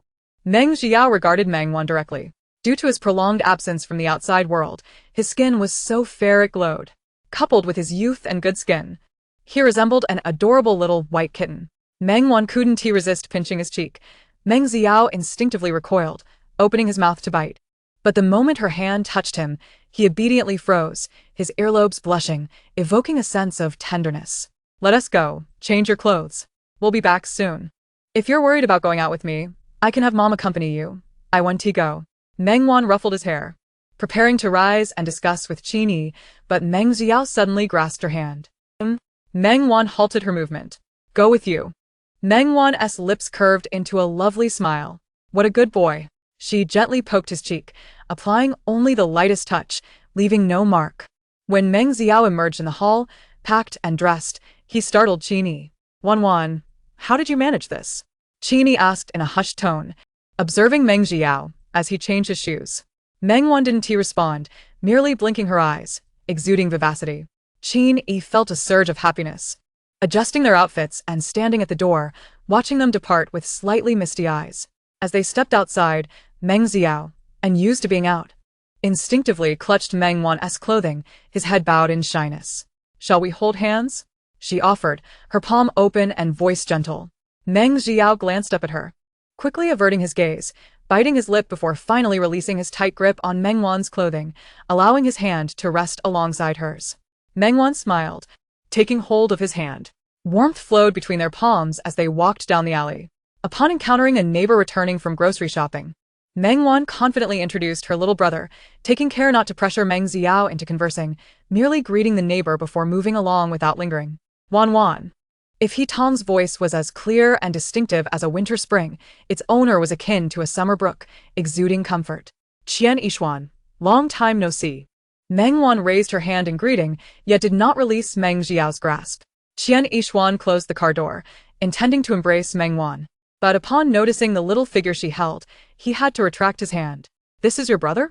Yes, Meng Jiao. Upon hearing his name from Meng Wan, Meng Jiao did not look up, but silently took a step back to allow Meng Wan to shield him. Well done today. I'm counting on you. Do we even need to say such things? Qian Yishuan playfully tapped her forehead, his gesture affectionate, reminiscent of a caring older brother. However, it seemed that a trip to the amusement park was no longer on the cards. You mentioned before that he had a penchant for painting, didn't you? Meng Wan nodded in acknowledgement. Would it be possible for me to converse with him? Meng Wan raised an eyebrow, the answer unmistakable. Observing her reaction, Qian Yishuan crouched down to meet Meng Zio's gaze at eye level. Upon noticing his crouched position, Meng Zio released Meng Wan's hand and retreat behind her. Meng Wan did not hasten to draw him out from his hiding place. Instead, she gently patted his head from behind. Meng Zio, at the very least, must learn to listen attentively. Her voice was soft, lacking any hint of reprimand, yet it inexplicably exuded a calming reassurance. No longer intent on concealing himself, Meng Zio clutched Meng Wan's shirt hem, peeking out timidly. Hello, it is a pleasure to meet you. My name is Qian Yishuan. Admittedly, my name may be a bit difficult to remember, so feel free to call me Brother Xian if you prefer. Qian Yishuan gazed earnestly into his eyes, his gentle voice and non-threatening demeanor easily fostering goodwill. He extended his hand, but Meng Zio hesitated, showing no urgency to respond. A warm smile lingered on Qian Yishuan's lips, and his soft brows and eyes seemed to draw one into their depths without effort. Eventually, Meng Zio offered a brief handshake, which was almost retracted immediately. Well done, he murmured softly. Meng Zio's ears turned a shade of pink as he retreated further behind Meng Wan. Qian Yishuan did not press the matter. Instead, he rose and opened the car doors for both of them. By the way, is your studio still in operation? He inquired with a hint of indulgence in his smile. Although I may not be present, it does not imply that it would close down. I occasionally have Andy come by to tidy up. When do you plan to leave after returning? I likely want to be departing anytime, soon as I have an art exhibition to prepare. Perhaps I could bring Yao Yao along sometime. What do you think? Meng Wan glanced at Meng Zio, who was still fixated on the scenery outside the window, only turning his head when he heard her voice. Meng Wan chuckled softly, choosing not to press further, and instead, she gently fixed his slightly disheveled hair. After approximately 40 minutes, the trio finally arrived at their destination. Qian Yishuan gallantly opened the doors for both, ushering them into his private domain. The flowers and plants in the front yard were impeccably maintained by Auntie, while the studio, constructed of vintage red bricks, emanated a romantic charm reminiscent of a European castle from the previous century. Ivy gracefully climbed the walls, and the expansive glass windows remained unobscured, allowing a clear view of the outside. Meng Zio's eyes sparkled with curiosity, yet he refrained from wandering off, staying close to Meng Wan. With a beep, the fingerprint authentication succeeded, and the door clicked open, the wind chime hanging from it tinkling melodiously, uplifting one's spirits. "Please step inside," Qian Yishuan gestured, holding the door for them. "Darjeeling?" Meng Wan nodded, and only then did Qian Yishuan begin to brew the tea. It had been quite a while since he had visited this place, yet it remained as bright and artistic as ever. Interestingly, this space was also a creation of Ji Sheng and her artistry. At that time, Qian Yishuan had an unavoidable art exhibition abroad and had entrusted Meng Wan with the interior decoration. He anticipated that the layout would remain unchanged after so long. "What's the matter? Have you forgotten it after such a long absence?" Qian Yishuan set the tea in front of Meng Wan and a glass of plain water in front of Meng Zio. "After all, I had a hand in its creation." This remark effectively countered Qian Yishuan's earlier statement. "You possess the code and have recorded your fingerprint, yet I haven't seen you around." Qian Yishuan placed his cup of tea on the table, mirroring Meng Wan's choice of Darjeeling. The fragrance of the tea wafted through the air as Meng Wan took a sip. "Aside from Aunt Lu, yours is the best I've tasted." Aware that Meng Wan was steering the conversation away, Qian Yishuan chose not to expose her. He turned his attention to Meng Zio, whose gaze was fixed on the paintings adorning the walls. "Has Yao Yao ever learned to paint?" Meng Zio glanced away from the artwork, shaking his head. "I have painting supplies here. Would you like to try your hand at it?" Meng Zio looked at Meng Wan, who nodded in encouragement, prompting him to nod at Qian Yishuan as well. "The easels and paints are inside. My art room is quite beautiful, and I typically do not allow others in." Qian Yishuan always preferred to maintain eye contact when speaking, for his gentle brows and eyes possessed a captivating allure that drew one in effortlessly. However, Meng Zio's wariness was greater than anticipated. Seeing Meng Wan remain still, he averted his gaze from Qian Yishuan, returning his attention to the paintings on the wall. Exchanging a glance with Meng Wan, Qian Yishuan immediately understood her cue. "Let us go. I arranged the art room myself. You will surely enjoy it." Meng Wan gently patted the back of Meng Zio's head, her tone brimming with reassurance. Meng Zio blinked in surprise but ultimately followed along. Qian Yishuan led the way, pushing open the door to the art room, while Meng Wan gave a gentle nudge to Meng Zio, encouraging him to enter first. Sunlight flooded the entire art studio, casting shadows of the easels and bookshelves from the trees outside. A gentle breeze stirred, causing the shadows to dance, creating a scene that felt like a painting even before any artistic endeavor had begun. The interplay of light and shadow, the glass windows, the trees, and the fragrant wooden easels all formed a perfectly harmonious tableau. Meng Zio stood frozen, blinking in awe. Meng Wan rested her hand on his shoulder, yet her gaze remained elsewhere. "I told you you would love it here." From the moment she mentioned the view outside, Meng Wan had known that Meng Zio would be enchanted by this place. With everything prepared, wouldn't it be a pity not to create a painting here? Qian Yishuan had somehow gathered the materials without anyone noticing. He crouched down, extending a paintbrush to Meng Zio, who, this time, did not refuse. Accepting it, he settled into the chair that Qian Yishuan had adjusted for him. He did not linger too long. After gazing out the window for a moment, he began to mix the paints. Despite the bright and beautiful scenery outside, Meng Zio smeared the entire white canvas with black. In the next moment, he applied the mixed yellow paint, resulting in a chaotic and distorted composition. Meng Wan had quietly stepped outside at some point, leisurely sipping her red tea, while Qian Yishuan sat beside Meng Zio, a frown forming on his brow. It wasn't tea until lunchtime that Meng Wan called both of them out to eat, prompting Meng Zio to pause his painting. They nearly finished their meal, but Meng Zio still had a significant portion left in his bowl. Qian Yishuan exchanged a knowing glance with Meng Wan, who promptly packed the leftover takeout aside. "Can you stay by yourself for a moment? If you go over there, you will be able to see me clearly." Meng Zio glanced in the direction Meng Wan pointed, then nodded in agreement. "Good boy." Meng Wan ruffled his hair, her smile radiating approval. As she moved to sit down, she waved at Meng Zio, who, upon confirming that he could see her, happily resumed his meal. How is it?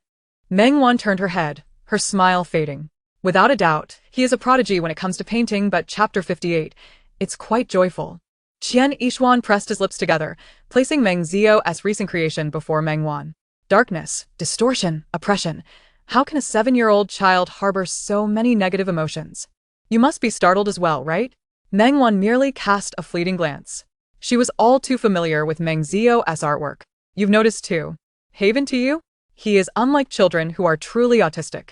What is your perspective? Instead of responding to Qian Yishuan's inquiry, Meng Wan posed a new question. Rather than autism, it seems more akin to having suffered some form of abuse, resulting in heightened defensiveness.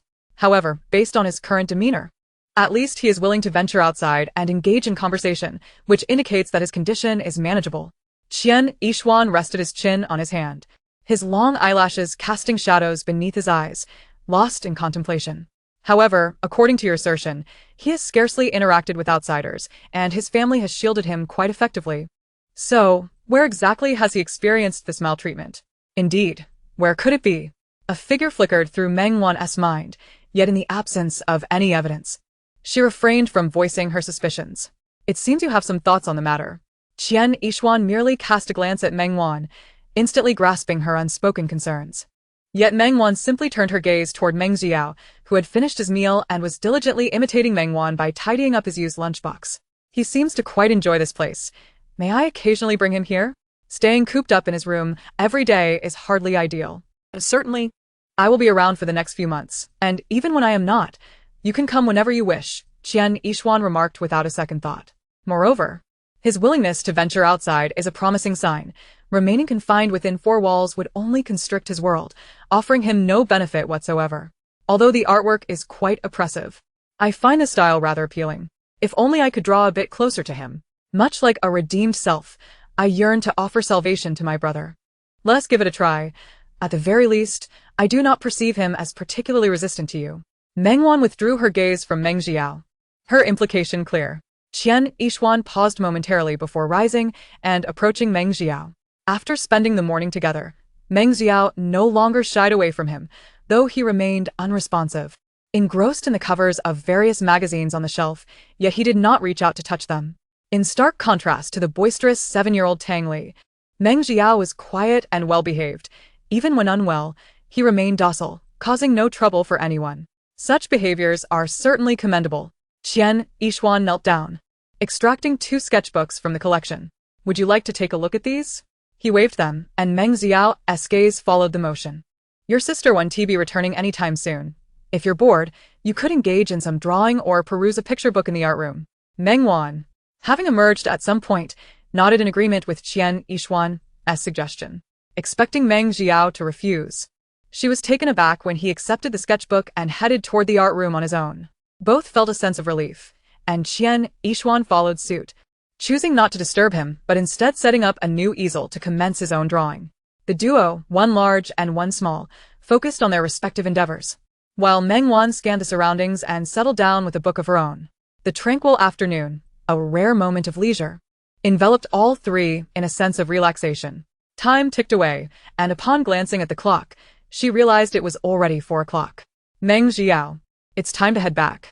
As Meng Wan entered, she noticed that at some point, Meng Jiao had taken a seat beside Qian Yishuan, clutching the sketchbook. His gaze seemingly glued to Qian Yishuan's artwork. Would you like to stay a little longer? Upon witnessing this scene, Meng Wan knew their visit had not been in vain. Meng Jiao shook his head, clutching the picture book, his expression tinged with disappointment for not having finished it. Qian Yishuan set down his brush and ruffled his hair, and rather than resisting, Meng Jiao returned the sketchbook to him. If you like it, take it home with you. Meng Jiao shook his head. Qin Yi had instructed him not to take other people's belongings without permission, for what he liked might also be cherished by someone else. Thus, even if the other person offered it as a gift, it might not be from genuine goodwill. Though Meng Jiao did not fully grasp the meaning behind these words, he had nonetheless promised Qin Yi to refrain from taking things that belonged to others. Qian Yishuan was somewhat taken aback. Most children would eagerly accept such a suggestion. Yet Meng Jiao, despite clearly adoring it, declined his offer. He glanced at Meng Wan, who paused, likely recognizing the educational philosophy instilled by Meng's family in Meng Jiao. With a subtle movement of her eyes, Meng Wan gestured to Qian Yishuan, who understood and averted his gaze. Do you know about the library? Qian Yishuan inquired, looking into Meng Jiao's eyes. Meng Jiao nodded, recalling how Qin Yi had taken him there, explaining that it was filled with many books. Sometimes, Qin Yi would trade a card with the librarian for a plethora of books to bring home, and he enjoyed the library immensely. You can treat my place as a library. Once you finish, return the books next week and exchange them for new ones. Qian Yishuan spoke gently, his demeanor warm and patient. Even after knowing him for a while, Meng Wan still found it remarkable. Her interactions with children were limited to Tang Li and Meng Jiao, who were polar opposites in temperament, making communication a challenge. Yet Qian Yishuan exhibited an abundance of patience towards both children, all the while harboring a profound aversion to socializing. Meng Jiao instinctively glanced at Meng Wan. You should cherish this opportunity. If you damage it, you won't be able to borrow new books in the future. Upon hearing this, Meng Jiao nodded, his cheeks flushed, his eyes bright, clutching the picture book tightly, clearly elated. Qian Yishuan tousled his hair, a smile gracing his lips. Come. I'll give you a ride back. In the car, Meng Jiao held onto the bag containing the picture book, treating it as a treasured possession. Meng Wan ruffled his hair, her gaze drifting outside when a familiar figure flashed by, causing her to furrow her brow. Please stop the car.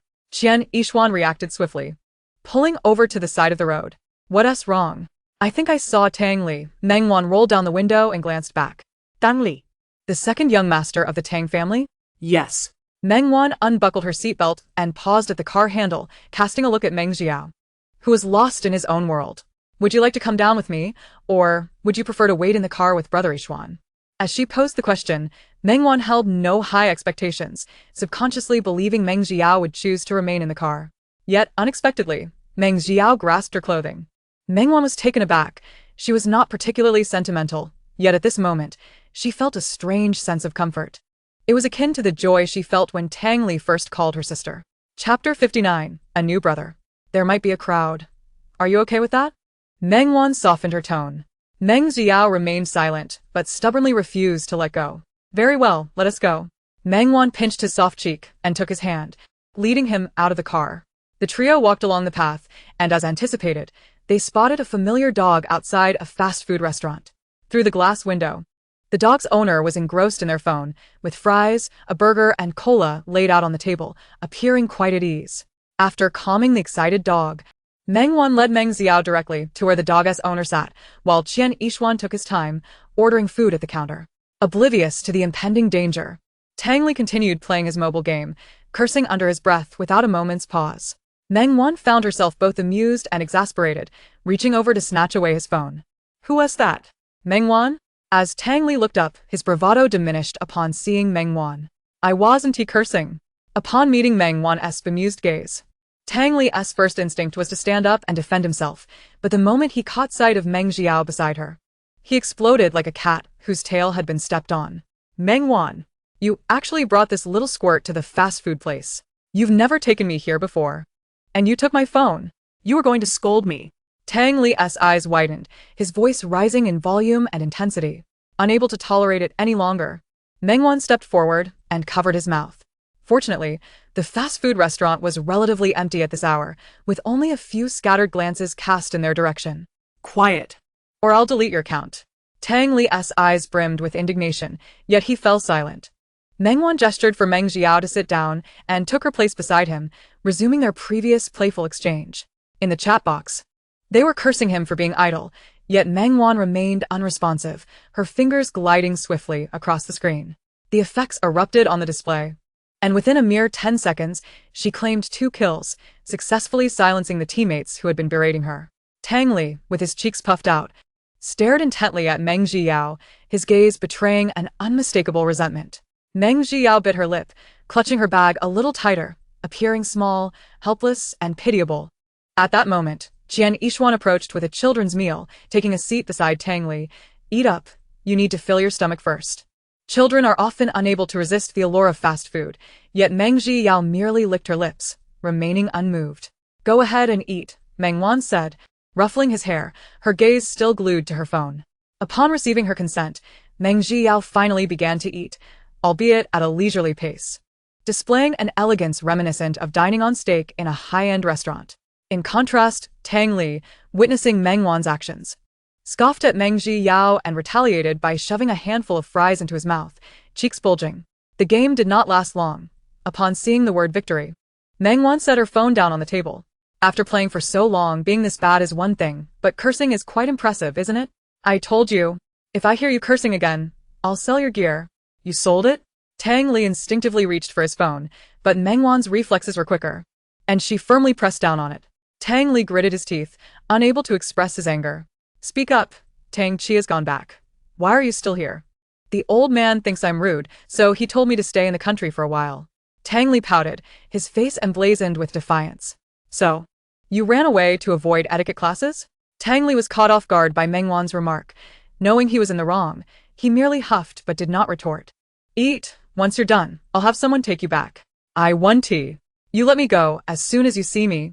But you willingly take him out to play and eat. Tang Li pointed at Meng Yao, his voice full of grievance. That was for a serious matter. Meng Wan herself was unsure why she felt the need to explain. She felt like an unfaithful partner caught in the act. Don't change the subject. If you don't go back, what do you plan to do? Stay up all night here? Meng Wan rubbed her temples, her tone laced with fatigue. Tang Li huffed. Aren't you supposed to have a new little brother now? Why would you care about me? New little brother, that's my biological brother, she replied. Tang Li puffed up his cheeks, poking at the straw in his soda, sulking alone. Qian Yishuan glanced at Meng Wan, silently inquiring if she needed assistance. But she shook her head. Do you want to come back with me? Leaving Tang Li alone here was not a solution. In this day and age, human traffickers were rampant, and given this boy's wildness abroad, it would be problematic to leave him unattended. Tang Li paused, huffed again, neither agreeing nor opposing. At the car, Meng Wan found herself in a dilemma. I'll sit in the front, you two sit in the back. I don't want to sit with him. Let him sit in the front. Meng Wan glanced at Meng Yao, who tightly held her hand, unwilling to let go. Then you sit in the front? I don't want to. Why should he get to sit in the back? Tang Li glared at Meng Yao, who, with puffed cheeks, clutched Meng Wan's hand tighter. As if to say, she is my sister. Tang Li, feeling unjustly treated, tugged at Meng Wan. Left then right, Meng Wan closed her eyes, suppressing her temper. The final outcome was 3 of them squeezed in the back seat, with the dinosaur resting at their feet. Meng Wan sighed, while Qian Yishuan in the front chuckled softly. It seems you are more suited to being a psychologist. Oh please, right now I feel like the veins in my temples are about to burst. It's rare to see you like this. If I saw it often, would it still be special? Meng Wan's eyes widened, her expression incredulous, which only amused Qian Yishuan further. Suddenly, the dinosaur nudged Meng Yao's foot, causing her to startle and retract her foot. You coward, Tang Li jeered at Meng Yao without reservation. Meng Yao, slightly miffed, placed her soft, pale hand on the dinosaur's head, staring at Tang Li, saying nothing yet communicating everything. Now it was Tang Li's turn to be displeased. Dinosaur. He called out, but the dinosaur ignored him, instead licking Meng Yao's palm. Hee. Perhaps due to the tickling or simply in a good mood. It was the first time Meng Wan witnessed Meng Yao smile. The girl and her dog were having a splendid time. But Tang Li was not ready to give up. He attempted to call the dinosaur again. As soon as he opened his mouth, Meng Wan pinched his cheeks between her fingers and shook them. Tang Li was forced to sway his head, but did not push her hand away, merely shooting her an indignant glare. After getting out of the car, the dinosaur continued to circle around Meng Yao, its tail wagging enthusiastically. Traitor. Tang Li mutarat discontentadly. Yet with one hand being held by Meng Wan, despite his jealousy, he did not let go to grab the leash tied around the dinosaur's neck. Chapter 60. It's just that I'm not talking to you. Thank you for your trouble today. At the alley entrance, Meng Wan bid farewell to Qian Yishuan. Can you manage on your own? Or should I accompany you inside? Qian Yishuan expressed some concern. No need, you should head back quickly. See you next week. Understanding Meng Wan's character, Qian Yishuan refrained from pressing further and drove away under her watchful gaze. Only the 3 were left at the alleyway, with Meng Wan holding the hands of both boys, while the dinosaur sat quietly at Meng Yao's feet, motionless and silent. Can he hold your dinosaur for a moment? Without taking liberties, Meng Wan first sought Tang Li's approval. Go ahead. It's normal for someone from such a poor family not to have seen such a handsome dog.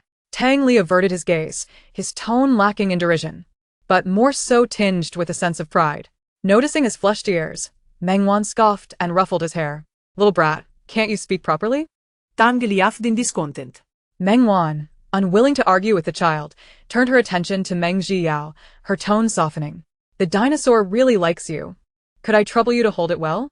Meng Zhiyao's eyes brightened, gripping the leash and looking toward Meng Wan with an expression of pride. Well done. Meng Wan ruffled her hair. Meng Zhiyao lowered her head, slightly shy from Meng Wan's praise. Tang Li, observing this, felt a surge of jealousy. You only ever scold me. If you do well, I will praise you too. In response to Tang Li's unprovoked accusation, Meng Wan remained calm. So, Is what he did good? He said a word, like a mute. He's just not talking to you. The two bantered back and forth. A lively quarrel ensued, while the initially cheerful Meng Zhiyao's smile faded, her eyes fixated on the leash, her cheeks unintentionally puffing up. Meng Wan easily sensed the shift in Meng Zhiyao's emotions but chose to remain silent, merely squeezing her palm gently. The slight gesture, though minimal, possessed a magic that instantly brightened Meng Zhiyao's mood. Upon opening the door, Qin Yi was startled by the sudden pounce of the dog. Dinosaur, sit. Meng Wan commanded, and indeed, the dinosaur promptly sat, panting with its tongue out, its black pupils sparkling with joy. Qin Yi sighed in relief. Wan, what is going on here? It's a long story. Let us go inside first. Meng Wan's visible fatigue stirred Qin Yi's concern. You must be exhausted. I'm fine, it's just this troublemaker. Meng Wan pulled the sulking Tang Li out from behind her. Call out. Meng Wan placed her hand on Tang Li's neck. Auntie, he replied, his tone somewhat reluctant, but he managed to greet her nonetheless. Come in. I just made some water chestnut cake. Have a little. Worried about Meng Wan and Meng Zhiyao. Qin Yi had been somewhat distracted all day, prompting Meng Buchuan to suggest she return early. Concerned for the children, Qin Yi found it hard to settle down. So she made the water chestnut cake, waiting for the kids to return. Two children sat at the dining table, indulging in sweet potato cake. While the Tyrannosaurus Rex finally returned to its master, lying motionless at Tang Li's feet. Wan, what is happening? Qin Yi pulled Meng Wan into the kitchen. The child is throwing a tantrum. I've already informed the Tang family. They will send him back shortly. By the way, how is Yao Yao today? Qin Yi's eyes were filled with concern and unease. Meng Wan shook her head. Do not worry.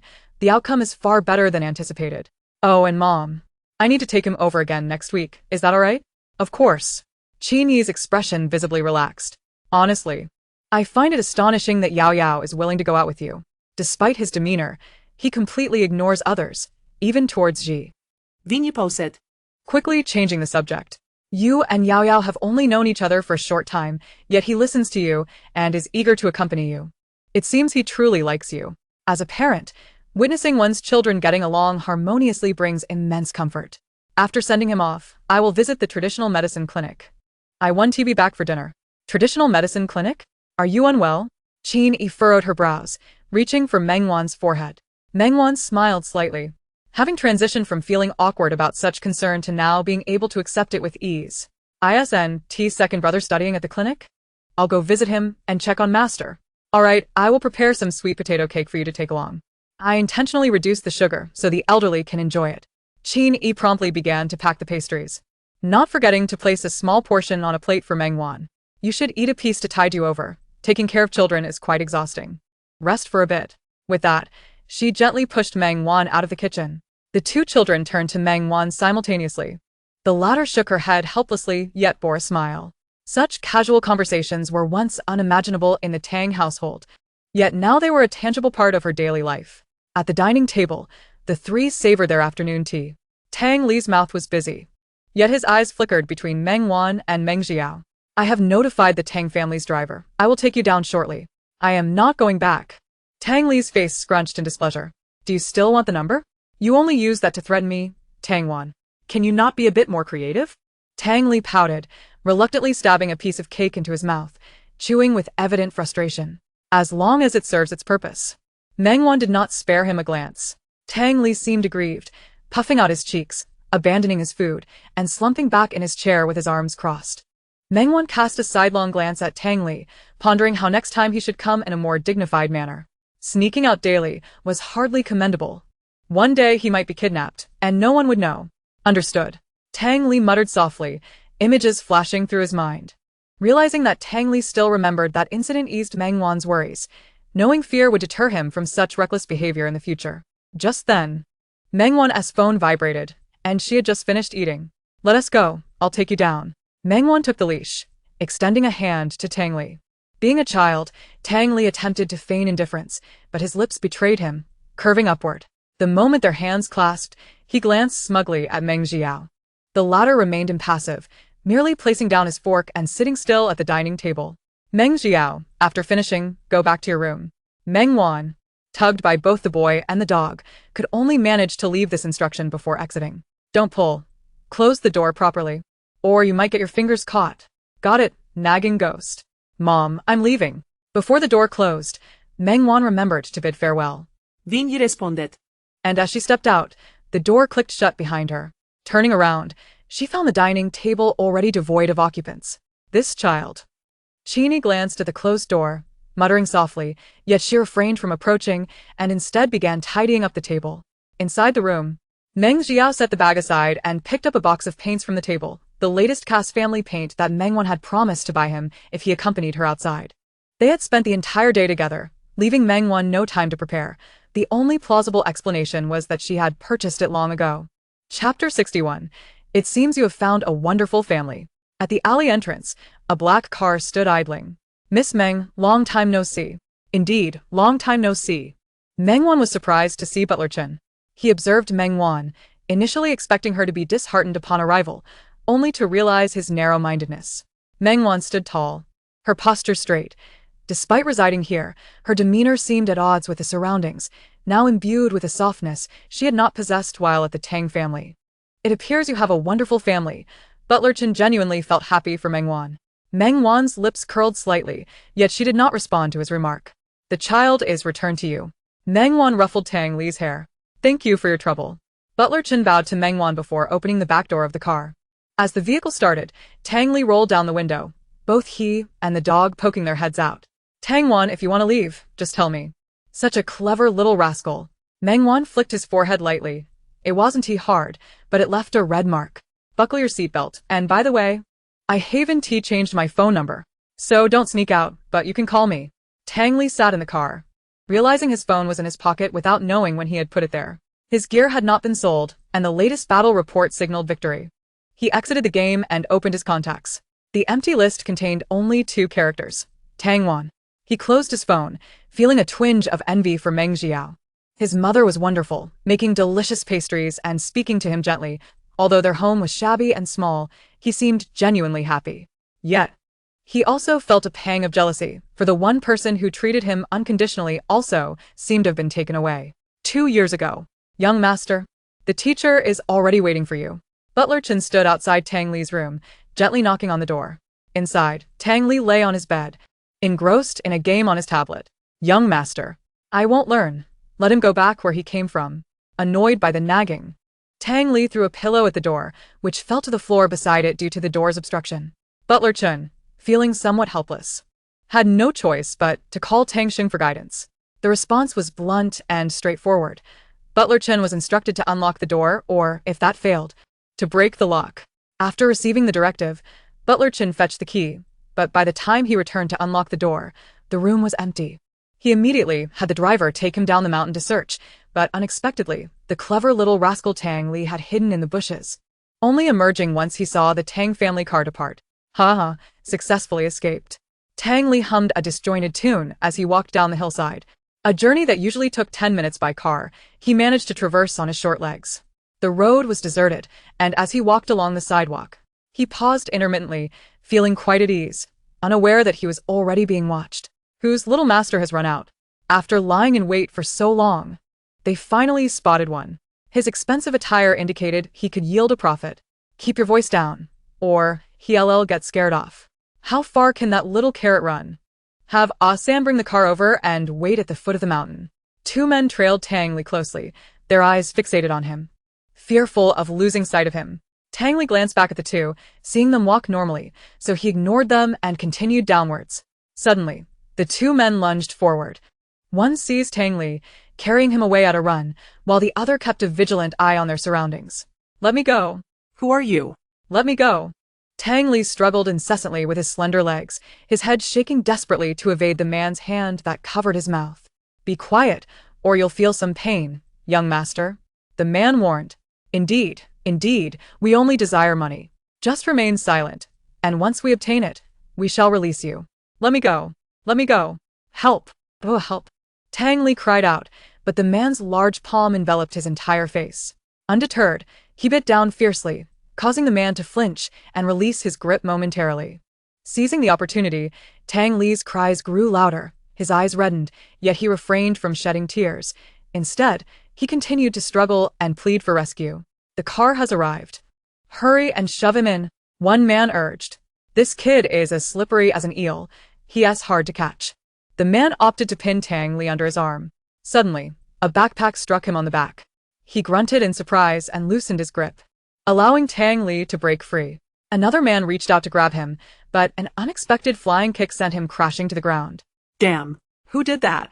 He shouted, having scraped his skin against the concrete. The sudden assault and pain prompted an outburst of curses. Hey, what's going on? A black car halted, and another man in dark attire emerged. You little brat. How dare you disrupt our plans? The man who had been struck by the backpack angrily tossed it aside, and the three men advanced towards Tang Wan, closing in on her. Tang Wan fixed her gaze upon them, positioning herself protectively behind Tang Li as she retreated slowly. Tang. Tang Wan. Tang Li clutched her clothing tightly, his voice trembling with fear. I have already called the police. The station is merely 5 minutes away. If you know what's good for you, leave now. The delicate girl's eyes shone with determination, betraying no hint of fear. The three men exchanged glances, their confidence wavering. Suddenly, the sound of police sirens pierced the air, causing two men to take a step back, but the man who had exited the car appeared unwilling to retreat. They're just kids. Let's grab them and leave, he insisted. The other two hesitated, but the man clenched his jaw and charged forward. Fortunately, Tang Wan did that swiftly.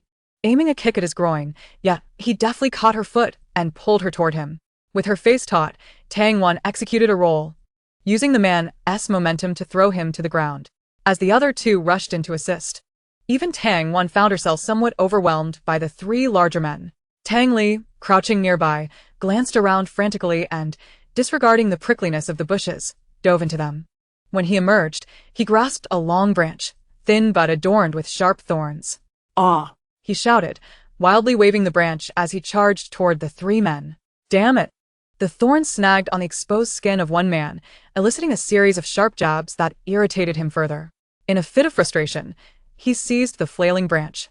And as Tang Li was about to be yanked forward, Tang Wan relinquished her defense and pulled him back, only to be forcefully shoved to the ground by another man. The sun-baked concrete scorched her skin, and the rough surface cruelly scraped her tender flesh, leaving behind several bloody marks. Tang Wan winced, the pain in her arm causing her features to contort. Tang Li, nestled tightly in her embrace, wore a look of sheer terror. Seeing this, the three men advanced, their hands reaching toward the two. Chapter 62 I sorry. Tang Li instinctively closed his eyes, yet he felt Tang Wan clutch him even tighter, as if to convey, I will not allow them to take you away. The embrace brought him an inexplicable sense of security, prompting him to open his eyes. However, he found Tang Wan's jaw clenched, her gaze unwaveringly fixed on the man in black, radiating a resolve that suggested she would fight to the bitter end. Hey! What are you doing? A security guard, wielding a baton, rushed down from the hillside. Damn it, the man in black muttered through clenched teeth, forced to retreat. The vehicle roared to life, and the remaining two hastily followed suit, leaving the scene. Students, are you all right? The security guard approached them. Please call the police. Tang Wan replied, releasing Tang Li as she slowly rose, her expression returning to its usual calm demeanor, even as she noted the bloodied state of her arm with only a slight furrow of her brow.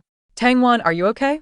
Tang Li watched as her visage blurred, tears that had been held at bay now cascading down his cheeks.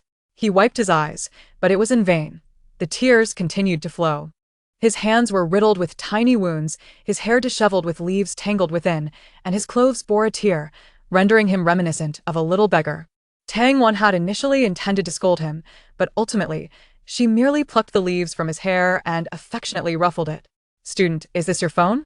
The security guard found Tang Wan's phone in response to the sound. Yes, thank you. She took it, silencing the police siren. Which family are you from? The Tang family. We have already contacted the police. Given your condition, I should call for an ambulance. No need. It's faster to summon a family doctor. Tang Wan retrieved a tracksuit from her bag and, with the guard's assistance, wrapped her bleeding arm. Acknowledging that wealthy families often had personal doctors, the guard refrained from further comment, admiring Tang Wan's composure despite her significant injuries. Please get in the car. I will take you home. And we will need to gather more details. Tang Wan accepted without protest, leading Tang Li into the vehicle. Throughout the journey, Tang Li remained silent, his grip on Tang Wan's hand unwavering. Mr. Tang, hear us the situation. Your youngest son encountered human traffickers, but rest assured, he is unharmed. He met your daughter, who displayed remarkable courage, though she is injured. I see. Then you attend to your matters. The guard hung up, a hint of embarrassment crossing his face. His two children had narrowly escaped abduction, yet as a father, he had been preoccupied with his business. He glanced at the pair, thinking of his own 3-year-old daughter. His heart filled with anguish. Mr. Tang is busy. He will discuss the specifics with your butler. Please sit for a moment. Butler Chen should be arriving shortly. Tang Wan. Accustomed to such circumstances, settled onto the sofa. Aunt Lu, full of concern, hurriedly fetched a medical kit and contacted the family doctor. Oh, dear. Aunt Lu gasped upon seeing the wounds, momentarily at a loss for how to proceed. In contrast, Tang Wan remained composed, as if the injuries were not her own, calmly instructing Aunt Lu on how to tend to her wounds. Before long, Butler Chen entered with the police, inquiring about the details. Tang Wan remained calm and cooperative throughout, even providing the license plate number and descriptions of the two men. Well done, but it was still too impulsive. If the security guard hadn't arrived, you two would have been taken away. Thank the police uncle and security uncle, Tang Wan said, patting Tang Li's head. The latter, still in shock, obediently followed her instructions. Next time, don't run off like that. Look at what your sister has gone through for you. As a young man, you must protect her. The police officer ruffled his hair and then followed Butler Chen out. In the hall, only Aunt Lu, Tang Li, Tang Wan, and the family doctor remained, who continued to bandage Tang Wan's wounds. All right, avoid water for the next couple of days. If you develop a fever, contact me promptly and steer clear of spicy foods. Okay, thank you. You're welcome. Aunt Lu, please see the doctor out. With only the siblings left in the hall, Tang Wan crossed her legs, observing Tang Li, who was huddled in a corner of the sofa. Are you scared now? Tang Li remained silent, his gaze evasive. Witnessing this rare display of vulnerability from the little tyrant, Tang Wan felt no inclination to lecture him. Moreover, seeing him in such a state suggested he would likely be more restrained in the times to come. The medicine provided by the doctor was of average effectiveness. They would need to visit a traditional medicine clinic the next day, though she knew she would surely face a scolding from the elder. I'm sorry. Tang Wan. Momentarily lost in thought, paused. What did you say? I'm sorry, I never intended for things to turn out this way. I simply didn't want to attend class. I never meant to cause you harm. I don't know, I'm so sorry, I'm so sorry. Tang Li said, breaking down into tears, continuously murmuring apologies. Observing his tear-streaked face, Tang Wan felt a twinge of disdain, yet it ultimately transformed into a resigned sigh. Come here, Tang Wan beckoned, and Tang Li crawled over to her on all fours. Their relationship, while ostensibly close, resembled more of a sibling rivalry fraught with mischief and revenge rather than genuine affection. Despite being only 5 years old, Tang Li was relentless in his antics, while Tang Wan had long been hardened by her experiences with Tang Qi. Nevertheless, he would persistently seek her attention, appearing before her daily like a persistent shadow. Aware that he craved recognition, she would indulge him with play when her boredom permitted. Ironically, this incident, while seemingly negative for the spoiled Tang Li, turned out to be a fortuitous lesson. Enough, you weren't even hurt. Is this level of crying really necessary? She complained, yet still handed him some tissues to wipe his face. I won't play tricks on you for the next few days, Tang Li said, his sobs gradually subsiding. Tang Wan flicked his forehead, choosing not to respond verbally. For a time, Tang Li resembled a child seeking forgiveness for a misdeed. His face taut as he brought Tang Wan snacks and poured her water, only to leave quickly without lingering. Initially, Tang Wan wondered what had come over him, but eventually, she allowed him to be. Before long, the three men were apprehended, revealing their history as repeat offenders with 2 previous murders to their names. The first incident involved severing the victim's limbs to extort money from their parents, resulting in the victim's death due to excessive blood loss on the way to the hospital. The second occurrence ended with them tearing up the ransom note after failing to receive payment. Tang Li became their third victim. It was only through the news that Tang Li realized he had narrowly escaped a dire fate. Following these events, he experienced several nightmares. And by the time Tang Wan learned of the situation, Tang Li's dark circles under his eyes were almost dragging on the ground. Later, while passing by a pet store, Tang Wan, driven by an inexplicable impulse, brought home a dog. The clever canine circled around Tang Li. "Let us consider this a gift for your injury," she said. In light of Tang Wan's plight, Tang Li accepted without protest. His spirits lifted. Miraculously, he no longer experienced nightmares, and that dog eventually became known as Tyrannosaurus. However, not long after, Tang Li was sent to Country M. Chapter 63. "Do you think you are worthy compared to Tang Wan?" "Young master, we have arrived," the butler announced as he opened the car door, allowing Tang Li and the dog to step out. The mansion was devoid of any warmth, save for a few scattered servants. "Are we not dining together tonight?" he inquired, his youthful face displaying an uncharacteristic coldness. "The sir and madam are attending a banquet. But the young lady is upstairs," Aunt Lu replied, setting out the shoes. "Please have dinner sent to my room." "Tyrannosaurus, let us go." His tone bore no inflection as he changed his shoes and led the dog upstairs. With his mood already dampened, he unexpectedly encountered Tang Ji, who was preparing to descend. Tang Li, feeling discontent, had no inclination for mischief, and simply continued up the stairs with Tyrannosaurus in tow. "I am still your sister. Shouldn't you acknowledge me when we meet?" Tang Ji's annoyance was evident in her voice, recalling how Meng Yao would never dare to treat her this way. Tang Li halted, letting out a scoff. "You truly believe that a mere title of young lady elevates you to my level?" Tang Ji's face fell immediately, her frustration mounting from the consecutive dismissals by her brothers. "Meng Wan is not worthy. Don't forget, she now bears the Meng surname." Tang Zei Yiklanchit Hadfists. Anger overpowering her fear as she reached out, yet Tang Li remained blissfully unaware of the impending danger. "And what of it? You really overestimate yourself. How could you compare yourself to Tang Wan?" As soon as the last word escaped his lips, a piercing scream echoed throughout the villa, accompanied by the sound of a figure tumbling down the stairs. Meanwhile, after seeing off Tang Li, Meng Wan boarded a bus heading to the traditional medicine clinic. The alley was as tranquil as ever. Even on the weekend, it showed no signs of liveliness. Upon reaching the backyard, the door stood wide open. Chun Xiong lounged in his armchair, listening to Peking opera, humming along in a carefree manner. "Did you not eat this time?" he remarked, feigning surprise at Meng Wan's arrival. "What brings you here, you little girl?" Chun Xiong sat up, teasing her, though his smile betrayed his delight. "I'm here to see my brother," Meng Wan replied, intentionally provoking Chun Xiong. "Ungrateful girl." "Ungrateful? I brought food for Chen Lu and the others." She waved a bag in front of him. "What is this?" Chun Xiong's eyes lit up, having felt deprived of treats since Meng Wan last cleared out the snacks. "My mother made some freshly prepared water chestnut cake," Meng Wan said, opening the box and arranging the forks. Chun Xiong wasted no time, seizing a piece and indulging, his eyes closing in satisfaction. "Delicious. Just don't overeat. Leave some for Chen Lu." I know, Chun Xiong waved dismissively. "And how are the two of you?" Although he asked, Meng Wan remained seated, pulling up a chair beside him. "And the front yard? How is it?" "Not bad. They're learning quickly and are polite and courteous. They're good prospects," Chun Xiong remarked as he devoured a third piece of water chestnut cake in a matter of moments. Meng Wan nodded, her expectations confirmed. "Has Yan returned?" Yes. He went straight to see Aunt Jiang upon arrival. Chun Xiong set his fork down, letting out a sigh. "The situation is not very optimistic. I trust you are aware." Meng Wan pursed her lips, lowering her gaze in silence.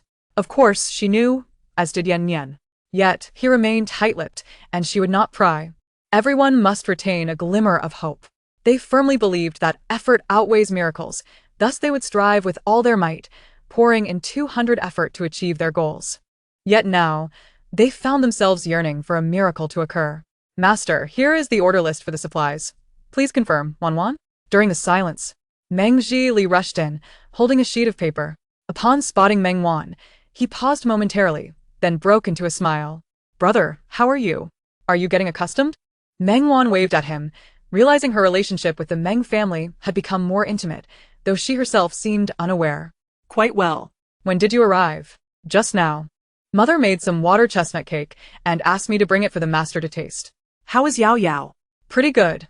Meng Wan raised an eyebrow, a hint of pride in her tone. Meng Zhili found her adorable, ruffling her hair. You've worked hard. Meng Zhili, have you signed the order yet? Before he could respond, Chenlu's voice echoed as he stepped into the room. Oh, look who's here, our enchanting and exceptionally intelligent Wan. Seems like you've gotten quite good at calling my full name. I apologize. Chenlu clasped his hands together, immediately offering his apology, without a trace of hesitation. Meng Wan, accustomed to Chenlu's antics, playfully tapped his head. Go have a piece of water chestnut cake. It's made by your sister. It's just as good as Yuan Fong Jai. Then I must try it. Chenlu took a bite, his eyes sparkling with delight, and in no time, he devoured more than half. Hey, I told you to have a piece, not a whole plate. Do you understand respect for your teacher? Chen Xiong interjected as Chenlu attempted to snatch more pieces. The small courtyard was alive with commotion, and Meng Wan did not intervene. She simply observed, unaware of how her smile could evoke a sense of tenderness in others, as if she wished to bring all of life's beautiful things before her. When Meng Zhilai arrived, this was the scene that met his eyes. He understood that Meng Wan was living well, yet for reasons unknown. He felt a pang of sympathy each time he witnessed such an expression on her face. What appeared to be an ordinary moment seemed extraordinarily precious to Meng Wan. She appeared carefree and unconstrained, but only upon closer contact did one realize how profoundly she valued those around her. Let us go and move the table, Chenlu said, having approached without Meng Zhilai noticing, pulling him towards the courtyard. That room is reserved for Sister Wan. If she desires, the entire traditional medicine clinic could belong to her. Chenlu pointed to the largest and best-lit room in the courtyard, aside from Qin Xiong's chamber. Is there something you wish to convey?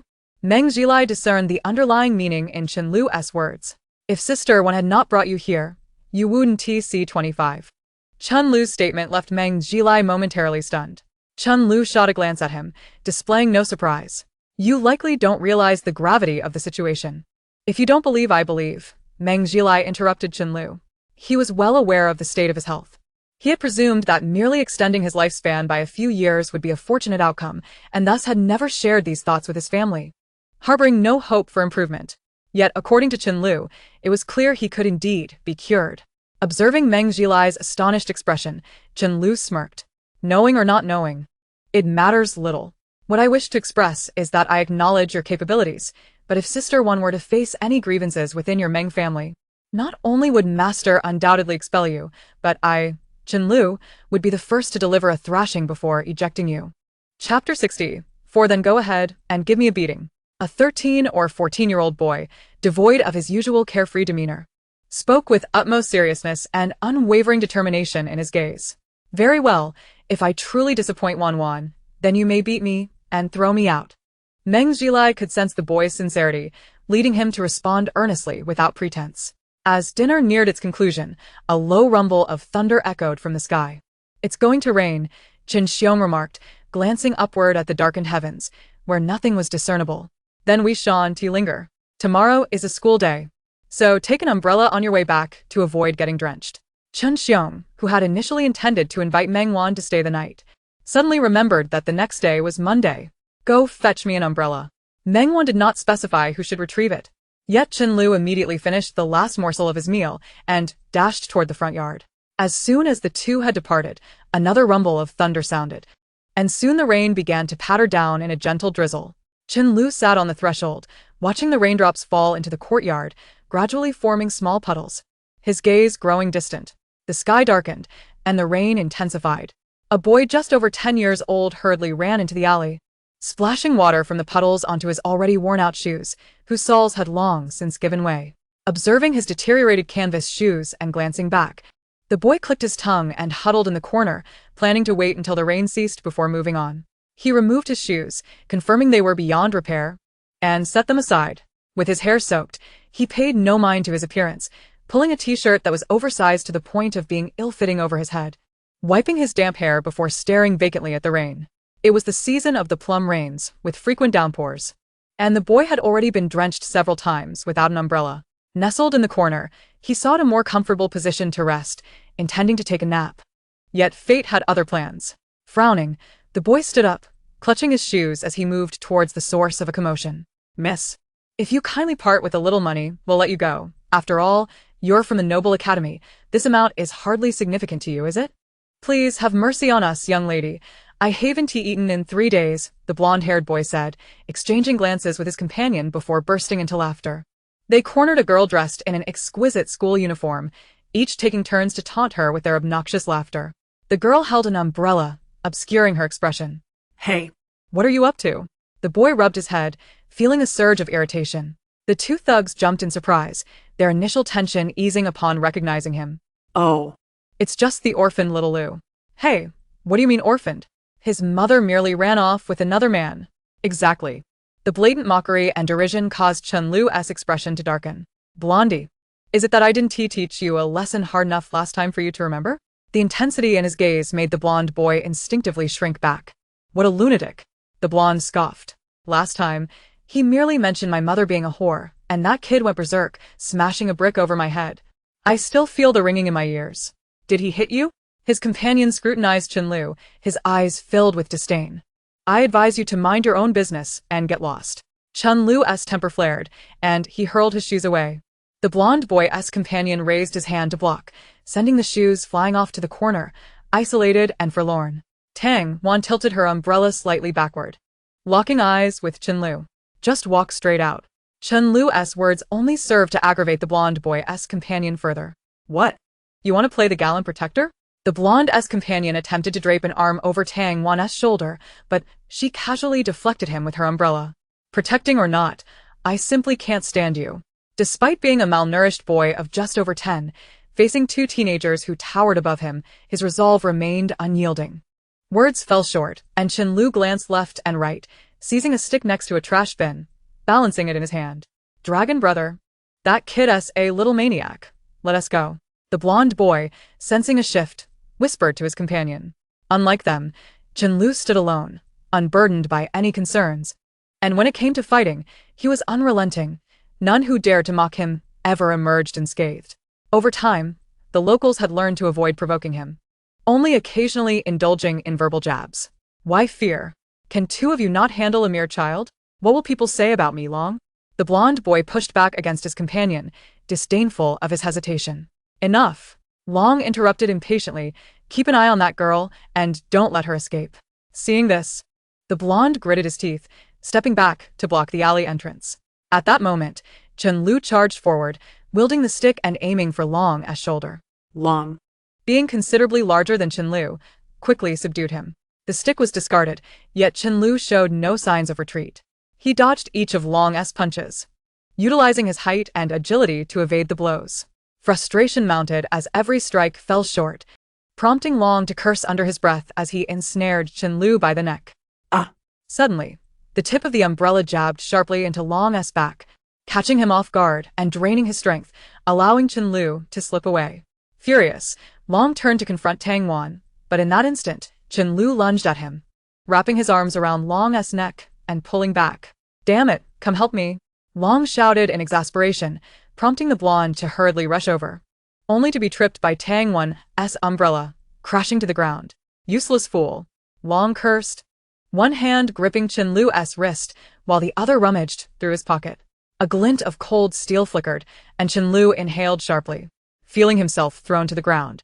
He clutched his calf as blood seeped between his fingers, dripping onto the ground. Look at you, trying to challenge me.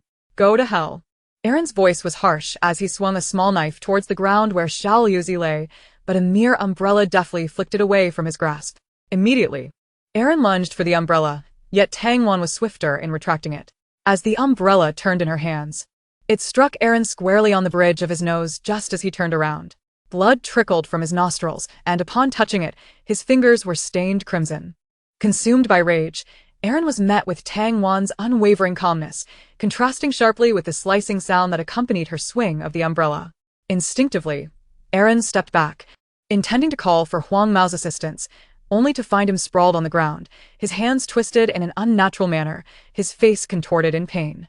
With no time to dwell on this, Aaron cursed and dashed towards the alley's exit, stumbling over Xiaoyuzi and nearly falling headlong. Huang Mao, witnessing this, struggled to rise, wincing in pain as he staggered behind Aaron out of the alley. The alley fell silent, the rain having ceased without anyone noticing. Chapter 65. A single sentence shatters their defenses. can you still walk?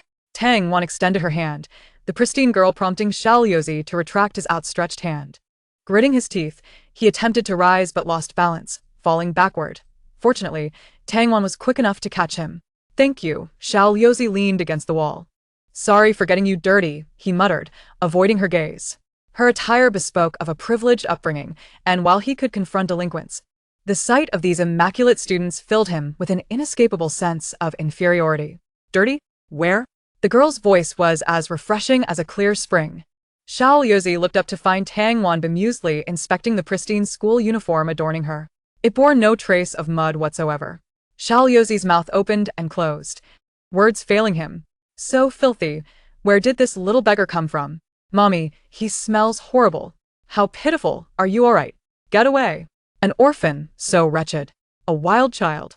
An illegitimate child. His mother ran off and abandoned him. These taunts and the myriad of faces associated with them flooded his mind, twisting his expression into one of anguish as his head throbbed painfully. "Hey, are you all right?" Tang Wan observed Xiaoyozi's flushed face, frowning slightly. She squatted down, rummaging through her backpack to retrieve a silk handkerchief to bandage his wound. "Hey, kid." She gently patted Xiaoyozi's cheek, but he mumbled something incoherent, his eyes remaining shut as his breathing grew erratic. Tang Wan pressed her hand to his forehead, sighed, and resigned herself to carrying him on her back. Fortunately, Xiaoyozi was considerably lighter than the average 10-year-old, allowing the 14-year-old Tang Wan to bear him with ease. "Where did you pick up this child?" "I found him." "Let me carry him." "You should change your clothes. I'll just buy something and be back." In his daze, Xiaoyozi heard two voices conversing, one slightly aged and the other ethereal and clear, both drifting as if from a distant realm. When he awoke, he found himself in an entirely unfamiliar setting. The quilt exuded a sun-kissed scent that was soothing. As his eyes slowly closed, he suddenly bolted upright. The abruptness of his movement caused darkness to engulf him once more, and he collapsed back onto the bed. "You have a high fever, just lie down. Your leg will be fine. A few days of rest will suffice." Only then did Xiaoyozi notice an elderly man standing by the table, weighing herbal ingredients with a scale. "I have no money." His clothing had been changed, and he could tell, without looking, that it was comfortable and well-fitting. "What will we do then?" "You could stay here and work for me." The old man chuckled, placing the scale on the table and approaching. "I am quite strong. I can help you carry things." The words were spoken casually, yet they resonated with Xiaoyozi, who lay on the bed staring blankly at the ceiling. "Strong? You appear much thinner than children your age. The things I carry are wooden crates filled with precious herbs. What if you break something?" As Chun Xiong spoke, he placed a damp towel on Xiaoyozi's forehead. Forced to close his eyes, Xiaoyozi's senses heightened.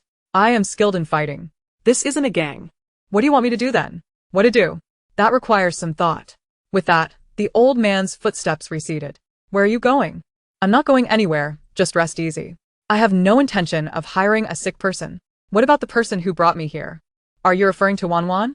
She went to change clothes." "That little girl is surprisingly strong. She carried you here." What happened? Xiaoyozi fell silent. "I can guess. You're young yet quite responsible. What about your parents?" They're dead. His tone was devoid of any inflection. Now it was Chun Xiong's turn to be speechless. "You needn't feel that way. It's better that they are gone." "What is your name?" "Xiaoyozi." "Xiaoyozi? 6 great smoothness?" "It's merely a convenient name. I don't even have a surname." Xiaoyozi chuckled bitterly. "Where do you live? Where do you go to school?" "Anywhere is fine. It doesn't matter where I live. I'm all alone. I don't go to school anymore. It's pointless. Whether the teachers or classmates are good or bad, they all annoy me."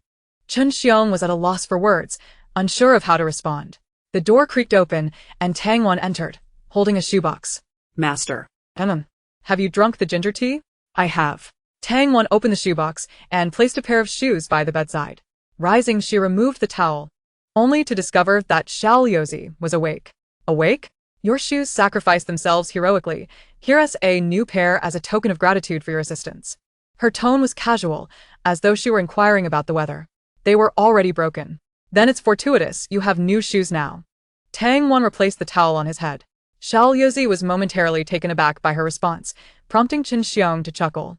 "This girl is just like that. Just wear them. The tags have been cut off, and there are no other children your age around her, so you're the only one who can wear them." "Thank you," Xiaoyozi murmured softly in gratitude. Is there a tonic for him to drink?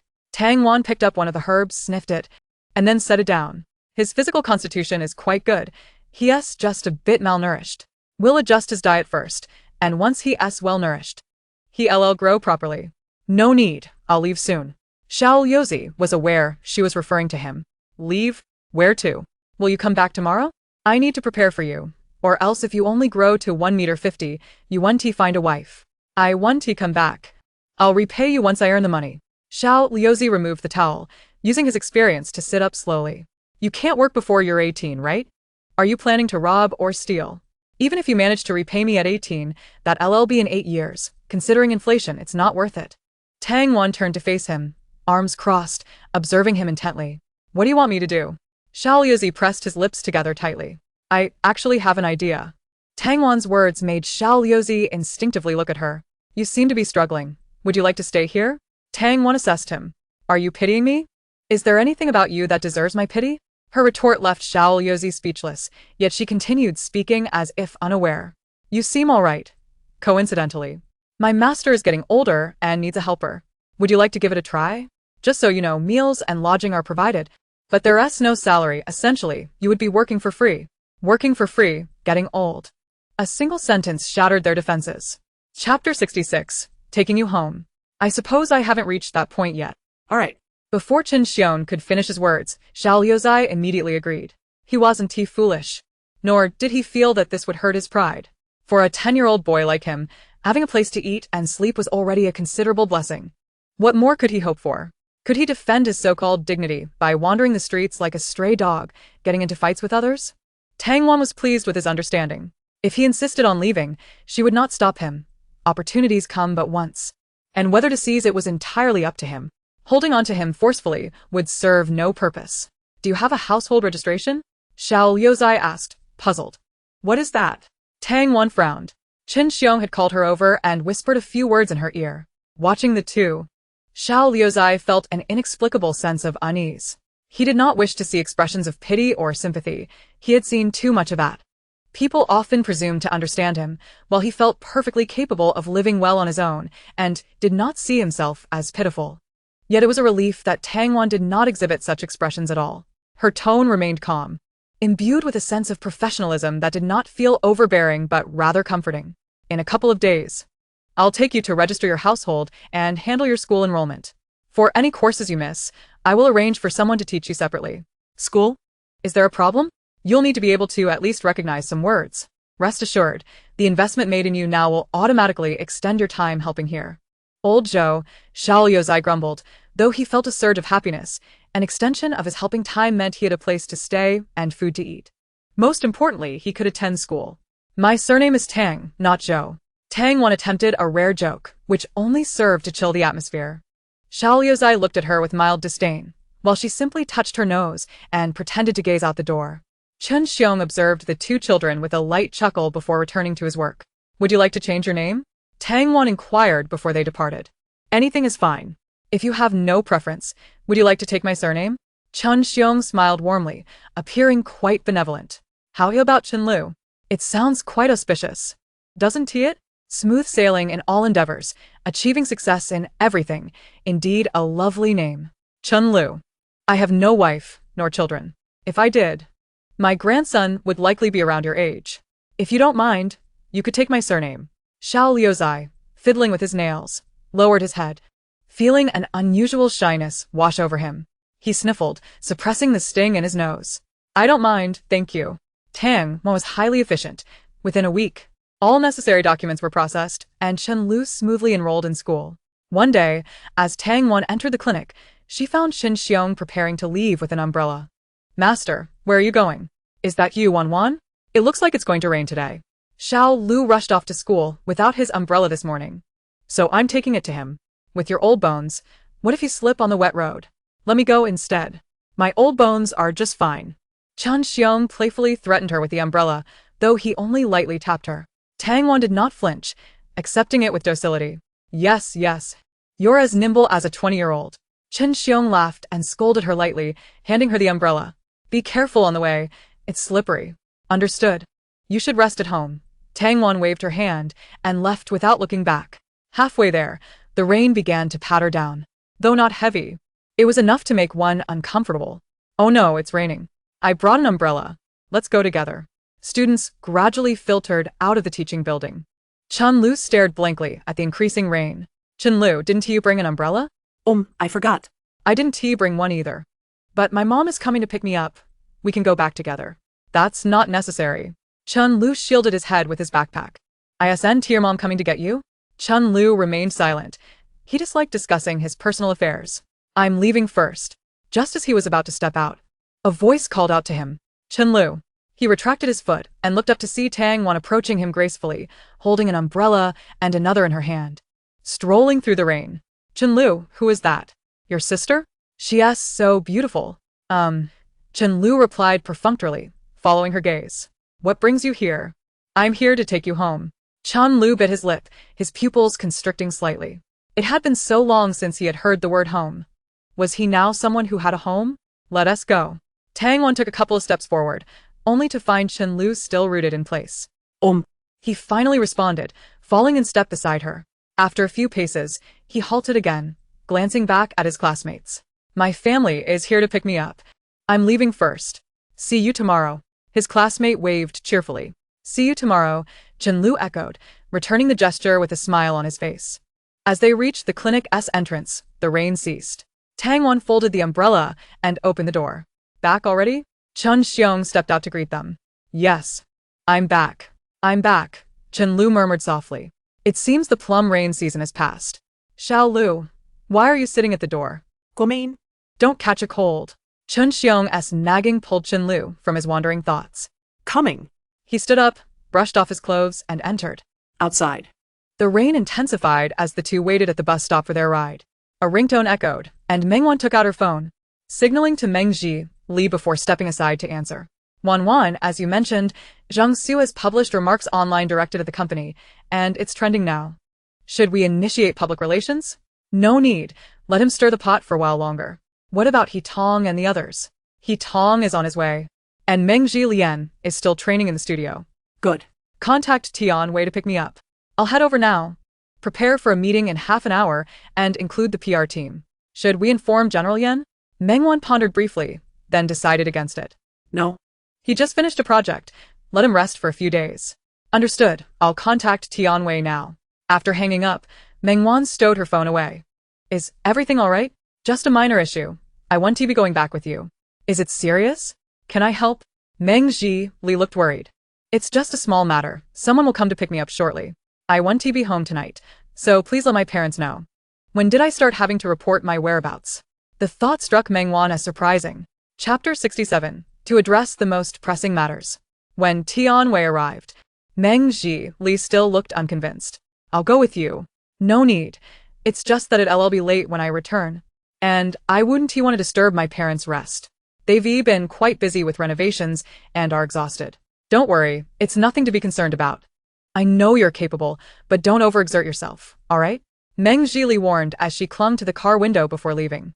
Meng Wan appeared somewhat helpless, yet smiled faintly. I'll say good night in advance. See you tomorrow. Meng Li ruffled her hair. Good night, see you tomorrow. As the car pulled away, Meng Li stood at the bus stop, gazing after it with lingering concern etched across her face. On the bus, Meng Wan scrolled through the latest trending topics. Zhang Su was quite clever, strategically choosing a time when most people were free, and even sharing diagnostic records.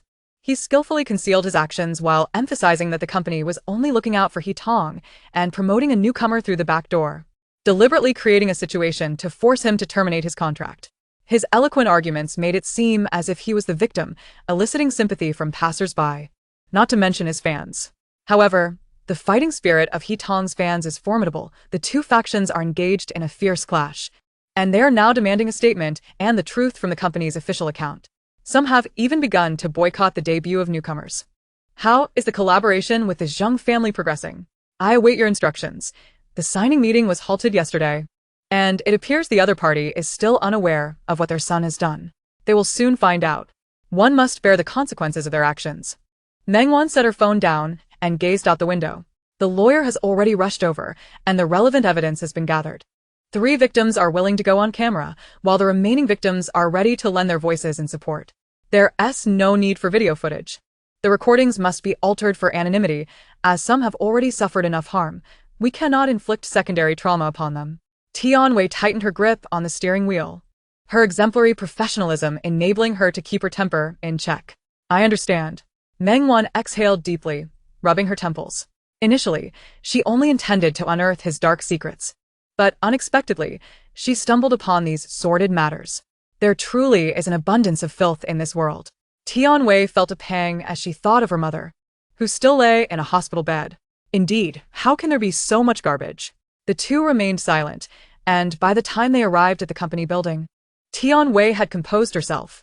The building was ablaze with lights, and they took the private elevator directly to the conference room, where everyone was already gathered, with even 2 additional attendees present.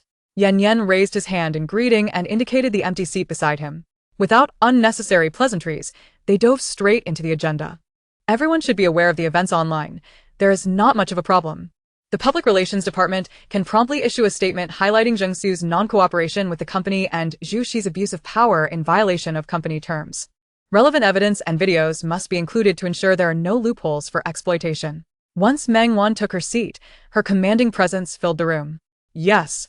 The PR manager nodded, jotting down key points with a serious expression. Xiao Zhu, after all, is someone I personally nurtured, and Bai Liling felt a pang of reluctance. Sister Bai, you know who penned Zheng Su's statement without me having to say it, right? Meng Wan cast a sidelong glance at Bai Liling, who was momentarily taken aback and fell silent. If there are no objections, the Public Relations Department can begin drafting the relevant documents. Meng Wan interlocked her fingers under her chin, exuding an air of indifference that was nevertheless impossible to overlook. The PR manager excused himself, and Meng Wan turned her gaze towards Tang. He had long since grown accustomed to such matters. After all, he had been unwittingly drawn into the fray and could hardly feel more frustrated. He recently cultivating a sharp-tongued persona? To say he is establishing a character seems rather excessive. Tang retorted, yet showed no hint of anger. Sister Bai, assist Tang with a live broadcast. Now, what should we say? Tang was taken aback by the sudden directive. Say whatever you wish. Just confront them directly? Tang raised an eyebrow, a glimmer of excitement dancing in his eyes. Confront them directly. Meng Wan responded promptly to Tang's inquiry. Tang whistled softly and stood up languidly. Let us go. My esteemed manager Bai. Sister Bai. Just before Bai Liling stepped out, Meng Wan called to her. Miss Meng. In matters of business, Bai Liling would not address her by her given name. Keeping personal and professional matters distinct is precisely why Meng Wan held her in such high regard. This is your last chance. I do not require a vacillating agent. Bai Liling met Meng Wan's gaze, her eyes brimming with sincerity. Bai Liling understood that she had disappointed Meng Wan this time. Yet, she did not feel wronged. A mistake is a mistake. And her task now is to sever this error and correct her path. Yes, Miss Meng. Bai Liling's expression turned grave, her tightly pressed lips revealing her resolve and determination. Meng Wan was satisfied with the look in her eyes.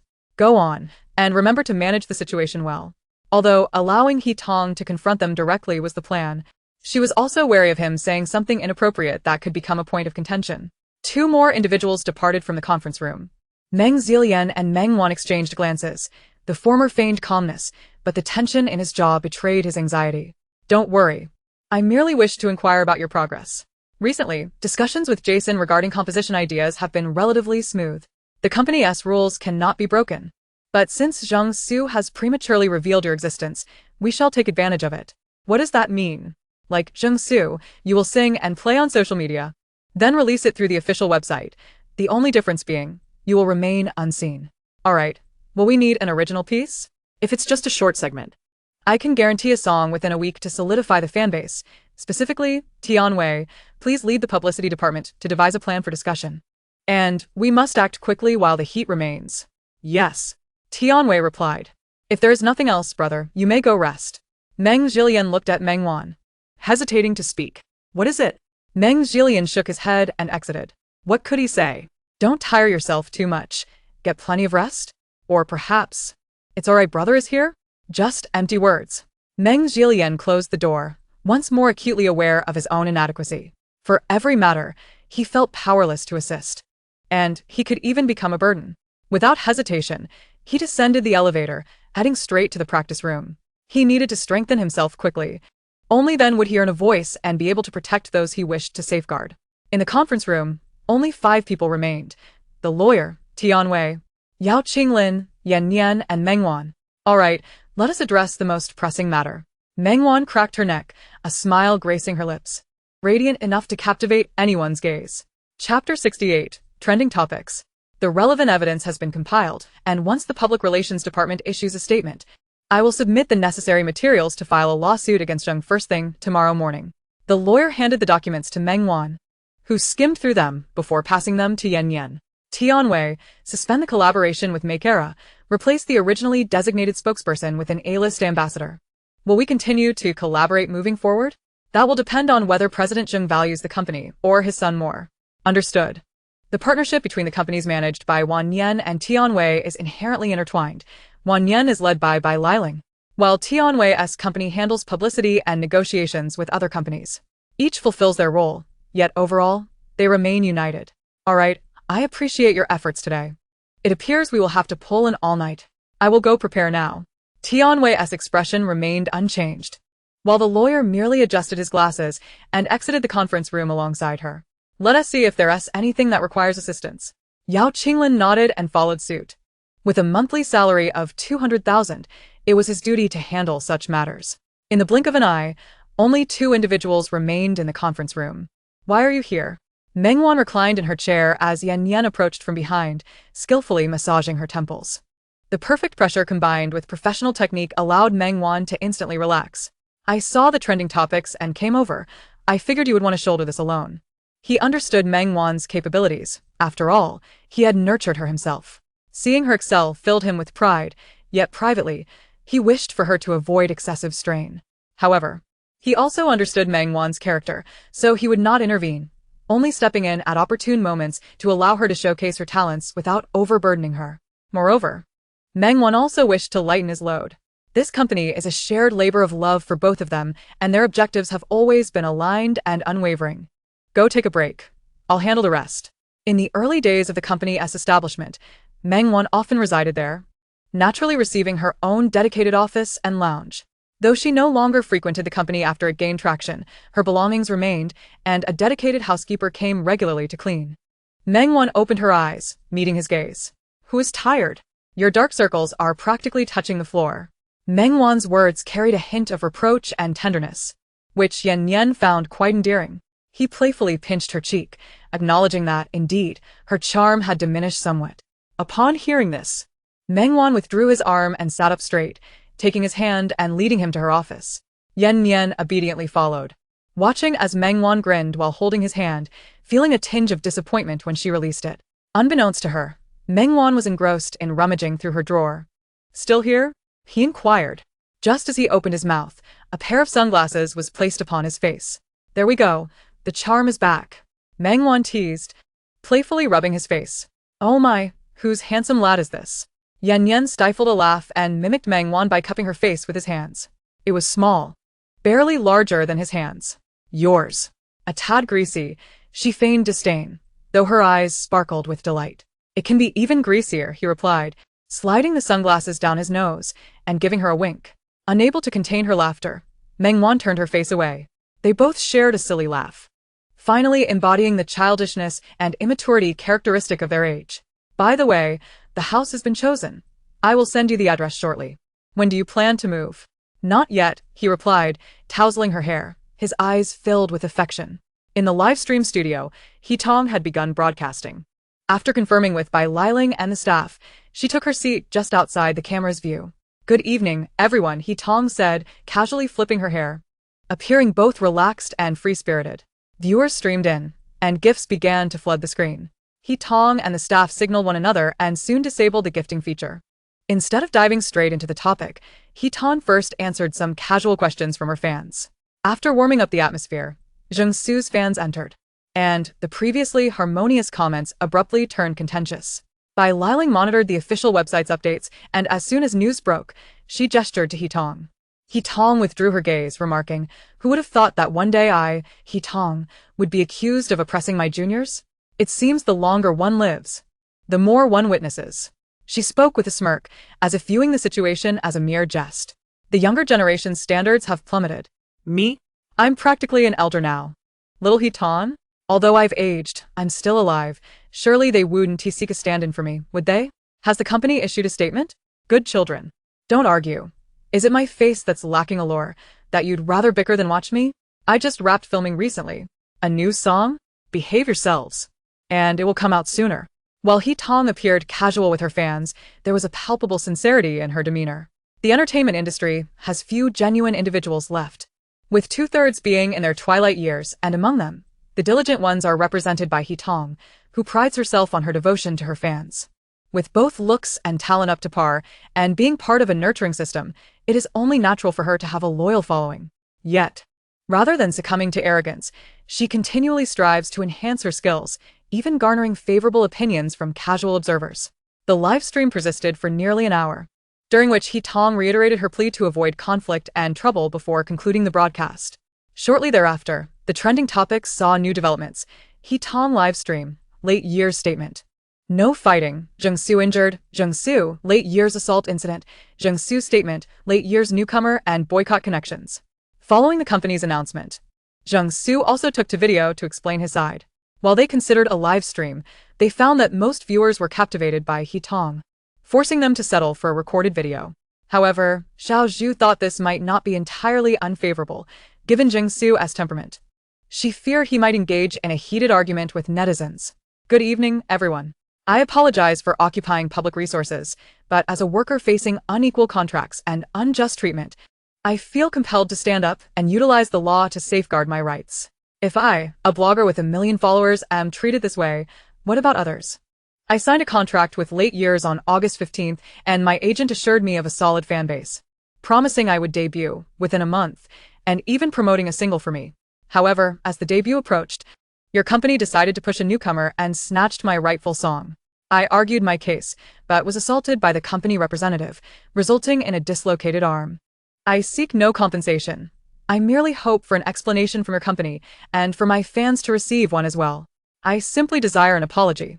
In the video, Jung-soo appeared somewhat haggard. The statement was brief yet impactful, further bolstered by a diagnosis from his doctor, enhancing its credibility. In the blink of an eye, the trending topics reached new heights. Chapter 69. A Stumble in the Mud. The official website was overwhelmed with demands for an explanation on Jung-soo's behalf. Some claimed discrepancies between the company's statement and Jung-soo's account, but those voices quickly drowned in the tide. For them, Jung-soo was the underdog, while Late Years represented capitalism, the adversary to be vanquished. That should suffice. The video is ready for release, Yao Qinglin remarked, glancing at the trending heat and calmly issuing instructions. The public relations manager understood the assignment, and with a click of the mouse, the video was dispatched. There were 2 videos. The first featured Jung-soo's arrogant remarks from the recording studio, evoking disapproval. The second detailed the entire incident, culminating in a blurred video where only Jung-soo's face was clearly visible as he pointed aggressively at a young girl, preparing to strike, only to find himself outmaneuvered. The video concluded with Jung-soo's anguished screams. Before Jung-soo could react, Jason also made a statement on his social media. Some people dare to name names, claiming only Moon deserves to compose for him. I am not worthy of his attention.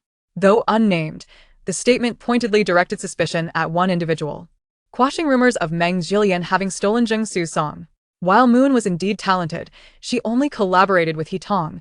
Jason, however, was a sought-after producer in the industry, having worked with numerous artists.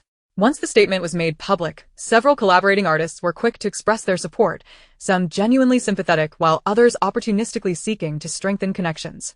As the situation continued to escalate, the online debates grew increasingly fervent. Go ahead, Yao Qinglin instructed, and as soon as he spoke, another news statement appeared on the official website. There were no images, no videos, only 3 words. See you in court. Following closely, the Libra law firm issued their own statement. On behalf of Ms. Yao and several other victims, we will prosecute Jung-soo for rape. Without granting Jung-soo a chance to respond, the Libra law firm also released a processed video featuring testimonies from the victims, detailing how Jung-soo had incapacitated them and assaulted them. As the events unfolded, Jung-soo, fixated on the screen, felt his expression shift dramatically. Xiao Zhu. What do we do? What is this about rape? What have you been hiding from me? Zhu, she trembled, her eyes filled with disbelief. It's all false. They are slandering me. You have to believe me. Zheng Su desperately grasped for Zhu Shi's hand, only to be violently rebuffed. How could this be slander? Wasn't he the same for her? Before Zheng Su had risen to fame, she had been among his first fans, drawn to him and repeatedly accepting his dinner invitations. Yet, somehow, after one meal, they found themselves waking up together the next day.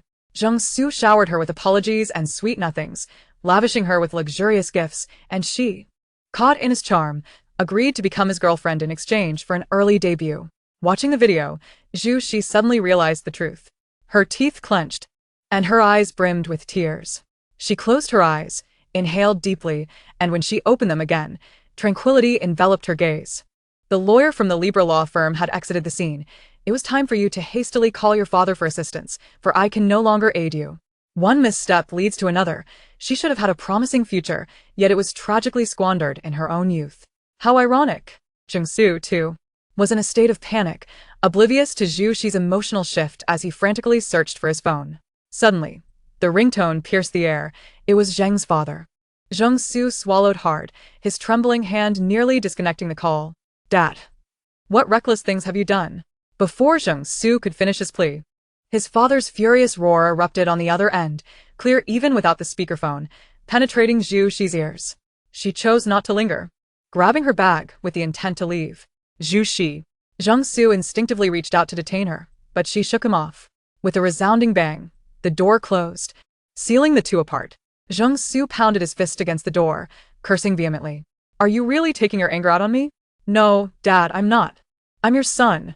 You can't abandon me. I don't want to go to jail. You expect me to clean up your filthy mess? Do you have any idea how many partnerships the company has lost because of you? Save you?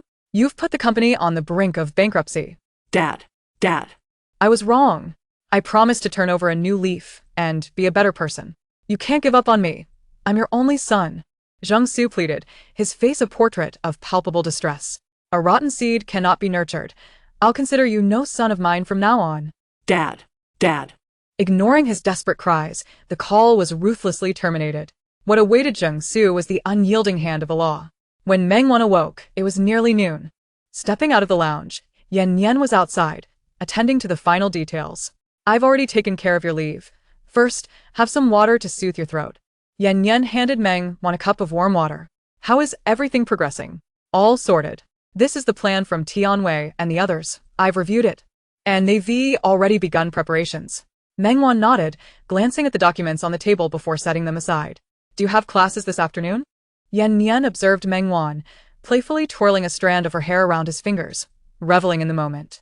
Their time together always fostered a unique atmosphere that kept outsiders at bay.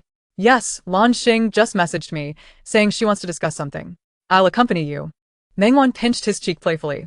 You should rest instead. Driving while fatigued is quite brave, isn't it? Yan pursed his lips into a straight line, but refrained from countering Meng Wan's remark. Let us go. I'll take you for a meal first.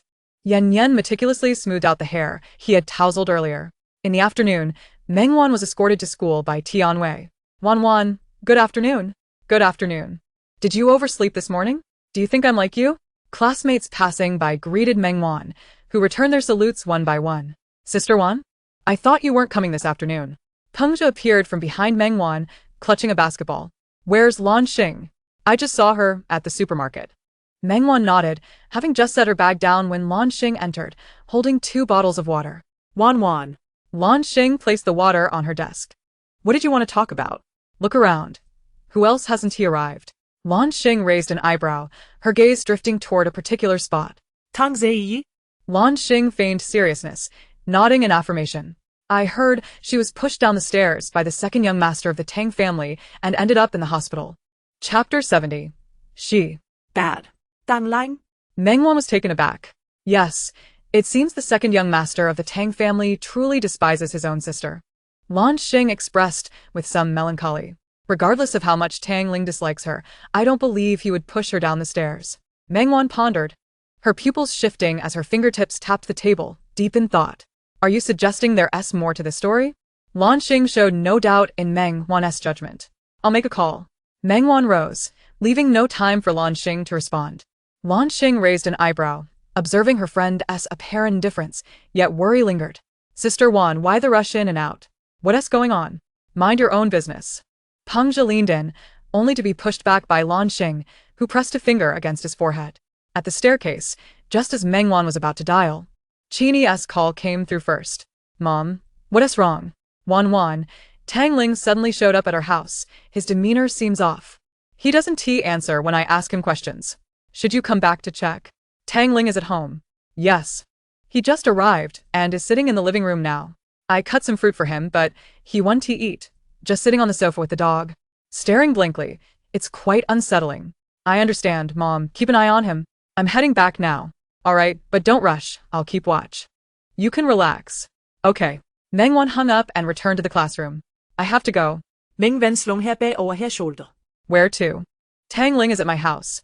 I need to go back. Your house? I'll go with you. I rode my motorcycle here. Lan Xing hesitated but instinctively stood to follow Meng Wan. All right. Meng Wan did not refuse. Peng Zhe, please excuse us for a moment. Excuse you? Where are you two off to? Just got here, and now you're leaving again? Peng Zhe looked bewildered. But no one paid him any mind, merely waving a hand in response as they swiftly vanished from the classroom. Lan Xing tossed her helmet to Meng Wan, who adeptly donned it, swinging a leg over the bike and settling into place. The motorcycle roared to life, and in the blink of an eye, they sped off like arrows released from a bow. What should have been a 30-minute journey was completed in under 15 minutes, with Lan Xing dropping Meng Wan off at the foot of her building. I want to go up. Call me if you need anything. Lan Xing took back her helmet. Meng Wan bumped fists with her and turned to ascend the stairs. Lan Xing watched until Meng Wan disappeared from view before lowering her visor. The motorcycle's roar echoed once more, quickly fading into the distance. The door was ajar and Meng Wan pushed it open, stepping inside. Hearing the noise, Qin approached. Pointing behind her, Meng Wan nodded, changed her shoes, and walked in to find a person and a dog occupying the entire sofa. One sat with a vacant expression, while the other lay with its tongue lolling out, wagging its tail, dutifully accompanying its owner, who appeared to be in low spirits. Strangely, Meng Zhiyao was seated nearby, quietly observing the peculiar scene. The atmosphere was oddly surreal. As Meng Wan contemplated how to broach the subject, her phone rang again. It was Butler Chen. No need for formalities. He'll stay here tonight. I'll have someone return him tomorrow. The elders object. You can rest easy. After ending the call, Meng Wan let out a sigh. She tossed her bag aside, uncertain of why she had come back specifically to retrieve it. What's going on? Meng Wan seated herself beside him, ensuring her presence was not overly imposing. I didn't push her. Tang Ling's disjointed statement carried an air of grievance. I know you didn't. Meng Wan ruffled his hair, but you need to tell me what happened. Tang Lang pouted. It would have been better if I had pushed her. Meng Wan pinched his cheek. Let us discuss this in the room. She patted the Tyrannosaurus, which promptly leaped off the sofa. Though reluctant, Tang Ling stood up. They moved into the room, and just as they were about to close the door, Meng Zhiyao and the Tyrannosaurus were waiting at the entrance, watching Meng Wan expectantly. Sighing, she relented and allowed the two to join them. The three of them and the dog settled on the floor, with Meng Zhiyao sitting beside Meng Wan while the Tyrannosaurus obediently provided support. Speak up, what happened? The woman was exceedingly malicious, often adopting a pitiful demeanor, yet when she found herself at a loss for words against me, she attempted to push me down the stairs. However, she was startled by the Tyrannosaurus Rex, which fortunately reacted swiftly and let out a roar, causing her to slip and tumble down instead. Are you all right? Meng Wan furrowed her brow, unable to fathom Tang Zhiyi's madness. I am fine, Tang Li muttered, his gaze cast downward, concealing his grievances. His voice was barely audible, muffled and indistinct, revealing his distress. Meng Wan instantly recognized his plight. Given Tang Zhiyi's penchant for playing the victim, it was no surprise that Tang Li had been misunderstood, considering his usual demeanor. Why fear if you weren't the one who pushed her? You often play pranks so brazenly. Meng Wan reassured him, patting his head nonchalantly. Who's afraid? Tang Li suddenly shouted, startling Meng Zhiyao, who instinctively clutched the hem of Meng Wan's clothing. Without turning around, Meng Wan gently placed her hand atop Meng Zhiyao's head, offering comfort. I just feel wronged. Why must everyone blame me? No one believes my words. Tang Li's voice dwindled. Did the surveillance not capture it? It was conveniently obstructed by the handrail, Tang Li lamented, his tone heavy with frustration. A crowd surrounded him, casting reproachful glances, hastily blaming him for going too far with his jokes, while they fussed over the wailing woman. He had requested to review the footage, yet no one paid him any heed, rushing to escort her to the hospital, leaving only Aunt Lu to accompany him. It was infuriating. She had brought this upon herself, and yet, why did she not perish in the fall? How vexing! The more he pondered, the angrier he became. Had this been at the estate in M country, who would dare treat him so? He vowed to dismiss them all. All of them. The wretched Tang Ji. Meng Wan chose not to correct his misstatements, yet Meng Ji Yao seemed to have been triggered, gripping Meng Wan's garment tightly. What's the matter? She Is bad. Meng Wan was taken aback. Who is bad? Tang Zei? Tang Li wore a perplexed expression, just as he was about to question Meng Ji Yao. She grew increasingly agitated. She Is bad. Meng Wan began to piece it together. Were they referring to Tang Ji? To affirm Meng Ji Yao's assertion, Meng Wan deliberately enunciated Tang Ji's name. Meng Ji Yao's eyes widened in realization, and she nodded affirmatively. Has she done anything to you? Meng Wan lowered her voice, coaxing him to elaborate. Tang Li, astute as he was, quickly understood and fell silent, waiting for Meng Ji Yao to speak. However, Meng Ji Yao suddenly appeared terrified, covering her mouth and retreating to the corner, curling up. What is wrong with him? Tang Li inquirat, bawildarat. Meng Wan motioned for silence, cautiously approaching the corner. Drawing from previous experience, she refrained from reaching out, instead sitting before Meng Ji Yao. Meng Ji Yao, she softened her tone. Tang Li observed, his mouth nearly agape in astonishment, yet he restrained himself from speaking, averting his gaze, opting for ignorance. Has Tang Ji done anything to you?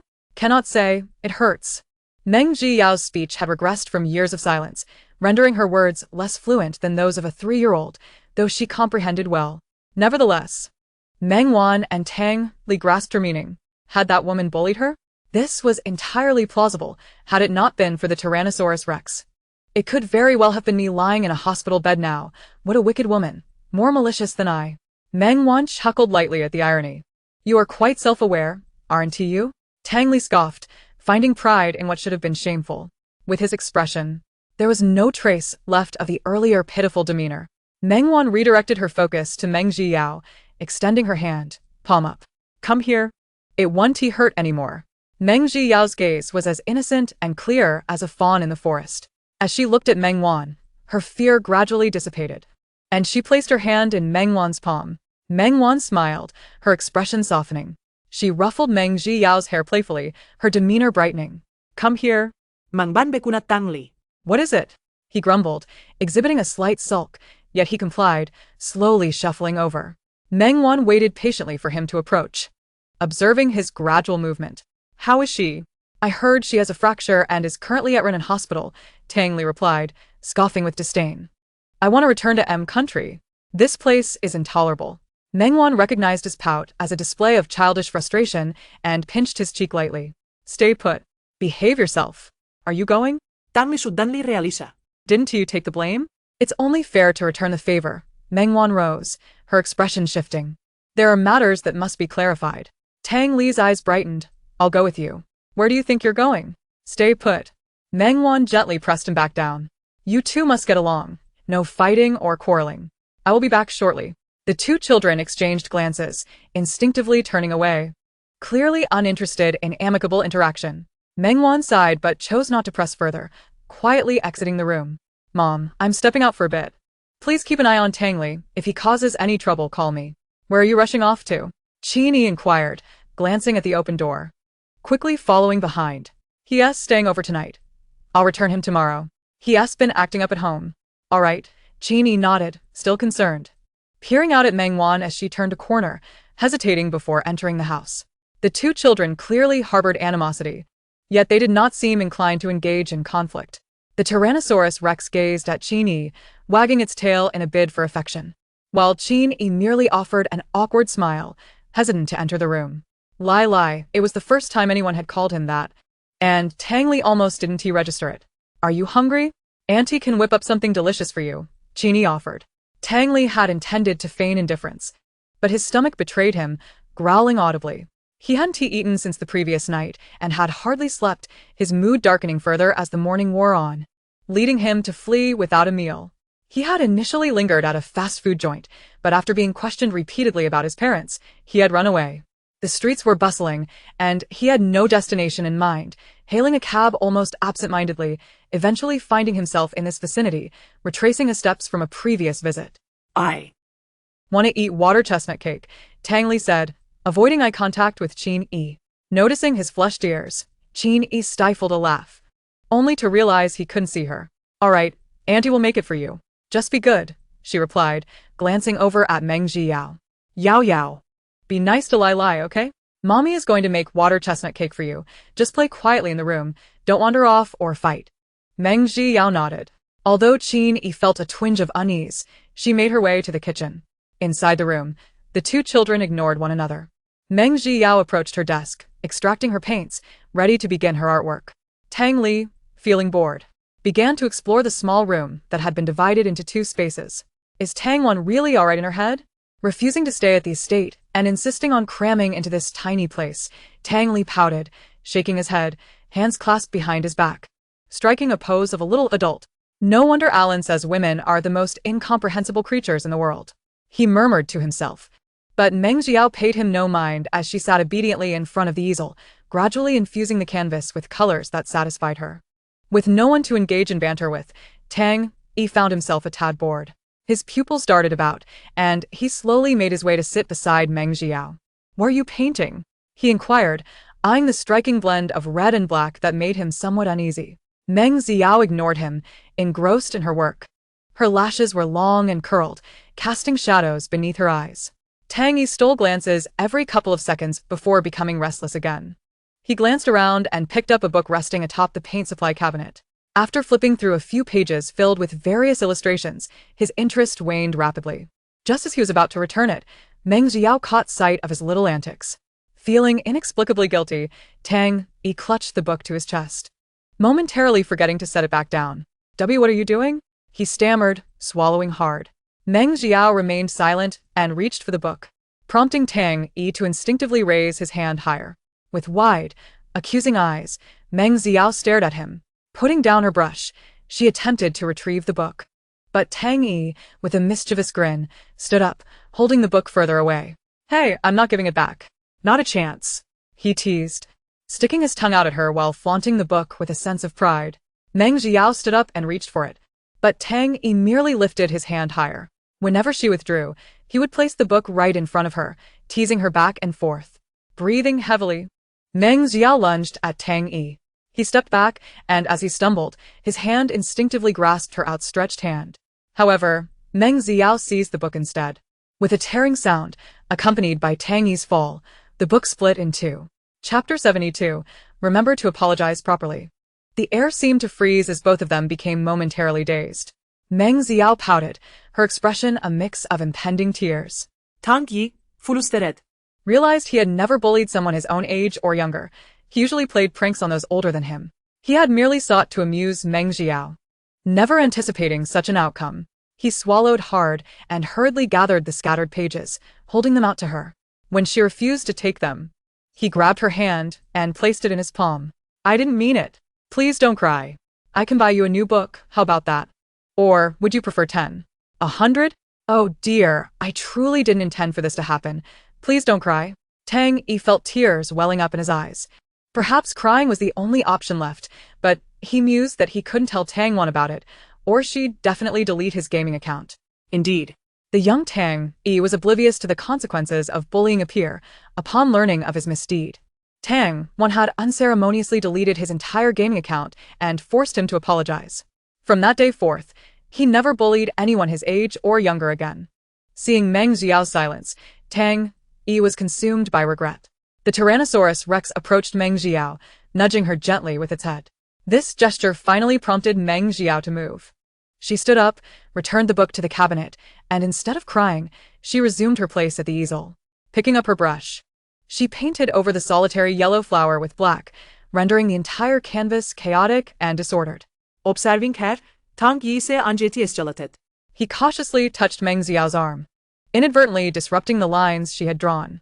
Meng Ziyao cast a faint glance at Tang Yi, her eyes slightly reddened but devoid of emotion.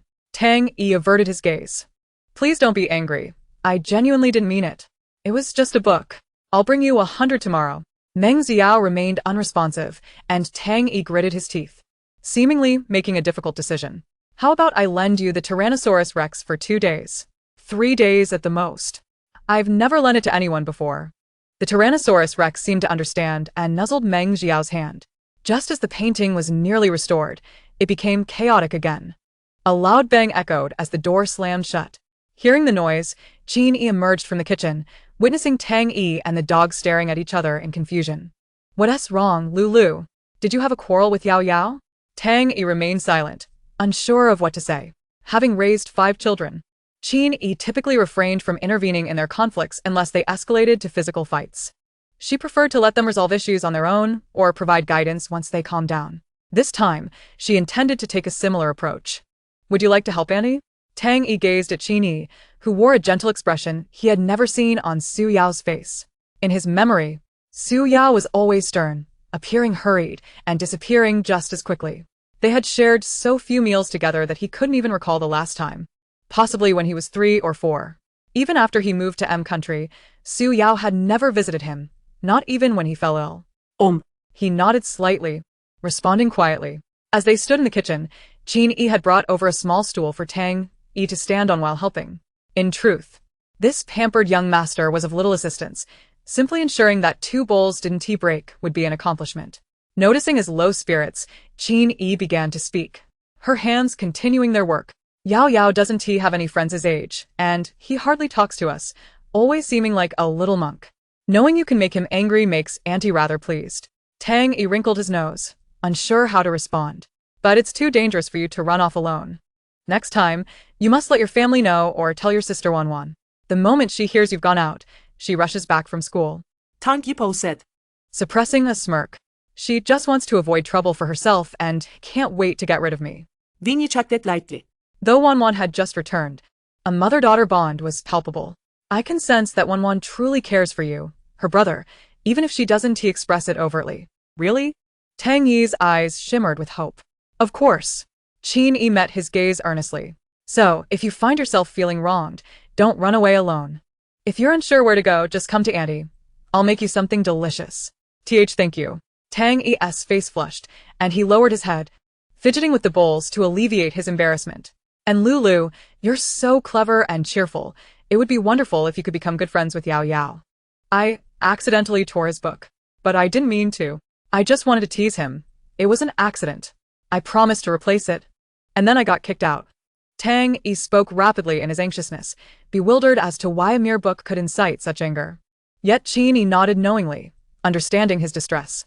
Yao Yao's sole passion is painting, so he cherishes related books. His anger is entirely justified. It's similar to how Annie would feel if someone broke your favorite toy while playing. Tang Yi pouted, his hands halting their movements. What should I do then? The steamed rice cake is ready. Qin Yi served a piece onto a plate and gently wiped Tang Yi's hands clean with a tissue, her actions tender and meticulous. Tang Yi stood frozen, allowing Qin Yi to clean his hands and place the small plate in his grasp. Enjoy it with Yao Yao, and remember to apologize sincerely. Qin Yi ruffled his hair, her tone soft and warm like the sunlight of winter, bringing a feeling of comfort from within. Tang Yi bit his lip, beginning to understand why Tang Wan was reluctant to take him to M Country. He nodded gently, holding a small plate and tapping on the door. The Tyrannosaurus Rex sat beside Tang Li, fixated on the closed door, its tail swishing back and forth. The door eventually swung open and Meng Jiao, mistaking the delicate knock for that of Qin Yi, was taken aback to find a person and a dog before her. Instinctively, she attempted to shut the door again. But Tang Li was quick, wedging the plate against it. Freshly baked, let us share. He chimed, peeking in with a somewhat goofy smile, and at that moment, the Tyrannosaurus Rex barked. They hesitated for a moment, but ultimately, Meng Jiao relented and opened the door. Tang Li sighed in relief, flashing her a charming smile. One could hardly imagine him, accustomed to his wild ways, ever deigning to smile at anyone. Not to mention, even Meng Wan would likely be taken aback by this display. Meanwhile, as Meng Wan stepped out, her first instinct was to call Lan Xing. Chapter 73.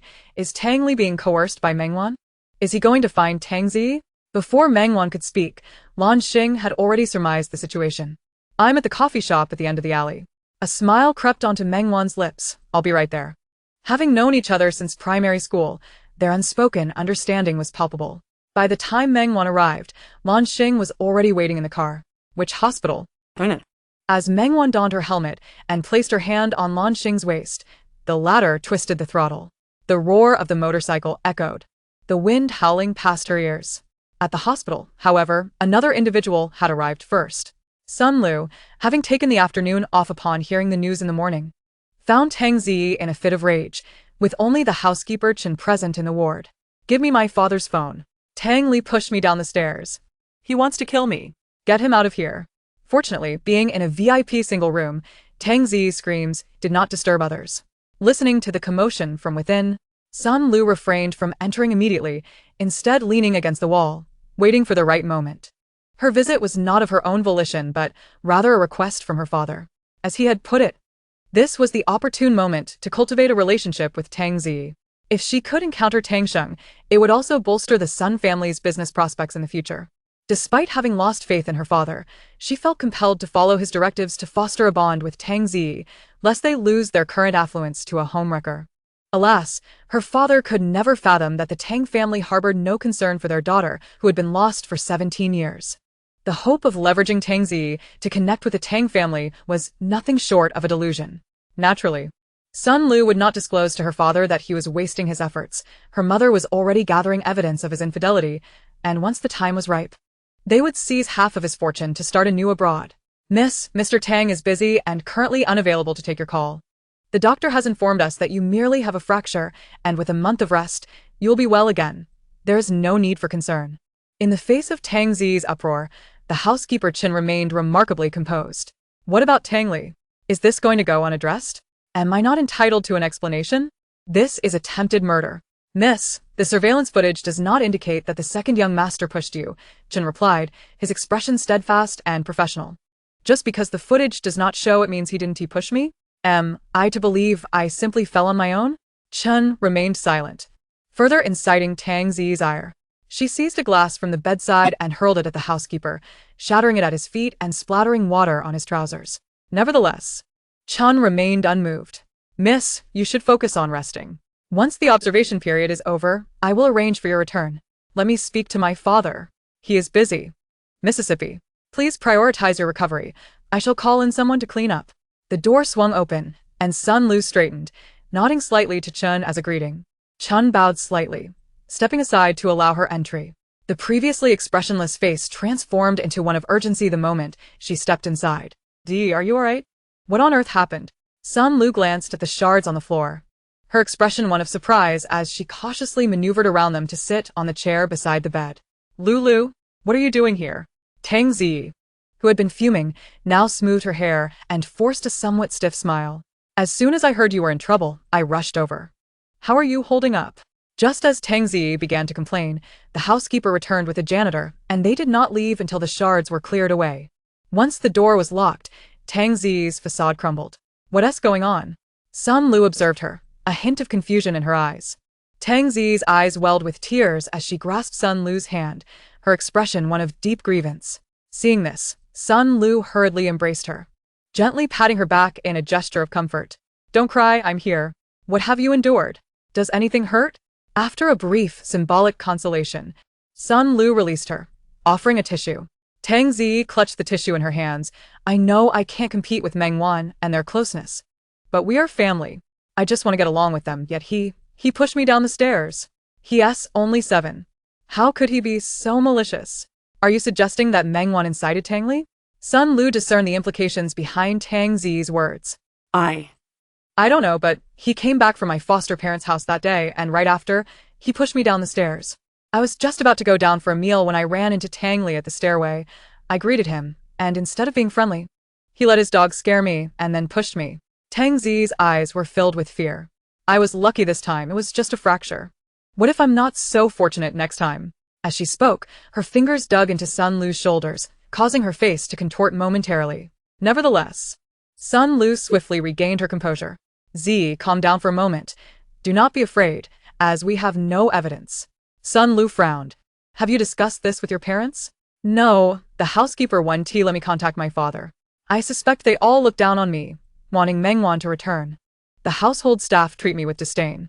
Lulu, this is my home. Meng Wan has stolen everything from me." Tang Zi tightened her grip on Sun Lu's hand, as though it were her last lifeline. It's not just them. Even my classmates. Lulu, why is this happening? What could be the reason? Because you are both foolish and of little value. This was a thought Sun Lu kept to herself. But I'm still here, right? Meng Wan has been the Tang family's young lady for 17 years. It's only natural that people are momentarily deceived. If you suspect Meng Wan, without proof, even if you voice your concerns, who would believe you? So, I must swallow this indignation? Do not rush. Once your injury heals, we will devise a plan. Meng Wan despises you for taking her place. If she truly incited Tang Li to harm you, this time may have failed, but there will surely be a next time. Tang Zi suddenly calmed down. Noticing this change, Sun Lu shifted the conversation. The sports meet is next month. You should focus on your recovery, and we can participate together. The sports meet? Do seniors also participate? Indeed. Our school differs from ordinary institutions. We emphasize a balance between work and play. Even seniors must partake in the sports meet, and parents are invited to watch. Various companies will invest in outfits and equipment. Every student values this opportunity. You've never participated before, right? Make sure to rest well. It's bound to be lively. Yes. Evidence. If there's none, we'll create some. In the midst of a bustling crowd, Meng Wan, this time, I shall ensure your utter disgrace. A counterfeit will forever remain a counterfeit, destined to linger in the slums like a rat scurrying through the streets. Chapter 74. Guess what? Just as Tang Ji was lost in her reverie, the door was abruptly flung open. The two were startled, instinctively glancing towards the entrance. Meng Wan, Lansing? Sun Lu rose, observing the two. Meng Wan. What brings you here? Tang Zehe'yi questioned, her deme anor defensive. Meng Wan remained silent, while Lan Xing boldly approached. She raised her hand, prompting Tang Ji to instinctively shrink back. Lan Xing let out a derisive laugh, wrapping her arm around Sun Lu's neck. What do you intend to do? This is a hospital. Sun Lu swallowed hard. No need to be tense. Shall we step outside for a chat? Although it was phrased as a question. She did not wait for Sun Lu's consent before dragging her out. Sun Lu glanced at Tang Ji, who opened her mouth to speak. But a mere glance from Lan Xing silenced her immediately. Lan Xing smirked, her eyes filled with disdain. Sun Lu, resigned, had no choice but to comply and followed them out. With the door shut once more, the spacious hospital room was left with only Meng Wan and Tang Ji. Meng Wan did not rush to speak, but instead settled into the chair recently occupied by Sun Lu, crossing her legs with an air of nonchalance that inexplicably set hearts racing. Tang Ji fixed her gaze upon her, teeth clenched, unconsciously gripping the blanket, her expression wary. What do you want? Your injury, you sustained it from a fall, did you not? Meng Wan was disinclined to engage in circles. Upon hearing this, Tang Ji regained her composure, straightening her posture, the previous fear evaporating. I thought it was something significant. You're afraid that the truth about you inciting Tang Li to push me down the stairs will come to light, aren't you? Meng Wan, how could you be so malicious? To incite a 7-year-old child to harm someone, that is murder. Tang Ji enunciated each word as if to pin the accusation firmly upon Meng Wan. In an instant, Meng Wan grasped Tang Ji's intent, yet her expression remained unfazed, devoid of panic. Then enlighten me. When did I ever incite Tang Li, and how did I persuade him to push you down the stairs? How do you know I instigated him? The trio of counter-questions left Tang Ji momentarily speechless. Just as Tang Li could not clarify that he had not pushed her, she too was unable to prove that Meng Wan had instigated him. Repaying one's misdeeds in kind was Meng Wan's guiding principle. Rather than laboriously proving her innocence, it was far more efficient to compel the other party to establish their guilt. Tang Ji, I am quite curious. When did you discover you were a child of the Tang family? Your timing is impeccable, returning to the Tang household just as the Meng family declared bankruptcy. Meng Wan raised an eyebrow, a subtle smile gracing her lips. Guess what? One could only say you are rather unfortunate. You missed your chance when the Meng family thrived. And now that the Tang family is flourishing, it is not your turn either. Despite Tang Ji's triumphant demeanor, it failed to stir any emotional response from Meng Wan. I have no interest in playing games of authenticity with you, but if you continue to challenge my limits, Meng Wan stood, suddenly closing the distance between them. Before Tang Ji could evade, Meng Wan grasped the back of her head with a force that rendered her unable to escape. Their noses nearly touched. Even the warmth of each other's breath was palpable. I would not mind playing a little game with you, as long as you can bear the consequences. She lowered her voice, akin to a whisper from the depths of hell, sending a chill down Tang Ji's spine. What do you mean? From this day forth, everything you have done to Meng Yao will be repaid in kind. Tang Ji stiffened, her pupils narrowing slightly. What did Meng Yao say to you? Before Meng Wan could respond, she swiftly regained her composure, adopting a dismissive facade. Just a mute fool, it's not my fault. Do you think I can be framed just because you keep talking? Upon hearing her words, Meng Wan's gaze grew colder still. You better secure your position as the Tang family's eldest daughter. If Tang Li loses a single hair in the Tang family, I shall pluck 10 from your head. If he suffers in any way, you will share his discomfort. I, Meng Wan, am a woman of my word. As she spoke, Meng Wan twined her fingers in Tang Ji's hair, giving it a slight tug, laden with menace. Her voice dripped like a devil's whisper, sending shivers down Tang Ji's spine. For reasons unknown, a sense of dread enveloped her. Tang Ji's lips trembled slightly and Meng Wan, catching the movement, smirked before releasing her. Standing tall, her school uniform accentuated her elegance and beauty. She lifted her chin slightly, exuding the regal air of one who gazes down upon the world.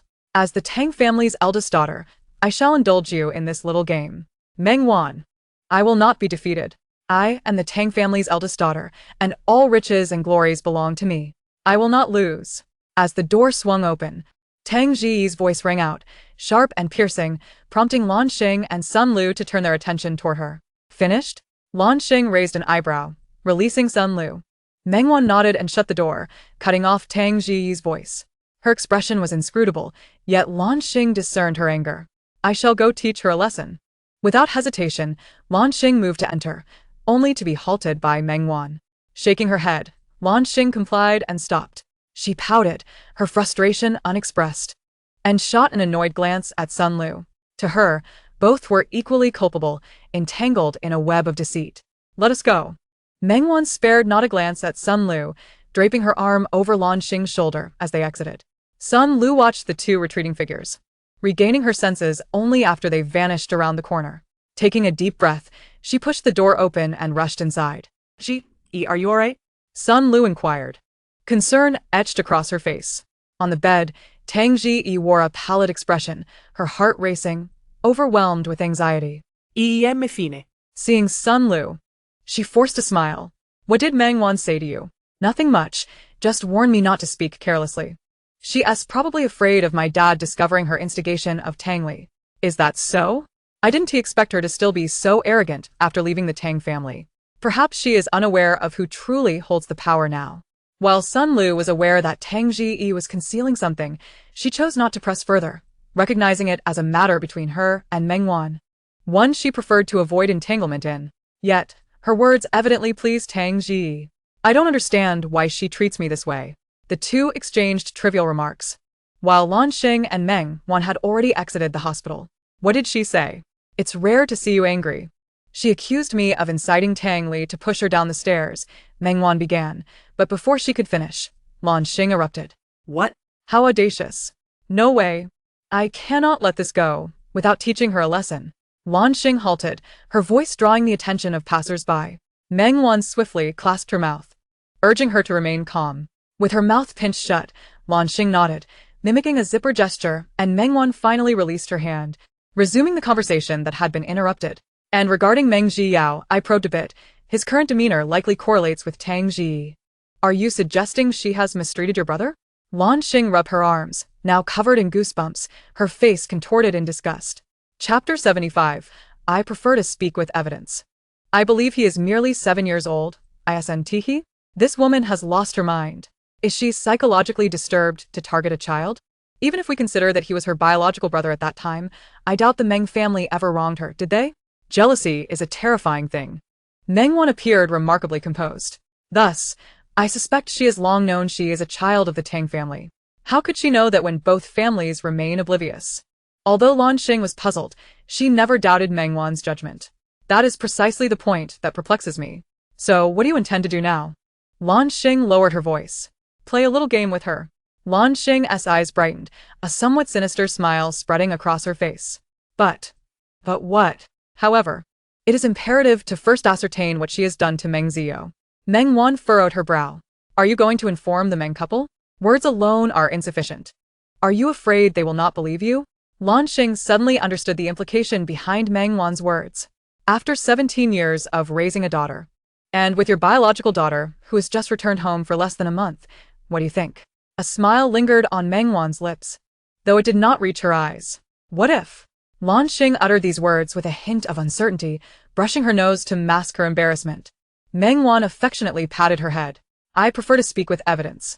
The human heart is inscrutable. Matters that can be clarified with proof do not require excessive words. Lan Xing pressed her lips together. Sometimes, those embroiled in the situation remain oblivious, perhaps even unaware that she had unknowingly forged bonds with the Meng family. Seeking evidence before explaining the situation likely stemmed from a desire to avoid witnessing expressions of doubt or scrutiny from the Meng family. Is there anything I can assist with? Lan Xing's gaze was resolute. Her trust in Meng Wan was unwavering. Meng Wan shook her head. She does not deserve our concern. You always have a plan. Lan Xing handed her the helmet. By the way, Old Ban is discussing the sports meet today. How many events do you intend to sign up for? Can I opt out? Then Hangzhou will probably be nagging you for a month. Is that all right? Lan Xing raised an eyebrow, feigning seriousness. Meng Wan adopted a solemn expression in response. It matters. Upon saying this, both of them burst into laughter. As they had stated, a mere Tang Zi was hardly worthy of their attention. Shall we go up? Meng Wan invited from downstairs. Lan Xing shook her head, placing the helmet down. Perhaps next time, I must bring a gift. One cannot visit empty-handed for the first time. Proper etiquette must be observed. If it were a casual friend, it might be different, but Meng Wan's situation was unique. The more courteous they appeared, the more it would reflect their regard for Meng Wan. If the Meng family were perceptive enough, they would know how to treat her. Although she understood that Meng Wan would not allow herself to be wronged, as a friend, she wished to be a source of strength for her. Meng Wan grasped Lan Xing's sentiment and subtly bumped her fist against hers, their unique greeting. I'm off. Lan Xing waved her hand, departing gracefully under Meng Wan's watchful gaze. Upon ascending the stairs, an eerie silence enveloped the house. I'm back, Meng Wan announced as she changed her shoes. Welcome back. Just in time to wash your hands and prepare for dinner, Meng Zhilai said, emerging with a plate. Has the matter been resolved? Yes. Meng Wan understood he was referring to the events of the previous night. What about Tang Ling and Zio? They are in their room. Qin Yi answered Meng Wan's inquiry. Lan Wan, please call them out for dinner. All right. Although it was her own room, Meng Wan still knocked on the door before turning the handle to enter. To her surprise, the usually restless Tang Ling was sitting obediently beside Meng Zio, sketching something on paper with a pencil. Clearly, he possessed little artistic talent, having drawn only a few indistinct figures. Meng Zio, on the other hand, was engrossed in a picture book, his expression serious, as if observing a profound piece of art. Beside him lay a recently completed drawing, revealing a faint flower in the corner upon closer inspection. The Tyrannosaurus Rex was curled up in a corner, sleeping soundly. Quite well behaved, aren't you? Tan Wan. Tan Lang et Galim. Suddenly excited, as if he had just remembered something, glancing nervously at the bookshelf nearby. Meng Wan, suspicious, walked toward the shelf. Tang Ling swallowed hard, wanting to say something, but Meng Zio abruptly stood up and covered the sketchbook with another book. What's wrong? Meng Wan halted in her tracks. Hungry. Yes. Hungry. So hungry. Tang Ling hurriedly interjected, while Meng Zio merely cast a disinterested glance at him. Children have their own ways of resolving issues, and it was evident that Meng Zio was intentionally providing cover for Tang Ling. Since this was the case, Meng Wan saw no need to pry further. Let's go out for dinner, Zio. Take Tang Ling to wash his hands. Meng Zio nodded, and Tang Ling immediately stuck close to him, only to be slightly pushed away by Meng Zio's disdainful gesture. Meng Wan followed behind the two, observing their interactions with interest. At the dining table, Tang Ling swung his feet, relishing his meal. Qin Yi, pleased, repositioned his favorite dishes directly in front of him. Eat up, next time you come. Auntie will cook for you again. Tang Ling nodded, just as he was about to grab some food, but Meng Wan blocked his chopsticks. Thank you, Auntie. Tang Ling was quick-witted and grasped the situation immediately. What a clever child, Meng Buochuan remarked. Indeed, Zio seems to like Ling Ling very much. It appears he has made his first good friend, hasn't he, Zio? Qin Yi turned to Meng Zio, who paused for a moment before diverting his gaze and focusing on his meal. The family had long grown accustomed to Meng Zio's silence. But Ling Ling, why did you suddenly run out? Meng Wan inquired, but Tang Ling had already blurted out the entire story. It's that Tang Zi. When she couldn't best me in a debate, she tried to push me down the stairs, but the Tyrannosaurus Rex stopped her. She fell down the stairs herself and falsely accused me of pushing her. Ugh. Children speak bluntly, unencumbered by the complexities between their families, which caused the Meng couple and Meng Jilai to pause in their eating. Ling Ling, what did you say? Tang Ling, oblivious to the sudden change in atmosphere, swallowed his food and looked directly into Qin Yi's eyes. I said, Tang Zi tried to push me down the stairs, but she slipped and fell herself. She told the villa's servants that I pushed her. I got so mad that I ran out. Qin Yi could no longer process his subsequent words. With a clatter, her chopsticks fell, and an eerie silence enveloped the room. She Is bad. hits people. Bad. Chapter 76. Are you crying? Meng Zio's words deepened the stillness. Tang Ling, however, remained oblivious, nodding earnestly. She is indeed bullying you. Truly wicked. But don't worry with me, Tang Ling around, she won't dare to bully you again.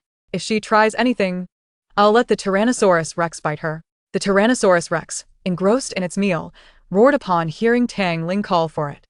Tang Ling was satisfied, tossing it the leftover bones from his meal. Bullying Zio?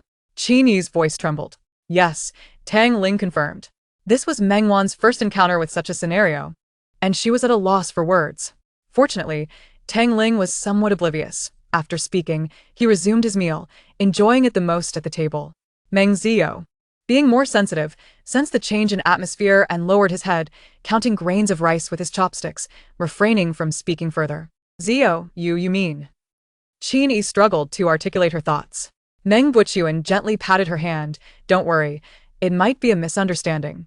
After saying this, he exchanged a glance with Meng Jilai, who took the hint and approached Meng Zio, squatting beside him with eyes full of warmth and encouragement. Zio, who bullied you? How did they bully you? Meng Zio shook his head, unwilling to speak. Meng Jilai persisted. Zio, don't be afraid. I'm here. Can you tell your brother what happened? Can't say. It hurts. Meng Zio lowered his head, avoiding Meng Jilai's gaze. Yet, this evident act of avoidance shattered Qin Yi's heart. Tang Ling attempted to speak, but was silenced by Meng Wan's glare, leaving him to observe Meng Zio while eating. Zio, Meng Jilai continued to inquire. But Meng Zio remained mute. Pressed for an answer, he abruptly dropped his chopsticks and dashed back to his room. Why did he run away? Coward. He was bullied and still didn't he dare to speak. Tang Ling began, but Meng Wan pressed his head down. He looked at her in discontent. But she raised an eyebrow, her gaze laced with warning. Tang Ling felt inexplicably guilty, uncertain of what he had done wrong. Go check on him. Fearing that Tang Li might utter something astonishing and apprehensive about Meng Xiao potentially encountering difficulties alone in her room, Meng Wan resolved to first dismiss Tang Li. However, Tang Li, feeling somewhat aggrieved, protested, but I haven't finished eating. Yet Meng Wan showed no inclination to allow him to continue. Reluctantly, Tang Li hastily shoveled the last morsel of rice into his mouth and, with Meng Wan's assistance, leaped down from the chair. The Tyrannosaurus Rex had departed. The creature was thoroughly engrossed in its meal, entirely disregarding its young master's words. After taking a couple steps, Tang Li noticed the Tyrannosaurus Rex still feasting. And he returned, half squatting to embrace its neck, somewhat forcefully coaxing it into the room. Outside, the sun had set beyond the hills, casting the room into darkness. Tang Li groped along the wall to turn on the light, revealing Meng Xiao curled up on the bed. What's the matter? Tang Li asked as he removed his shoes and climbed onto the bed, tugging at the blanket, without success. Giving up, he simply sat beside the small bundle. The Tyrannosaurus Rex circled the bed before lying down. Are you crying? He inquired. A man should retaliate when bullied, not weep. You little crybaby, if it comes to that, I can take you to settle the score and let you strike back. As he spoke, Tang Li leaned down, forcibly creating a gap in the blanket before burrowing inside. The two children huddled together, enveloped in darkness, unable to see anything.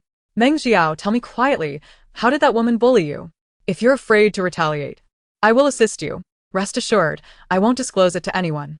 In the enveloping darkness, Tang Li lowered his voice, yet it remained crystal clear to Meng Xiao. He lifted the blanket, the sudden brightness causing both of them to squint. What are you doing? Tang Li opened his eyes, only to find Meng Xiao suddenly grasping his hand, effectively silencing the remainder of his words. Meng Xiao said nothing, merely shaking his head. Tang Li understood this to mean he should refrain from seeking Meng Zi. Understood, understood. Mimicking Meng Wan's gesture of pinching his cheeks, he squeezed Meng Jiao's face. Then you needn't be afraid. I shall protect you. Though Tang Li believed he did not require friends, having a little brother would not be unwelcome. The atmosphere inside lightened somewhat, while the tension outside remained palpable. Meng Wan silently set down her bowl and chopsticks, and Meng Jilai had already returned to his seat. Wan, do you perhaps know something? Meng Buchuan's lips pressed downwards, his expression tinged with helplessness and defeat. He could not grasp where things had gone awry to lead to this situation. Qin Yi also turned her gaze towards Meng Wan. Her eyes filled with both anticipation and trepidation. She hoped everything was merely a misunderstanding while fearing it was not. She had always believed that Tang Zi was simply vain and would not resort to such actions. Yet Meng Wan's silence gradually eroded the hope in her eyes. She forced a stiff smile, her gaze brimming with disbelief as tears cascaded uncontrollably down her cheeks. Zi, why did she do this? I have never wronged her in 17 years, and even as our family began to decline, I did everything in my power to fulfill her wishes. Why has she turned into this? Qin Yi clutched her chest, her heartache palpable, affecting both Meng Buchuan and Meng Jilai. Setting aside other matters, Meng Jilai had always been the one who cherished Tang Zi the most. Hearing the accusations against Meng Xiao and Tang Li, he had resolved to sever ties with Tang Zi, yet the bond formed over 17 years could not simply be dismissed. Tang Zi had always clung to him since childhood, even attending school together, fearing that if they were not in the same grade, his little sister might face bullying. A sister he had nurtured with great care was now the architect of his own brother's plight, who would not feel a pang in their heart. Presently, it was mere speculation, lacking concrete evidence. Meng Wan rubbed her nose. She found it challenging to empathize, especially given the complex relationship between the Meng family and Tang Zi, which bore no direct relevance to her. While she could understand their distress, responding to it proved difficult. By the way, when did you discover that Tang Zi is not your daughter? Only by clarifying this issue could they determine where to commence their investigation. Qin Yi shook her head, and Meng Wan casually handed her a tissue. It was when she suddenly presented us with the paternity test. We were unaware prior to that. Meng Wan furrowed her brow, deep in thought. Wan, do you believe Zi has known about her origins for some time? Meng Jilai inquired, frowning. Isn't it rather strange? Meng Wan raised an eyebrow. Neither set of parents suspected that the children had been swapped, yet it was Tang Zi, who had always been pampered, who was the first to uncover the truth. Logically, if there was no mistreatment or favoritism, why would she suddenly seek a paternity test? Moreover, the timing was impeccable. Just as the Meng family began to decline and the Tang family flourished, she presented the paternity test. Chapter 77. I shall make her even more unhappy. Meng Wan's remarks plunged the three into silence. The questions they had long been reluctant to acknowledge and contemplate were laid bare by Meng Wan's directness, inevitably stirring a medley of emotions. If you feel offended, I apologize. Consider it as though I never posed that question, Meng Wan said, her eyes shifting as she formed a judgment. She spread her hands in a gesture of indifference. Wan, Meng Buchuan called out to the departing Meng Wan. She remained silent, patiently awaiting his next words. We do not doubt your intentions. We have been evading this issue, primarily because we did not wish to confront our failures as parents. Meng Buchuan gave a wry smile, acknowledging the situation. Now that it has come to this, we seek an answer. Qin Yi nodded, her eyes reddening. Whether it was a misunderstanding or... She paused, taking a breath.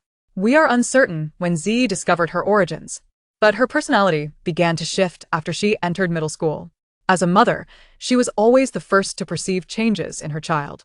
However, at that time, they merely believed it was normal for a girl entering middle school to become preoccupied with her appearance, so they did not think much of it. As the family's fortunes waned, her demands became increasingly excessive.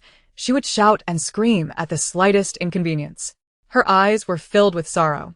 The memories of Tang Zi's first call of mom, her first steps, and her first day of school felt as fresh as yesterday.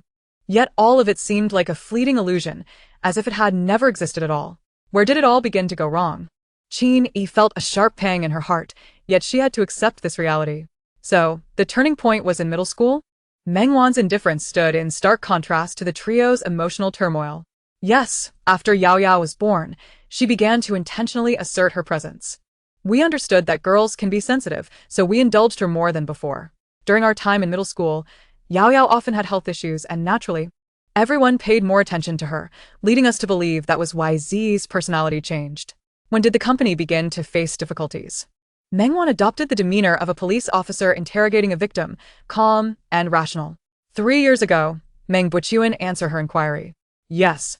Roughly during the summer after our graduation from middle school, Meng Zhilai added further details. The pace of change in the industry was too rapid. The company couldn't adapt in time and gradually stopped receiving business. Coupled with the Tang family's successful transformation, with their technology and innovation, we were soon left behind. Despite our best efforts to salvage the situation, we only managed to hold on for 3 years before declaring bankruptcy. As he recounted this chapter of the past, Meng Buchuan seemed to find some relief. In middle age, having experienced both glory and despair, he felt content as long as his family remained safe and healthy. Strangely, even after realizing that their family situation was no longer what it once was, she seemed intent on extracting the last drop of value from the family, making increasingly excessive demands instead of exercising restraint. Meng Zhilai's words dripped with disappointment, unwilling to accept that the sister he had cherished could be so manipulative. Meng Wan's fingers tapped rhythmically on the table, the only sound in the otherwise silent room. During the summer vacation of their 3rd year, in junior high, did Tang Zi exhibit any unnatural reactions or peculiar behaviors? The 3 of them fell into silence. During that period, we were often away from home and paid little attention. As soon as Meng Zhili finished speaking, Qin Yi seemed to suddenly recall something, tugging at Meng Buchuan's arm. Buchuan, do you remember that I mentioned Zi seemed distracted these past few days? Could it be that she has something on her mind? Meng Buchuan furrowed his brow, as if he did recall. However, during that time, he was preoccupied with company matters, overwhelmed to the point where he had no inclination to notice such things. And Qin Yi had only briefly mentioned it. The details had long slipped his mind. Did anything happen during that time? Meng Wan's fingers began to tap the table with increasing urgency. She felt she was on the brink of uncovering the truth. Nothing happened. Both Meng Buchuan and Meng Zhili nodded in agreement.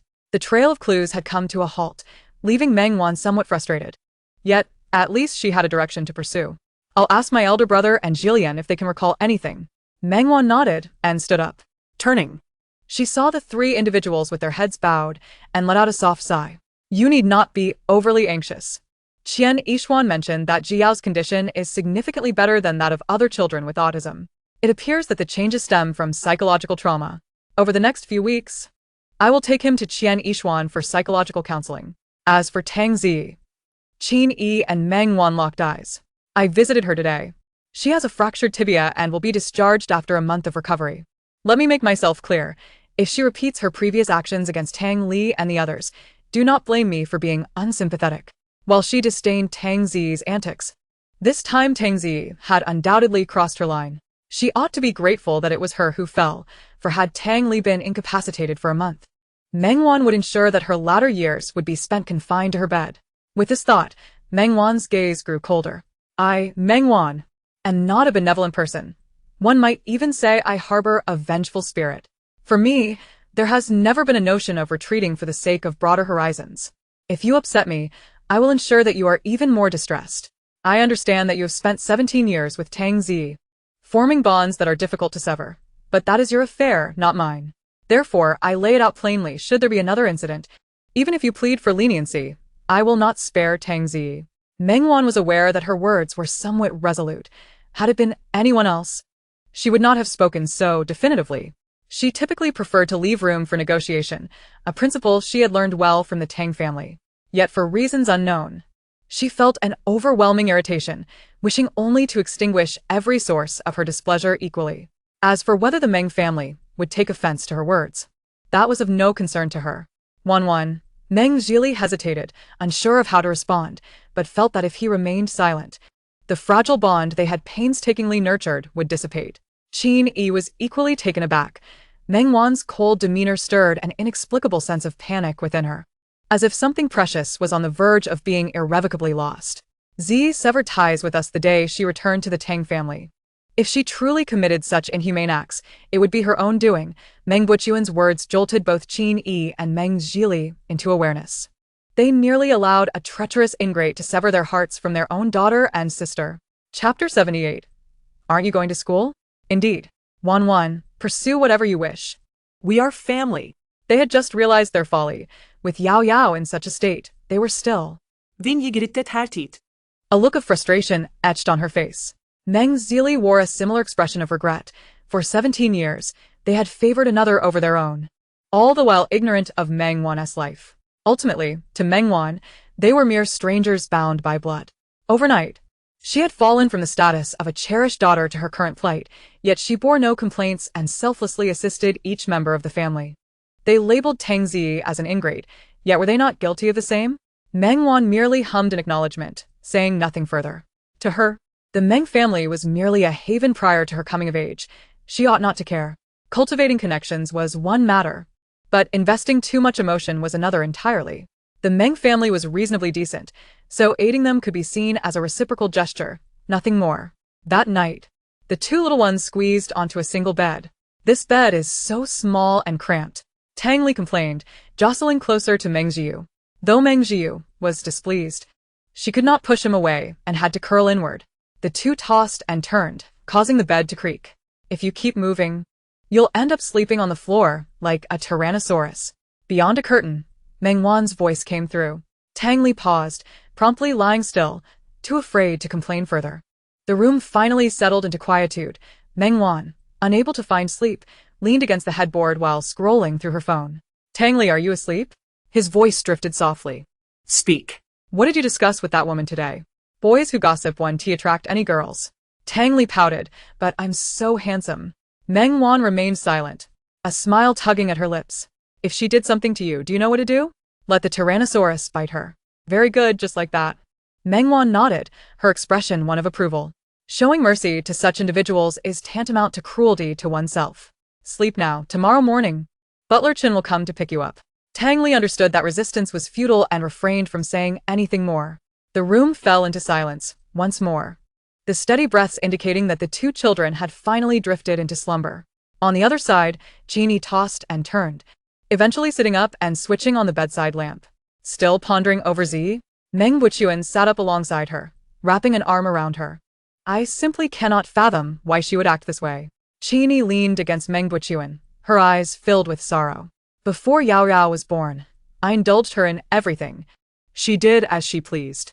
After Yao Yao's birth, fearing she would feel insecure, I catered to her even more, terrified she would feel neglected. Although she knew she wasn't our biological child, if she had any sense of morality, she could not have committed such acts." At this point, she straightened up. "Yet today, I must admit I disappointed Wan. My first reaction was to be unwilling to accept it, continuously questioning Yao Yao and Li Li, which clearly indicated my disbelief in Wan. It's good that you can realize this. You and Jili have always cared for Z the most. It's natural to find it hard to accept initially. However, the moment she repeatedly crossed our boundaries and insisted on severing ties with us after presenting the identification, we should have cast aside any remaining illusions." Meng Buchuan too felt disappointment. After all, she had been his beloved jewel for 17 years. Yet, as the head of the family, he needed to clearly distinguish who his true family members were and who required protection. He must uphold a firm stance. Consider this. The Tang family raised Wan for 17 years, yet they could dismiss her at will, which demonstrates their lack of regard for her. Meanwhile, as her biological parents, we not only failed to protect her, but also caused our biological daughter pain because of our adopted daughter. Meng Buchuan sighed, filled with compassion. Neither her adoptive nor biological parents have provided Wan with a sense of familial warmth. What does that say about us? Although Wan appears somewhat aloof, she is a remarkably perceptive child.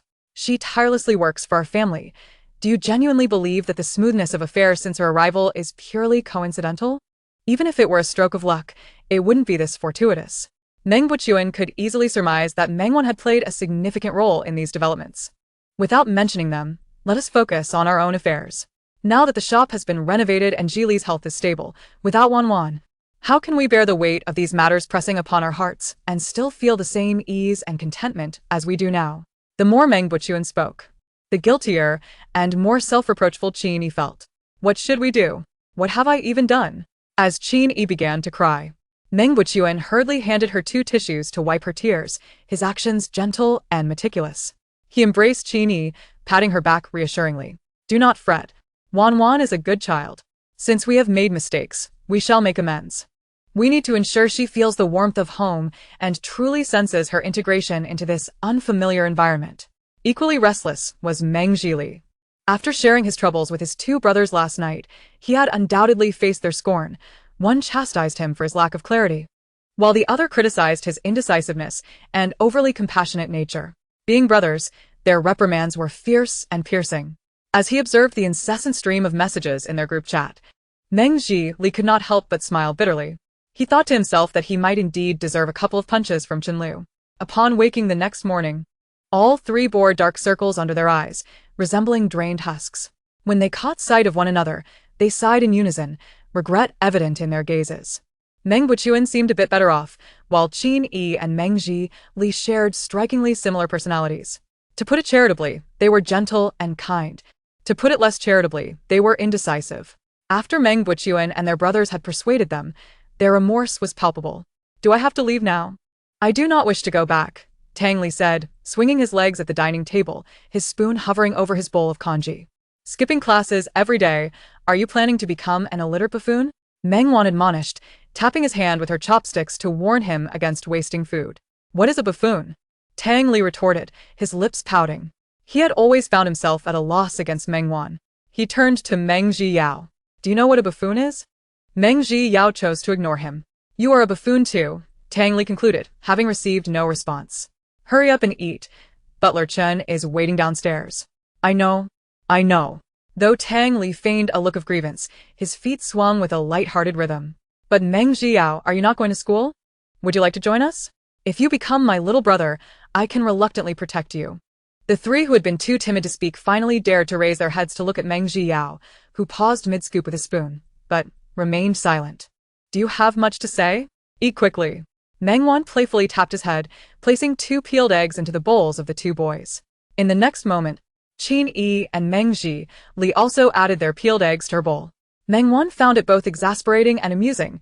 Glancing at the time, she realized there was no time to finish her meal, so she decided against eating altogether and stood up to pack her backpack.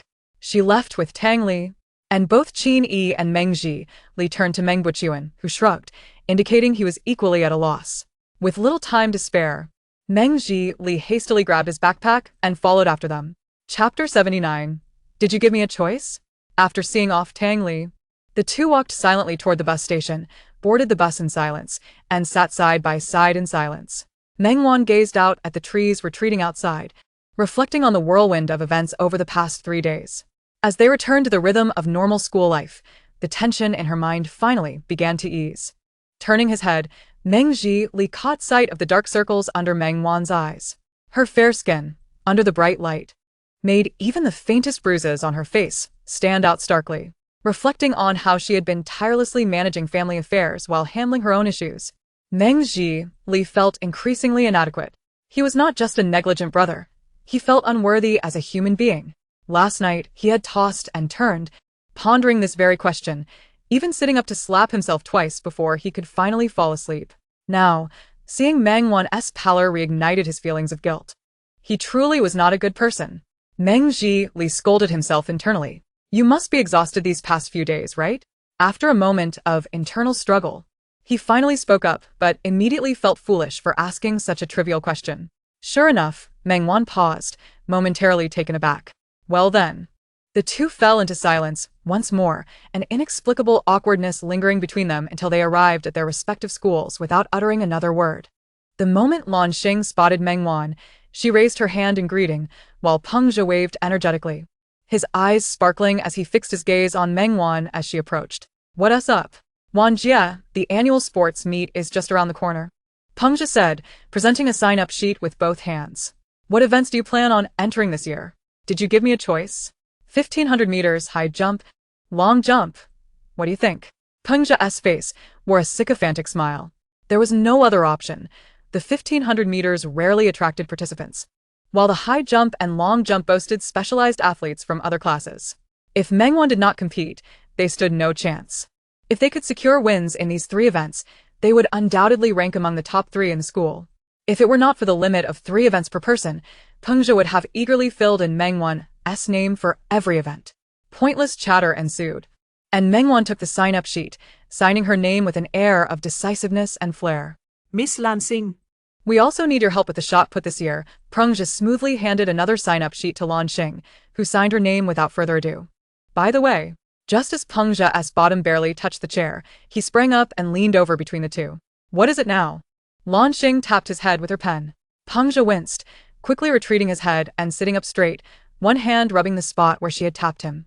The design competition at the beginning of the semester has concluded. Vanya. You surpassed Su Ping by 3 votes at the last moment to claim this year's top prize. Congratulations. Thanks. The ranking was as Meng Wan had anticipated. So she was not particularly surprised.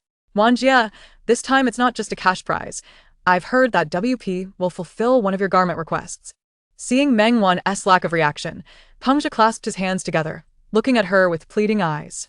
Wanjie, I have a favor to ask. Meng Wan raised an eyebrow. Go on. It's that time again for class uniforms, and I discussed it with Su Ping. We think your design t-shirt perfectly embodies the theme of our class for this year's sports meet, vibrant and bold, which represents vitality and youth for us in the dreary senior year. Pengzhe stood tall, as if he were about to begin reciting poetry. Meng Wan chuckled softly. Sit down. Don't act ridiculous. Okay. Pengzhe was quick to heed her advice. So, you want WP to mass-produce my painted t-shirt for this year's sports meet class uniform?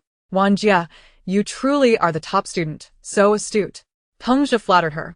But Lan Xing could no longer tolerate it. Your calculations are rather shrewd, aren't they? In previous years, didn't we just let Su Ping design it and then order from other companies? Indeed, Su Ping's designs were used in previous years, but this time, wasn't it Wanjie who secured the top spot? Pengzhe scratched his head. So you're willing to forsake a 2-year tradition over a single year? I say. Pengzhe, are you trying to find something for Wan to do? If you've contributed to the class for 2 years and are tossed aside just because you didn't win first place in the last year, would you be pleased?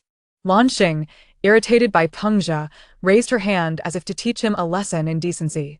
Pengzhe, realizing he had been misunderstood, quickly raised his hands in defense.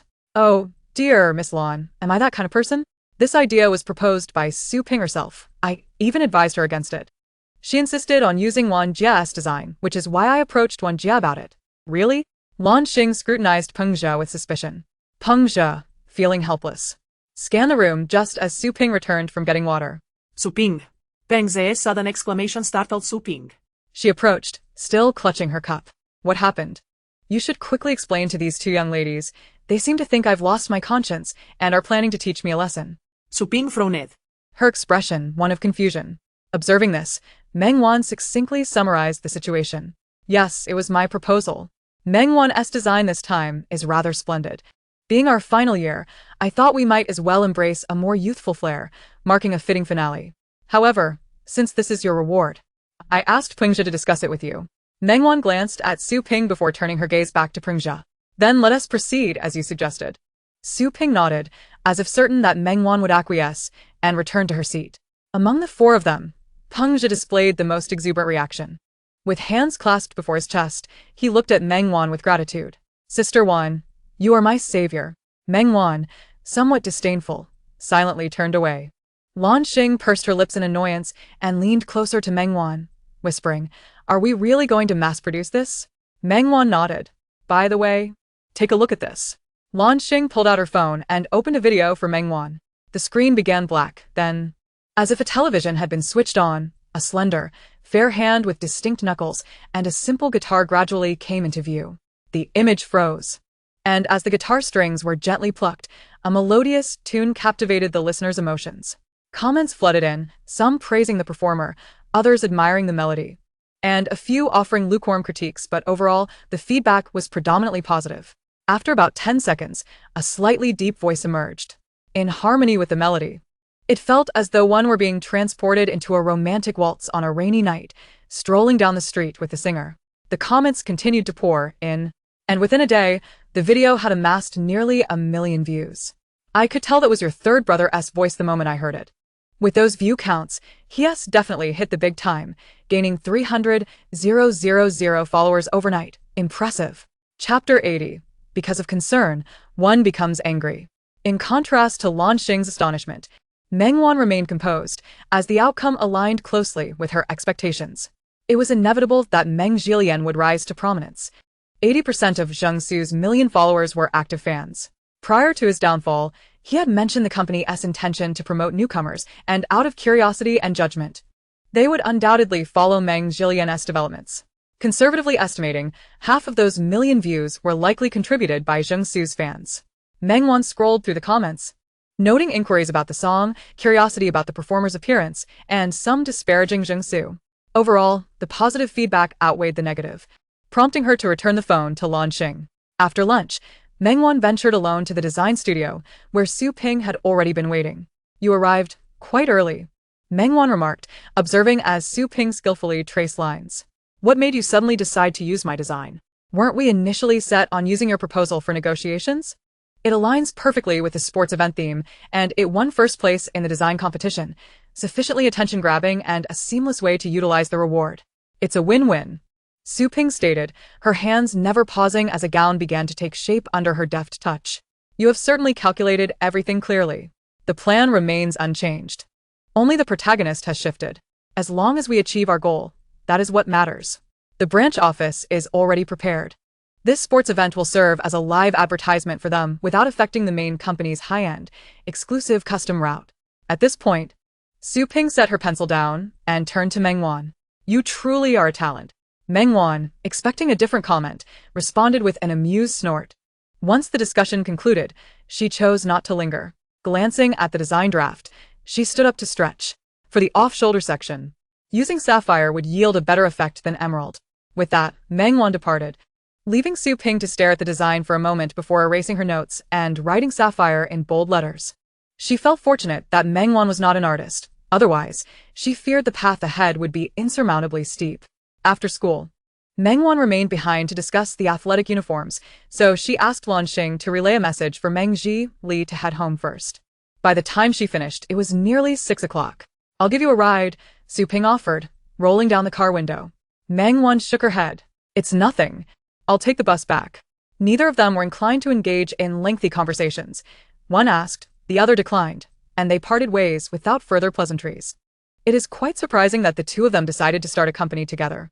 Aside from the family gatherings, they had little interaction. Yet one day, Su Ping, who typically preferred solitude, suggested starting a clothing company, and Meng Wan readily agreed.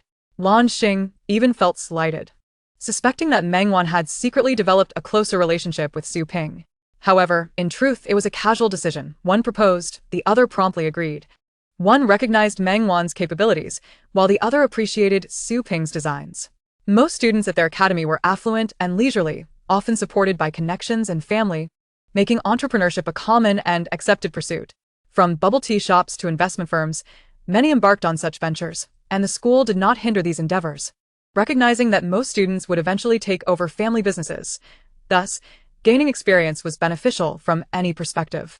The school even organized various activities to encourage hands-on practice, which explained why their academic performance, though not as stellar as that of other institutions, yielded a remarkable talent cultivation rate of 95. Though their entrepreneurial journey began rather absurdly, the two exhibited a remarkable synergy in their approach, resulting in a splendid debut fashion show that effectively established their brand, leading to the well-known WP within the industry today. Upon reaching the bus stop, messages in their group chat inquired about how long it would take Meng Wan to get home. Just as she finished replying, her phone rang. It was Meng Wan. Wan. His steady voice resonated on the other end. "Big brother, the situation with Li Qingshan has concluded. He received a 3-year sentence for public indecency. All right. As for Li, I've scolded him, but I suggest you give him a good beating on my behalf. If he gets hurt, it won't matter. I'll defend you." Meng Wan smiled at this. "Big brother, as a lawyer, are you instructing me on how to commit a crime?" "No, as a brother, I am teaching you how to properly vent your emotions." Meng Wan's smile widened further. "Understood. I will handle it. If I happen to go too far, you'll have to use all your legal knowledge to bail me out." Seated on a bench at the bus stop, Meng Wan gazed down at her shoelaces, gently swaying them. 24/7 dedicated to serving my little sister. Meng Yuan's voice always brought a sense of reassurance. Third brother called as well. "All right, be careful on your way home. Message me when you arrive, understood?" Meng Wan acknowledged him, ending the call before dialing Meng Lian's number. "Not back yet? I'm discussing the sports event." The bus arrived, and Meng Wan tapped her card before boarding. At this hour, The bus was sparsely populated, and she chose a solitary seat. The sports event? Are you participating in any events? Can I come to watch and take photos?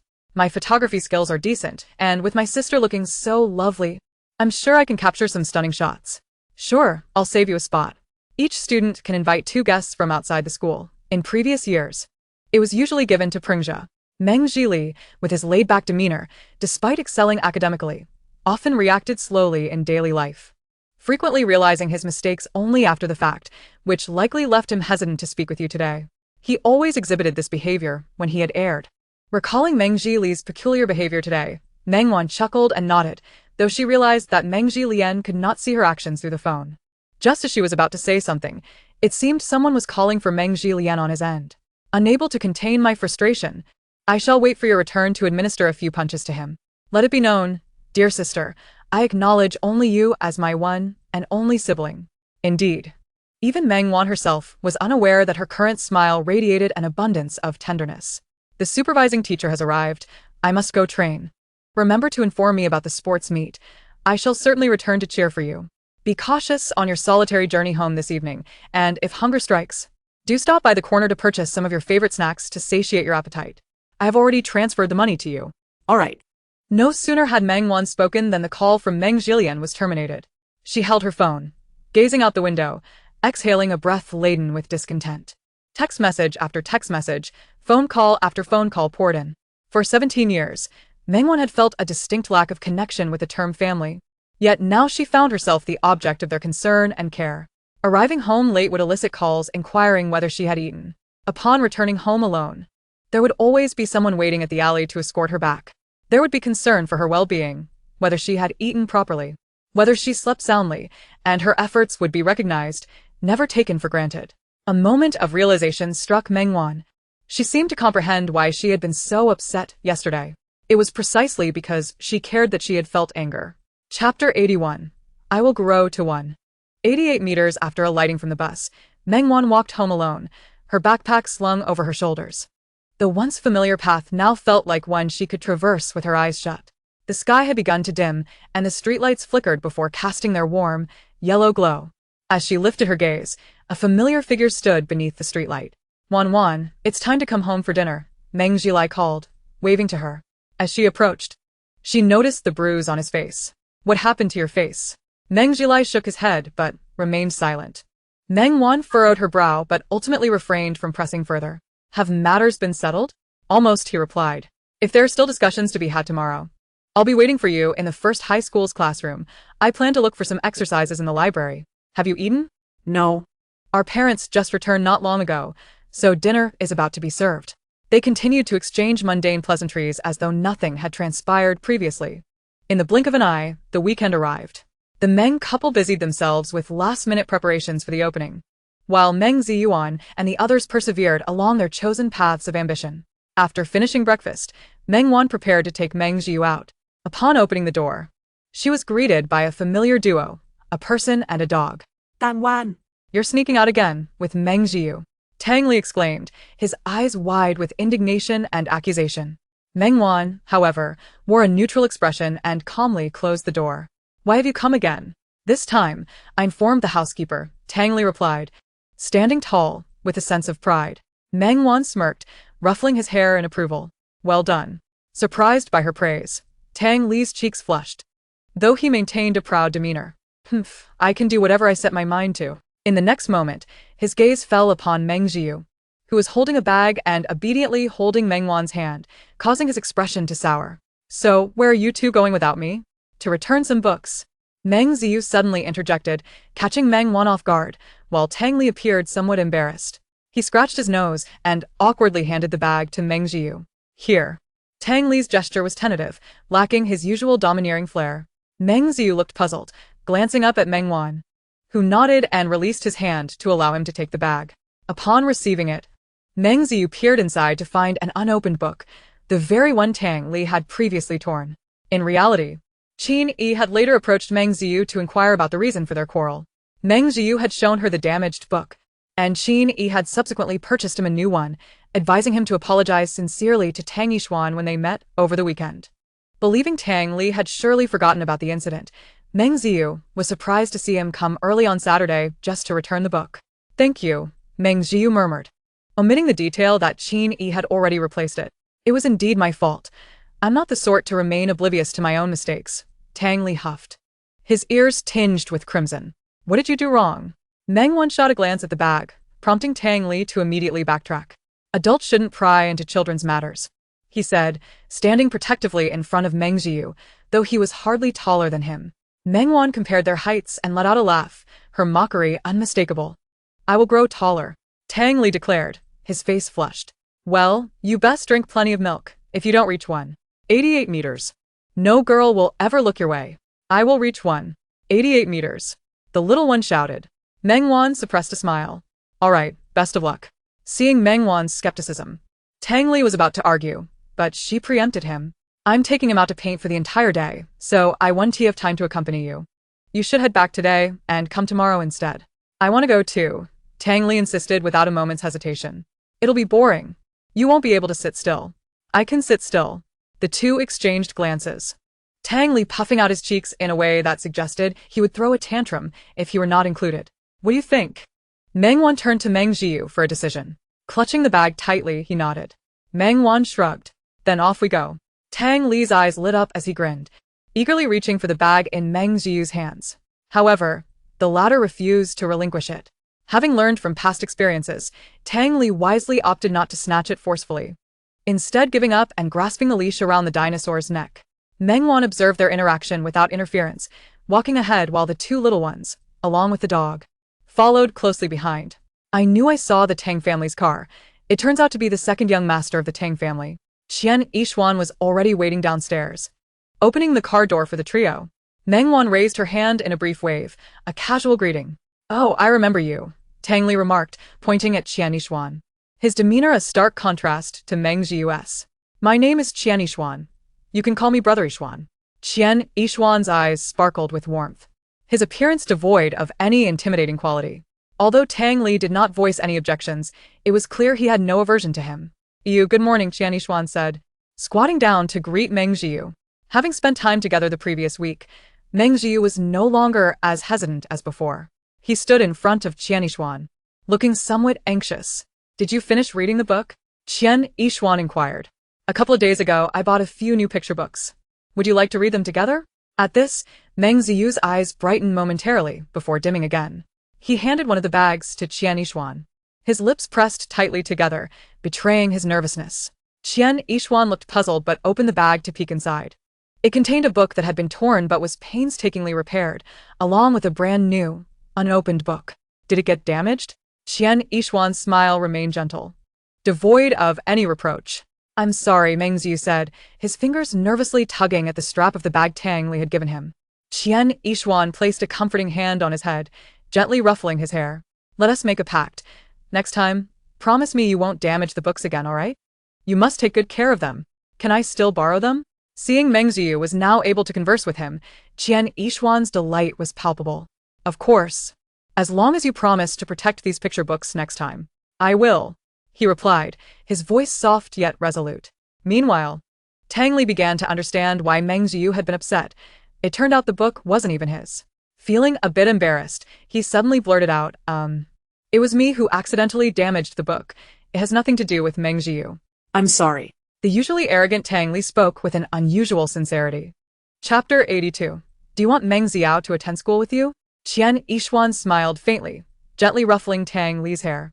Acknowledging one's mistakes is indeed a mark of greatness, far surpassing that of many adults. It was getting late. Time to set off. With the matter resolved, Meng Wan finally broached the subject at hand. Qian Yixuan nodded, and the trio, accompanied by a dog, settled into the back seat, this time in a tranquil manner, arriving at the art studio without a hitch. It was Tang Li's inaugural visit, and everything appeared novel to him. Drawing from their previous experience, Meng Ziao no longer clung tightly to Meng Wan. Instead, he was able to immerse himself in the act of painting within the studio. Qian Yixuan busied himself with other tasks nearby, occasionally exchanging a few words with Meng Ziao, careful not to intrude upon his creative space, thereby granting him ample room to flourish. Meng Wan sat outside, perusing a book she had not finished reading during her last visit. Tang Li, eager to enter the studio, was restrained by Meng Wan, resulting in both him and the dog languidly seated beside her, their expressions tinged with a hint of melancholy. "I told you it would be boring," implied Tang Li silently. "Yet you insisted on coming." Tang Li leaned over the table, his cheeks slightly squished against its surface, due to the pressure. "How long do we have to stay?" he queried. "The entire day. If you find it tedious, I can have Butlerchin come to fetch you." No. "That woman goes completely bonkers when she returns. It's unbearable. I don't want to go back." "Has she done anything to you?" "She wouldn't dare. She just picks fights with Butlerchin and the others. Always dissatisfied with something or other." However, Tang Li's tone shifted, his eyes sparkling. "Before I left, I kicked her door as a warning. If she goes mad again, I'll bring some snakes to bite her." Meng Wan tousled his hair affectionately. If it were Tang Chi, he just might follow through with that threat. "There's a ball. Why not take Tyrannosaurus outside to play for a while? As long as they don't chase him away, everything will be just fine." Tang Li immediately sprang from his chair, seizing the ball and beckoning Tyrannosaurus to join him in the garden. Meng Wan glanced at the boy and the dog, ensuring they remained within her line of sight before returning her focus to her book. Inside the studio, the floor-to-ceiling windows framed the picturesque garden outside. By merely tilting his head, Meng Jiao could see the boy and the dog pressed against the glass, peering inside. This was Qian Yishuan's first encounter with the second young master of the Tang family. He had assumed, given Tang Chi's formidable presence, that this Tang Li would be equally remarkable. Yet, seeing the little round face contorted against the glass made him smile involuntarily. He closed his book and nudged Meng Jiao. Upon meeting his gaze, Qian Yishuan gestured with his chin towards the window. As Meng Jiao turned to look, Tang Li became increasingly animated, making faces at him and calling out what seemed to be an invitation to come out and play, though the soundproof glass rendered his words inaudible. After a moment's observation, Meng Jiao returned to his painting. Tang Li, noticing this, pouted but did not press the issue, instead choosing to play quietly with Tyrannosaurus in the garden. Qian Yishuan's gaze drifted back to Meng Jiao's artwork, and the corners of his mouth curled upward even more. "Yao Yao, would you like to make more friends? Picture this. Every day, like your older siblings, you carry a backpack to school, play with friends, and after school, you buy snacks together, munching on them as you walk home. On weekends, you could invite good friends to hang out, just like you do now with Tang Li." Meng Jiao blinked, gazing out at the exuberant Tang Li. His face radiated joy as he teased Tyrannosaurus with a ball. Running freely in the garden, an experience of life he had never truly known. He had attended kindergarten, yet his reticence had hindered him from making friends, leaving him to watch others play. Over time, he developed a fear of interacting with others, leading to an increasingly solitary disposition. Hence, he found solace in painting. As long as he painted, he could avoid conversations and disregard his loneliness. "Yao Yao." Noticing Meng Jiao lost in thought, Qian Yishuan called his name softly. Meng Jiao blinked at him, a fleeting glimmer of hope fading from his eyes. He shook his head and resumed his focus on the brush. Qian Yishuan felt a pang of sympathy but refrained from imposing any demands. Instead, he quietly stepped outside, leaving the studio for Meng Jiao to inhabit alone. Separated by a mere window, Meng Jiao painted in serene silence, his demeanor serious, while Tang Li's laughter echoed with a hint of innocence. "Why are you out here?" Meng Wan was surprised to see Qian Yishuan emerge. "How is he faring?" "Much better than last time. It's evident he's been in good spirits lately." Colors he previously avoided, like yellow and orange, are now woven into his artwork. The overall composition feels far less somber than before. Qian Yishuan set down a fresh cup of tea before her. "Has anything noteworthy occurred recently?" Meng Wan furrowed her brow, reflecting on the past week for any factors that might have contributed to Meng Jiao's transformation. "Are you foolish, Tyrannosaurus? Give me back the ball." Outside, Tang Li's exasperated voice broke through, and Meng Wan suddenly realized that it wasn't just Meng Jiao who had changed. Tang Li had shed his previous gloom and indifference as well. Even the adversarial animosity he had felt upon returning to the country had significantly lessened, though their experiences differed. Both boys had endured unhappy childhoods, resulting in contrasting personalities that, curiously, complemented each other perfectly. "I believe having peers around makes interactions much easier compared to us adults," Qian Yishuan remarked, nodding in agreement. "That's why I asked Yao Yao if he wanted to attend school." Yet, he clearly envied it but shook his head in refusal. "School? There are far too many people. Would sending him now be too risky?" Having someone familiar nearby could greatly enhance his sense of security, Qian Yishuan implied. Meng Wan observed Tang Li, carefree and joyously engaged in play, and felt a twinge of concern. Tang Li. Upon hearing his name, Tang Li abandoned his pursuit of the ball from Tyrannosaurus and rushed over excitedly. What is it? Meng Wan beckoned him closer, and he eagerly complied. Would you like Meng Jiao to attend school with you? For reasons unknown, Tang Li caught a whiff of an ulterior motive. What do you want me to do?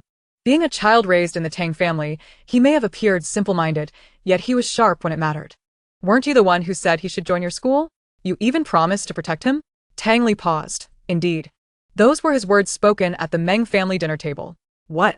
The illustrious second young master of the Tang family doesn't keep his word? Meng Wan teased, a sly glint in her eyes. Having lived a decade longer than Tang Li, she was no naive child. Chapter 83. It is time to let go. Of course. I keep my word, Tang Li exclaimed, raising his voice. Tang Li, always keep my promises. If Meng Jiao comes to our school and anyone dares to bully him, I'll make sure to teach them a lesson. Fine, you said it. Meng Wan's eyes sparkled with amusement, though her expression remained composed. I mean it. Poor Tang Li, unwittingly stepping into the trap laid by Meng Wan, remained blissfully unaware. Meng Wan glanced at Qian Yishuan, raising an eyebrow with confidence and a hint of pride. Qian Yishuan smiled, raising his hand as if to tousle her hair but hesitated, ultimately choosing to refrain from the gesture. As he moved, Meng Wan did not notice. Her attention diverted when her phone rang. She exchanged a glance with Qian Yishuan and pointed to Tang Li. He nodded, and Meng Wan stepped out of the living room. In the corner, Meng Wan answered the call. Grandpa, are you craving pastries? Wan, Chen Xiong's voice carried a weight of seriousness. The smile faded from Meng Wan's lips, and her tone shifted to one of concern. What has happened? Jiang Yu's condition is rather dire. My suggestion is that it may be time to relinquish hope. However, this child, Yen, Chen Xiong sighed, his breath laden with weariness and the weight of the world. In any case, you should come over promptly. We have managed to stabilize the situation for now, but I cannot say how much longer it will hold. I am on my way now. Meng Wan, unwilling to delay, hung up the phone and returned to the living room. What's the matter? Qian Yishuan noticed that Meng Wan's expression was far from cheerful. There's a situation with Yen. I need to rush over. May I entrust you to look after the two of them? Qian Yishuan paused. Don't rush. How do you plan to get there? I've called Assistant Yao. He will arrive in 10 minutes. After speaking, Meng Wan summoned Tang Ling and Meng Jiao. I have an urgent matter to attend to, so you both will stay with Brother Yishuan today. I will return to pick you up once I am done. Don't wander off. Be good and listen, all right? Can I go? Tang Ling gazed intently at Meng Wan, while Meng Jiao remained silent, mirroring Tang Ling's actions. Meng Wan gently ruffled their hair, apologizing sincerely. After all, she had brought them here, and despite their youth, she felt it necessary to express her regrets. Meng Jiao, naturally obedient, accepted it quietly, while Tang Ling, though somewhat discontent, understood the gravity of the situation and refrained from further protest. Go on, be careful on the road. If there's anything I can assist with, just call me. She placed her hands on the shoulders of the two children. Thank you. Meng Wan forced a smile and turned to leave the small building. Qian Yishuan managed a bittersweet smile, realizing that she was more courteous to him than to Chen Lu and He Tong, whom she had known longer. With a soft sigh, he regained his composure, crouching down to meet the children's gaze. All right, your sister has matters to handle. What shall the three of us do now? The trio, resembling lonely elders and left-behind children, appeared somewhat lackluster. Meanwhile, Yao Qinglin, who was nearby on business, soon arrived and successfully picked up Meng Wan. Today was supposed to be for signing a contract, but Xiaoyan kept receiving calls and hurriedly asked me to take him home. What's his state? Fairly calm. He still allowed me to manage the contract arrangements. However, Miss Meng, you need not worry. Upon receiving the call, it was stated that the situation has stabilized. Yao Qinglin glanced at the rearview mirror, maintaining a stoic demeanor. His professional ethics as an assistant dictated that he did not pry or overstep boundaries. Meng Wan responded absently, her mind elsewhere, and silence enveloped the car. Yao Qinglin subtly accelerated, arriving a good 10 minutes earlier than usual. Even before Yao Qinglin could exit the vehicle to open the door, Meng Wan had already alighted, thanking him for his efforts as she hurried toward the villa. The door was opened by the butler, and before she could utter a word, Chen Xiong emerged from behind her. Wan, Master, how is it? Meng Wan nodded at the butler, assisting Chen Xiong toward the living room. Chen Xiong sat down. exhaling deeply. I rushed over upon receiving the news. The resident doctor performed a routine check this afternoon, and everything seemed fine. However, while the butler was preparing water to cleanse Jiangyu, she nearly slipped away. After stabilizing her as per my instructions, the doctor urgently contacted me. I re-administered the injection, but this time I cannot predict how long it will last. Initially, we could hold on longer, but now the efficacy is diminishing. Wan, you understand what this implies. Meng Wan pressed her lips together, avoiding Qin Xiong's gaze. Though he felt compassion, he continued, Jiangyu. She has lost the will to live. You are aware she can hear your words, yet even after 2 years, her heart still yearns for death. Even if I were the reincarnation of BNK, I would be powerless. Chun Xiong patted Meng Wan's hand, his eyes filled with sorrow. Jiangyu was a child he had watched grow up, a child entrusted to him by one of his few friends before their passing. In his heart, he regarded Jiangyu as his own daughter. When he suggested Yan consider giving up, how could he not feel the pain? After years of saving countless lives, he found himself unable to save his friend or his friend's only daughter. What sins had he committed in his past life to deserve such a fate? Chun Xiong's eyes glistened with unshed tears as he repeatedly patted Meng Wan's hand. Meng Wan clenched her jaw tightly, the tension in her jawline revealing her struggle to control her emotions. She took a deep breath, slowly releasing it. Master, this is a situation no one wishes to witness. Go see Yan. He's in his room, and hasn't he come out? Chun Xiong released her hand, gesturing upstairs, his voice slightly choked. All right. Meng Wan refrained from offering platitudes such as not to feel sad or guilty, fully aware that such words would provide little comfort. Rising, she walked step by step toward Yan's room. Chun Xiong observed her retreating figure, reflecting on how the once small children had grown up. While others played after school, these two had borne the burdens of life, supporting each other and relying on their own strength to arrive at this juncture. Yan was merely 16 2 years ago when a tragic accident claimed his father, leaving no final words and rendering his mother a vegetative state, still unresponsive to this day. In an instant, he faced not only the anguish of losing his closest kin but also the daunting responsibility of shouldering the entire Yan family. Over these 2 years, if it weren't for his belief that his mother would eventually awaken, and without Meng Wan accompanying him step by step, the heavens were indeed cruel, for they were two such obedient and understanding children. Chun Xiong wiped his face, feeling the sting of his own inadequacy once more. Chapter 84. Am I being selfish? Upstairs, Meng Wan raised her hand, hesitating before ultimately abandoning the idea of knocking. Instead, she gently pushed the door open and walked inside. The door closed with a soft click. Yan looked at her, his eyes reddened, appearing somewhat aggrieved, resembling a forlorn golden retriever, evoking sympathy. Without uttering a word, Meng Wan stepped forward and enveloped him in her embrace. Yan wrapped his arms around her waist, not releasing her for a long time. Just as 2 years prior, Meng Wan gently patted his back, offering him silent comfort and support. In that moment, all comforting words paled in comparison to the solace provided by this embrace. Time seemed to stretch indefinitely until Meng Wan finally sat down. Their hands remained tightly clasped, as if in this world, they had only each other. Did Grandpa Chen speak to you? Yan's voice was hoarse. Yes. Meng Wan tightened her grip on his hand. Am I being selfish? Knowing that Mom is in pain. Yet I only think of myself. I know.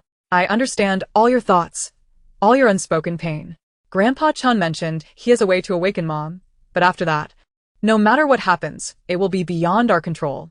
When Dad left, he didn't leave a single word behind, so I thought at the very least, I could chat with Mom again.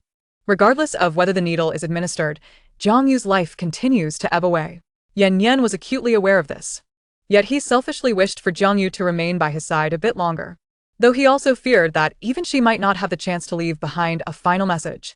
There is still time. Their hands remained intertwined. Yet they both understood that even if there was time left, it was little more than 3 months. That day, the three of them sat in the villa for an extended period, the oppressive atmosphere enveloping them all. As dusk descended, Yan called for the driver to take Qin Xiong home. They stood at the door, watching him depart. Let us go, I'll escort you back. Yan wrapped his arm around Meng Wan, ruffling her hair gently, his tone soft. I need to take a detour to Qian Yishuan's to pick up Tang Ling and Meng Jiao. Alright, I'll wait for you. Yan ascended the stairs, returning moments later with an additional jacket draped over his arm. Put this on, it's getting chilly at night. Yan Yan placed his jacket over Meng Wan's shoulders. Meng Wan did not refuse. Instead, she tugged at her clothing, ensuring it covered her more securely. Recently, there have been no significant matters between the Meng and Tang families. Correct? None, but the school sports meet is set to commence next month. Will you be attending? Of course. I heard from Prangja that you have signed up for 3 events, and he must have pestered you into it, right? If you're not keen, just don't participate. Ignore his antics. It's the last year, so I'll just let him have his way. I won first prize in the design competition. And Su Ying and Pingja plan to use my design for the class uniform. ISN-TWP just looking to expand its business? It's a perfect opportunity to create a living advertisement. I thought the same. In a couple of days, I'll have Pengja sign the contract as our representative. We should have Tianwei make an appearance, otherwise, if Pengja finds out you're in charge, everyone in the circle will know within 3 days. And you'll surely find it bothersome.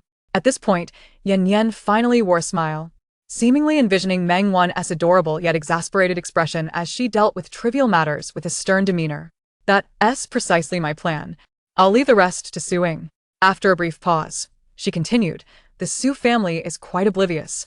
Fixated on that incapable Su family heir from the main branch, while the most competent one is disregarded. Not everyone possesses the discerning eye that our Wan has. Yan Yan affectionately ruffled Meng Wan's hair, his tone filled with tenderness. The car came to a steady halt at the entrance, and Yan Yan stepped out to open the door for Meng Wan. In the courtyard, Tang Li was demonstrating the skills of Tyrannosaurus Rex with Meng Zhiyao, creating a harmonious scene, while Qian Yishuan sat on a stone bench, observing the playful interactions among the trio and the dog. Hearing the commotion, all 3, along with the dog, turned to look. It was Tang Li who, with keen eyesight, immediately spotted Meng Wan. Tang Wan, He exclaimed as he dashed over, followed closely by Meng Zhiyao and Tyrannosaurus Rex, while Qian Yishuan called after them to slow down, though his words fell on deaf ears. When he finally emerged, he momentarily froze upon seeing Yan Yan, but nodded in greeting, acknowledging him. Yan Yan reciprocated the gesture, but silently edged closer to Meng Wan, exuding possessiveness. Qian Yishuan certainly noticed the coat draped over Meng Wan's shoulders. He twitched the corner of his mouth, averting his gaze to conceal his emotions. Have you eaten? Meng Wan's attention was on the 2 children, her hand resting on their heads, ensuring fairness in her affection. I have, Tang Li replied enthusiastically, while Meng Zhiyao merely nodded. I'm sorry for arriving late to pick you up. I hope I didn't trouble Brother Yishuan. Meng Wan addressed the 2 without adopting a condescending adult demeanor. She readily expressed her apologies and compliments when warranted. Of course not. As a reward and a token of apology, can you take us to the amusement park next time? Even the youngest Tang heir, groomed by the Tang family, displayed remarkable negotiation skills. The amusement park?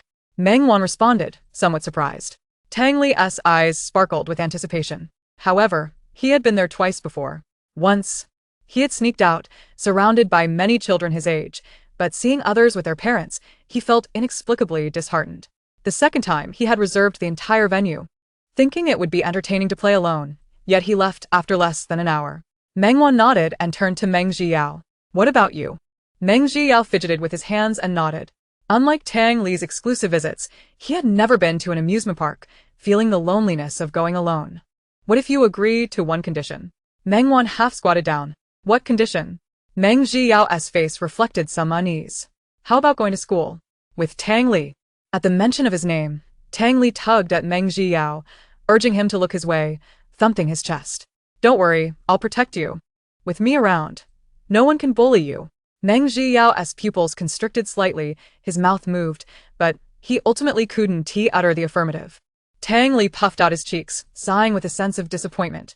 Meng Wan chose not to press further, ruffling his hair as she stood up. Meng Zhiyao seemed anxious that Meng Wan might be upset, tugging at her clothing. I'm not angry, don't worry. She raised her hand to smooth Meng Zhiyao's hair, her gaze shifting to Qian Yishuan. Thank you for today. Is there a need for such formality between us? Qian Yishuan teased lightly, feigning nonchalance. Meng Wan smiled but said little more. It's getting late. We should be going. Qian Yishuan nodded, watching as the 4 and the dog departed. Back in the living room, Qian Yishuan organized the picture books one by one, then went to the studio to carefully preserve the drawings Meng Zhiyao had created. Once everything was in order, he brewed a cup of black tea and sat in the courtyard, lost in thought. The garden at night, illuminated by the bright lights, appeared somewhat eerie. and the sound of cicadas filled the air. Qian Yishuan took a sip of his tea and sighed softly. Chapter 85. You hit him. Meanwhile, Meng Wan instructed butler Chen to pick up Tang Li at a designated location, while she and Meng Zhiyao were driven home by Yan Yan. The car couldn't enter, so Yan Yan got out to accompany the two inside. Rest early, and don't overthink things.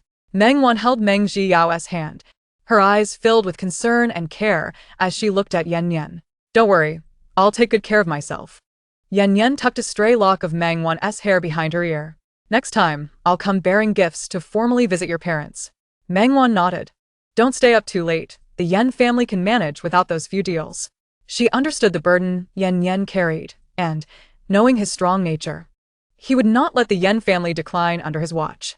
If we're taking the two little ones to the amusement park next week, I'll come to pick you up. Given everything that has happened recently, consider it a way to unwind. She was well aware that Yan Yan was changing the subject. This guy would never casually agree to something he couldn't commit to. All right. Meng Wan stared at him intently, letting go of the topic. Go on in. I'll leave once I see you inside. Though she said this, Yan Yan entwined her hair, indulging in a moment of intimacy, clearly displaying his conflicting sentiments. Meng Zhiyao shook Meng Wan's hand. Good night. Good night. Yan Yan stood still, a faint smile gracing his lips.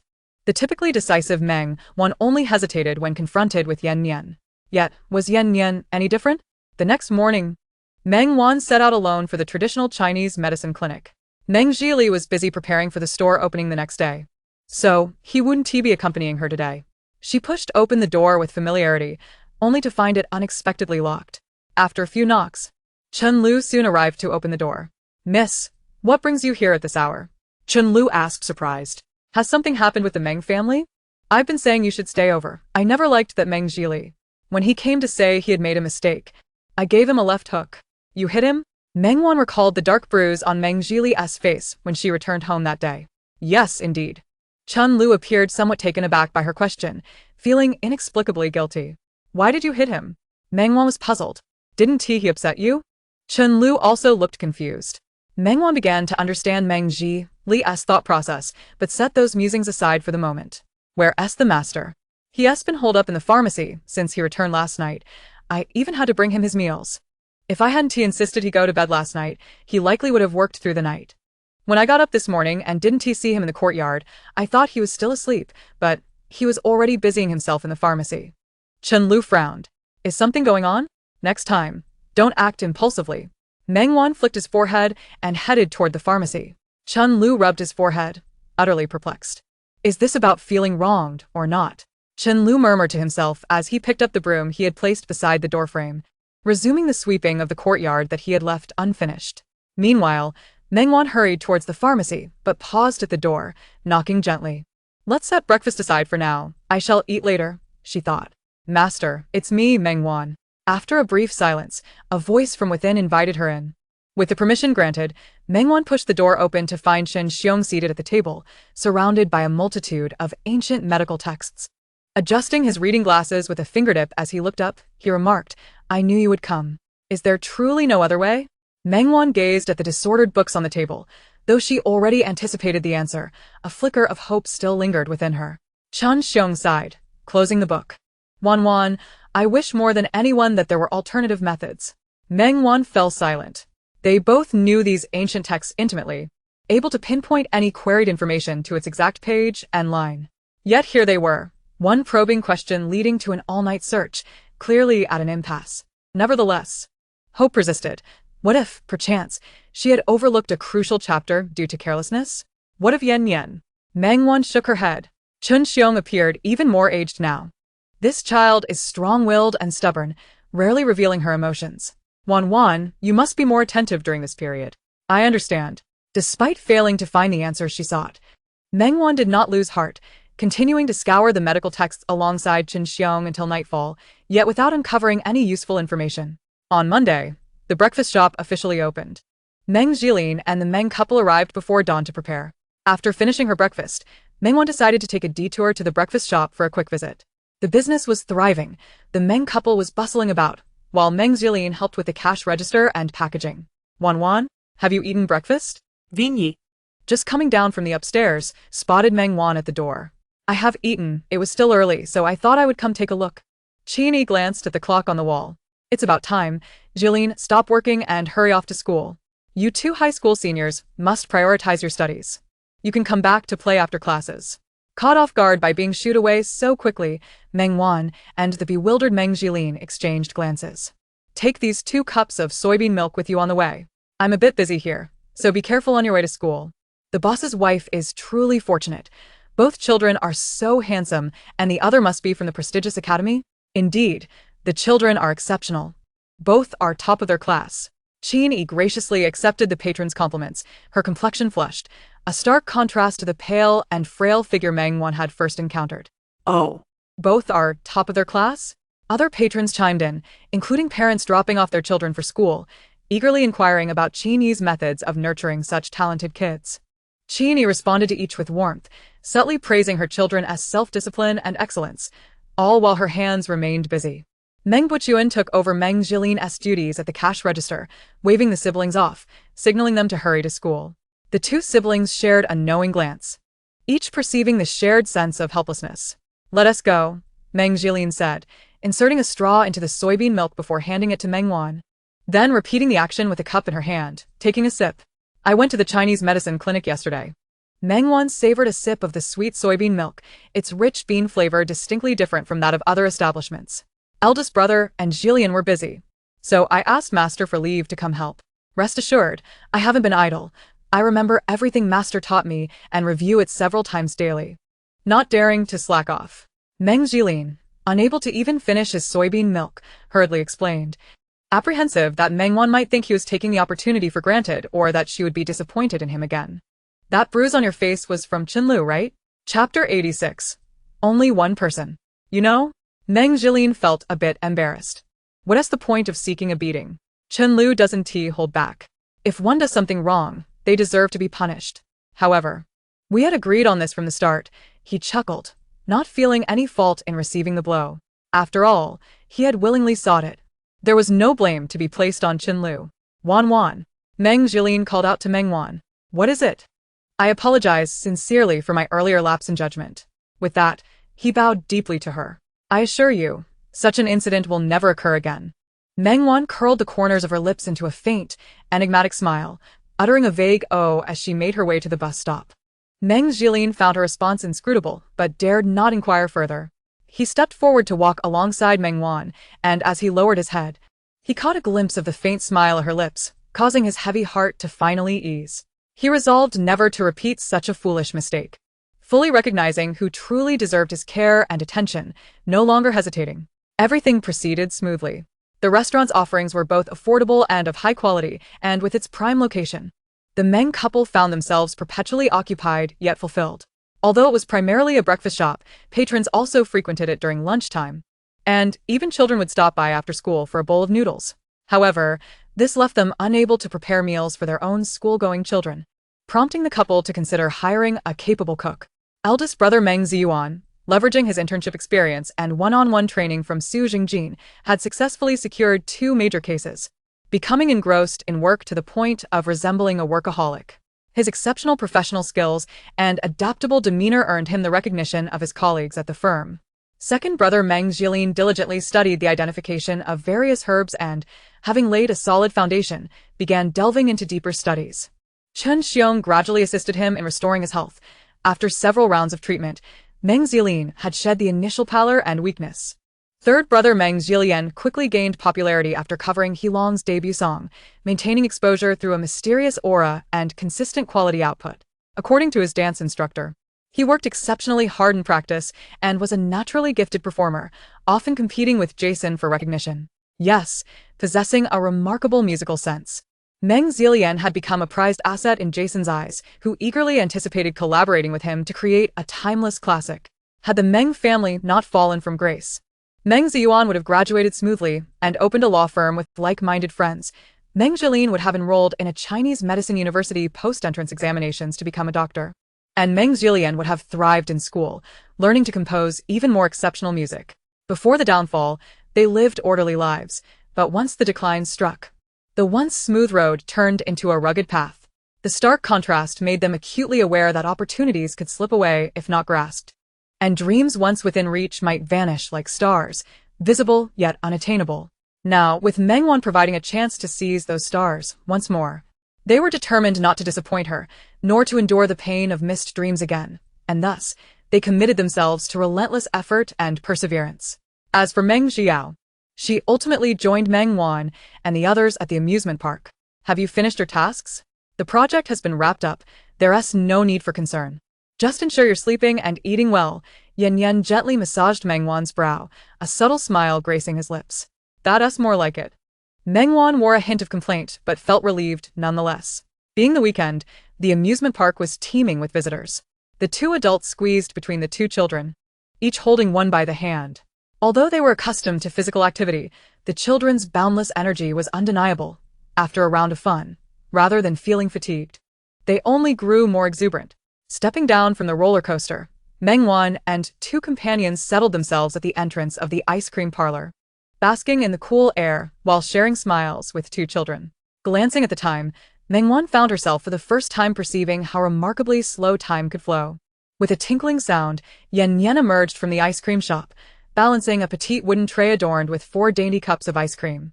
The children's eyes sparkled with delight, fixated on the treats in his hands.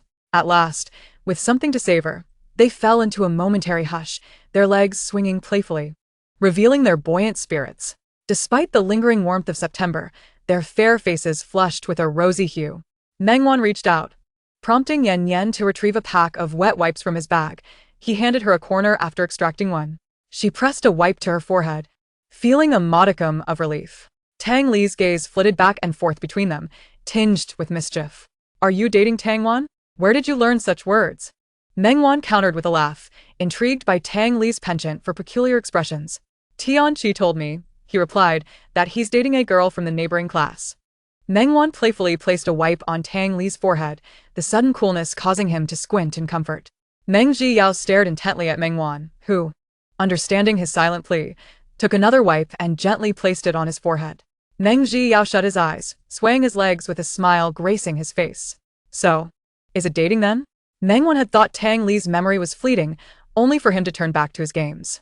Yet, Tang Li ripped the wipe from his forehead and smeared it across his own face, posing the question once more. Meng Wan remained silent, casting a glance at Yan Yan, raising an eyebrow, suppressing a chuckle, seemingly eager to witness Yan Yan's explanation. Unable to contain himself, Yan Yan playfully ruffled her hair, then obediently smoothed it back down. Not yet, but it certainly will be in the future. In contemplating their future, they could hardly envision anyone else in their lives, if it were not for each other. Everything else would hold no significance. Meng Wan curved her lips into a smile, saying nothing. Tang Li tilted his head, looking at Meng Zhiyao. Adults just love to speak in riddles and tease us children, don't they? Meng Zhiyao blinked innocently, his expression adorably naive. Dan Li Siga. You say you won't go to school, but then you won't even realize when someone tricks you. Meng Zhiyao paused with his ice cream spoon hovering midair, while Tang Li continued unabated. Look at you, so timid, never going out, not speaking, and unable to read. There is so much fun and deliciousness outside, and none of it concerns you. Just like this ice cream. If you hadn't come to the amusement park today, would you even get to taste it?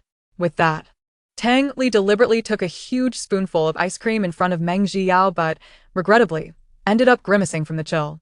Meng Wan found it amusing, naturally leaning against Yan Yan as she observed their playful interaction. Yan Yan turned to her, offering a wipe to dab at her forehead, then meticulously smoothing her bangs. Her heart and gaze were solely for him. Chapter 87. To be loved. But if you go to school, it will be different. Tang Li suddenly slammed his hand on the table, startling Meng Zhiyao, who forgot to remove the spoon from his mouth, staring wide-eyed at Tang Li. Though waking up early is a drag, classes can be dull, and homework awaits after school. You can play football with others, learn to ride horses. And I even bought a horse farm. I'll show you my BMW later. It's so cool. Want to see the pictures? Though, it was a question. He didn't wait for Meng Zhiyao to respond before pulling out his phone and opening his album. He attempted to pass it to Meng Zhiyao, realizing they were seated a bit apart, and moved his seat closer until the armrests of their chairs touched, nodding in satisfaction before settling back down. Look. This is my little horse. Once I grow taller, it will become quite handsome too. You must have never seen such a dapper horse in your life. Next time, I'll reluctantly take you to the horse farm to broaden your horizons. Tang Li's haughty demeanor elicited laughter from Meng Wan, who placed her hand over her mouth to stifle her mirth. Yan Yan sensed her good spirits and chuckled softly, his eyes brimming with warmth. Meng Zhiyao, seemingly accustomed to Tang Li's style of conversation, simply nodded, his big, round eyes glimmering with light, softening the hearts of those who beheld him. If you go to school with me, I could pick you up every day, even if it means taking a longer route. Tang Li felt a twinge of nervousness at the thought of inviting Meng Zhiyao to school. While there were other factors at play, his own feelings loomed larger. He didn't dislike Meng Zhiyao. Aside from Tang Wan, he found Meng Zhiyao quite agreeable. Though he spoke less, it mattered not, for he was quite the chatterbox. Most importantly, Meng Zhiyao was loyal. Having him around would be advantageous. If Tang Wan were ever irked, Meng Zhiyao could help him take the blame, ensuring Tang Wan wouldn't delete his gaming account. Plus, after school, he could take him for even more delicious ice cream. What do you think? A fair deal? All right. If you don't like ice cream, that's fine too. What do you want? Tang Li paused, his eyes widening in surprise. Meng Wan was equally astonished, sitting up straighter, turning to Meng Zhiyao. Meng Zhiyao, unconsciously digging into his nearly empty ice cream, nearly buried his face in the box, mumbling an affirmative response, his ears tinged with red. Tang Li looked to Meng Wan, his eyes still wide with disbelief but also seeking praise, as if to say, "See, I can accomplish whatever I set my mind to." Meng Wan smiled gently, nodding at him with encouragement in her gaze. "Are you sure you want to go to school?" "I want to give it a try." Meng Zhiyao had contemplated this for a week without mentioning it to anyone, quietly arriving at his decision. "Then let's try it." Meng Wan responded decisively.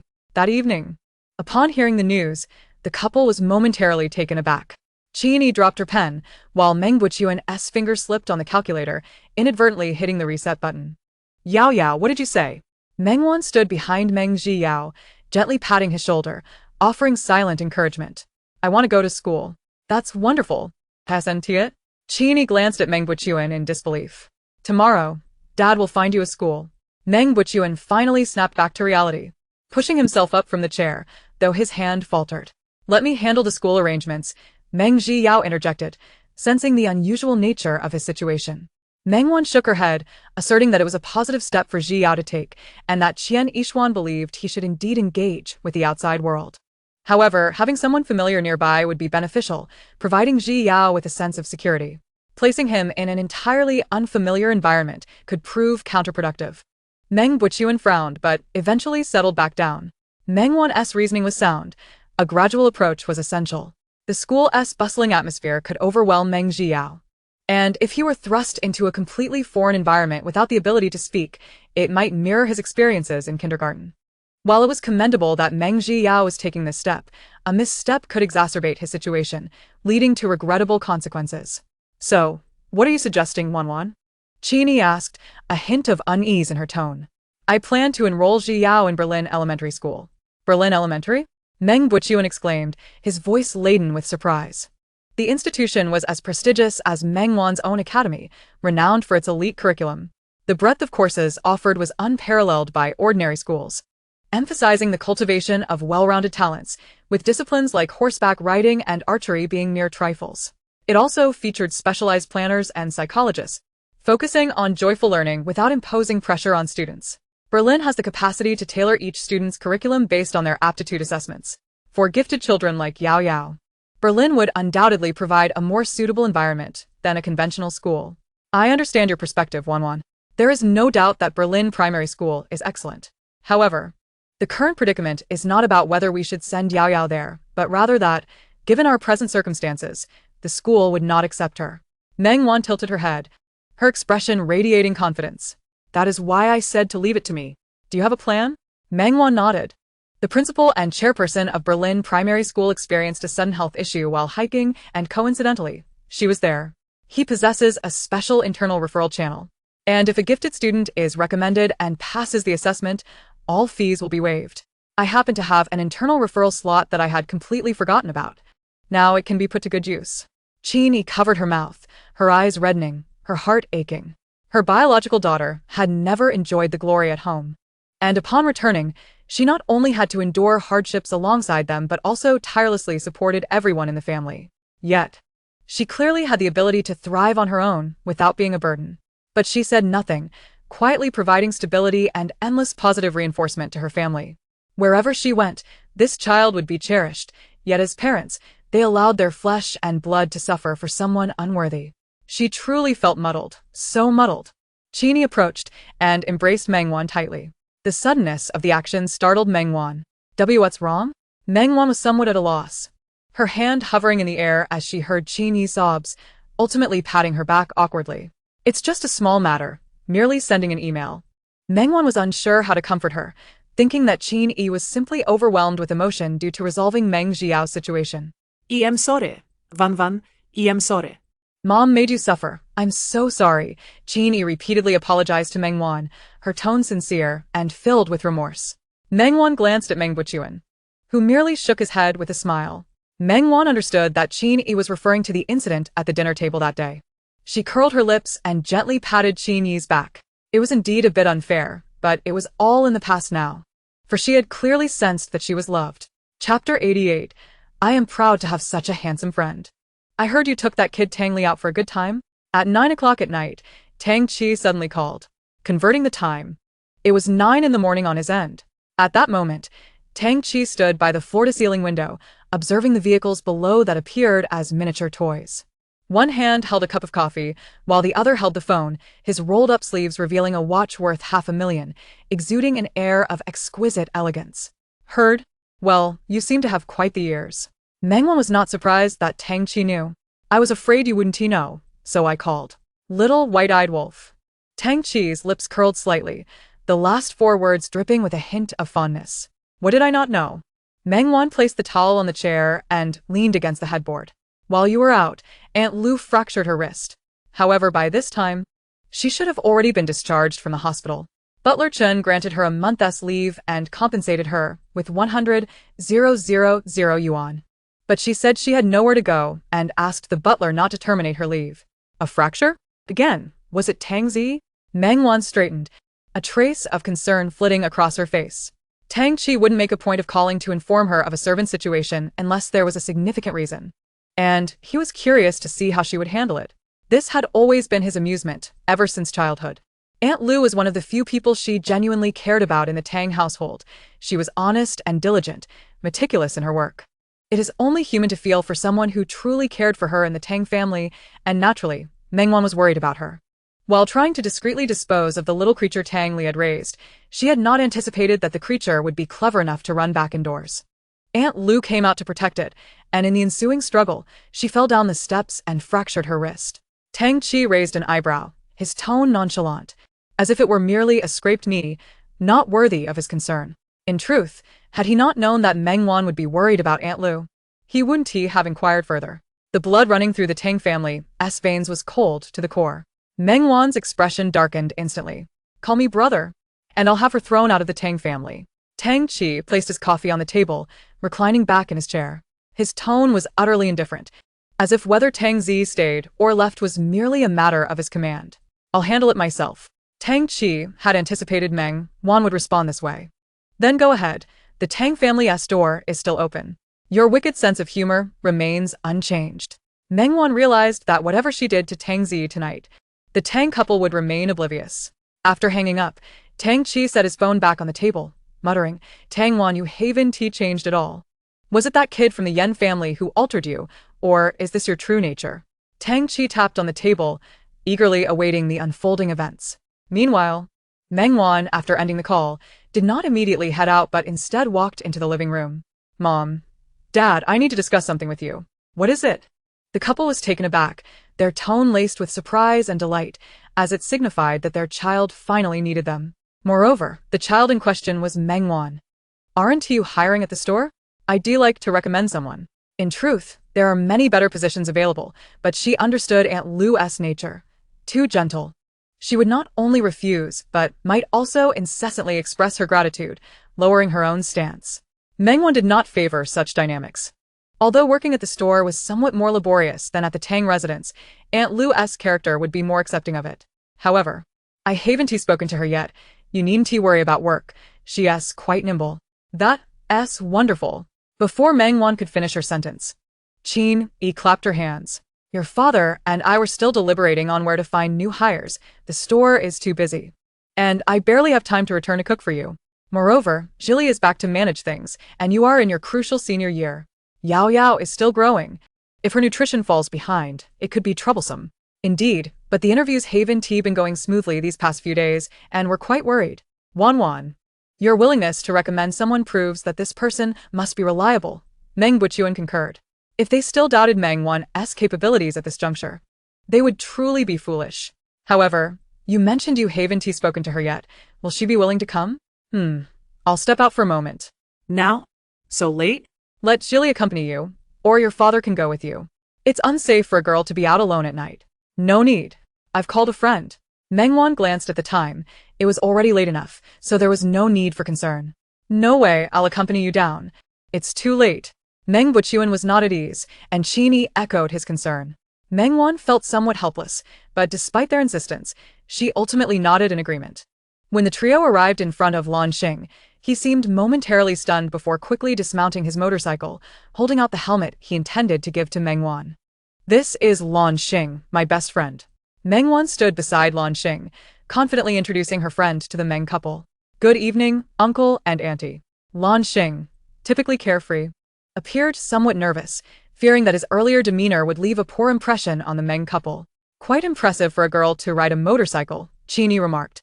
Noticing Lan Xing's unease, offering a comforting smile, Lan Xing's expression relaxed immediately, feeling a bit bashful as he scratched his ear. Indeed, it is prudent for the two young ladies to exercise caution when venturing out. When you find the time, do come to visit your uncle's house. Your aunt and I will prepare a plethora of home-style dishes, and you can stay for meal. Thank you, uncle and aunt. We shall take our leave now. Meng Wan glanced at the time and donned the helmet from Lan Xing's hands. Do let us know when you return. As the two girls settled into the vehicle, Meng Wan expressed his concerns. They responded affirmatively, urging him to return home quickly, and finally set off. Wan, I hope I haven't left a negative impression on your parents? Meng Wan chuckled lightly. What? Even the fierce Lan Xing fears, leaving a poor first impression? Others are one thing, but I could simply kick them away if they annoy me.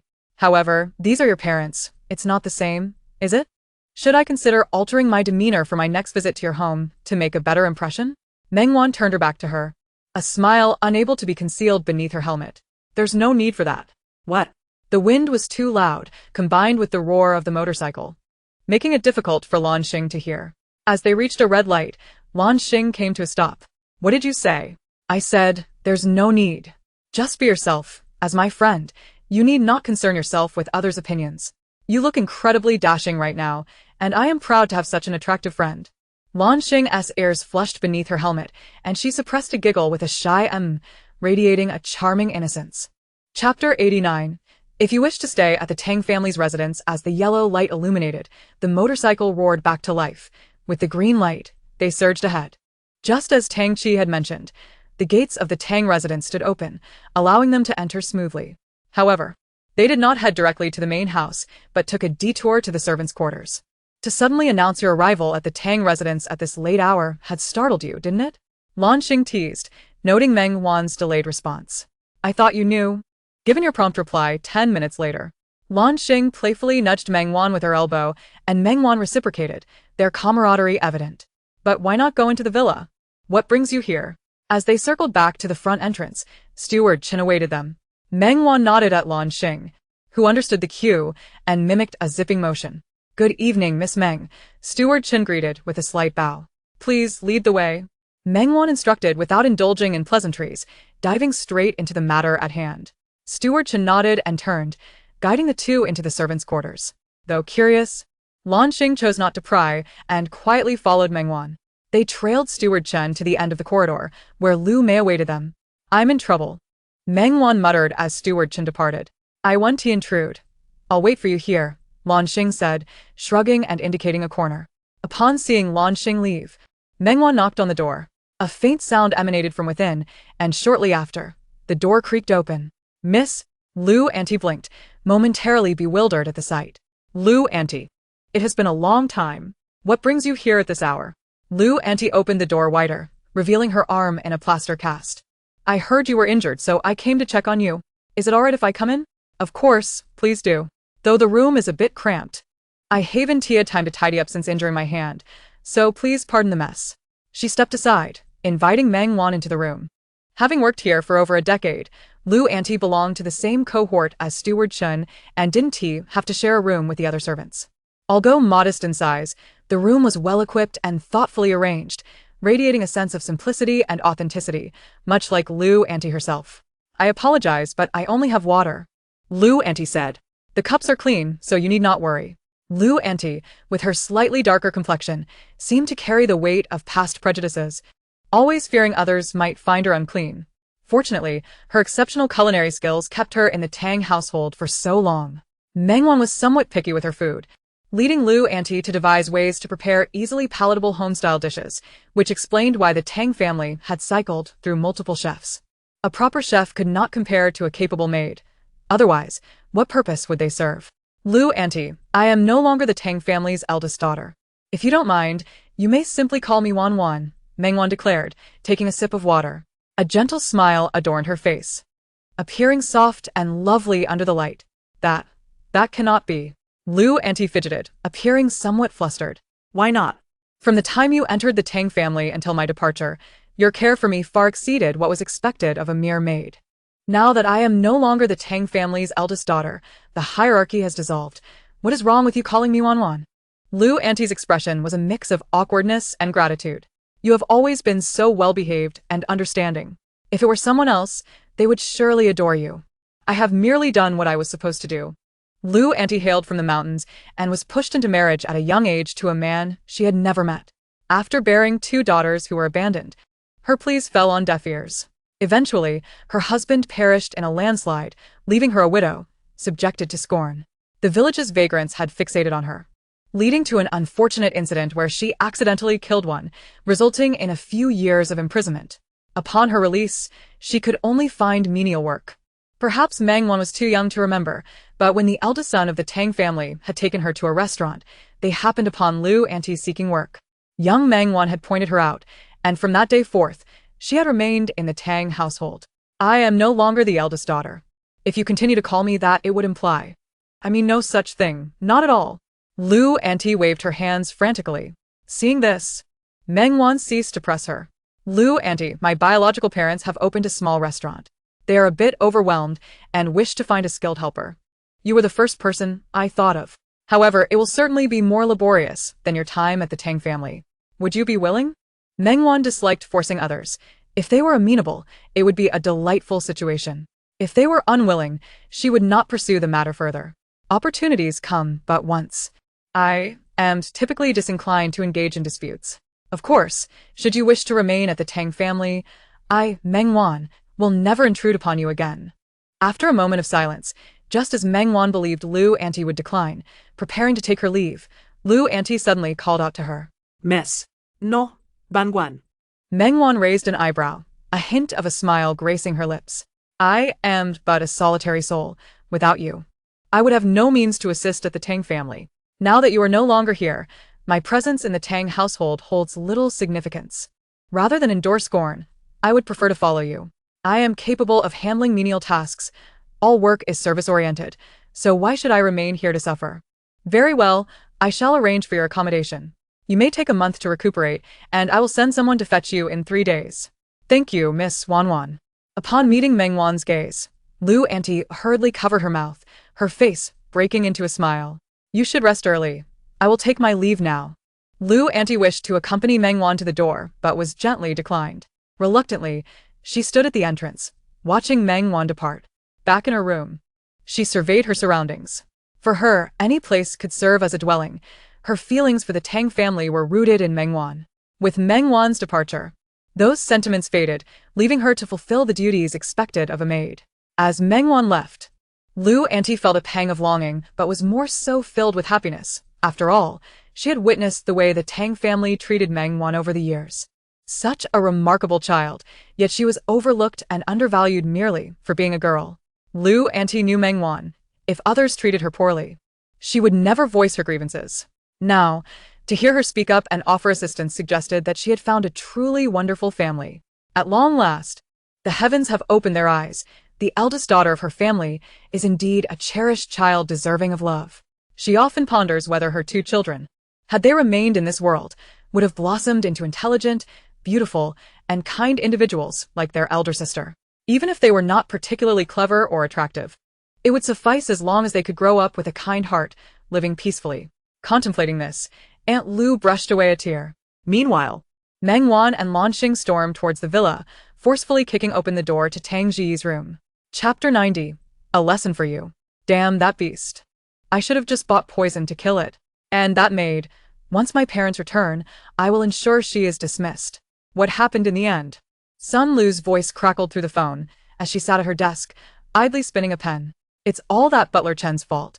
He protected both the dog and the person. Is a butler really allowed such power? Sun Lu expressed her surprise. My father insists that all household matters are his responsibility. He won't even let me contact him. When he returns, I will make sure he dismisses all of these useless servants. dismissed. Indeed. There is no need to retain servants who do not heed their employer's commands, Sun Lu agreed, her face dripping with sarcasm. A genuine heiress lacking even her parents' private contact numbers, with no authority over the stay of a servant or a dog. How can she dare to say such things? And that insufferable boy, always going on about Tang Wan, a treacherous little wolf, both foolish and malicious. With a loud crash, the door was kicked open, startling Tang Ji, who had been lounging on her bed, venting to Sun Lu about the day's events. She let out a shriek, but her bandaged leg limited her movements, leaving her helplessly wide-eyed as the two approached. Sun Lu, startled by the sudden scream on the other end of the line, frowned and moved the phone away slightly, activating the speaker and turning up the volume to listen intently. Meng Wan, Lan Xing. what do you intend to do? This is the Tang residence, not a place for you to run rampant. Tang Ji gulped, watching the two advance towards her. Where is the butler? Where is everyone else? Where have they all gone? She shouted, but no one came. The villa was eerily silent, as if it contained only the three of them. Tang Ji, do you remember what I told you the other day? Meng Wan wasted no time on pleasantries, gripping her chin. Tang Ji glared at Meng Wan, trying to break free, but Meng Wan's strength was overwhelming. The more she struggled, the tighter Meng Wan's grip became, pain causing her eyes to redden, leaving her too frightened to resist further. I warned you. If you wish to maintain your position as the Tang family's eldest daughter, you must behave yourself. Should a single strand of hair be lost, I shall pluck 10 from you. Is that not so? Tang Ji panicked. I haven't done anything to Tang Li. Oh. Meng Wan released her grip just as Tang Ji thought she might be able to breathe again. Without warning, Meng Wan's hand slid down her arm, sending a shiver coursing through her. The next moment, a piercing scream echoed throughout the villa, accompanied by the roar of the toy dinosaur in the room. Tang Li, starlet. Attempted to leave, but Butler Chen was unexpectedly blocking the doorway. What is that woman doing now? Young master, do not worry, we will handle this promptly. Tang Li was unaware of what Tang Ji had done that day.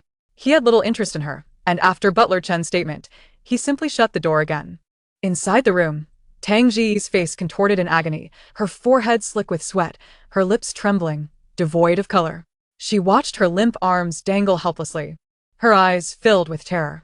Lan Xing, standing outside the door, pulled at the broken doorknob with one hand while rubbing his ear with the other, visibly disgusted. Aren't you afraid I will tell my parents? One word from me could leave the Meng family homeless. You. Tang Ji stammered in fear. Yet her first instinct was still to threaten Meng Wan. Then you may certainly try, Meng Wan replied, her eyes cold and indifferent. Feel free to report tonight's events to the Tang couple, embellishing as you see fit. If you wish to target the Meng family, you might want to assess whether you possess the capability. But the prerequisite is that you can withstand the repercussions of provoking me. Meng Wan's voice remained flat, devoid of emotion, as if merely stating a fact. Tonight's incident serves as a lesson.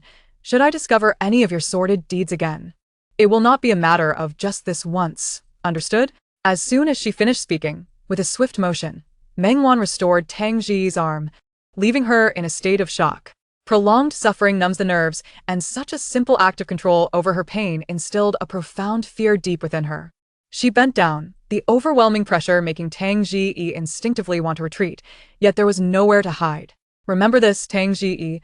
I, Meng Wan, may not bear the surname Tang, but without the Tang name, you are nothing. Be obedient, and content to play the role of the cherished daughter. Should you continue to seek conflict with me, I can assure you that my first intrusion will not be the last. There will be second, third, and more. Meng Wan's words resonated in Tang Jiyi's ears like the whispers of a demon, causing her to tremble uncontrollably. She opened her mouth, yet no words emerged. Her arms remained motionless, the pain from earlier intensifying. But in truth, Tang Jiyi bore no marks, and if she wished to report Meng Wan, she would have no evidence to support her claims. Such as Meng Wan, who, even in her impulsiveness, leaves no room for vulnerability. With the lesson and threat delivered, Meng Wan and Lan Xing exited Tang Jiyi's room. Butler Chen awaited them at the staircase, saying nothing, merely bowing. The young master remained inside, unaware of the unfolding events. Keep an eye on her, Meng Wan instructed, gesturing toward Tang Jiyi's room, where she was now screaming for a maid to fetch a doctor. Yes.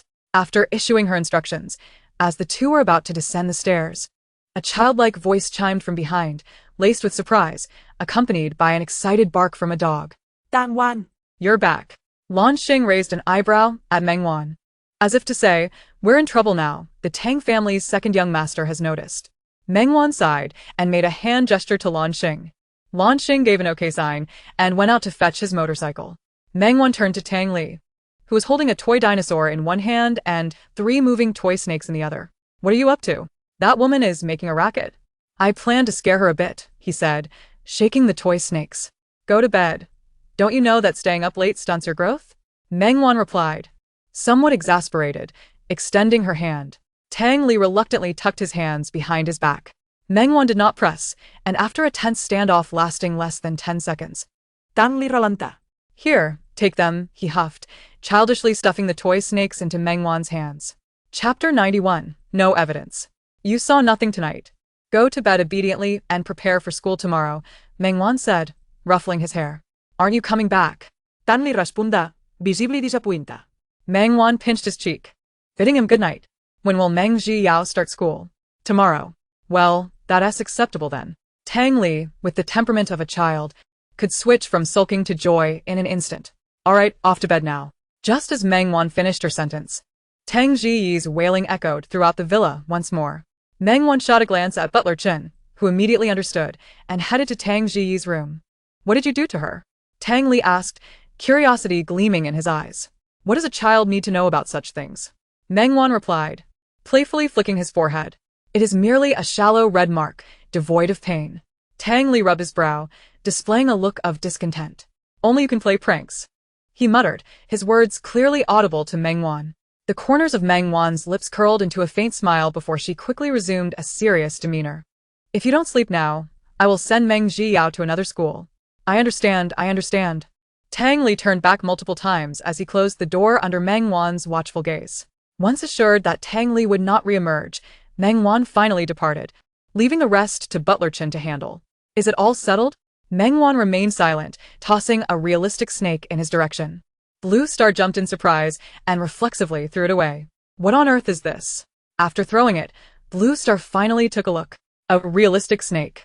With the prank successfully executed, Meng Wan picked up the one on the floor and tossed it directly into the trash bin.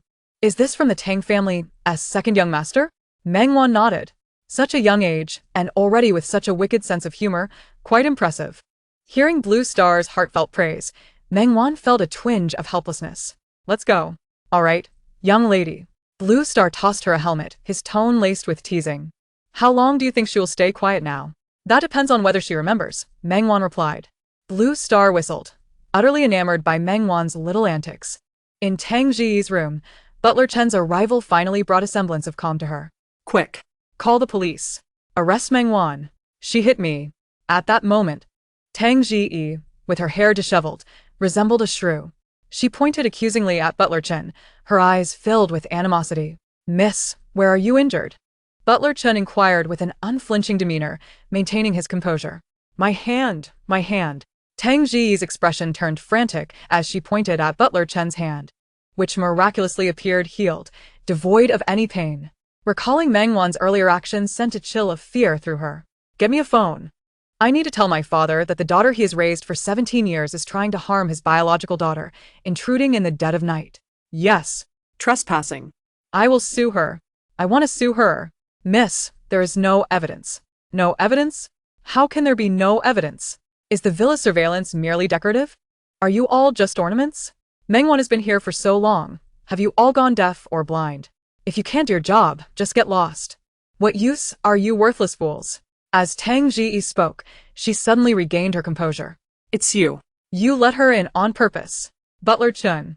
You are a servant of the Tang family, not Meng Wan's servant. If you adore her so much, why don't you accompany her out of the Tang family? This is my final warning. Give me my father's phone number, or else when he returns, you will regret it.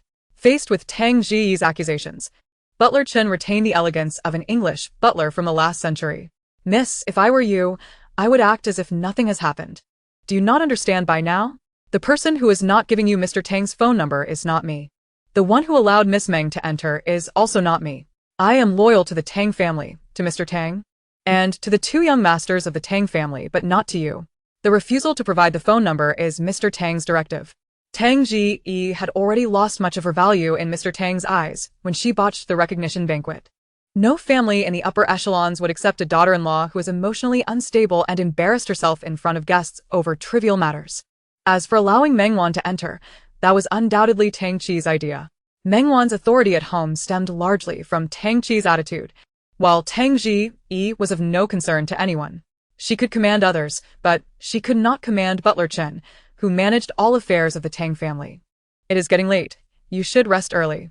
I will take my leave for now. As for the door lock, I apologize for the inconvenience tonight. I will have someone replace it for you tomorrow, Butler Chen stated before exiting. The door remained ajar, and Tang Ji's piercing screams echoed from within, grating on the nerves and evoking displeasure. Sounds of clattering echoed from inside, as if she had knocked something to the ground.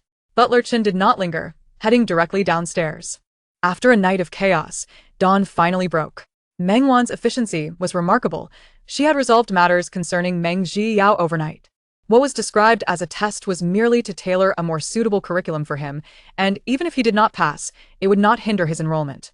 For the sake of prudence, Meng Wan took a leave of absence to accompany Meng Zhiyao to Berlin. Unexpectedly, the principal and two teachers awaited them at the entrance. Uncle Lin, it's been a while.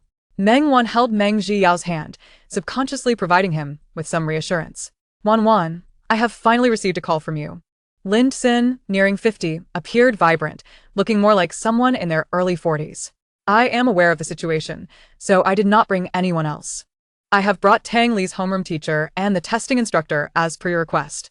Thank you. Meng Wan replied politely, yet with a hint of distance, while Lin Xin was exceedingly warm. Oh, no need for such formality. I am always troubled about how I can repay you.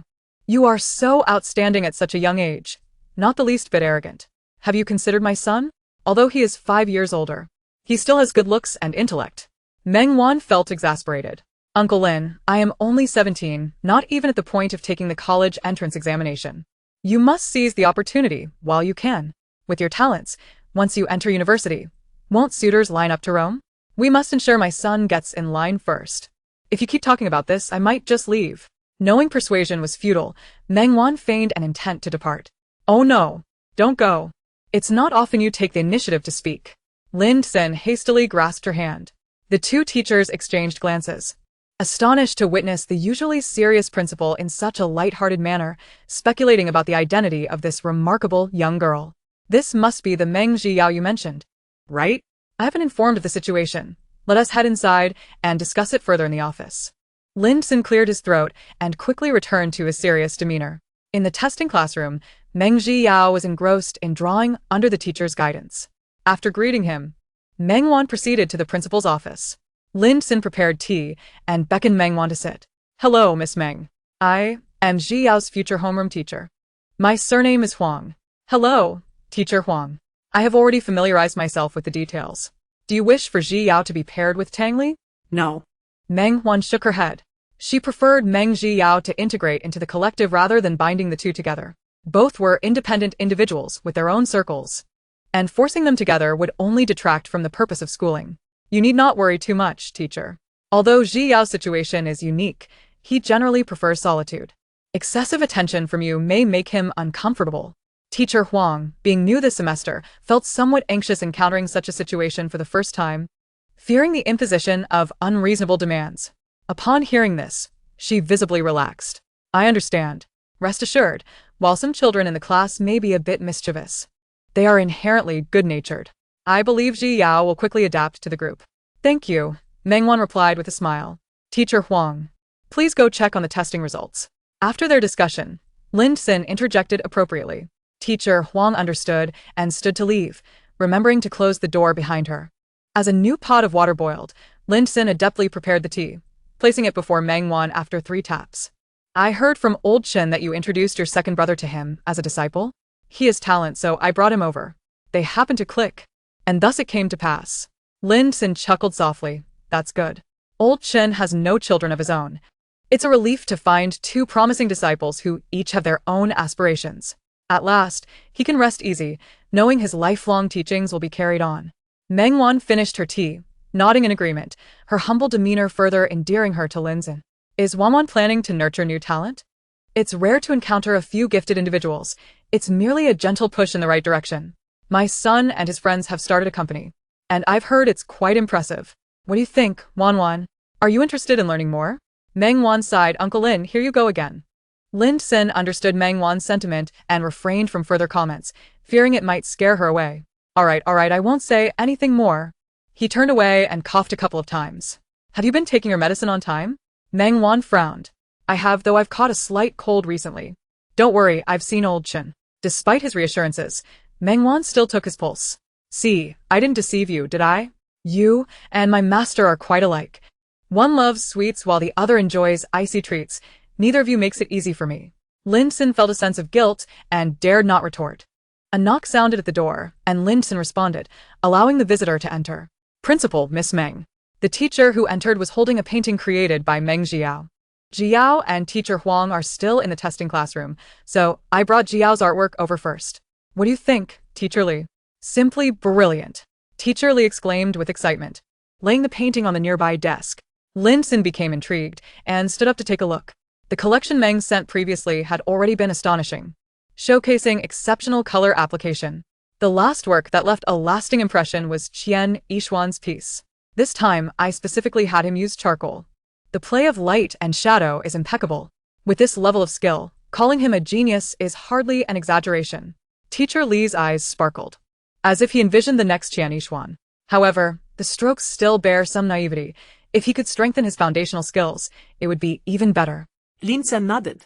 Glancing at Meng Wan, Teacher Li is a prominent figure in the world of traditional Chinese painting. If he says so, what do you think? Berlin Elementary is a place that everyone strives to enter. It certainly has its merits. Very well, Teacher Li. Please inform Teacher Huang to assist him with the enrollment procedures and give him a tour of the classrooms. I'll go greet my brother first. Go ahead. Do visit for tea when you have the time, but don't forget about your Uncle Lin when you find yourself busy. Understanding Lin Xin's jest, Meng Wan remained unfazed, responding with a smile before following Teacher Li out. Lin Xin admired the painting, nodding appreciatively. This girl certainly possesses a discerning eye.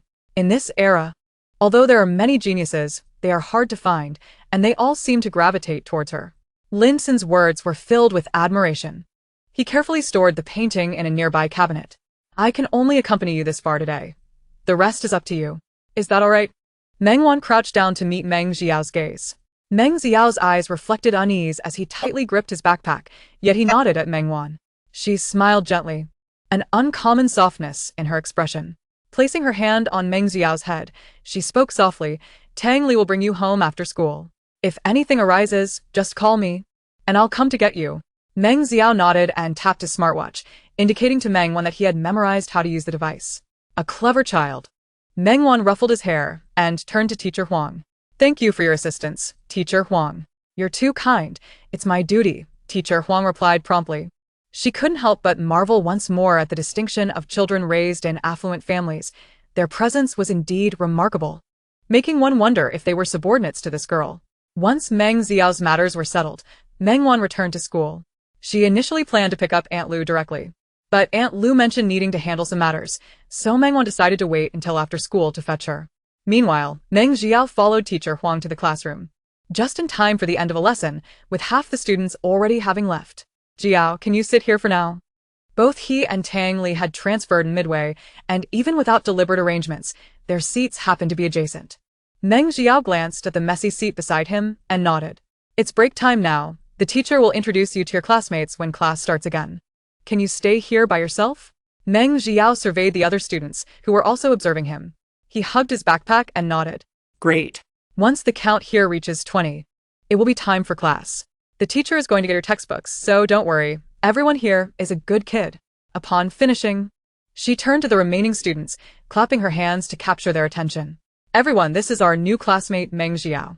Let's all get along well, understood? Got it. The students replied in unison. Seeing this, teacher Huang offered Meng Xiao an encouraging gesture before hastily leaving the classroom. Hey, are you the new kid? Meng Xiao looked up to see a boy towering over him, flanked by two slightly shorter boys.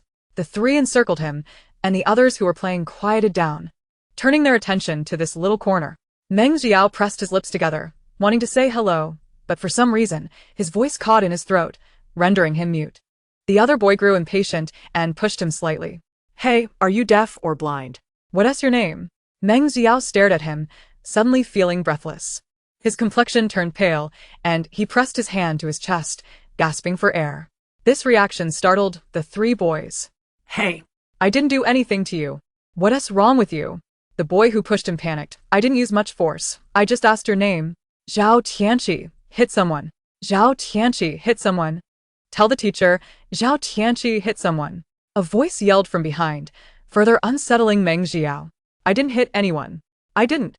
Zhao Tianqi shouted back, and more students began to gather around, intensifying Meng Xiao's sense of suffocation. Just speak. I only pushed you lightly. I didn't do anything. Zhao Tianqi was on the verge of tears, feeling wronged. I swear I didn't mean to hurt you. I just happened to be taller and bigger. I didn't intend to do anything. Hey. What are you all doing crowding around my spot? Amidst the chaos, a voice called from the front. Tang Li. Tianqi is bullying your new desk mate. I didn't. Zhao Tianqi instinctively retorted. Desk mate? Tang Li Baoja. Yes, quite a looker, someone chimed in, eager to add to the commotion.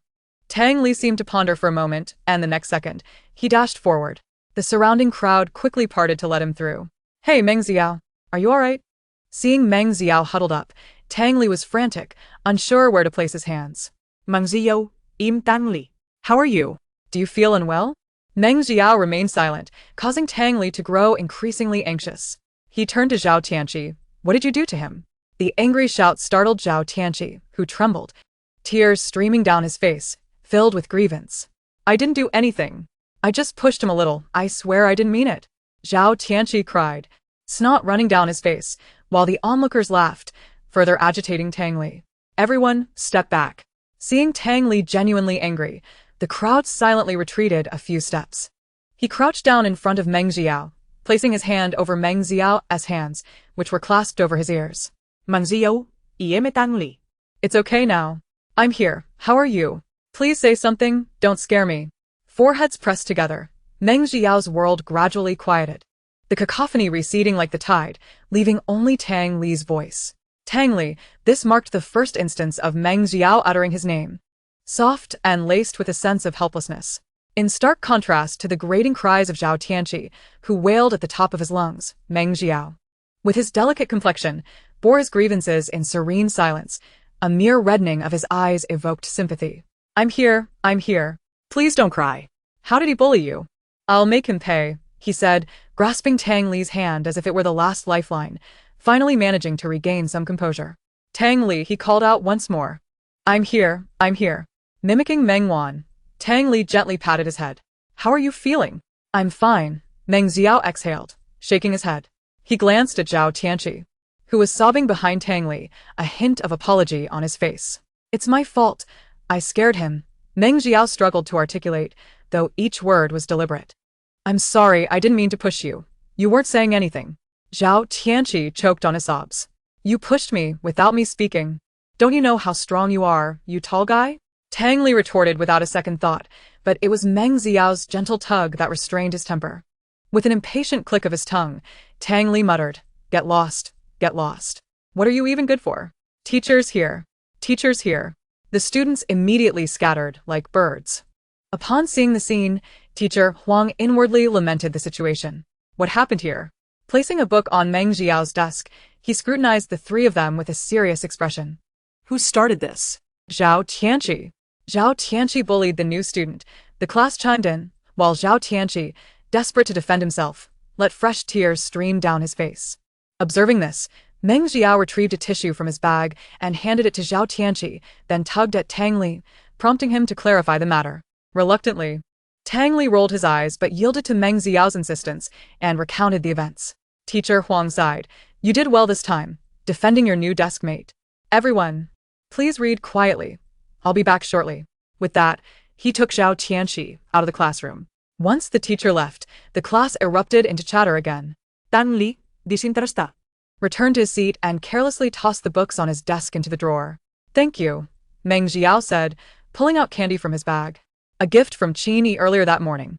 Tang Li accepted it without hesitation and munched on it. I told you, I will protect you. Meng Jiao nodded, finally sporting a hint of a smile. Tang Li stole a glance at him, visibly relieved. During the ensuing hours, Tang Li remained steadfastly by Meng Jiao's side. When curious classmates inquired about their relationship, Tang Li dismissed them without divulging anything. Children's tempers flare quickly and fade just as fast after being reprimanded. Zhao Tianqi didn't take his anger out on Meng Jiao but instead approached him with snacks to apologize. In return, Meng Jiao offered him a piece of candy.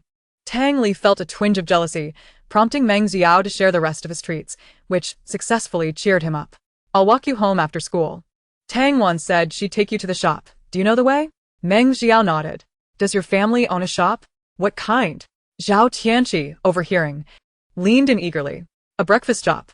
Although it started as a breakfast establishment, it gradually evolved into a restaurant, thriving beyond expectations. My mom's cooking is delicious, Tang Li said, inexplicably proud. Really? Can I go eat there? Zhao Tianqi's eyes sparkled, his appetite piqued. Coming from a family involved in food development, he was accustomed to novel culinary delights, which contributed to his tall stature and food-loving personality. Sure. No way. The former statement came from Meng Jiao, and the latter from Tang Li. Chapter 94. My sister. Beautiful and wonderful. Zhao Tianqi protested. Jiao said it's fine. So why do you say no? Because it's not allowed. Tang Li shouted back. I don't care what you say. Jiao said it's fine, so I'm going. You're not going. I am going. You're not going. Ultimately, the trio ended up going together. Why do you think you can ride in my car? Don't you have a driver? Tang Li, why are you so stingy? The two flanked Meng Jiao, sandwiching him in between. Annoying little tail, Tang Li mumbled. Jiao, what is your relationship with Tang Li? Why is he taking you home? I have a driver too. I can take you home from now on. Zhao Tianqi reached for Meng Jiao's hand, only to have it swatted away by Tang Li. The two glared at each other, neither willing to relent. The driver, seated in front, dared not intervene. Meng Jiao sighed and shook his head at Tang Li. Adopting a serious expression, he remained silent, merely observing him. Do as you wish. If it weren't for Tang Wan, I wouldn't bother with you. Tang Li huffed, turning his head away, brooding in silence. Zhao Tianqi blinked and leaned closer to Meng Jiao, who, feeling uncomfortable, edged towards Tang Li. Jiao, who is Tang Wan? My sister. Seeing Meng Jiao finally engage in conversation, Zhao Tianqi grew even more animated. Your sister? Is she pretty? I have a sister too, who bullies me every day. I can't stand her. My sister is beautiful and wonderful. When Meng Jiao spoke of Meng Wan, he appeared noticeably softer, his eyes sparkling as if she were his idol. That's my sister. Tang Li mutarat, shunding ning crea singliaj griava. Meng Jiao, close enough to hear his murmurs, acknowledged, yes, she is also Tang Li's sister. Tang Li still refused to turn his head, softly huffing, a slight smile tugging at his lips. Zhao Tianqi, puzzled, tilted his head. How can your sister be Tang Li's sister? Mind your own business. You talk too much. Tang Li's tone was laden with impatience. I'm talking to Jiao, not you. The two began bickering again, prompting Meng Jiao to quietly sigh and pull out a picture book to peruse. I'll share that book with you. Tang Li leaned in. Meng Jiao responded with a soft hum, turning to the next page. Zhao Tianqi leaned in as well, and just as Tang Li was about to retort, he noticed Meng Jiao's intense focus on the book. His long eyelashes accentuated his downcast gaze. Tang Li puffed up his cheeks, ultimately deciding against speaking further.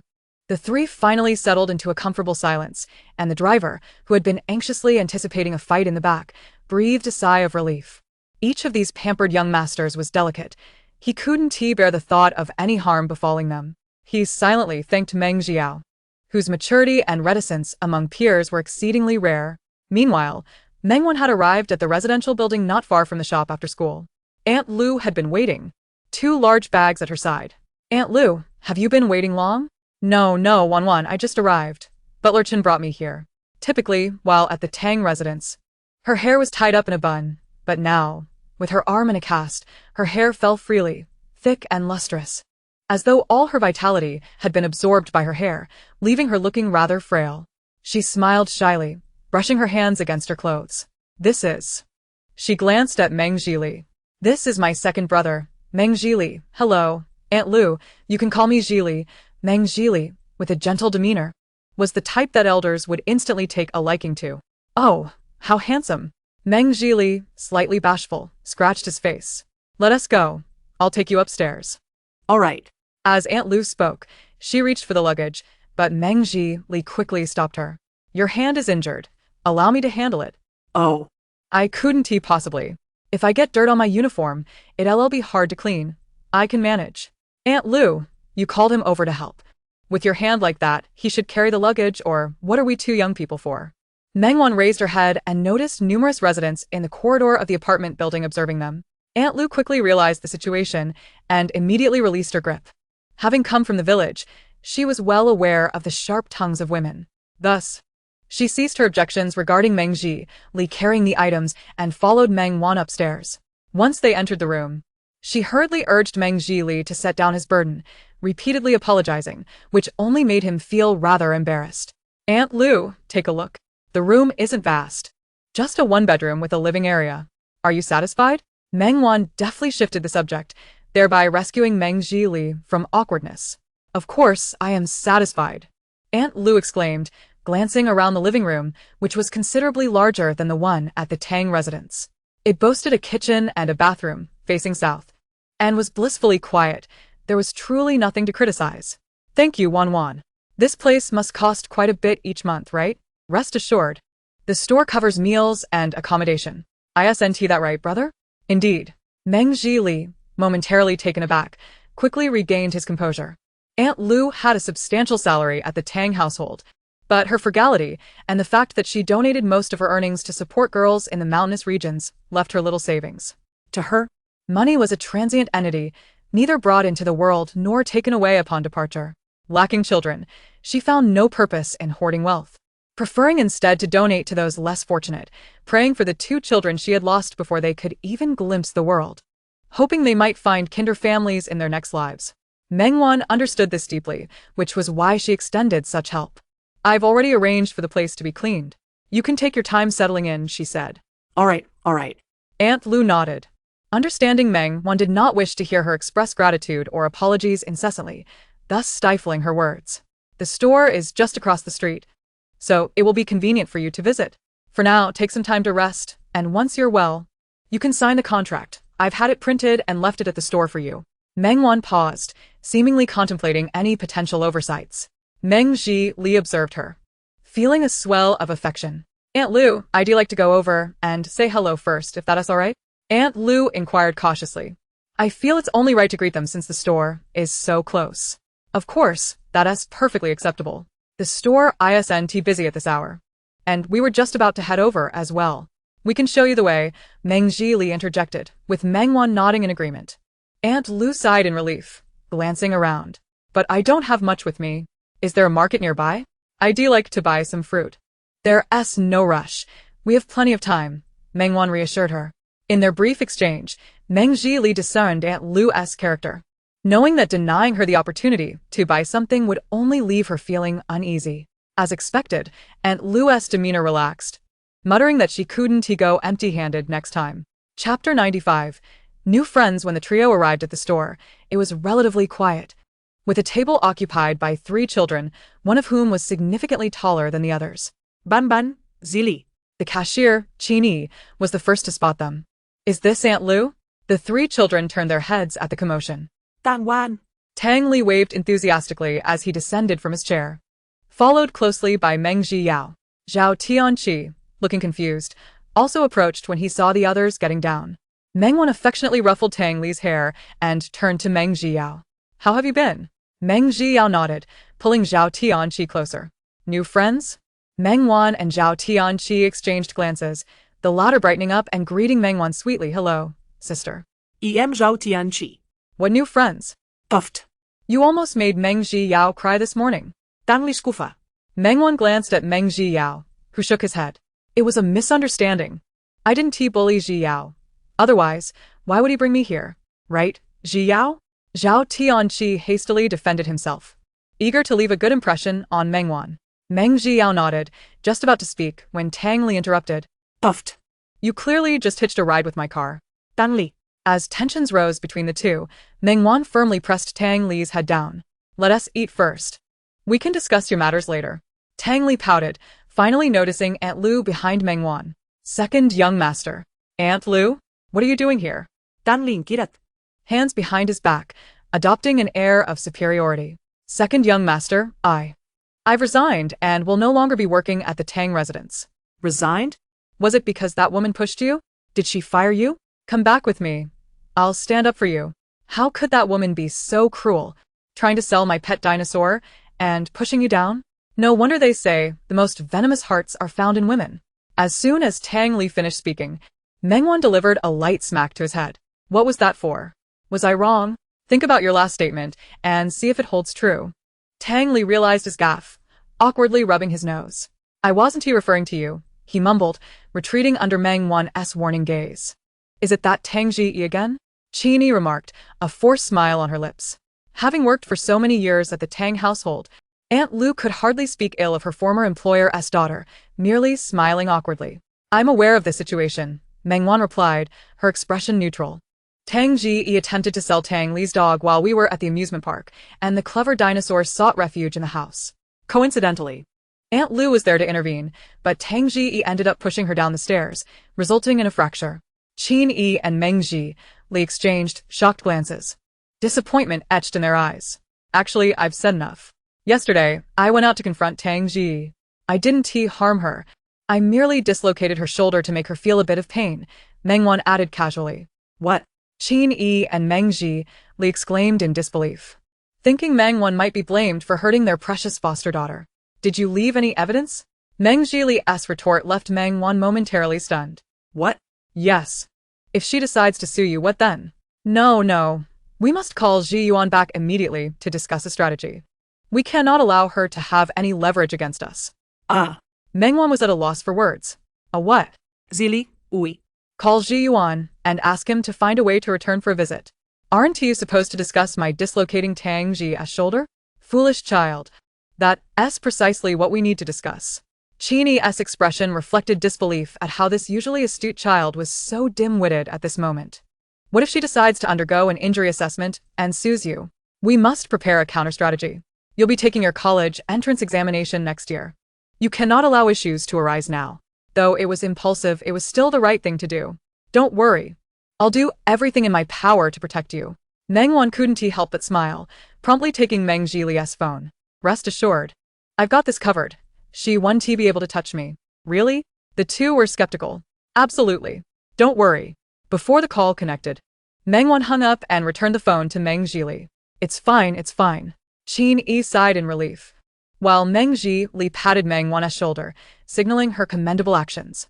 Aunt Lu, regardless, I've raised her for 17 years, and she has turned out this way. Am truly sorry. How is your hand? Qin expressed her regrets. Although she had lost hope for Tang Ji, she felt accountable for having raised her into such a character. It's all right, madam. I'm used to roughness. I'll be fine in a few days. My old bones aren't what they used to be. When I was younger, such injuries were mere skin deep. Oh dear, calling me madam is quite the embarrassment. Just call me Qini.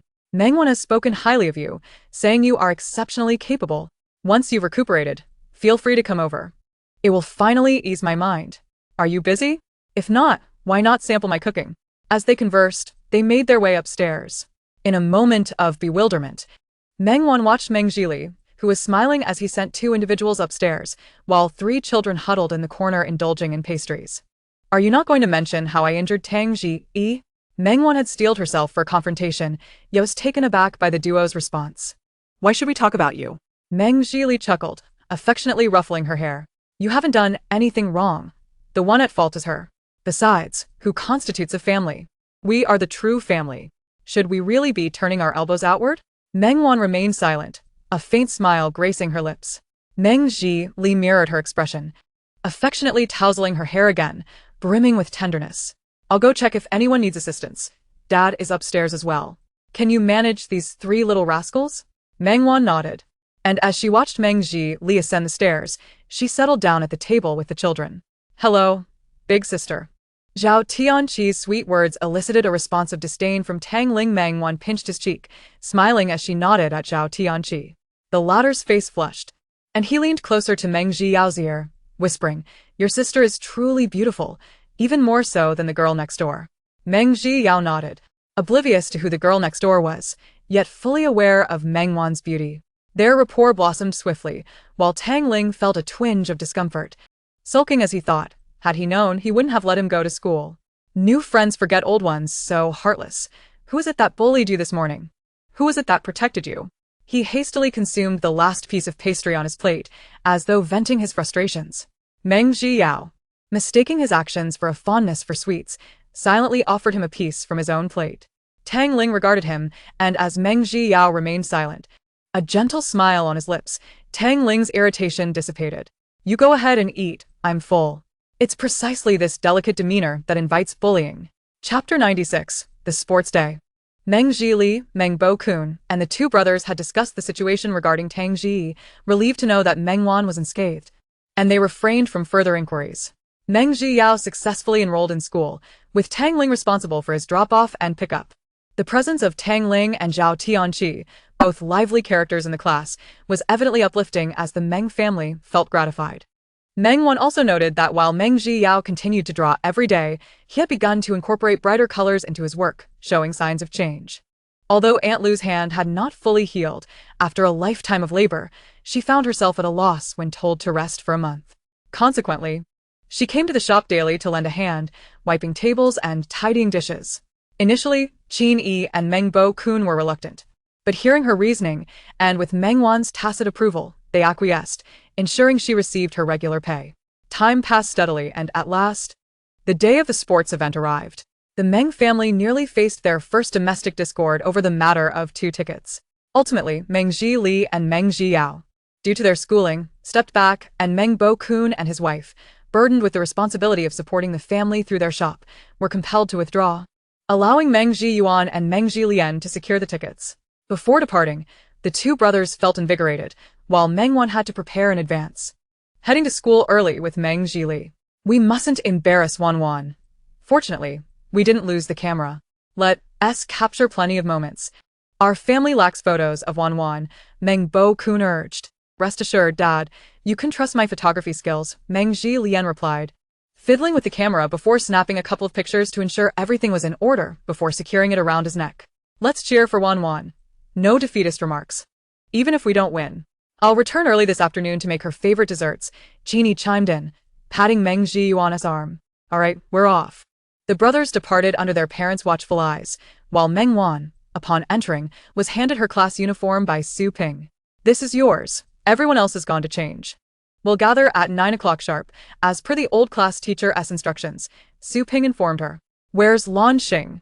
Meng Wan scanned the classroom, noticing only a few lethargic students, with no sign of Lan Xing. She was waiting for you. I pushed her to change first. So she is probably in the changing room now. Meng Wan nodded, turning to leave just as she collided with Sun Lu. Fortunately, her quick reflexes prevented Sun Lu from meeting the floor. Are you alright? After confirming Sun Lu was stable, Meng Wan released her grip. Sun Lu's complexion was somewhat pale as she shook her head and returned to her seat. Meng Wan exchanged a glance with Su Ping, who shrugged in response, indicating her lack of knowledge about the situation. Meng Wan, not wishing to dwell on it, decided to proceed, as she had no prior connection with Sun Lu. I'm heading over now. Yes, once you change, go straight to the playground. I still need to wait for the other two to bring their uniforms, Su Ping replied. Meng Wan nodded, clutching the uniform as she exited the classroom, making her way to the changing room. As Su Ping mentioned, Lan Xing was already waiting for her outside. Dressed.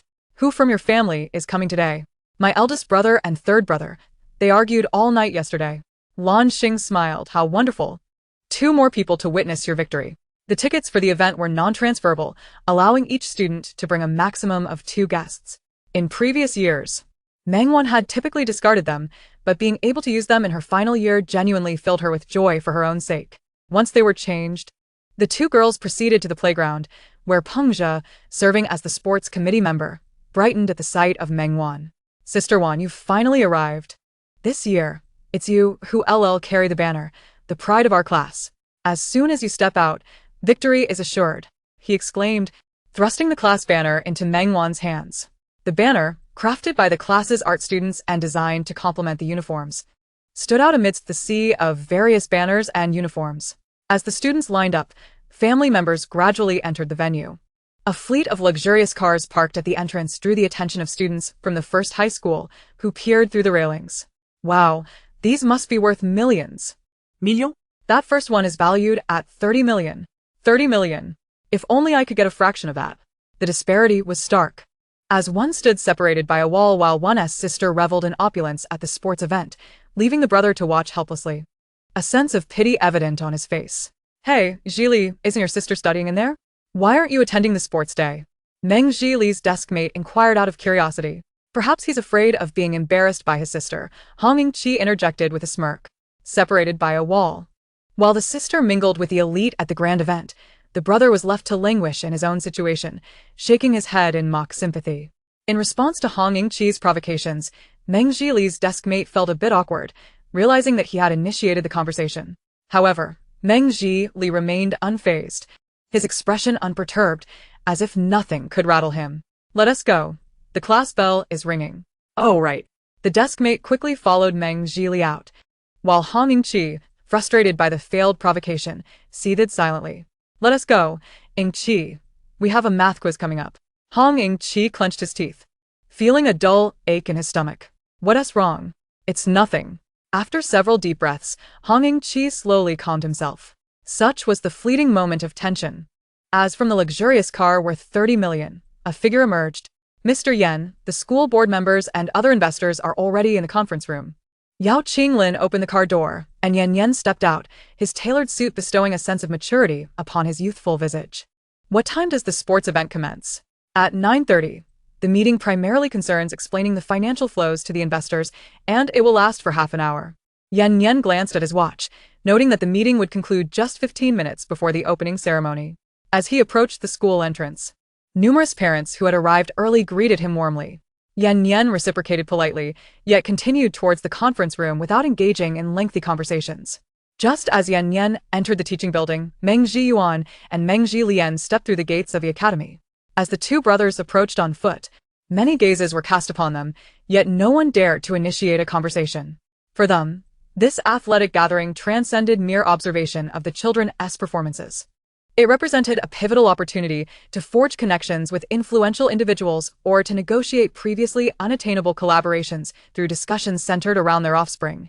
Ultimately, every endeavor was aimed at enhancing the profitability of their enterprise, and those lacking utility were deemed unworthy of their time and effort. Of course, there were also parents who attended purely for the sake of their children, but the motivations varied in intensity among the attendees.